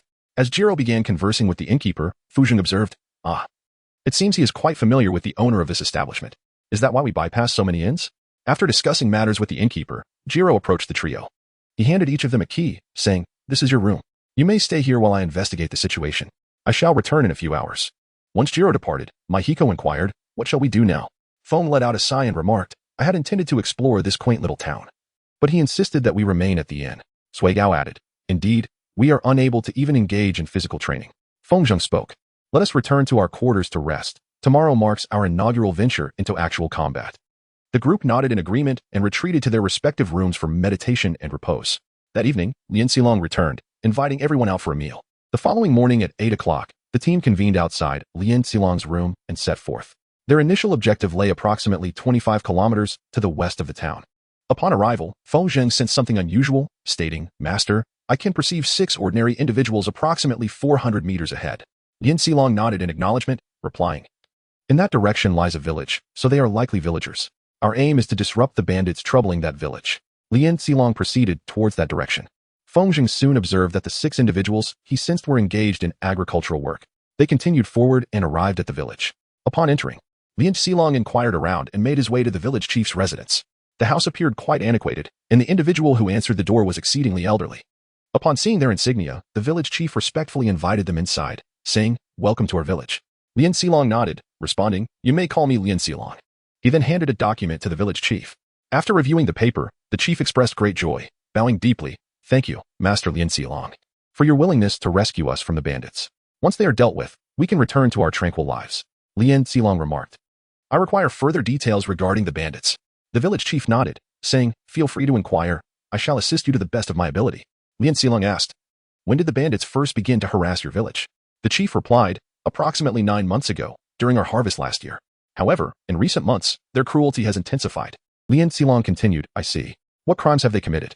The chief, his voice trembling, responded, initially, they merely pillaged our crops and valuables, but recently, they have. Feng observed that the village chief was now in tears. He continued, they have slain 9 villagers and abducted 6 young girls. His voice trembled as he added, they even killed my son. He broke down sobbing. Just as Jiro was about to comfort the elderly man, the village chief quickly regained his composure, a resolute expression emerging upon his face. Feng was greatly astonished, pondering to himself how admirable it was. Although not a ninja, he possessed such unwavering determination. Observing the resolute expression on the elder's face, even Jiro was moved. He inquired, how many bandits were there, and from which direction did they attack you? The village chief replied, during the assault 5 days ago, there were over 15 bandits, and they always approached from the north. Jiro nodded and said, thank you for providing us with this information. Rest assured, we will take care of them. The village chief hurriedly expressed his gratitude. Jiro and the lower-ranking ninjas departed from the chief's residence. Michiko asked Jiro, what shall we do now? Should we begin our search from the north? Jiro nodded in affirmation and replied, indeed. The wind inquired once more, but teacher, why are they attacking from the direction of the base? Could it be a ruse to confuse us by assaulting from another direction? Kinjiro shook his head and replied, these are merely common bandits. I doubt they possess the intellect to devise such a scheme. If they were clever enough, they wouldn't resort to murdering villagers or abducting young girls. Subsequently, they proceeded towards the northern part of the village, where they observed several houses had been set ablaze. Kinjiro commanded, Mahiko, activate your Sharingan and see if you can detect any traces they may have left behind. Mahiko activated her Sharingan and began her investigation. Soon, she discovered some footprints and exclaimed, teacher, I found them. Kinjiro nodded approvingly, saying, well done, lead the way. Form a kite formation, Mahiko at the front, I will follow. Kazuki, Hashitaka, be vigilant and seek out those bandits. The team followed Mahiko closely. Along the way, Kazuki noticed several trees bearing scars from blades. After traveling approximately 5 kilometers north, Kazuki said, Hashitaka, check the area 500 meters to the northwest. Hashitaka activated his Byakugan and quickly reported, teacher, I see them. Kinjiro nodded, and the group advanced in that direction. Upon arrival, they beheld a small hill with a cave at its summit. At the entrance stood 2 bandits guarding the cave, each wielding a sword. They remained concealed behind the trees, rendering the bandits oblivious to their presence. Kinjiro sensed everything within the cave and inquired, "Who among you will take care of this matter?" Fengzheng promptly replied, "I, teacher." Just as Mahiko and Sataka were about to respond, they glared at Fengzheng. Rikujiro nodded and said, "No use of clones allowed. Our mission is to eliminate them all." The wind began to resonate once more, including the 2 guards. He sensed a total of 23 individuals within the cave. He then turned to Suigao and inquired, "Suigao, could you check for any traps? Additionally, what is the layout of this cave?" Suigao nodded and activated his Byakugan. After a meticulous examination, he replied, "I have identified 3 traps in total. 2 are located behind the first and second entrances, functioning as basic arrow traps, which will trigger upon contact with the tripwire. The 3rd trap is a small pit dug before the second entrance, containing sharp spikes. As for the layout, there is an inner entrance beyond this outer one, leading to a large chamber that houses 3 smaller caverns." Fengzheng remarked, "All right, thank you. Are there individuals attempting to conceal their chakra?" Sugao shook his head, and Fengzheng expressed his gratitude to him. Chapter 72, Claiming the First Kill. Fengzheng closed his eyes, allowing tranquility to wash over him. He contemplated the moment he had been anticipating. The time had finally come for his first kill. Taking a deep breath, he exhaled slowly. With a series of intricate hand seals, he vanished beneath the earth. At the entrance, 2 robbers stood watch, their boredom palpable. One complained to the other, "Why must we guard this place? I long to raid that village again and capture more girls." The second robber leered in agreement, "Indeed, the girls we captured a few days ago were quite entertaining. I can hardly wait for more." However, his words were abruptly cut short. As he spoke, a sword emerged from the ground, aimed directly at his waist, a blade enhanced by the flow of chakra. Before the 2 robbers could comprehend what was happening, the sword cleaved through one of them, slicing him in half before he even realized his demise. The remaining robber, now in a state of panic, instinctively reached for his sword, desperate to draw it. Yet, before he could grasp the hilt, his head was severed from his body. After dispatching both men, Fengzheng once again vanished into the depths, entering a cavern. The next pair of robbers stood guard in the space between the entrance of the hill and another entryway within the mountain, leaning against the wall, facing each other. The wind swept across the hills, piercing the heart of a bandit. The bandit across from him witnessed a sword emerge from the chest of his counterpart and prepared to shout. Yet, before he could cry out to alert others, a shuriken hurtled towards him, striking through his throat, and he fell lifeless to the ground. The wind once again burrowed through the earth, deftly avoiding the holes excavated by the bandits. He had now entered the principal hideout of the rogues. Peering stealthily through the wall, he beheld the 3 small caves that Suigao had mentioned. In his current location, 12 bandits were present, while the remaining 7 occupied those 3 tiny caverns, prompting him to ponder whether they were the leaders. He then scrutinized the 12 bandits with great care. 4 of them lay sleeping in a corner. 2 appeared to be preoccupied with some task. 1 was intently focused on something, while the other sharpened a blade. The remaining 6 were engaged in drinking and playing cards. The wind swept across the ground, advancing towards the bandit who was sharpening his blade. He appeared behind him and severed his head, before the head could touch the ground. The wind moved towards another bandit engrossed in a map. With a swift thrust, he pierced the man's heart and drew his sword back with alacrity.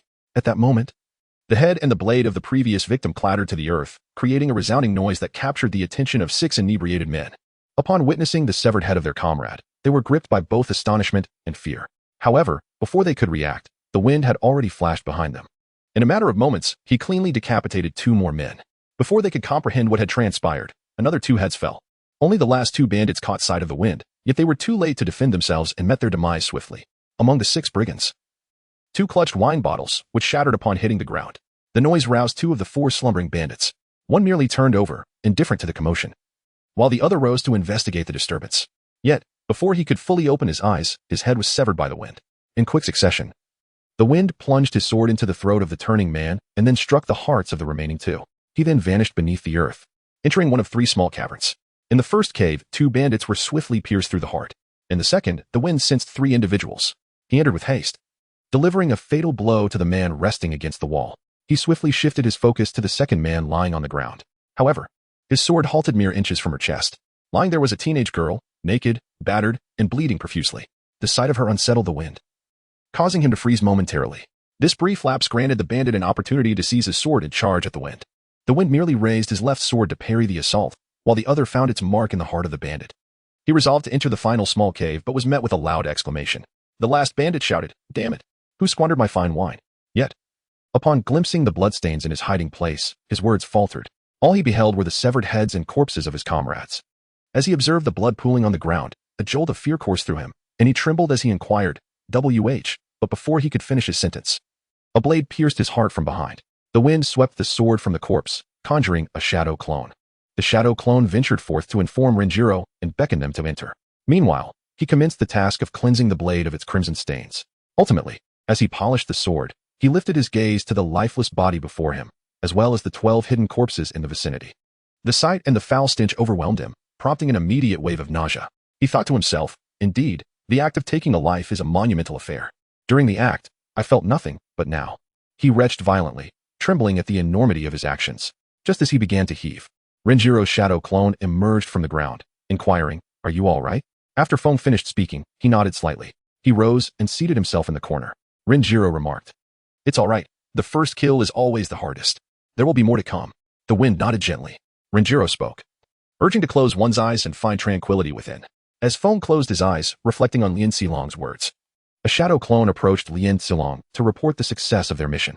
Subsequently, Lien Xilong led Sui Dao and Maihiko to the cave. Upon reaching the entrance, Maihiko and Sui Dao were finally confronted with the sight of the corpses and the foul stench that accompanied them.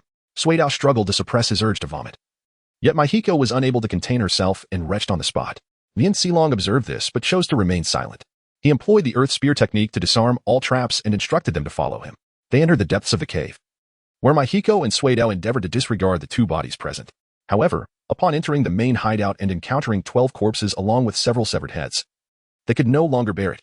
Maihiko retched again, and this time, Sui Dao followed suit. Lien Xilong awaited them, stating, "These are merely corpses, victims of another's hand. If you cannot even restrain your vomiting, how do you expect to become ninjas? If a mere scene such as this brings you to your knees, how can you ever aspire to be ninjas?" His words invigorated Maihiko and Sui Dao, prompting them to rise once more. Chapter 73, Mission Accomplished. As Fongjing observed that Lien Xilong had successfully calmed Sui Gao and Mei Wei, he dispelled his shadow clones. Subsequently, Lien Xilong led Mei Wei and Sui Gao to the small cave where Fongjing resided. Noticing their entrance, Fongjing rose and regarded them with interest. Lien Xilong was greatly impressed by Fongjing's demeanor, reflecting inwardly on his remarkable ability to swiftly regain focus and composure following his initial act of violence. He then glanced at the resolute expressions of Mei Wei and Sui Gao, contemplating that these two individuals should also perform admirably. Fongjing remarked, "Teacher, besides these individuals, there is also a little girl in the cave." Relying on his nod, Lien Xilong led his small team towards that direction. The horrific scene before them caused the faces of the lower ninjas to contort in dismay. The girl stood there, completely unclothed, her lower body bleeding profusely. Numerous sword wounds marred her body, each oozing blood. 2 fingers on her left hand were severed, while 3 toes on her right foot had suffered similar fates. Additionally, there were burn marks scattered across her skin. Even Lien Xilong let out a sigh, pondering to himself, "I cannot allow them to witness such atrocities at this early stage." He commanded, "Fongjing, Sui Gao, you two wait outside the cave. Mei Wei, tend to her injuries immediately." Fongjing and Su Gao exited the cave, while Mei Wei took out a first aid kit to tend to her wounds and bandage them. Outside the cave, Su Gao inquired of Fongjing, "Are you all right?" Feng nodded slightly and remarked, "I never anticipated that adapting to my first act of taking a life would be so challenging." Sui Gao sighed and responded, "My parents have warned me on numerous occasions that some ninjas, after their inaugural kill, find themselves unable to continue living as ninjas." He then gazed at the lifeless body and added, "You are truly formidable, Feng." Fongjing chuckled and replied, "Thank you, but you must also be prepared. Tomorrow, or the day after, it will be your turn." Su Gao nodded gravely. It took Mei Wei about 25 minutes to tidy up the girl. Then, Renjiro carried her out and looked at the students, saying, "You must grow stronger. Such misfortunes will not befall you." The lower ninjas detected an unusual sorrow in Renjiro's voice, and they unanimously replied, "Yes, sensei." After leaving the cave, Renjiro created a shadow clone, which seized the 2 corpses outside and tossed them inside. He then sealed the cave entrance with earth-style ninjutsu. Fongjing inquired, "Sensei, do we not need to provide any proof of our completed mission to the village chief?" Renjiro shook his head, saying, "C-rank missions to eliminate bandits do not require proof. Only assassination missions do. If we present the bandits' heads to the village, it may attract more bandits to target that village in the future." Renjiro continued, "Let us return to the village." On the way, Fongjing asked, "Sensei, have all the bandits been eradicated? What if there are some not at the base?" Renjiro shook his head, "It is unlikely. You can sense within a half-kilometer range and have detected no one else. Even if 1 or 2 are outside, seeing their comrades dead, they would not dare cause further trouble. Moreover, we were informed there were over 15 bandits, and we have eliminated 22. This is sufficient for the completion of our task." However, Mei Wei countered, "But Sensei, does that not mean those criminals are still at large? What if they are the ones who tormented this girl? What if they join other bandit groups and continue their misdeeds?"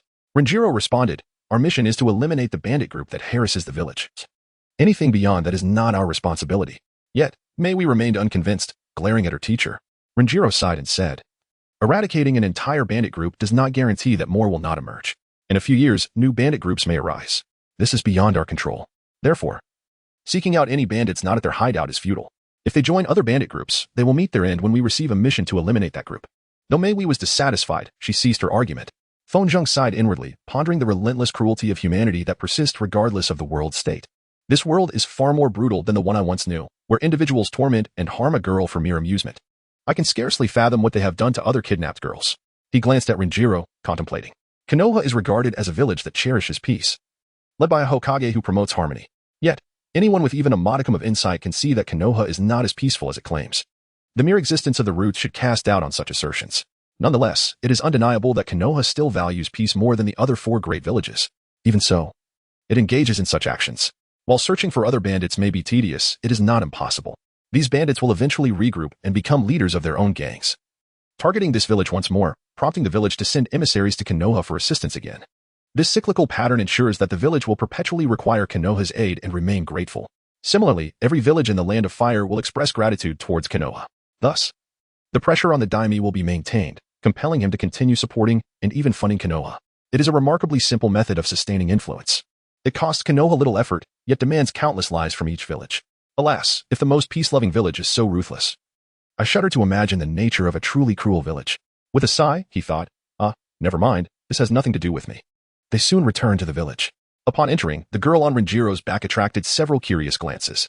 The team re-entered the village chief's home and laid the girl on a bed. Renjiro stated she requires immediate medical attention.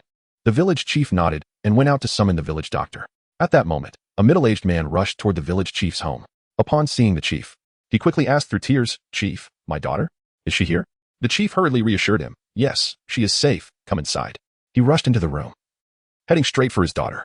Renjiro intervened, saying, "She is injured. Do not hold her too tightly."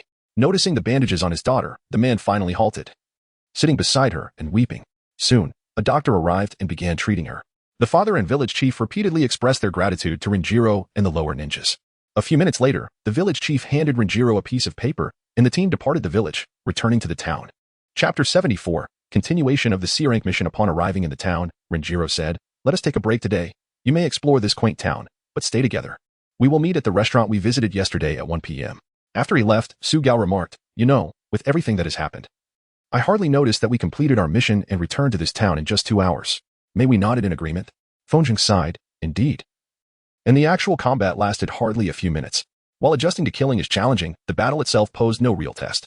Upon hearing this, Mei inquired about the details of the fight. Sugao, having witnessed everything through his Byakugan, refrained from asking. After recounting the details, Mei felt somewhat dissatisfied with the C-Rank mission. Feng chuckled and suggested, "Next time, when you get angry at that guy, force him to assign us a B-Rank mission." Mei, hearing this, exclaimed, "Hey, who got angry?" Her outburst attracted the attention of nearby people, causing Mei to blush furiously. After a moment, she replied, "But yes, I believe we should request a B-Rank mission." Subsequently, the children explored the town, savoring local delicacies and engaging in various games. At 1 p.m., they met Renjiro at the restaurant. Once seated, Renjiro turned to Feng and inquired, "How are you feeling now?" The wind spoke. "Teacher, I am well now. Nothing is amiss." Renjiro nodded with satisfaction and replied, "Excellent. You handled your first kill remarkably. I am proud of you." He then turned his gaze towards Miho and Hodaka, saying, "Now it is your turn. Be prepared." The 2 young ninjas nodded nervously. As lunch arrived, the team began their meal. During the meal, Miho suddenly inquired, "Teacher, when can we undertake B-level missions?" Renjiro squinted and asked, "What is this all about?" Miho replied, "We wish to engage in combat with enemy ninjas. Merely battling bandits lacks excitement." Renjiro scoffed, "You are not yet ready." However, upon seeing Miho's resolute expression, aware that she would stir trouble, he hastily added, "If you inquire about this again or pester me for B-level missions, I shall assign you to a full year of D-level tasks." This threat quickly silenced Miho. For the remainder of that day, Renjiro's team did not engage in any activities. The following morning, they undertook a similar mission. They concealed themselves within a bamboo grove, observing the bandits' hideout. The bandits had cleared a small area, erecting 3 small huts and 1 medium-sized hut as their base. The medium-sized hut stood at the center, surrounded by the 3 smaller ones.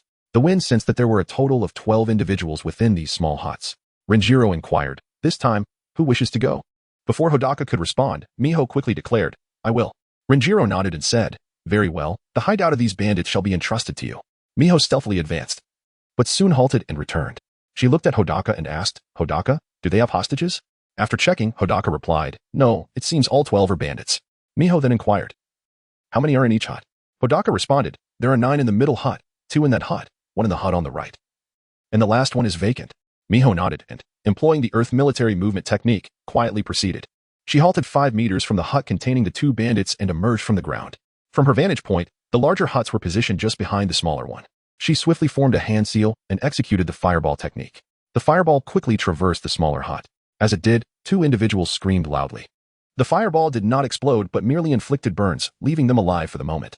It continued through the smaller hut and detonated at the center of the larger one, obliterating it entirely. Renjiro witnessed 4 corpses being hurled from the explosion, which instantly claimed the lives of 7 bandits.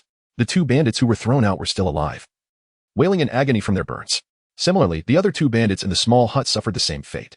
Constructed from bamboo and leaves, the huts offered no resistance against the fireball. Hearing the cries, the final bandit fled from his hut, only to find both structures engulfed in flames. He looked around and saw a fellow bandit ablaze, screaming in terror, a sight that paralyzed him with fear. Before he could make a decision, Miho flickered behind him and unleashed the fire release for techniques, generating a thermal ray that pierced his heart, killing him instantly. Now, all the bandits had either been slain or incapacitated. Miho surveyed her surroundings, gazing at the burning corpses and inhaling the acrid scent of charred flesh. While the haunting cries of 3 bandits echoed in her ears, the scene made her feel nauseous. Renjiro quickly appeared behind her to offer comfort, having already taken lives. He remained unfazed by the sight, but Hodaka struggled with the stench of burnt bodies and the sound of screams. Soon, the cries subsided, and all the bandits lay dead. After allowing Miho a few moments to compose herself, Renjiro's team withdrew from the area. Before leaving, he utilized the earth release technique to bury the entire site underground. The following day, Renjiro's team embarked on a similar mission, this time to apprehend bandits. Hodaka subdued all the bandits and bound them, successfully completing the task. However, Renjiro instructed Hodaka to eliminate 2 of the bandits so he could claim the first kill. On the 4th day, Renjiro granted the team a day of rest. The next morning, he announced, today marks our final mission. You 3 have performed admirably, let us set forth. Along the way, he remarked, today's bandit hideout is larger, so you must coordinate with one another. The lower-ranked ninjas nodded in agreement. After 2.5 months of continuous training, their teamwork had significantly improved. The bond they forged during their first kill had brought them closer together, making collaboration a seamless endeavor. Upon reaching the hideout, the lower-ranked ninjas discovered that the entire location was, in fact, underground. The wind surveyed the entire hidden base. He remarked, I can sense a total of 63 individuals. Then he turned to Renjiro and added, there are 5 with notably high chakra levels, albeit only at the lower ninja rank. Renjiro nodded in acknowledgement, while Mahiko expressed her excitement, exclaiming, yes, we are finally going to engage in battle with ninjas. Chapter 75, Rock, Paper, Scissors. The wind inquired thoughtfully, but teacher, aren't missions involving ninjas classified as B rank? Rika nodded and replied, indeed, but only at the level of a genin. There are numerous instances of individuals outside the village who have independently unlocked their chakra to reach the genin level. And cases of genin defecting from the village are not uncommon. In essence, they cannot truly be regarded as ninjas. Often, C-rank missions also encompass dealing with them. After all, there are countless ninjas in the world, and who knows where they might be. The genin nodded in agreement. Fonjing pondered, this is somewhat unexpected. However, it seems logical. If the village were to classify missions involving even a potential defector as B-rank, then C-rank missions might cease to exist altogether. The team began by sketching a map of the base, which was quite expansive. At its center lay a large chamber. Fonjing proposed, let us refer to this as the main room. The main room featured 3 exits, nearly equidistant from one another, which connected to a grand corridor encircling the entire space. On the opposite side of the corridor, there were numerous smaller rooms. Sugao remarked, I suspect they utilize the main room as a communal space for planning and celebrations, while the smaller rooms serve as their private quarters. The base was riddled with traps, which Sugao had discovered. Among the 5 ninjas, 3 clustered in the main room, while the other 2 occupied the smaller chambers. Mei commented, indeed. The rooms of the 2 ninjas in the small quarters are situated quite close to the exits of the main base. The wind nodded slightly and remarked, indeed. We must exercise caution when dealing with them. If they make a considerable noise, it will alert everyone in the room. The bandits are scattered throughout the entire base. There are 4 exits leading from their hideout to the surface. 1 is located in the main room, while 3 are positioned at the exits from the main room to the corridor. The wind blows favorably, and I ponder. This base is constructed remarkably well. I wonder if it began on a smaller scale and gradually expanded as the bandit group grew in strength, or if it is a naturally occurring site that has merely been usurped by these brigands. Furthermore, if we do not eradicate these bandit factions, will they also evolve into something of this magnitude? Fong gazed at his teammates and spoke. First, we must determine where to initiate our assault. Mei replied, Let us commence with the main room, for the majority of the bandits are likely to be congregated there. Suigao nodded in agreement and added, indeed. This way we can swiftly eliminate most of them, and then methodically deal with the scattered bandits one by one. Feng remarked, it is indeed a splendid idea. However, if we proceed in this manner, the scattered bandits may find a way to escape. Sugao replied, indeed, but we can pursue them relentlessly. The wind continued to speak. However, pursuing them would be quite troublesome, especially if they all fled in different directions. Moreover, if the main room were to be compromised, the thieves in the other rooms would also be alerted, and the ninjas within would receive the alarm. Sugao pondered for a moment and nodded in agreement. Mei inquired, what do you think we should do? Feng pointed in a specific direction and spoke. That room is nestled in a corner of our hideout, and one of the 5 ninjas resides within. We shall commence our operation from that room, launching a surprise attack on the ninja and eliminating him. Subsequently, we can clear the adjacent rooms, stealthily making our way to the main chamber. Thus, by the time we dismantle the main room, this area will have been thoroughly secured, making it significantly easier to vanquish them. Mei and Huataka pondered for a few moments and concurred with this strategy. The lower-ranking ninjas then engaged in further discourse regarding the specifics of the plan.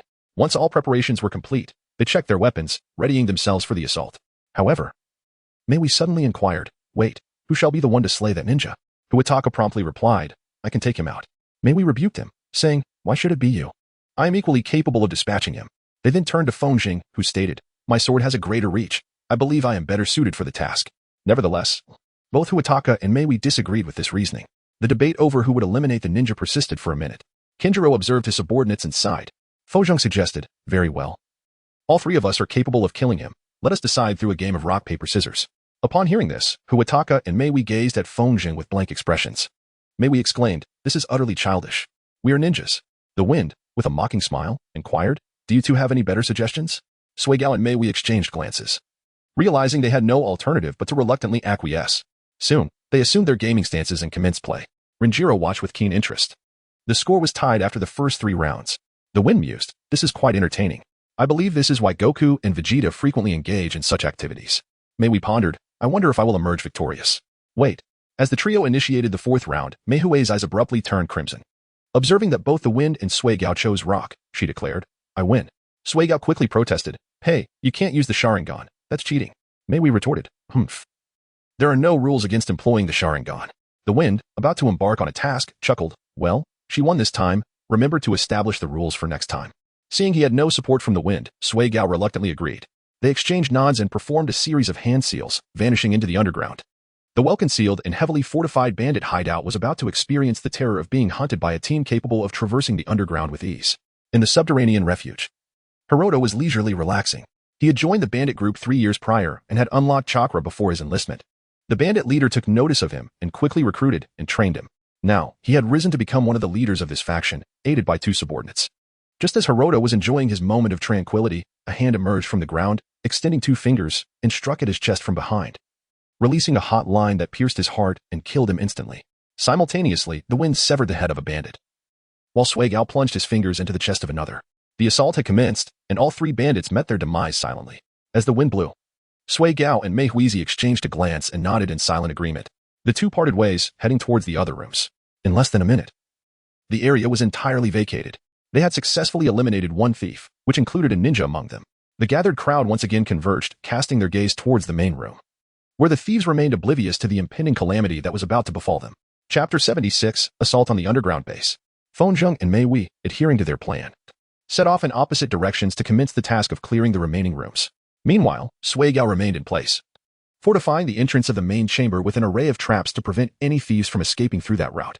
He crafted a pit of quicksand at the entrance and surrounded it with numerous sharp rock spikes. The second ninja thief found himself closer to Mei than Feng. Consequently, after she had dispatched 6 more thieves, she was the first to reach him, despite her efforts to remain undetected. The ninja sensed something amiss and instructed his 2 subordinates to be prepared. Upon witnessing Mei charging towards him at an alarming speed, he hurled several shurikens in an attempt to disrupt her advance. Observing the projectiles flying towards her, Mei thought to herself, this is bad. They noticed me. Utilizing her Sharingan, she deftly evaded the shurikens and mused, well, this will certainly make things more interesting. She swiftly closed the distance. To avoid alarming others, she refrained from using destructive fire techniques, opting instead to employ fire release for techniques at a closer range. Before long, she had approached an optimal distance to execute her ninjutsu.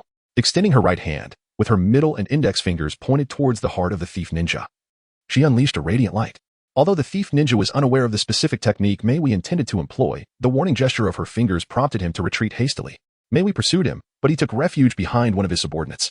In her mind, she seethed, coward, and redirected her focus, concentrating the heat ray on the subordinate. She eliminated him.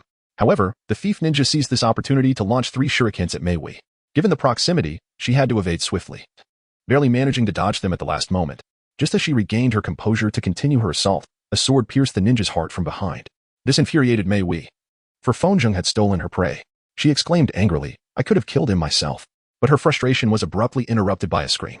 Witnessing their leader's heart being pierced, the remaining thief was struck with terror, crying out in panic. Realizing her oversight, Mei quickly hurled a kunai at the thief, ending his life. Feng paid no heed to Mei but instead focused intently on the main room. The tumult of battle had generated considerable noise, drawing the attention of several onlookers. Moreover, that piercing scream captured the attention of all the bandits hiding nearby. Feng sighed and remarked, you are still not sufficiently discreet.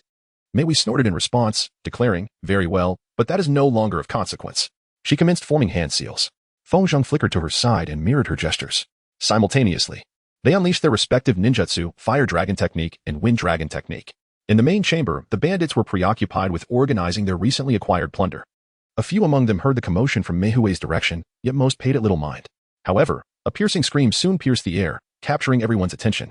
The remaining 3 bandit ninjas assumed a defensive posture. One of them gestured for 2 bandits to investigate the situation. The duo cautiously approached the exit leading to that direction. Yet, just before they could reach their destination, they were suddenly assailed by a wave of intense heat. Before they could react, a dragon's head composed of flames surged into the chamber, engulfing them whole. Their anguished cries echoed painfully as they writhed in torment. The fire dragon swiftly filled the room.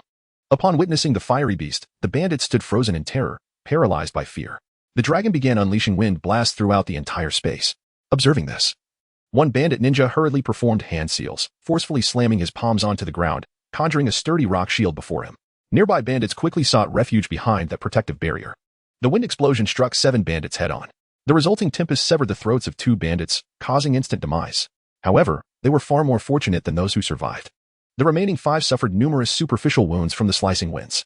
As this was a combined ninjutsu technique, the winds were intensely hot, inflicting minor burns alongside the lacerations. The pain intensified as their injuries were exposed to the scorching gusts. Among these 5, one unfortunate bandit, who had not closed his eyes, was subjected to a torrent of hot air that scorched his eyes. Thus, although the ninjutsu did not claim their lives, they were left grievously wounded, enduring excruciating agony. Even nearby bandits were not spared, sustaining cuts from the heated winds. Nevertheless, they remained capable of fighting or fleeing. This sudden assault incited panic among the bandits. 3 of them hastily sought to escape the base, rushing toward the ladder and beginning to ascend. Unfortunately for them, Sui Gao stood poised above the exit. Once the 3 bandits reached the ladder, Sui Gao executed a series of hand seals to summon the spear technique. Dozens of long spears erupted from the surrounding walls, impaling all 3 bandits and resulting in their immediate demise. Furthermore, the spears obstructed the remaining bandits' access to the ladder. 2 bandits sprinted toward the area previously cleared by Feng. Sensing their approach, Feng gestured and awaited their arrival. The moment the bandits exited the main chamber, he detonated the explosive talisman he had placed there, causing debris from the ceiling to collapse and crush the bandits, sealing that exit as well. The 5 bandits fled toward the room where Hirota had originally been. However, upon stepping out of the main hall, they plunged directly into a quicksand trap. Sui Gao had crafted the quicksand to a depth of 4 meters, covering the entire entrance. All 5 bandits found themselves ensnared, slowly sinking. 11 bandits took refuge behind a rock shield constructed by their leader, while 8 others attempted to flee toward their comrades. Yet, upon witnessing the fate that befell their companions, they hesitated, coming to a standstill. Taking advantage of the opportunity, Feng unleashed 3 gusts of wind, inflicting varying degrees of harm upon the 8 assailants. The fire dragon then circled around to gain a clearer view of the bandits concealed behind the rocky shield. The ninja leader swiftly conjured another rock barrier, however.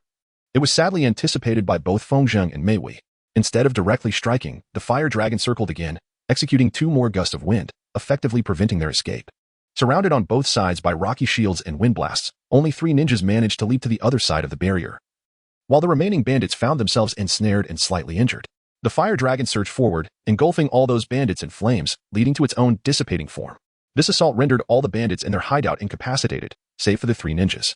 Among them, 2 were novices with no practical combat experience beyond thievery, while only the leader possessed a modicum of skill, having once been a genin from the hidden grass village.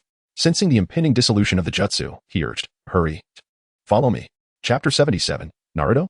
He led the remaining 2 to the entrance through which the fire dragon had entered. Yet, upon entering, they found no one else. Only the corpses of other bandits and a ninja.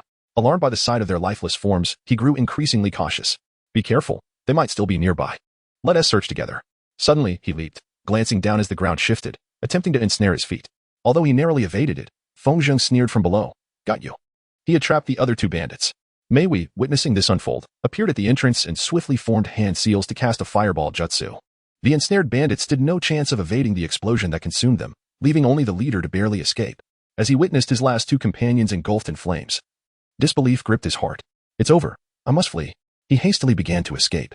However, Feng Zheng stealthily launched a chakra-enhanced shuriken at his left leg. In his panic and urgency to flee, the bandit leader failed to notice. The shuriken struck his leg from behind, slicing through it as effortlessly as a hot knife through butter. Suddenly deprived of his left leg, he collapsed to the ground, wailing in agony. Feng Zheng subsequently employed the technique of instantaneous movement, appearing directly above him, and plunged his sword into his heart. The bandit leader perished, his face etched with despair. Feng gazed at Mei Wei and remarked, "It appears that this matter has come to a conclusion." Mei Wei inquired, "Are there not still a few individuals alive in the main room?" A gentle breeze accompanied a soft chuckle from Feng, who remarked, "It is done," before making his way towards the main chamber, with Mei Wei trailing closely behind. Inside the main room, Sui Gao had already dispatched all the surviving bandits who had been attacked by the fire dragon and the wind dragon. At that moment, Renjiro also made his entrance into the main chamber. He mused to himself, "Not bad, they have eradicated all foes. It appears they have acclimated to the act of killing." He then addressed his team, stating, "Well done, this mission has been successfully accomplished." Turning his gaze towards his squad, he expressed his satisfaction at their ability to handle the violence. The children nodded in response, although they still felt revulsion at the surrounding carnage. They had managed to suppress the urge to vomit. Renjiro subsequently led his team out of the bandits' hideout and began preparing to execute the Earth-release ninjutsu. Feng swiftly halted him and inquired, "Teacher, is it not a waste to destroy such a splendid base?" The unexpected question thwarted Lien Xilong's intention to dismantle the underground facility. He responded, "What do you mean?" Feng Zheng inquired, "Are we not permitted to reserve this base exclusively for our ninjas?" To which Lien Xilong responded, "How then? Shall our ninjas utilize this base?" The wind pondered for a moment before responding, "Indeed, during times of war, it may serve as a base, a temporary respite, or even as an underground supply station." Renjiro shook his head and remarked, "The nearest hidden village is the village of grass, and they are our allies. Even if they weren't, they could not penetrate so deeply into the land of fire. If there were any threats, they would stem from the village of rock, which lies beyond the village of grass. Should they manage to infiltrate the depths of the land of fire, this base would be rendered useless. For the majority of the ninjas from the village of rock are masters of earth-based jutsu. It would suffice to bury the entire force underground. As for the supply stations and resting places, their numbers are already adequate, thus rendering them unnecessary." The wind blew as if in deep contemplation, leading to a sudden realization. Indeed, it made sense. The Hidden Leaf Village had existed for several decades, and its infrastructure was now of the highest caliber. Furthermore, they had undoubtedly identified all the bases within the Land of Fire. He then nodded at Renkichiro, who proceeded to employ earth-release techniques to obliterate the entire hideout of the bandits. On their way back to the village, Michiko inquired, "Teacher, are they truly ninjas?" "Only one among them could wield ninjutsu, and that was merely an E-rank technique. They were no match for us." Renkichiro replied, "They are merely common bandits who have, by chance or fortune, unlocked their chakra. Only their leader is likely a former ninja bandit, yet he has hardly undergone any formal training. Thus, it is no surprise that he cannot compete with those of you who have been trained by me." Sui, brimming with excitement, asked, "Teacher, do bandit ninjas have bounties?" Renkichiro shook his head and said, "Unless they are exceptionally renowned individuals, those who barely qualify as genin cannot obtain a bounty at all." This revelation deflated Sui's enthusiasm, and he slumped his shoulders, trailing behind the group. Still grappling with the realization that their foes were too weak, Michiko questioned, "Teacher, when will we have the opportunity to battle true ninjas?" Renkichiro turned his gaze toward her, contemplating. This was an indirect request for a B-rank mission. Aware that Renkichiro had discerned her intentions, Michiko felt a twinge of embarrassment, yet she resolutely masked it from her expression. Feng took note of this and thought to himself, "Damn, these ninjas are inherently shameless." Rianjiro responded with a smile, "After you have caught that cat 100 times. This reply caused Mei Hui's complexion to fade instantly. Sui Gao shot her a glare, yet Feng chuckled softly, reflecting that no one could rival the shamelessness of the older generation. Mei Hui then began to apologize to Rianjiro and initiated some amusing banter. However, tragically, she was no match for Rianjiro at all. The Rianjiro team rested in the town for a day. The following morning, they departed the town and returned to Konoha. Upon arrival, they proceeded to the Hokage building to submit their mission report. Rianjiro handed the report to the Chunin in charge of the inspection. After reviewing it, he presented 4 packages to Rianjiro. The cumulative reward for the 4 missions amounted to 280,000 Ryo. After distributing the sum, each of the 3 children received 56. 000 Rio. The wind was favorable, and thoughts swirled in his mind. To his astonishment, these tasks were valued at 280,000. He was confident that he could accomplish them all on his own within a single day. This was far more expedient than earning money through the technique of sealing storage scrolls, although there existed a certain degree of risk. Particularly if formidable ninjas lurked among the bandits, he reasoned that by taking on numerous tasks, he could swiftly amass enough funds to procure a sword forged from chakra metal. In contrast to Kazuki, Mahiko and Hodaka were rather indifferent to financial matters. With affluent parents, they never had to worry about or contemplate the concept of money.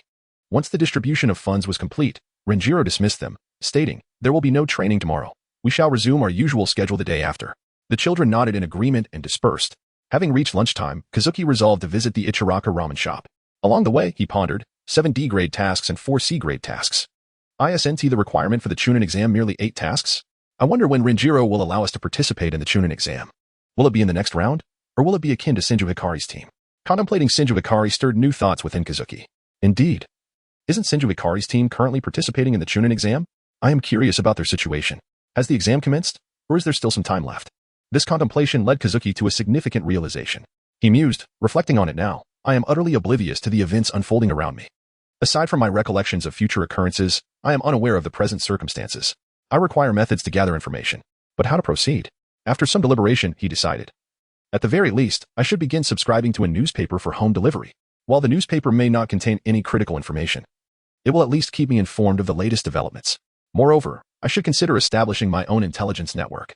Though I do not believe I can achieve the complexity of Jiraiya's methods, perfection is not necessary. Obtaining unfiltered and timely news will suffice. Well, I shall address this matter later, he concluded, recognizing that the actual establishment of such a network would demand considerable energy, time, and resources. Presently, he possessed neither funds nor leisure. His musings were abruptly interrupted by a loud exclamation.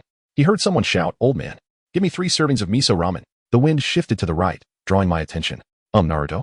I hadn't even realized we had arrived at Ichiraku ramen. However, considering Naruto's presence here, it reminds me of chapter 78, where the Chunin exams took place. The wind swirled around him as he attentively sensed his surroundings. After a moment of contemplation, he realized that indeed, 2 members from the clandestine organization were concealed nearby, or perhaps it was one from the shadows and one from the roots. I suspect that Danzo would not overlook the Jinchuriki of the solitary leaf. He sighed, pondering, while I am eager to meet him. Such an encounter could introduce numerous uncertainties into the future.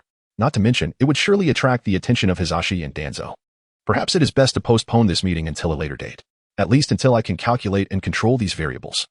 And until I am sufficiently strong to confront these 2 operatives, should they harbor any ill intentions. Alas, this means I must seek out another dining establishment. The wind gently guided Kazumasa towards a nearby sushi restaurant. After lunch, he sought out a newsstand near his home and subscribed to a newspaper. Following the completion of the C-class mission, the team led by Renjiro resumed their training. A week devoid of exercise made the morning workout considerably more challenging. Upon the team's return from their break, Miho inquired, "Sensei, when can we undertake our next mission?" Suigao looked on with keen interest. Renjiro casually replied, "C-class missions require significantly more time than D-class missions. Hence, we will only undertake one each month, dedicating the remainder to your training."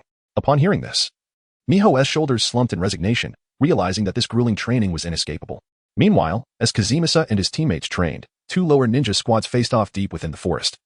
Each consisting of 3 boys. One squad comprised young lower ninjas aged 10 to 11, while the other consisted of 3 nearly 17-year-olds. The younger team hailed from Konoha, while the older squad came from Kusagakure. Uchiha Rai observed his opponents, aware that they were considerably older, yet he felt no concern. After all, they were not of the Uchiha clan. One of the lower ninjas from Kusagakure, Yokota Minoru, arrogantly remarked, "It seems we are fortunate. Konoha has sent some little babies to participate in the exam."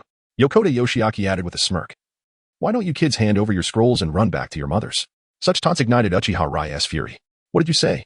"I shall show you my true power," he retorted, only to be interrupted by his teammate, Hataki Kane, who advised, "Calm down, they merely wish to provoke you."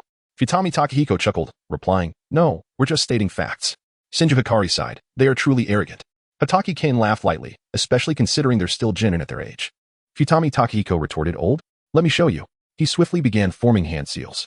However, Shinju Hikari quickly placed both hands on the ground, exclaiming, "Too late."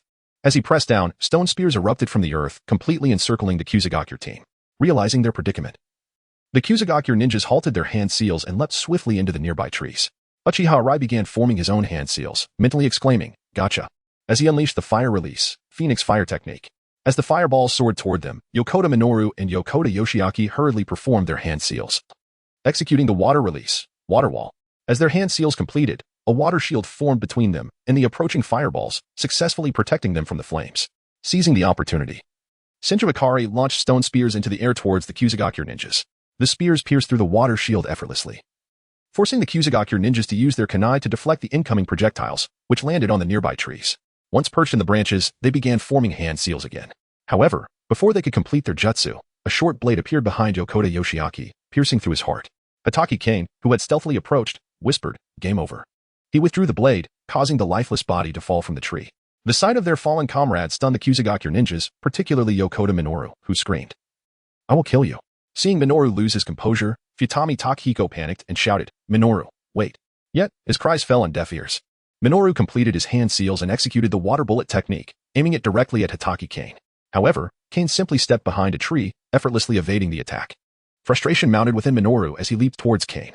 Sensing an opening, Senju Hikari promptly began preparing his jutsu. Futami Takahiko swiftly finished his hand seals, launching a water bullet towards Senju Hikari. But Uchiha Rai noticed this and thought, attempting this under my watch? He quickly performed the fireball technique, intercepting the water bullet. Simultaneously, Senju Hikari unleashed a water bullet directly at Yokota Minoru, striking him in the left ribcage and throwing him off balance. Noticing his teammate in peril, Futami Takahiko attempted to rush in, but he was thwarted by Uchiha Rai and Senju Hikari, who engaged him in combat to prevent him from reaching Minoru. The water bullet inflicted significant damage to Minoru, yet he gritted his teeth, enduring the pain as he pressed forward, grasping a kunai to continue his assault on Hatake Kane. Upon closing the distance, he attacked with the kunai, but Kane raised his short blade to parry. Despite Minoru's considerable strength, when the kunai clashed with the blade, an electric shock coursed through the kunai, causing Minoru to involuntarily release his grip. Kane smirked, thinking, electricity transfer technique. Always effective. He lunged forward, aiming to slice Minoru's throat. Blinded by rage, Minoru, with damaged ribs and overwhelming pain from the electric shock, could not evade the strike, which cleanly cut across his throat. Blood surged forth as he gazed at Kane with resentment, yet he could no longer control his body and collapsed lifelessly to the ground. Meanwhile, Futami Takahiko was engaged in battle with Senju Hikari and Uchiha Rai. After several exchanges, Uchiha Rai closed the distance and unleashed the fireball technique, aware that Takahiko would dodge. Hikari threw a shuriken to ensure Takahiko could not evade the fireball. Left with no choice, Takahiko resorted to the water release technique for defense. Upon witnessing the water shield Takahiko created, Hikari mused, "It seems this is a common trait among them. However, this will not bode well for them." He quickly formed hand seals and pressed his hands to the ground. Just as the fireball consumed the water shield, the shield provided temporary safety for Takahiko. Tragically, at that moment, a stone spear emerged from the ground, piercing through the water shield and charging directly towards Takahiko. Panicked, he grasped a kunai in a futile attempt to block the spear, which forcefully pushed him back, propelling him out of the water shield and into the engulfing fireball, incinerating him alive. Observing his demise, Senju Hikari exhaled in relief, stating, "All taken care of." Uchiha Rai nodded in agreement. Indeed, this was easier than anticipated. Hikari chuckled, "Yes. Let us hope that fellow did not possess a scroll." Uchiha Rai's expression turned to one of confusion as he quickly realized, cursing, "Oh no. If that scroll is in his possession, it will turn to ashes." At that moment, Kakashi appeared from behind and reassured, "Do not worry. That madman does not possess the scroll." He then gently tossed the scroll into the air, declaring, "We are fortunate that such a feeble team has the scroll we require." Senju Hikari exclaimed, "Splendid. We have acquired the Earth Scroll. Let us proceed towards the tower." Uchiha Rai countered, "That sounds rather dull. Why not attempt to eliminate the weaker teams in the forest? This would reduce competition for us in the future."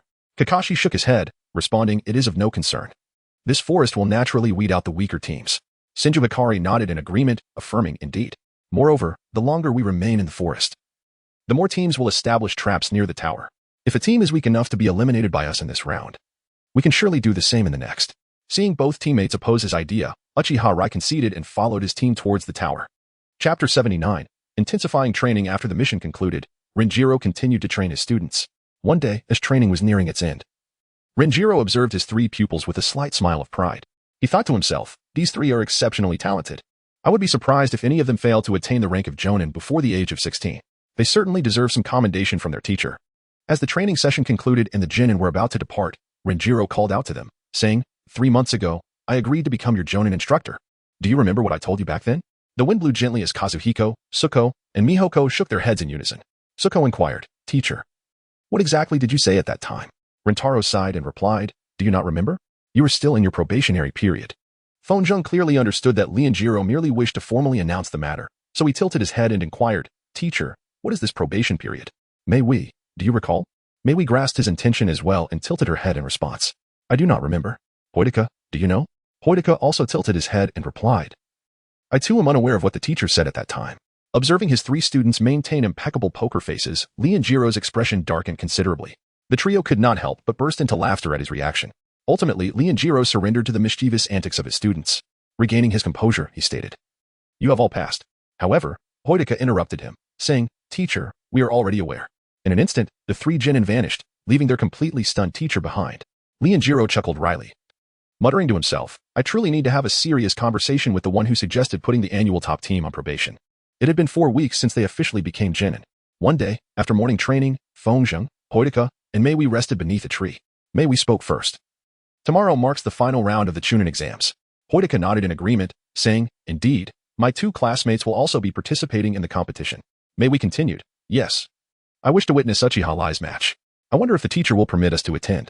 Fengzheng smiled and said, I wish you good luck. Please ask the teacher for leave. Upon hearing this, Mei face flushed with irritation as she glared at Fengzheng. He, however, paid her no mind. Contemplating that despite his words, observing the remarkable progress made by Senju Hikari and Uchiha Lai was not without merit. They had spent an additional year as genin compared to him. After a brief respite, Lien Zhuang appeared and summoned his team. The moment Mei laid eyes on him, she was eager to request permission to attend the competition the following day. However, Lien Zhuang denied her request, stating, We have another mission to execute. Departing at 9 o'clock tomorrow morning, Mei hastily inquired, Teacher, can we postpone the mission for a few days? Lien Zhuang narrowed his eyes and asked, Why? She replied earnestly, Teacher, we wish to observe the tactics, strategies, and jutsu employed by the ninjas from neighboring villages during the Chunin exam tomorrow. Lien Zhuang, maintaining the same expression, once again posed the question, Why? With a serious demeanor, Mei responded, We aim to study the combat techniques used by our counterparts to better prepare ourselves for future battles. Upon hearing her answer, Fengzheng couldn't help but chuckle inwardly. Lien Zhuang did not dismiss their aspirations outright. He simply required a compelling reason to acquiesce. Which is why Mei had prepared such a response. Lien Zhuang waved his hand dismissively, saying, This is merely a skirmish among genin. You won't learn anything substantial. He then glanced at his team and declared, Let us resume our training. Mei shoulders slumped in disappointment. Fengzheng mused, This is somewhat surprising. I had anticipated he would accept her reasoning. Nonetheless, it matters not. The following day, Lien Zhuang's team was assigned the task of escorting a merchant convoy to the Land of Rivers. The mission proceeded smoothly, with only a small band of bandits attempting to ambush the convoy. They spent 9 days reaching the Land of Rivers and returned in 1 day. The team arrived back in Konoha at midnight. After completing the necessary formalities, Lien Zhuang disbanded the team. Upon returning home, Fengzheng noticed a pile of newspapers left at the door. He picked them up and entered the house, creating several shadow clones to peruse the newspapers. He then took a shower for himself. The shadow clones skimmed through the papers before dissipating on their own. After absorbing all the information, Fengzheng reflected. So it is true, Senju Hikari and Uchiha Rai have both become Chunin. Although somewhat surprising, I suppose Konoha is still striving to increase the number of Chunin and genin. He pondered, I believe my promotion should have been achieved during the first exam. With the remainder of the day ahead, Fengzheng found little to occupy his time and resolved to review his ninjutsu. He summoned 3 shadow clones, and together they practiced all the sealing techniques they knew. As Fengzheng diligently revisited his knowledge of sealing techniques, he began to reflect on his progress over the past few months. He contemplated. It has been 4 months since graduation, and to be honest, the advancement has been remarkable. I truly underestimated the impact of having elite Jonin instructors. On the other hand, I did not anticipate being taught with such excellence. My chakra reserves have nearly doubled. I am now capable of enduring pressure of up to 18 while training my sealing techniques. Although it has been a while since I practiced my sensory abilities, I can now perceive things from a kilometer away. My physical skills have also improved significantly due to constant sparring. Undoubtedly, my proficiency in ninjutsu and swordsmanship has seen the most substantial enhancement. I can now effortlessly channel chakra through my sword. I yearn for a full-scale battle to test my abilities. I wonder when such an opportunity will arise. At 4:45 a.m. the following day, Fengzheng arrived at the training ground, where Mei and Hashitaka were already present. Upon seeing them, Fengzheng inquired, Hey, are you ready for another 3 to 4 weeks of intense training? Mei's shoulders sagged as she replied, I would rather be on a mission. Fengzheng and Suigao observed her reaction and smiled. For months of training together and 2 extended missions out of the village had significantly improved the relationship among the 3. Their teamwork was also commendable, yet it still required validation in formal ninja confrontations. At 5 o'clock, Leandrus swiftly appeared before the team. Seeing his teammates ready to commence their morning practice, he nodded inwardly. However, knowing what was about to unfold, he could not help but chuckle. This smile instantly heightened the concern of his subordinate ninjas. Fengzheng pondered, what now could this possibly entail? Leandrus spoke, during these 4 months, I have imparted upon you all the fundamental formations. Even though you are now lower-ranking ninjas, you will find these formations indispensable. Upon hearing this, the team quieted down. Feng thought, at last, no more tedious formation drills. But why is he smiling? He would suddenly become amiable. Leandro continued, therefore, from this moment on, I shall focus entirely on enhancing your abilities. Consequently, the training will escalate several levels. At this revelation, the three were taken aback. Mei was alarmed, thinking, several levels? As the wind blew, a bead of sweat trickled down, and he pondered to himself. Hadn't he already pushed us to unleash our full potential? Sueko was also curious about how intense the enhancement of several levels would be. Chapter 80. The Advantage of Family Ninjas. Renjiro observed their expressions, smiled softly, and remarked, First and foremost, we must intensify the pressure of the training seals. What level of pressure are you currently utilizing? Mahiko replied, 3. Sueko responded, 38. Fojing responded, 18. 5. Renjiro nodded and said, very well. Mihoko, increase your load to 5. Taka, yours should rise to 45. Feng, yours will be 22. The lower ninjas complied with the instructor's directives. As the pressure intensified, Renjiro commenced the morning training. In addition to the augmented ceiling pressure, the training itself grew increasingly arduous. The session did not conclude at 9 o'clock, but rather extended until 10. Upon completion, the three lower ninjas collapsed wearily beneath a tree. Observing this scene, Renjiro erupted into laughter, exclaiming, if a mere training session can defeat you, how will you ever realize your dreams? You have an hour to rest. In the afternoon, training will resume from 11 until 2. With that, he vanished. Half an hour later, Feng and Taka had somewhat regained their stamina, while Mihoko remained asleep. Taka inquired, do you know why he suddenly intensified the training regimen? Feng responded, who knows? Perhaps he intends for us to participate in the upcoming Chunin exam, or maybe he is simply being lenient with us since we have just graduated. He took a deep breath and continued, regardless, this experience is undeniably beneficial for us. Suegao sighed and remarked, I always believed I was the one most eager for training. However, it seems you are even more fervent than I. With that, he chuckled softly. Feng cast a glance at him and, with a faint smile, said, well, I hope we can emerge from this training alive. He then picked up a ration bar and began to eat while stretching his body. Suegao followed closely behind. At 11 o'clock, Leandro reappeared, having created 2 shadow clones. Today, we shall discuss how to enhance your growth speed. Follow one of the clones, he instructed. Mei and Suegao trailed after one shadow clone into the forest, while Feng remained in place. Leandro returned to Feng and inquired, who do you believe among the three of you is growing the fastest? Feng pondered for a moment and remarked, perhaps it is I. Riluo nodded in agreement and replied, indeed, your rate of growth surpasses the predictions of your school teachers, even exceeding my own expectations. However, in comparison to your 2 teammates, you face a significant disadvantage. Are you aware of what that is? Feng fell into deep contemplation upon hearing the question. After a moment, he responded, bloodline limit. Lianjiro nodded and remarked, indeed. But it is not entirely so. In addition to their bloodline limits, they possess fast clans that have developed ninjutsu complementary to their abilities, granting them significant advantages. At this, Feng pondered thoughtfully. Lianjiro continued, Suko and Mahiko are exceptionally gifted. Before long, their clans will begin to invest heavily in them, systematically fostering their rapid growth. How will you respond? Will you be left behind by the 2 of them? Feng responded earnestly. That is precisely why I dedicate my time to becoming a perceptive ninja and mastering the art of swordsmanship. I possess no bloodline limit, and thus my power will not suddenly surge. However, I firmly believe that through relentless training to hone my skills to their utmost, I shall surpass those who rely on their bloodline limits. Renjiro, with a solemn expression, inquired, what makes you think that those endowed with bloodline limits will not train to their fullest potential? Do you truly believe you can surpass them in light of the numerous advantages they possess? The wind smiled gently, placing his hand softly upon the hilt of his sword. I have heard that the mightiest warrior of the Iron Country can confront shadows head-on with nothing but a blade, even within the hidden leaf. Despite the myriad of bloodline limits, the 2nd, 3rd, and 4th Hokage were all ninjas devoid of such heritage. Similarly, none of the legendary Sannin possessed bloodline limits, thus, as long as I persist in my training, I do not believe I shall be outmatched by anyone simply because they wield a bloodline limit. Upon hearing this, Renjiro was taken aback, not merely by the assertion but more so by the confidence resonating in Feng's voice. A wry smile crept onto his face as he mused, well, this individual requires neither encouragement nor bolstering of confidence. However, he may need to brace himself for the realities that lie ahead. Meanwhile, Feng pondered, is he attempting to offer me some form of encouragement? Regardless, while bloodline limits are indeed admirable, they do not inherently cultivate S-rank ninjas. Aside from the Eternal Mangeki Sharingan, the Rinnegan, and perhaps the Rebirth Eye, the others do not confer such overwhelming advantages. I am aware that the Sindra clan holds Wood Release in the highest esteem, but to speak frankly, it was Hashirama who rendered Wood Release overwhelmingly powerful, not the technique itself.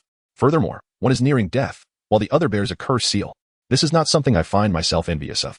After a brief pause, Renjiro resumed speaking. That perspective is indeed commendable. However, Do not forget that whether it be the second, third, or fourth Hokage, or the legendary Sannin, they were all exceptionally gifted and dedicated in their pursuits. Thus, while drawing inspiration from them is beneficial, remember that tremendous effort and training is essential to reach such heights. Feng nodded slightly and said, "Indeed, teacher." Lin Xilong chuckled softly and added, "There is one more matter I wish to discuss with you, concerning the bloodline limit. However, you are not yet prepared. I shall reveal it to you once you have completed your first B-rank mission as a Chunin." Feng was quite curious about what Lin Xilong wished to convey to him. He responded, "Very well, teacher." Lin Xilong then inquired, "What is your assessment of your current abilities? How do you plan to proceed with your training?" After contemplating for a moment, Feng responded, "Firstly, my abilities as a perceptive ninja have developed quite commendably. However, this is merely a secondary skill. In terms of combat, wind release and swordsmanship appear to be my primary focuses. Swordsmanship is my preferred choice for close combat, while wind release grants me the capability for mid-range engagements. Of course, there remains much to improve in both areas. Additionally, I can utilize some earth release techniques for defense. Furthermore, I possess body flicker technique to enhance my mobility. My stamina, speed, and chakra are reasonably adequate as well, at least for a genin." Feng Jing's analysis left a profound impression on Lin Zero. Feng Jing continued, "As for what I lack or where I need improvement, my arsenal requires more potent ninjutsu capable of inflicting lethal impact or destruction on the battlefield. Additionally, my taijutsu also needs refinement. Currently, I only possess a basic understanding of the school style." After finishing his response, he lifted his gaze towards his teacher. Lin Zero replied, "Your analysis is quite insightful. However, you need not worry about acquiring more powerful ninjutsu. Once you attain the rank of J-nin, you will have the opportunity to learn the A-rank ninjutsu available in our village. For now, it is advisable to focus on C-rank ninjutsu. It would be best to consider higher-level techniques in the coming years, until your chakra has experienced significant growth. Nevertheless, your perspective on taijutsu is indeed correct. Although your ranking in school is commendable, this basic style of taijutsu will not greatly benefit you. Therefore, I shall teach you the taijutsu that I practice, the Thousand Hands Taijutsu style." Chapter 81, The Thousand Hands Taijutsu Style. This revelation astonished Feng Jing, who promptly expressed his gratitude to his teacher. "Thank you, teacher, but isn't it forbidden to teach those outside the Senju clan?" Lin Zero raised an eyebrow and inquired, "What do you mean by those outside the Senju clan? You are my student." He then smiled and added, "Rest assured, our skills are meant for the entire village. Anyone who is capable can learn and utilize them, provided you have the ability." The wind inquired, "Teacher, what do you mean by ability?" Renjiro spoke up, "As members of the Thousand Hands clan, we possess an inherently high level of chakra, which I believe you have also noticed." Feng nodded slightly. Renjiro continued, "Thus, the skills of our family typically demand a considerable amount of chakra. If others wish to learn, their chakra will swiftly be depleted. However, in comparison to others, your chakra reserves are significantly greater. In fact, your chakra surpasses the combined total of Suiga and Mihoko, making you exceptionally suited to learn the taijutsu style of the Senju clan." Feng Jing quickly comprehended and nodded. "All right, teacher, when can we commence? Also, could you elucidate what the Thousand Hands Taijutsu style entails? I have yet to peruse any relevant materials," said Lin Xilong. "Once I elucidate the fundamental concepts, we shall begin immediately." The Thousand Hands Taijutsu style is, in essence, quite straightforward. It is derived from the techniques of our family, serving as the foundation for the school's martial arts. The potency of Thousand Hands Taijutsu lies in the manipulation of chakra. Essentially, all martial arts styles engage in combat through fists, feet, or other bodily appendages. Naturally, there are exceptions, such as the Hyuga clan's techniques, which utilize fingers or palms to release a minor amount of chakra, and a family from the hidden mist village that employs their bones. In the Thousand Hands Taijutsu style, every movement is augmented by chakra. If you wish to strike, your fist must first gather chakra and release it upon impact. The same applies to kicking. You must follow this principle. For defense, chakra must be infused into the body part you intend to shield or that is about to be struck. This ensures that your defenses are as formidable as a fortress while your attacks gain destructive potency. However, such a style necessitates not only a substantial chakra reserve but also exceptional chakra control. Otherwise, even the most abundant chakra supply may quickly deplete. Lin Xilong's explanation left Feng Jing somewhat astounded. He reflected, "Does this not resemble Tsunade's combat style? In fact, I have attempted to infuse chakra into my fists. So this is the Thousand Hands Taijutsu style." Tsunade's fighting technique may indeed epitomize the pinnacle of chakra control within the Thousand Hands Taijutsu framework. Regardless, this is truly remarkable. Finally, there exists a martial art that enables me to compete with others, perhaps even surpass them.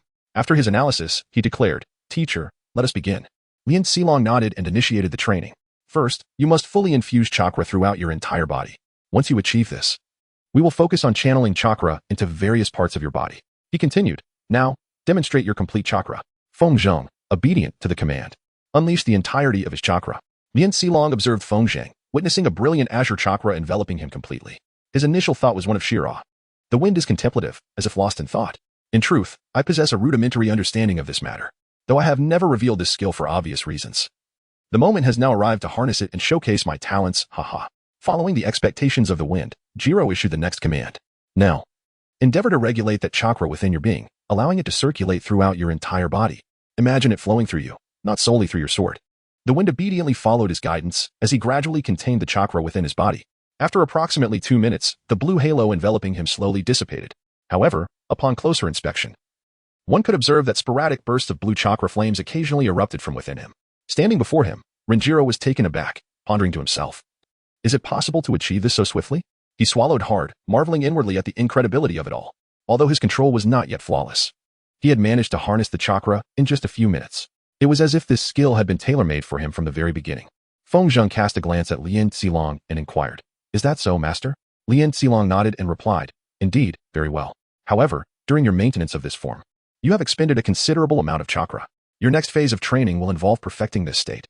You must activate it and then meditate until you can sustain this condition without depleting your chakra. Furthermore, prior to achieving this, you are prohibited from practicing ninjutsu or swordsmanship. Additionally, even during your morning exercises, you must maintain this state. Upon hearing that he could not train in ninjutsu or swordsmanship, Feng Zheng felt a twinge of disappointment. Yet, recognizing the significance that Lien Xilong placed on this skill, he began to suspect that it might prove to be crucial for his future endeavors. This could even be the key to distinguishing himself as an elite ninja. Lien Xilong shared this sentiment. Since I have witnessed your potential in this regard, I will not allow you to neglect the enhancement of this ability to its utmost pinnacle. Aside from a brief midday respite, Feng Zheng trained alongside Lien Xilong until 8 o'clock in the evening. Ultimately, their training concluded at that hour, and Feng Zheng was granted permission to depart. However, before he left, Lien Xilong uttered a statement that left Feng Zheng astounded. Tomorrow morning during your exercises, increase the training CL's pressure to 30. Feng Zheng gazed at his teacher with a look of confusion, yet upon seeing the stern expression on his face, he could only reluctantly nod in agreement. Upon returning home, he consumed a few energy bars before promptly collapsing onto his bed, reflecting, Damn, my entire body aches. It feels as though each cell is lamenting in agony. This is excruciating. No wonder Jiro insisted that I double my intake of energy bars.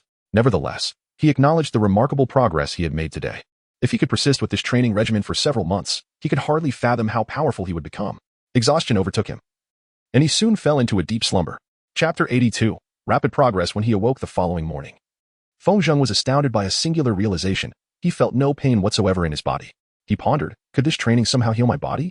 Or is there something else at play? More importantly, is this method safe? I must consult him about this as soon as possible. At 5 a.m. As was customary, Jiro appeared at the training ground, instructing the lower ninjas to commence their exercises. However, today Feng Zheng spoke up. Teacher, I have a few questions to ask. Aware of his inquiries, Jiro responded, Very well. Sugao, Mei Huizi, you two may begin your training. Feng Zheng will join you shortly. As Sugao departed, he was curious about the nature of Feng Zheng's questions, while Mei Huizi reluctantly left. Realizing that Feng Zheng was merely seeking a brief respite from the arduous training, Jiro then turned back to Feng Zheng and inquired, Is it regarding your swift recovery? The wind nodded slightly.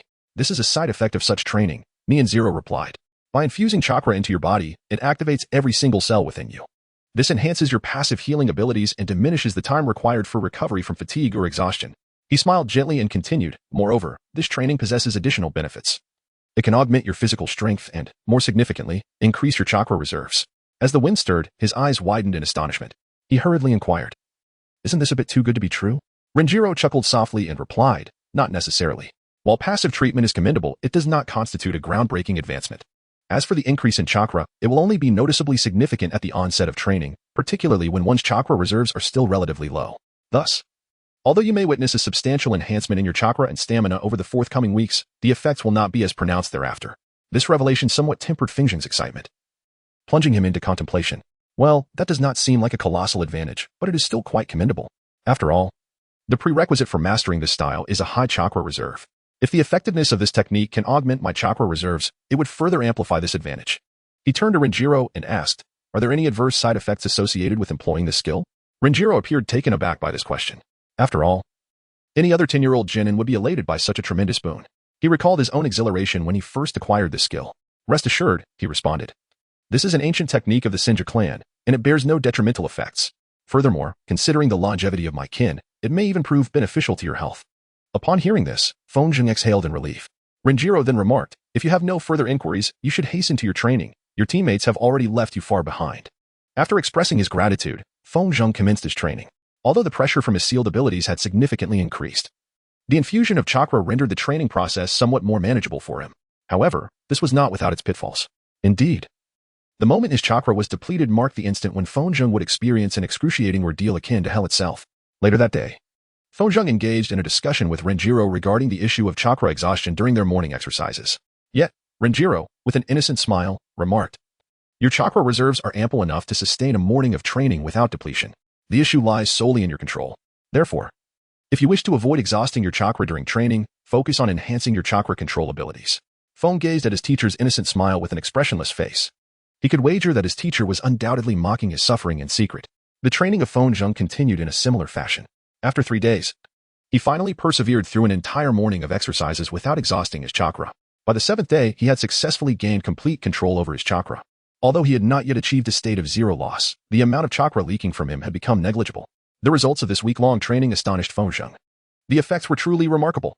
He marveled to himself, incredulously, in just a week, my chakra reserves have increased by 50%, in addition to the augmentation of his chakra. From the 3rd day onward, Lian Zero had intensified the pressure of sealing practice for Feng Zheng, which now reached a level of 40. For the subsequent month, Feng Zheng focused on mastering the chakra control inherent to the Thousand Hands technique. Upon completion of his training, he could finally manipulate his chakra freely, engaging in combat with Lian Zero. This session further augmented his chakra by an additional 35 to 40. Remarkably, in just over 5 months since graduation, Feng Zheng's chakra reserves had surged fourfold. He thought to himself, "This is simply incredible. My current chakra exceeds that of the source tree, and it has been at least 4 years since he became an elite Chunin." Alas, he still had not obtained permission to train in ninjutsu, due to the 3 students being engrossed in their rigorous training. Lian Zero's team had not accepted any new missions for several months. Lian Zero then spent a few more weeks imparting the foundational knowledge of the Thousand Hands technique to Feng Zheng. During this time, the pressure of sealing practice continued to escalate, now reaching a formidable level of 55. During rigorous training or combat, Kazekage must continually infuse his body with chakra. Otherwise, the immense pressure would significantly hinder his speed. However, during ordinary activities such as walking, running, or resting, the sealed pressure does not pose much of a challenge for him. Consequently, Jiro insists that Kazekage maintains that level of pressure consistently. Ultimately, on a clear night, Jiro observed the weary Kazekage gasping for breath on the ground after completing a training session. With a smile, he remarked, "Well done, my child. You have finally mastered all the fundamental knowledge." Feng Zheng merely nodded, clearly too fatigued to respond. Lian Zero continued to smile and said, "Let us conclude for today. Take a break. Tomorrow will be a day of rest." Upon hearing this, Feng Zheng suddenly lifted his head, tears almost welling up in his eyes. He thought to himself, "At last, I can rest." Lian Zero smiled at his reaction before stepping aside. After a brief respite, Keisuke dragged his weary body through the village of Konoha and returned home, his mind swirling with thoughts. Finally, 2 months had passed without a single day of rest. Suigao and Mihoko had taken a few days off, claiming they needed to hone their family's ninjutsu. But what about me? I haven't had a moment's reprieve. As he lamented the unfairness in his heart, slumber overtook him. Chapter 83, The Enormous Amplification of Ninjutsu Power. The following day, Keisuke experienced something unprecedented in years. He slept until noon. Upon awakening, the aches and pains of the previous day had vanished. He mused to himself, "I must admit, I rather enjoy this method of training. It's delightful to awaken in a state of perfect health and vigor. I shall forego the usual ration bars today." After freshening up, he stepped out of his home. As he walked, nostalgia washed over him for the advanced technology of his former world. "In my past life, I truly couldn't fathom living for so many years without a smartphone. Had I been in that world, I would likely have spent my day online, lazily lounging on the sofa while ordering various takeout. Soon, he arrived at the Ichiraka ramen shop. Taking a seat, he called out, "Old man, I would like 2 bowls of miso ramen, please." The chef was taken aback by such an order, as it was not every day that a customer requested so much ramen. With a smile, he replied, "Keisuke, it's been a while since you last visited." Feng Zheng sighed and remarked, "Indeed, another old man has been incessantly urging me to train, leaving me with no leisure time." Shoyuta, with a warm smile, encouraged him, saying, "Young man, hang in there." He then commenced the preparation of ramen. Since graduation, Feng Zheng had frequented the Ichiraka ramen and yakiniku establishments with increasing regularity. His usual sustenance consisted merely of ration bars, yet whenever the opportunity arose, he would indulge in meals at these 2 restaurants, thus fostering a strong bond with Shoyuta. Before long, 2 bowls of ramen were placed before Feng Zheng. With his characteristic smile, Shoyuta said, "Dig in. Only after you've eaten can you regain your energy." The wind did not squander any time and swiftly finished 2 bowls of ramen from Yale. After his meal, he remarked, "Old man, this ramen is exquisite. Please bring me 2 servings of miso and pork bone ramen. The chef, smiling, responded, certainly, I shall prepare it right away. After completing his lunch, Feng Zheng ventured into the forest where he had previously trained. With a wry smile, he thought to himself, at last, an opportunity to spare. I can now test my ninjutsu. Upon reaching the heart of the forest, he stood before a tree. This tree will do. Let's give it a try. He unleashed his grand breakthrough technique. This ninjutsu uprooted the tree entirely, along with several others behind and nearby it. Furthermore, the winds generated by this technique left deep gashes on many surrounding trees, stripping them of their leaves and most of their branches. The wind gazed upon this scene and chuckled. Splendid. This is at least 40 to 50 times more powerful than 2 months ago. And now, the smile on his face shone even more brilliantly in the breeze. Suddenly, he unleashed his chakra, and a radiant blue aura enveloped the surroundings.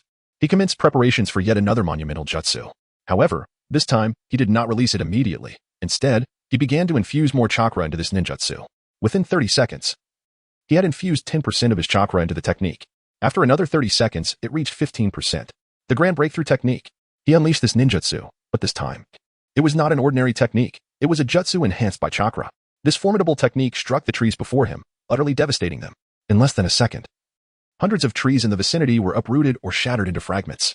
Thousands of trees were stripped of all their branches, leaving behind deep, gaping wounds. The wind blew in a manner that left him utterly astonished.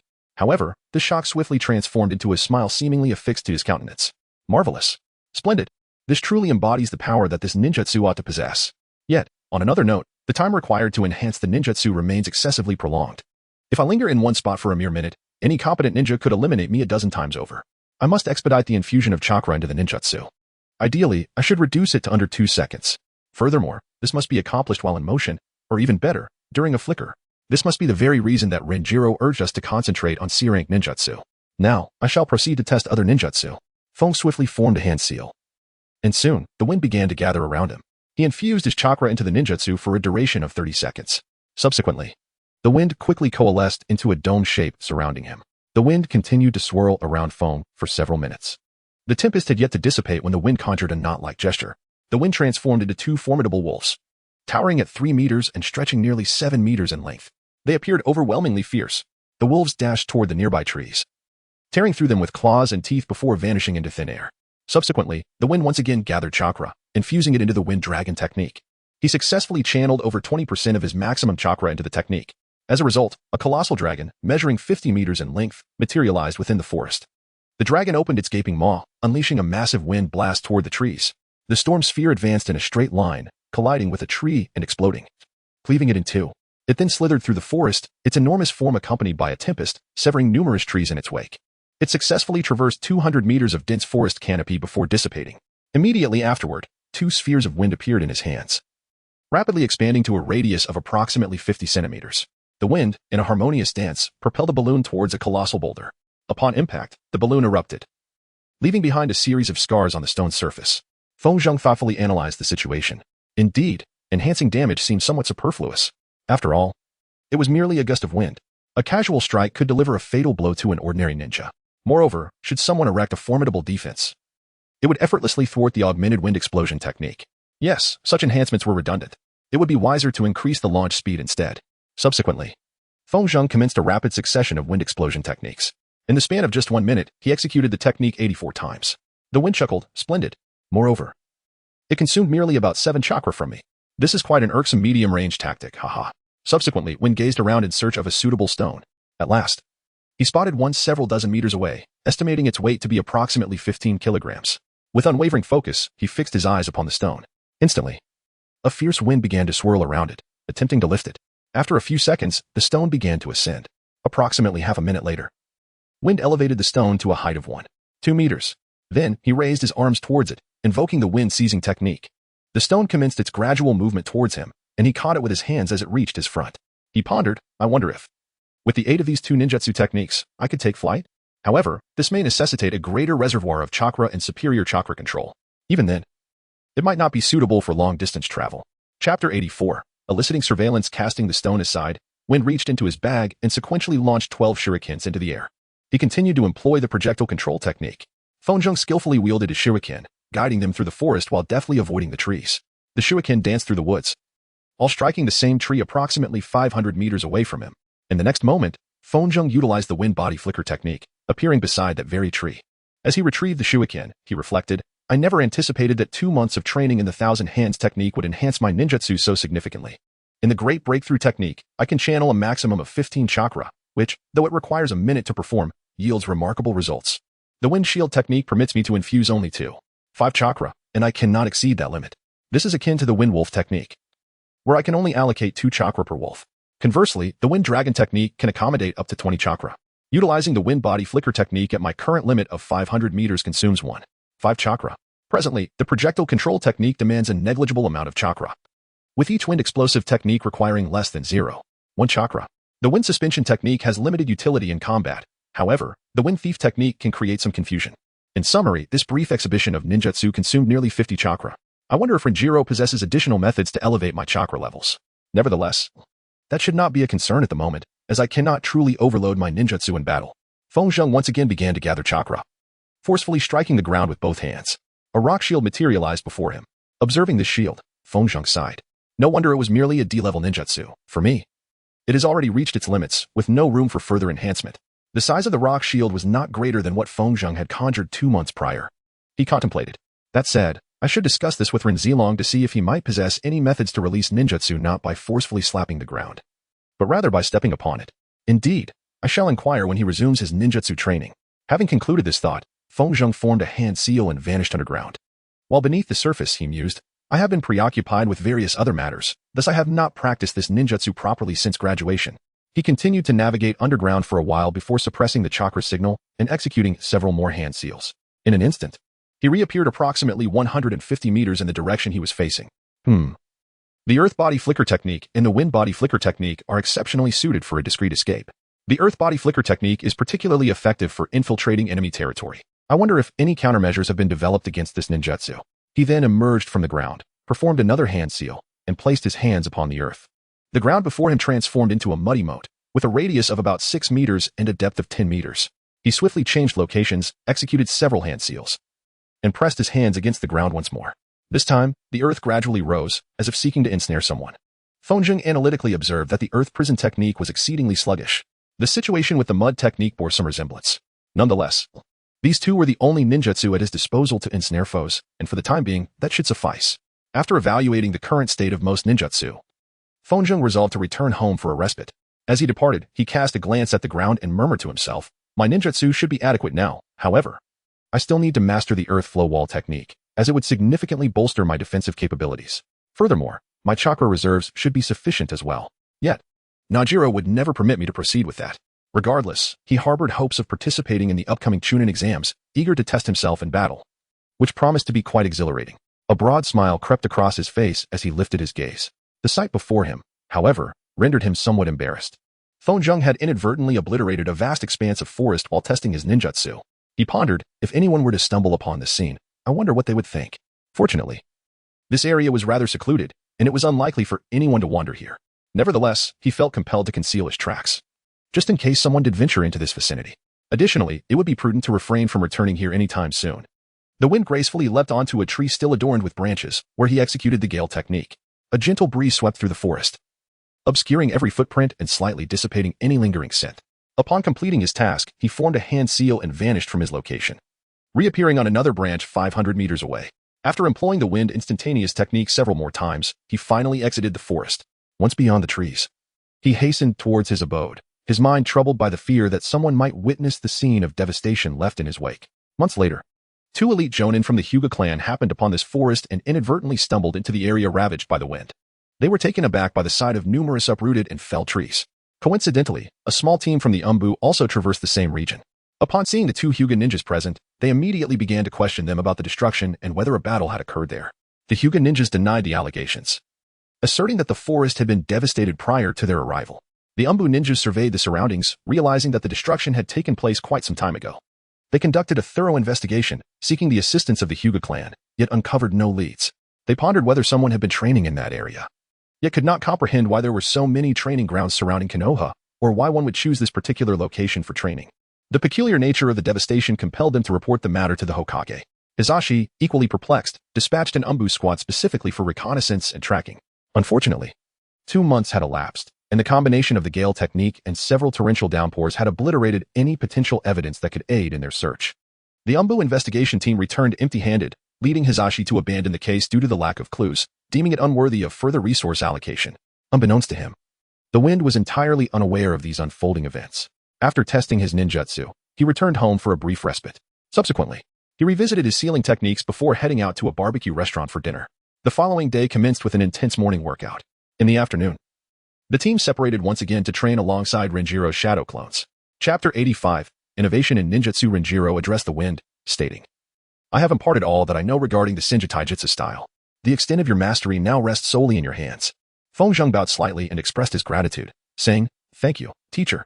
Observing his humility, Jiro's expression softened. He remarked, You have previously stated that the three Sannin do not possess bloodline limits. Among them, Lady Tsunade employs an advanced variant of the Thousand Hands martial arts style. She has refined this style to complement her impeccable chakra control, enhancing its lethality. You also possess considerable talent in this regard, so strive to learn diligently. The Wind nodded gently and said, Indeed, teacher. I shall strive for continuous improvement.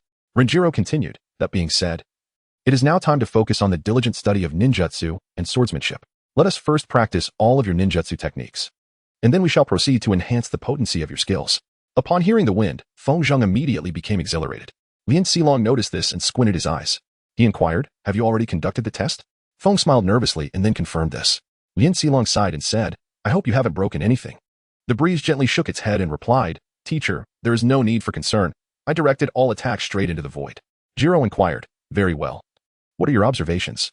Feng responded, stating that the enhancement of ninjutsu requires a considerable amount of time. Therefore, unless I can significantly reduce this duration, it will remain impractical for use in combat. Kinjiri nodded in agreement. The Wind continued, Moreover, none of my ninjutsu can be enhanced. Particularly, the rock shield technique shows no improvement whatsoever. The great breakthrough and wind dragon techniques exhibit the most exceptional enhancement, said Jiro. Indeed, this elucidates the principle of reinforcement. While one may infuse a substantial amount of chakra into any ninjutsu, not all techniques are subject to amplification. The quantity of chakra you can inject is contingent upon your chakra reserves, your control over chakra, your mastery of elemental attributes, your understanding of the specific ninjutsu, and the inherent qualities of that technique. Although Konoha is deficient in wind release techniques, your innate talent for wind affinity is fortunate. Almost all C-rank wind release techniques can be enhanced. As for the rock shield technique, its defensive capabilities are inherently low, so there is no need for concern. In the forthcoming months, I shall instruct the three of you on how to swiftly augment your ninjutsu during combat. Given that your chakra reserves are the highest, you will need to exert the most effort in this regard. Before we commence, do you have any further inquiries? The Wind nodded slightly and spoke, Indeed, teacher. I have a few inquiries. The first pertains to the rock shield technique. Currently, I am able to perform ninjutsu without any hand seals. Yet I still require both hands to strike the ground forcefully. Do you know of any methods to execute ninjutsu by stamping my foot instead? Renjiro raised an eyebrow and inquired, What is your motivation for wanting to do this? Feng Zheng remarked that this would greatly enhance the efficiency of ninjutsu casting. Holding a sword in my hand, I would need to place my hand on the ground, which would require temporarily setting the sword down, a notion that hardly seems prudent. If I could channel ninjutsu with my foot, I would be able to employ it while engaged in sword combat. Furthermore, should the enemy launch a large-scale assault against me, I could retreat while simultaneously pressing my foot to the ground to conjure multiple rock shields. Renjiro was quite astonished by Feng Zheng's tactical acumen. He responded, That is an excellent idea. I had never considered that the rock shield technique could be utilized in such a manner. I presume your intention is to eventually apply this method to all earth-release ninjutsu. Am I correct? The Wind nodded in agreement and remarked, Indeed. This would be quite convenient. Renjiro continued, Unfortunately, this is impossible, or at least, not an easy feat. The hand seals for that ninjutsu are essential for gathering earth attribute chakra in your palms. Although it is possible to perform this ninjutsu without any hand seals, it merely replicates the chakra shaping technique used when forming the seals. What you propose is akin to creating an entirely different ninjutsu. Feng Zheng hastily remarked, In that case, Master, is it not possible for us to develop such a novel earth release technique? Lin Xilong shook his head in response, saying, That is exceedingly difficult. While minor techniques can always be devised, the approach you propose would entirely revolutionize earth release, and at least I am not capable of such an endeavor. Moreover, although your idea is remarkably creative, it is unlikely that you are the sole individual to conceive it. Given that, to my knowledge, no such technique exists, one can confidently assert that no one has been able to create it. Feng Zheng, upon hearing this, felt a wave of dejection wash over him. Alas, a notion I devised to incessantly vex my adversaries has now vanished. Observing his despondent demeanor, Lianjiro couldn't help but chuckle lightly. Feng Zheng turned to Lianjiro and inquired, Since my rock shield technique can no longer be enhanced, might I then cultivate the earth release, earth flow wall? Lianjiro shook his head once more, responding, No. That is a B-rank ninjutsu. Although your chakra reserves are commendable, It is unwise to rely on techniques of B rank or higher before you attain the status of a chunin. This answer was precisely what Feng Zheng had anticipated, prompting him to pose one final question. Master, while I am training to augment my ninjutsu, my chakra depletes rapidly. Do you possess any methods to swiftly enhance my chakra reserves? After all, the training to infuse chakra into my body yields little to no benefit in this regard. A flicker of disbelief crossed Lianjiro's face at Feng Zheng's inquiry. He replied, Young man, do you believe chakra can be purchased at a convenience store? Your chakra reserves already surpass those of your teammates by fourfold. Be content with this. Do not be greedy. Furthermore, do not waste your efforts seeking additional methods to increase your chakra reserves, apart from diligent training and natural growth. Nearly all other methods bear some form of flaw that will significantly hinder you. As for combat, you may always consume soldier pills to bolster your stamina. So, cease your futile concerns. Feng Zheng was somewhat astonished by Lian Xilong's dismissive demeanor. He contemplated, is there truly no other alternative? Alas, it seems my expectations were rather high. After all, the current advancements are already quite significant. Sighing, he decided to set this matter aside for the time being. Should I find myself in dire need of chakra?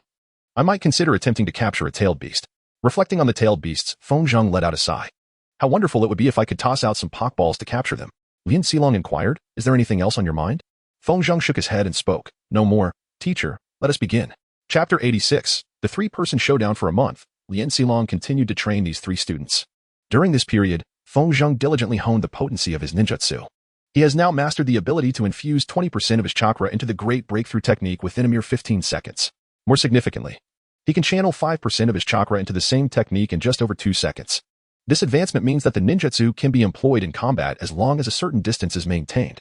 Furthermore, he continued to train in the Wind Wolf technique and the Wind Dragon technique, now capable of executing them without the need for any hand seals. Lian Xilong was profoundly astonished by Feng Zheng's ease in utilizing these techniques without the necessity of hand seals. Feng Zheng's swordsmanship has improved significantly. Renjiro imparted all his foundational knowledge of samurai sword techniques to him. He now possesses the ability to deftly control the flow of chakra within the samurai sword. Furthermore, he can seamlessly infuse wind chakra into it through the normal flow of chakra.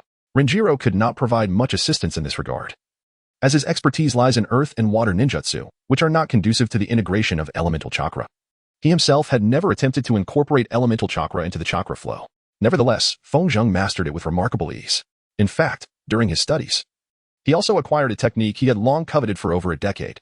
The team enjoyed another day of rest, and all three members took the opportunity to recuperate.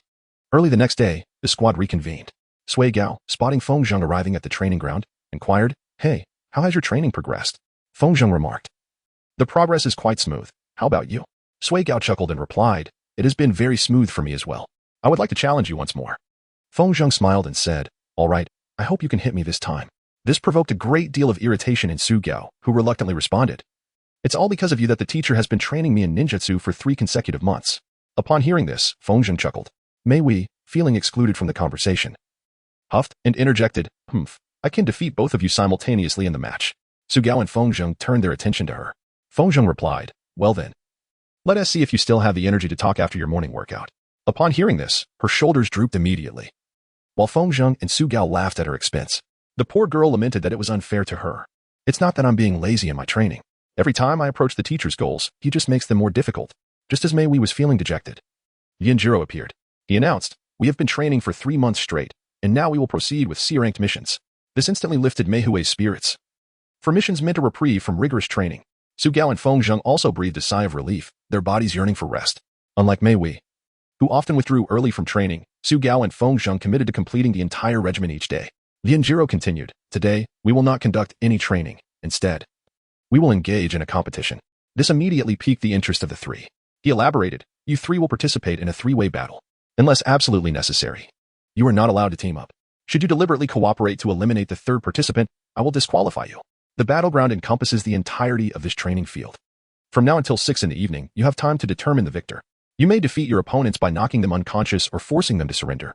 Naturally, I may intervene and declare someone to have lost. Furthermore, you are prohibited from inflicting serious injuries upon one another.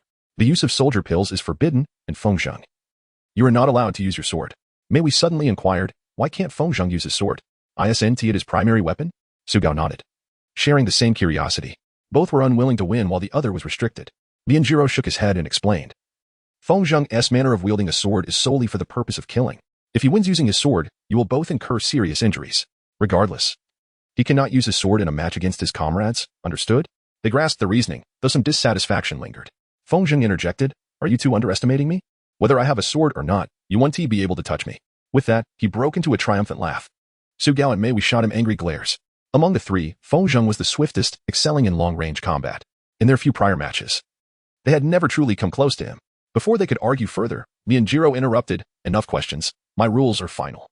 You haven't yet heard the most exciting part. The victor will receive a reward." This sparked renewed interest in the trio. Mei Wei asked, "What reward?" Lianjiro replied, "The winner will learn an A-rank ninjutsu from me." This revelation left them all in shock, with a shared thought. Will he truly allow us to learn ninjutsu above C rank?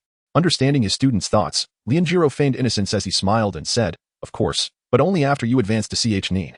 Upon hearing this, the three Jinin wore blank expressions. Not wishing to hear any complaints, he commanded, "Begin." Before he could finish his sentence, the three Jinin vanished in different directions without forming any hand seals. Now, separated by over 100 meters, they observed each other while contemplating their next moves. The best strategy would be to ally with one of the two to eliminate the third, and then decide the victor. Unfortunately, that option was not viable. Suddenly, Su Gao and Mei Wei noticed Feng Zheng grinning foolishly. In the next moment, he disappeared. Both Mei Wei and Su Gao cursed him and his irritating wind body technique. Su Gao activated his Byakugan and discovered that Feng Zheng had appeared 600 meters away.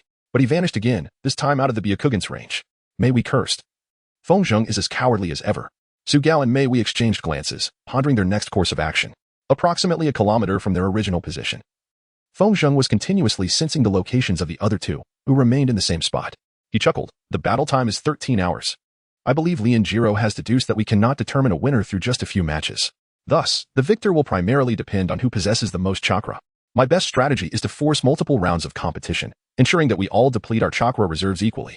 Given my superior chakra capacity, I should be able to win with ease, especially considering the significant chakra consumption when activating the Byakugan and Sharingan. But I know these two will undoubtedly engage fiercely, haha." Chapter 87. Hinata Su Gao vs Uchiha Mei Wei. Returning to the starting position, Mei Wei and Su Gao scrutinized one another. Su Gao was deep in thought, contemplating. What should I do? Should I hide until Feng Zheng emerges? Or should I track Feng Zheng before engaging in battle? Perhaps I should defeat her first and then confront Feng Zheng? No, that would be too challenging. Moreover, Feng Zheng loves to launch surprise attacks. He won't miss the chance to strike while we're engaged. On the other hand, Mei Wei harbored similar doubts but was significantly more arrogant than Su Gao.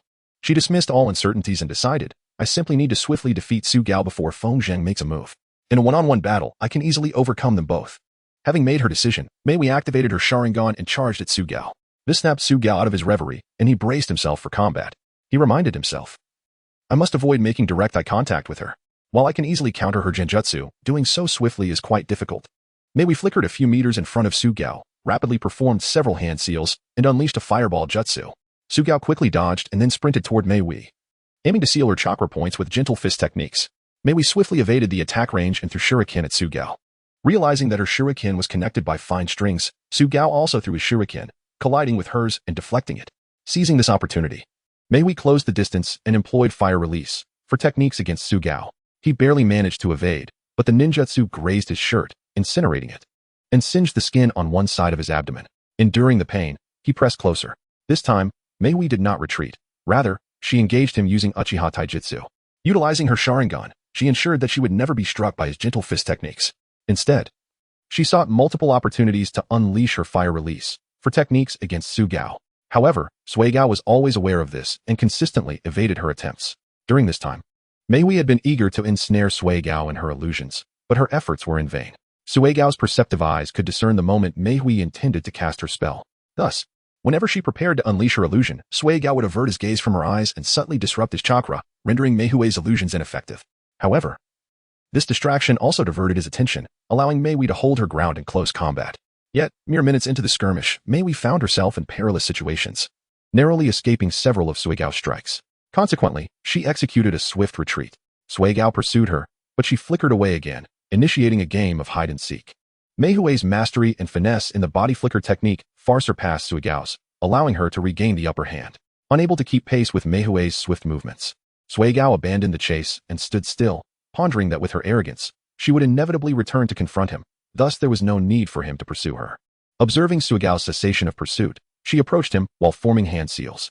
Contrary to Sui Gao's expectations, she maintained a mid-range distance and unleashed the fire release, fire dragon technique. With no means to counter, Sui Gao evaded the onslaught of the fire dragon. Growing weary of the notion of engaging her in close combat, he resorted to the stone shuriken technique. This ninjutsu took Mei Hui by surprise, but thanks to her Sharingan, she was able to dodge or deflect all the stone shurikens. Unfortunately, in her preoccupation with the shurikens, she overlooked Sui Gao, who had now appeared before her, aiming 2 fingers at her. Startled by the sudden turn of events, Mei Hui exclaimed, "Damn it, I must block this." In a moment of desperation, she raised her arm to shield herself, but Sui Gao struck her chakra point on her arm. As soon as her arm was hit, she flickered away. Sui Gao had anticipated her return, but she fled instead, leaving him astonished, reflecting, "I never expected her to run." He lingered there for a few seconds, contemplating, "Both of my opponents have retreated. Shouldn't I be the victor?" He sighed, muttering to himself, "Well, the next step hinges on the wind. Mei Hui and I have finally distanced ourselves from one another, both exhausted and even injured from the battle. The question remains, whom will he attack?" Approximately a kilometer away from the battleground, Feng had been attuned to their chakra throughout the entire conflict. As they clashed, he wished for popcorn and a television to enjoy the spectacle. Unfortunately, he had to keep his distance. The fight lasted over 7 minutes, and he sensed Mei Hui's chakra signal receding from Sui Gao. Feng Zheng concluded, "Oh, so Mei Hui lost, and then fled? Who is the coward now? Who shall I attack next?" Since Mei Hui has escaped, it is evident that she has sustained injuries. Sui Gao has likely succeeded in sealing some of her chakra points, perhaps 1 or 2. Any more than that, and Sui Gao would not have granted her an opportunity to flee. Simultaneously, Sui Gao pondered the situation. Feng Zheng will likely target Mei Hui, for she is the one who has retreated. After I have engaged her for a while, I ought to prepare to strike back. Having retreated to the far side of the training ground, Mei Hui perched herself on a tree to rest. She felt a surge of frustration, scolding herself. "I let my guard down, which led to my being struck. Otherwise, I could have defeated him, as I had been suppressing him throughout the battle." She gazed at her left arm, swollen from the encounter. "He sealed the chakra points on my left arm. I can no longer form hand seals. Even the slightest movement of this arm is excruciating." She began to tend to her injury, feeling too weary to hide. Knowing that both Feng Zheng and Sui Gao would have no difficulty tracking her, as she administered first aid, she contemplated, "Feng Zheng is likely to attack me soon. I must be prepared." Sui Gao's Byakugan remained activated, his gaze fixed on Mei Hui while he awaited Feng Zheng's next move. Before long, he noticed something moving at an astonishing speed. In the next moment, Feng Zheng was upon him. "How fast? Why is he coming towards me?" Sui Gao fixed his gaze ahead, and Feng Zheng had already landed on a branch, adopting a combat stance. Unfortunately, the instant he arrived, Feng Zheng unleashed a 5-enhanced wind release. Great breakthrough. Sui Gao quickly raised a rock shield to defend himself, stunned by the sheer power of the technique. Why is he so strong? Has he learned some B-rank ninjutsu? This is bad. The rock shield evidently could not provide full protection for Sui Gao. At that moment, body flicker technique was not a viable option. Thus, he dove underground, employing earth body flicker technique, successfully moving 125 meters to the south. Chapter 88. Sui Gao's defeat. He utilized the technique twice more, completely evading the perilous ninjutsu's attack range, while wondering, why is he targeting me? Time rewound to 2 minutes prior. Feng Zheng pondered for a few moments and arrived at a conclusion. Under normal circumstances, targeting Mei Hui would be the optimal choice, unless there were potential complications. Although Mei Hui exhibited greater tactical intelligence than Sui Gao, her arrogance remained a significant flaw. Conversely, it was likely that Sui Gao would intervene to assist Mei Hui should she sustain injuries, thus preventing me from overcoming her. Even if he refrained from doing so, his keen perception would provide him with all the necessary information, granting him the initiative to either attack or observe. This led to the realization that my objective should be clear. Upon reaching this conclusion, he swiftly employed the wind body technique to close the distance to Sui Gao. Despite Sui Gao retreating underground, Feng Zheng effortlessly sensed his presence. He swiftly followed suit. Sui Gao, noticing that Feng Zheng was indeed tracking him, thought to himself, as expected, he can easily follow my trail. I must engage him in close combat, where he should be unable to utilize such formidable ninjutsu. However, before Sui Gao could fully ascend from the earth, Feng Zheng had already positioned himself directly above Sui Gao, striking the ground with a fist imbued with concentrated chakra. Since Sui Gao had sensed Feng Zheng gathering chakra, he had not completely left the ground. Yet, he could not have anticipated that Feng Zheng would deliver a powerful blow to the earth itself. The impact generated a shockwave that rippled through the ground towards Sui Gao's location. Although the shockwave did not inflict direct harm, it caused chaos beneath the surface. While Sui Gao was underground, the erratic movements of the earth repeatedly struck him, inflicting injuries. He attempted to utilize the earth body flicker technique once more, but the tumult below rendered him unable to do so. Ultimately, he fortified the nearby walls with a rock shield, providing him with some semblance of cover, albeit at the cost of sustaining injuries to his right elbow and shoulder. Numerous stones had also battered his chest, abdomen, and back. Eventually, despite the protection from the rock shield, Sui Gao's left ankle was severely injured.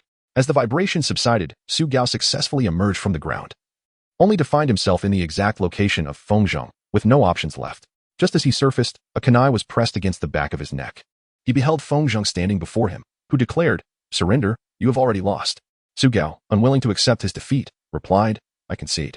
Upon uttering these words, Feng Zheng's shadow clone dissipated. The battle had consisted of merely two exchanges. One was the wind release, great breakthrough technique, and the other a powerful punch. Mei Hui noticed a gust of wind and heard the resounding thud of Feng Zheng's fist striking the ground. Unfortunately, she was too far away to discern the unfolding events. Curiosity piqued, she contemplated, are Feng Zheng and Su Gao engaged in combat? Should I investigate? No, I am injured, perhaps I should wait a while. My chakra points will soon reopen. The moment Su Gao admitted defeat, Feng Zheng darted towards Mei Hui. He observed that she stood in an open area devoid of trees, pondering. Indeed, she understands that hiding is futile. Thus, she remains in the open, denying any chance for ambush. In truth, I could still launch a surprise attack from behind, however. I am certain she has intentionally left this opening, with traps likely surrounding her. Having clarified his strategy, Feng Zheng began to create wind clones, and soon 20 wind clones materialized around him. The wind promptly suppressed its chakra and concealed itself behind a tree. Its wind clone dispersed throughout the forest, surrounding Mahiko from all directions. While the original remained hidden, one of the wind clones approached a path that allowed for a stealthy advance towards her. Along the way, the wind clone noticed numerous fine threads on the ground. A smile crept across its face. It had surmised correctly. The wind avatar of Kazuki attempted to dart swiftly behind her while evading all traps, but Mahiko became aware of his intentions and quickly turned around. As she pivoted, Kazuki's wind avatar noticed that Mahiko held two slender ropes in her right hand. Upon seeing Kazuki approach, Mahiko smiled knowingly. I anticipated this, she remarked, releasing the ropes as she flickered backward. As the ropes fell slack, dozens of shurikens rained down upon Kazuki's wind avatar. Simultaneously, Mahiko activated her Sharingan, scrutinizing Kazuki. Furrowing her brow, she discerned that his chakra levels were alarmingly low. It's a wind clone. This fellow never engages in direct combat. The wind clone of Kazuma deftly evaded the shuriken in his grasp while pursuing Mahiko, simultaneously unleashing gusts of wind towards her. He launched the wind technique 7 times in succession, yet Mahiko skillfully dodged each attack. However, her anxiety grew with each encounter. She needed to remain vigilant against any potential ambush. It was highly probable that Kazuma had additional wind clones concealed nearby, Junichiro mused as he observed the duel. His mastery over the wind element was truly impressive. The wind clone, being the weakest of elemental manifestations, is easily discernible from the original by any capable sensory ninja due to its inherent instability. Yet, this very frailty allows for the creation of numerous wind clones. Furthermore, the volatile chakra of the wind clone renders it immune to Jinjutsu. Comprised of wind, these clones often exhibit greater agility than their creator. He glanced back at the concealed original of Kazuma, chuckling to himself. How utterly presumptuous to believe victory was already secured, though he was destined to win. If he assumed it would come effortlessly, he was in for a rude awakening. After all, both Hodaka and Mahiko had made significant strides over the past 3 months. The chakra of the wind clones began to diminish. Wind contemplated, I need to infuse 2 or 3 of the wind clones with additional chakra so they can persist longer. The others can be created with minimal energy, as quantity is essential, as they were on the verge of dissipating. The wind clone channeled most of its chakra into another wind explosion technique. Then it instantaneously moved closer to Miko. She evaded with a swift movement. But the wind clone followed suit, launching a wind explosion technique at her. Upon completion, the wind clone vanished. Mei Hui, in a flurry, hurled a kunai affixed with an explosive tag towards the incoming wind sphere. The explosion generated by the tag easily overwhelmed the ninjutsu and dispelled it. Yet Mei Hui was compelled to leap back to avoid the blast. Unfortunately, this detonation activated or destroyed most of the traps she had meticulously set. Regrettably, as she leaped backward, 2 more wind clones emerged behind her, unleashing their wind explosion techniques. Being airborne, she found herself unable to teleport to safety. In a moment of panic, she threw a shuriken attached to a fine string at a nearby tree, using it to propel herself away. However, some of the wind generated by the explosion still struck her, inflicting numerous small wounds that began to bleed immediately. The 2 wind clones relentlessly continued their assault, leaving Mei Hui no time to ponder her next move. Chapter 89, Fire Release. Void Explosion Technique. As she engaged them, 3 additional wind clones appeared, attempting to launch a surprise attack. Although none succeeded, they inflicted further damage upon her. The wind remained concealed, observing the battle, contemplating. Indeed, she had grown significantly stronger. Yet, my wind clone is quite formidable. But is this all there is to it? This skirmish seems rather effortless. On the battlefield, Mei Hui was losing copious amounts of blood. She was exceedingly infuriated. Why could he not engage in a fair fight? I shall demonstrate my prowess. Gritting her teeth, she endured the pain and performed several hand seals. It was excruciating to execute the seals with her chakra points partially sealed. Feng observed her brow furrowed in anguish, and he could sense her chakra intensifying. One of his wind clones expended all its chakra to execute the great breakthrough technique. However, due to insufficient chakra, The force was not particularly strong. Yet, it was enough to unbalance Mei Wei, causing her to be pulled to the ground. The wind clone also dissipated as a result of its chakra depletion.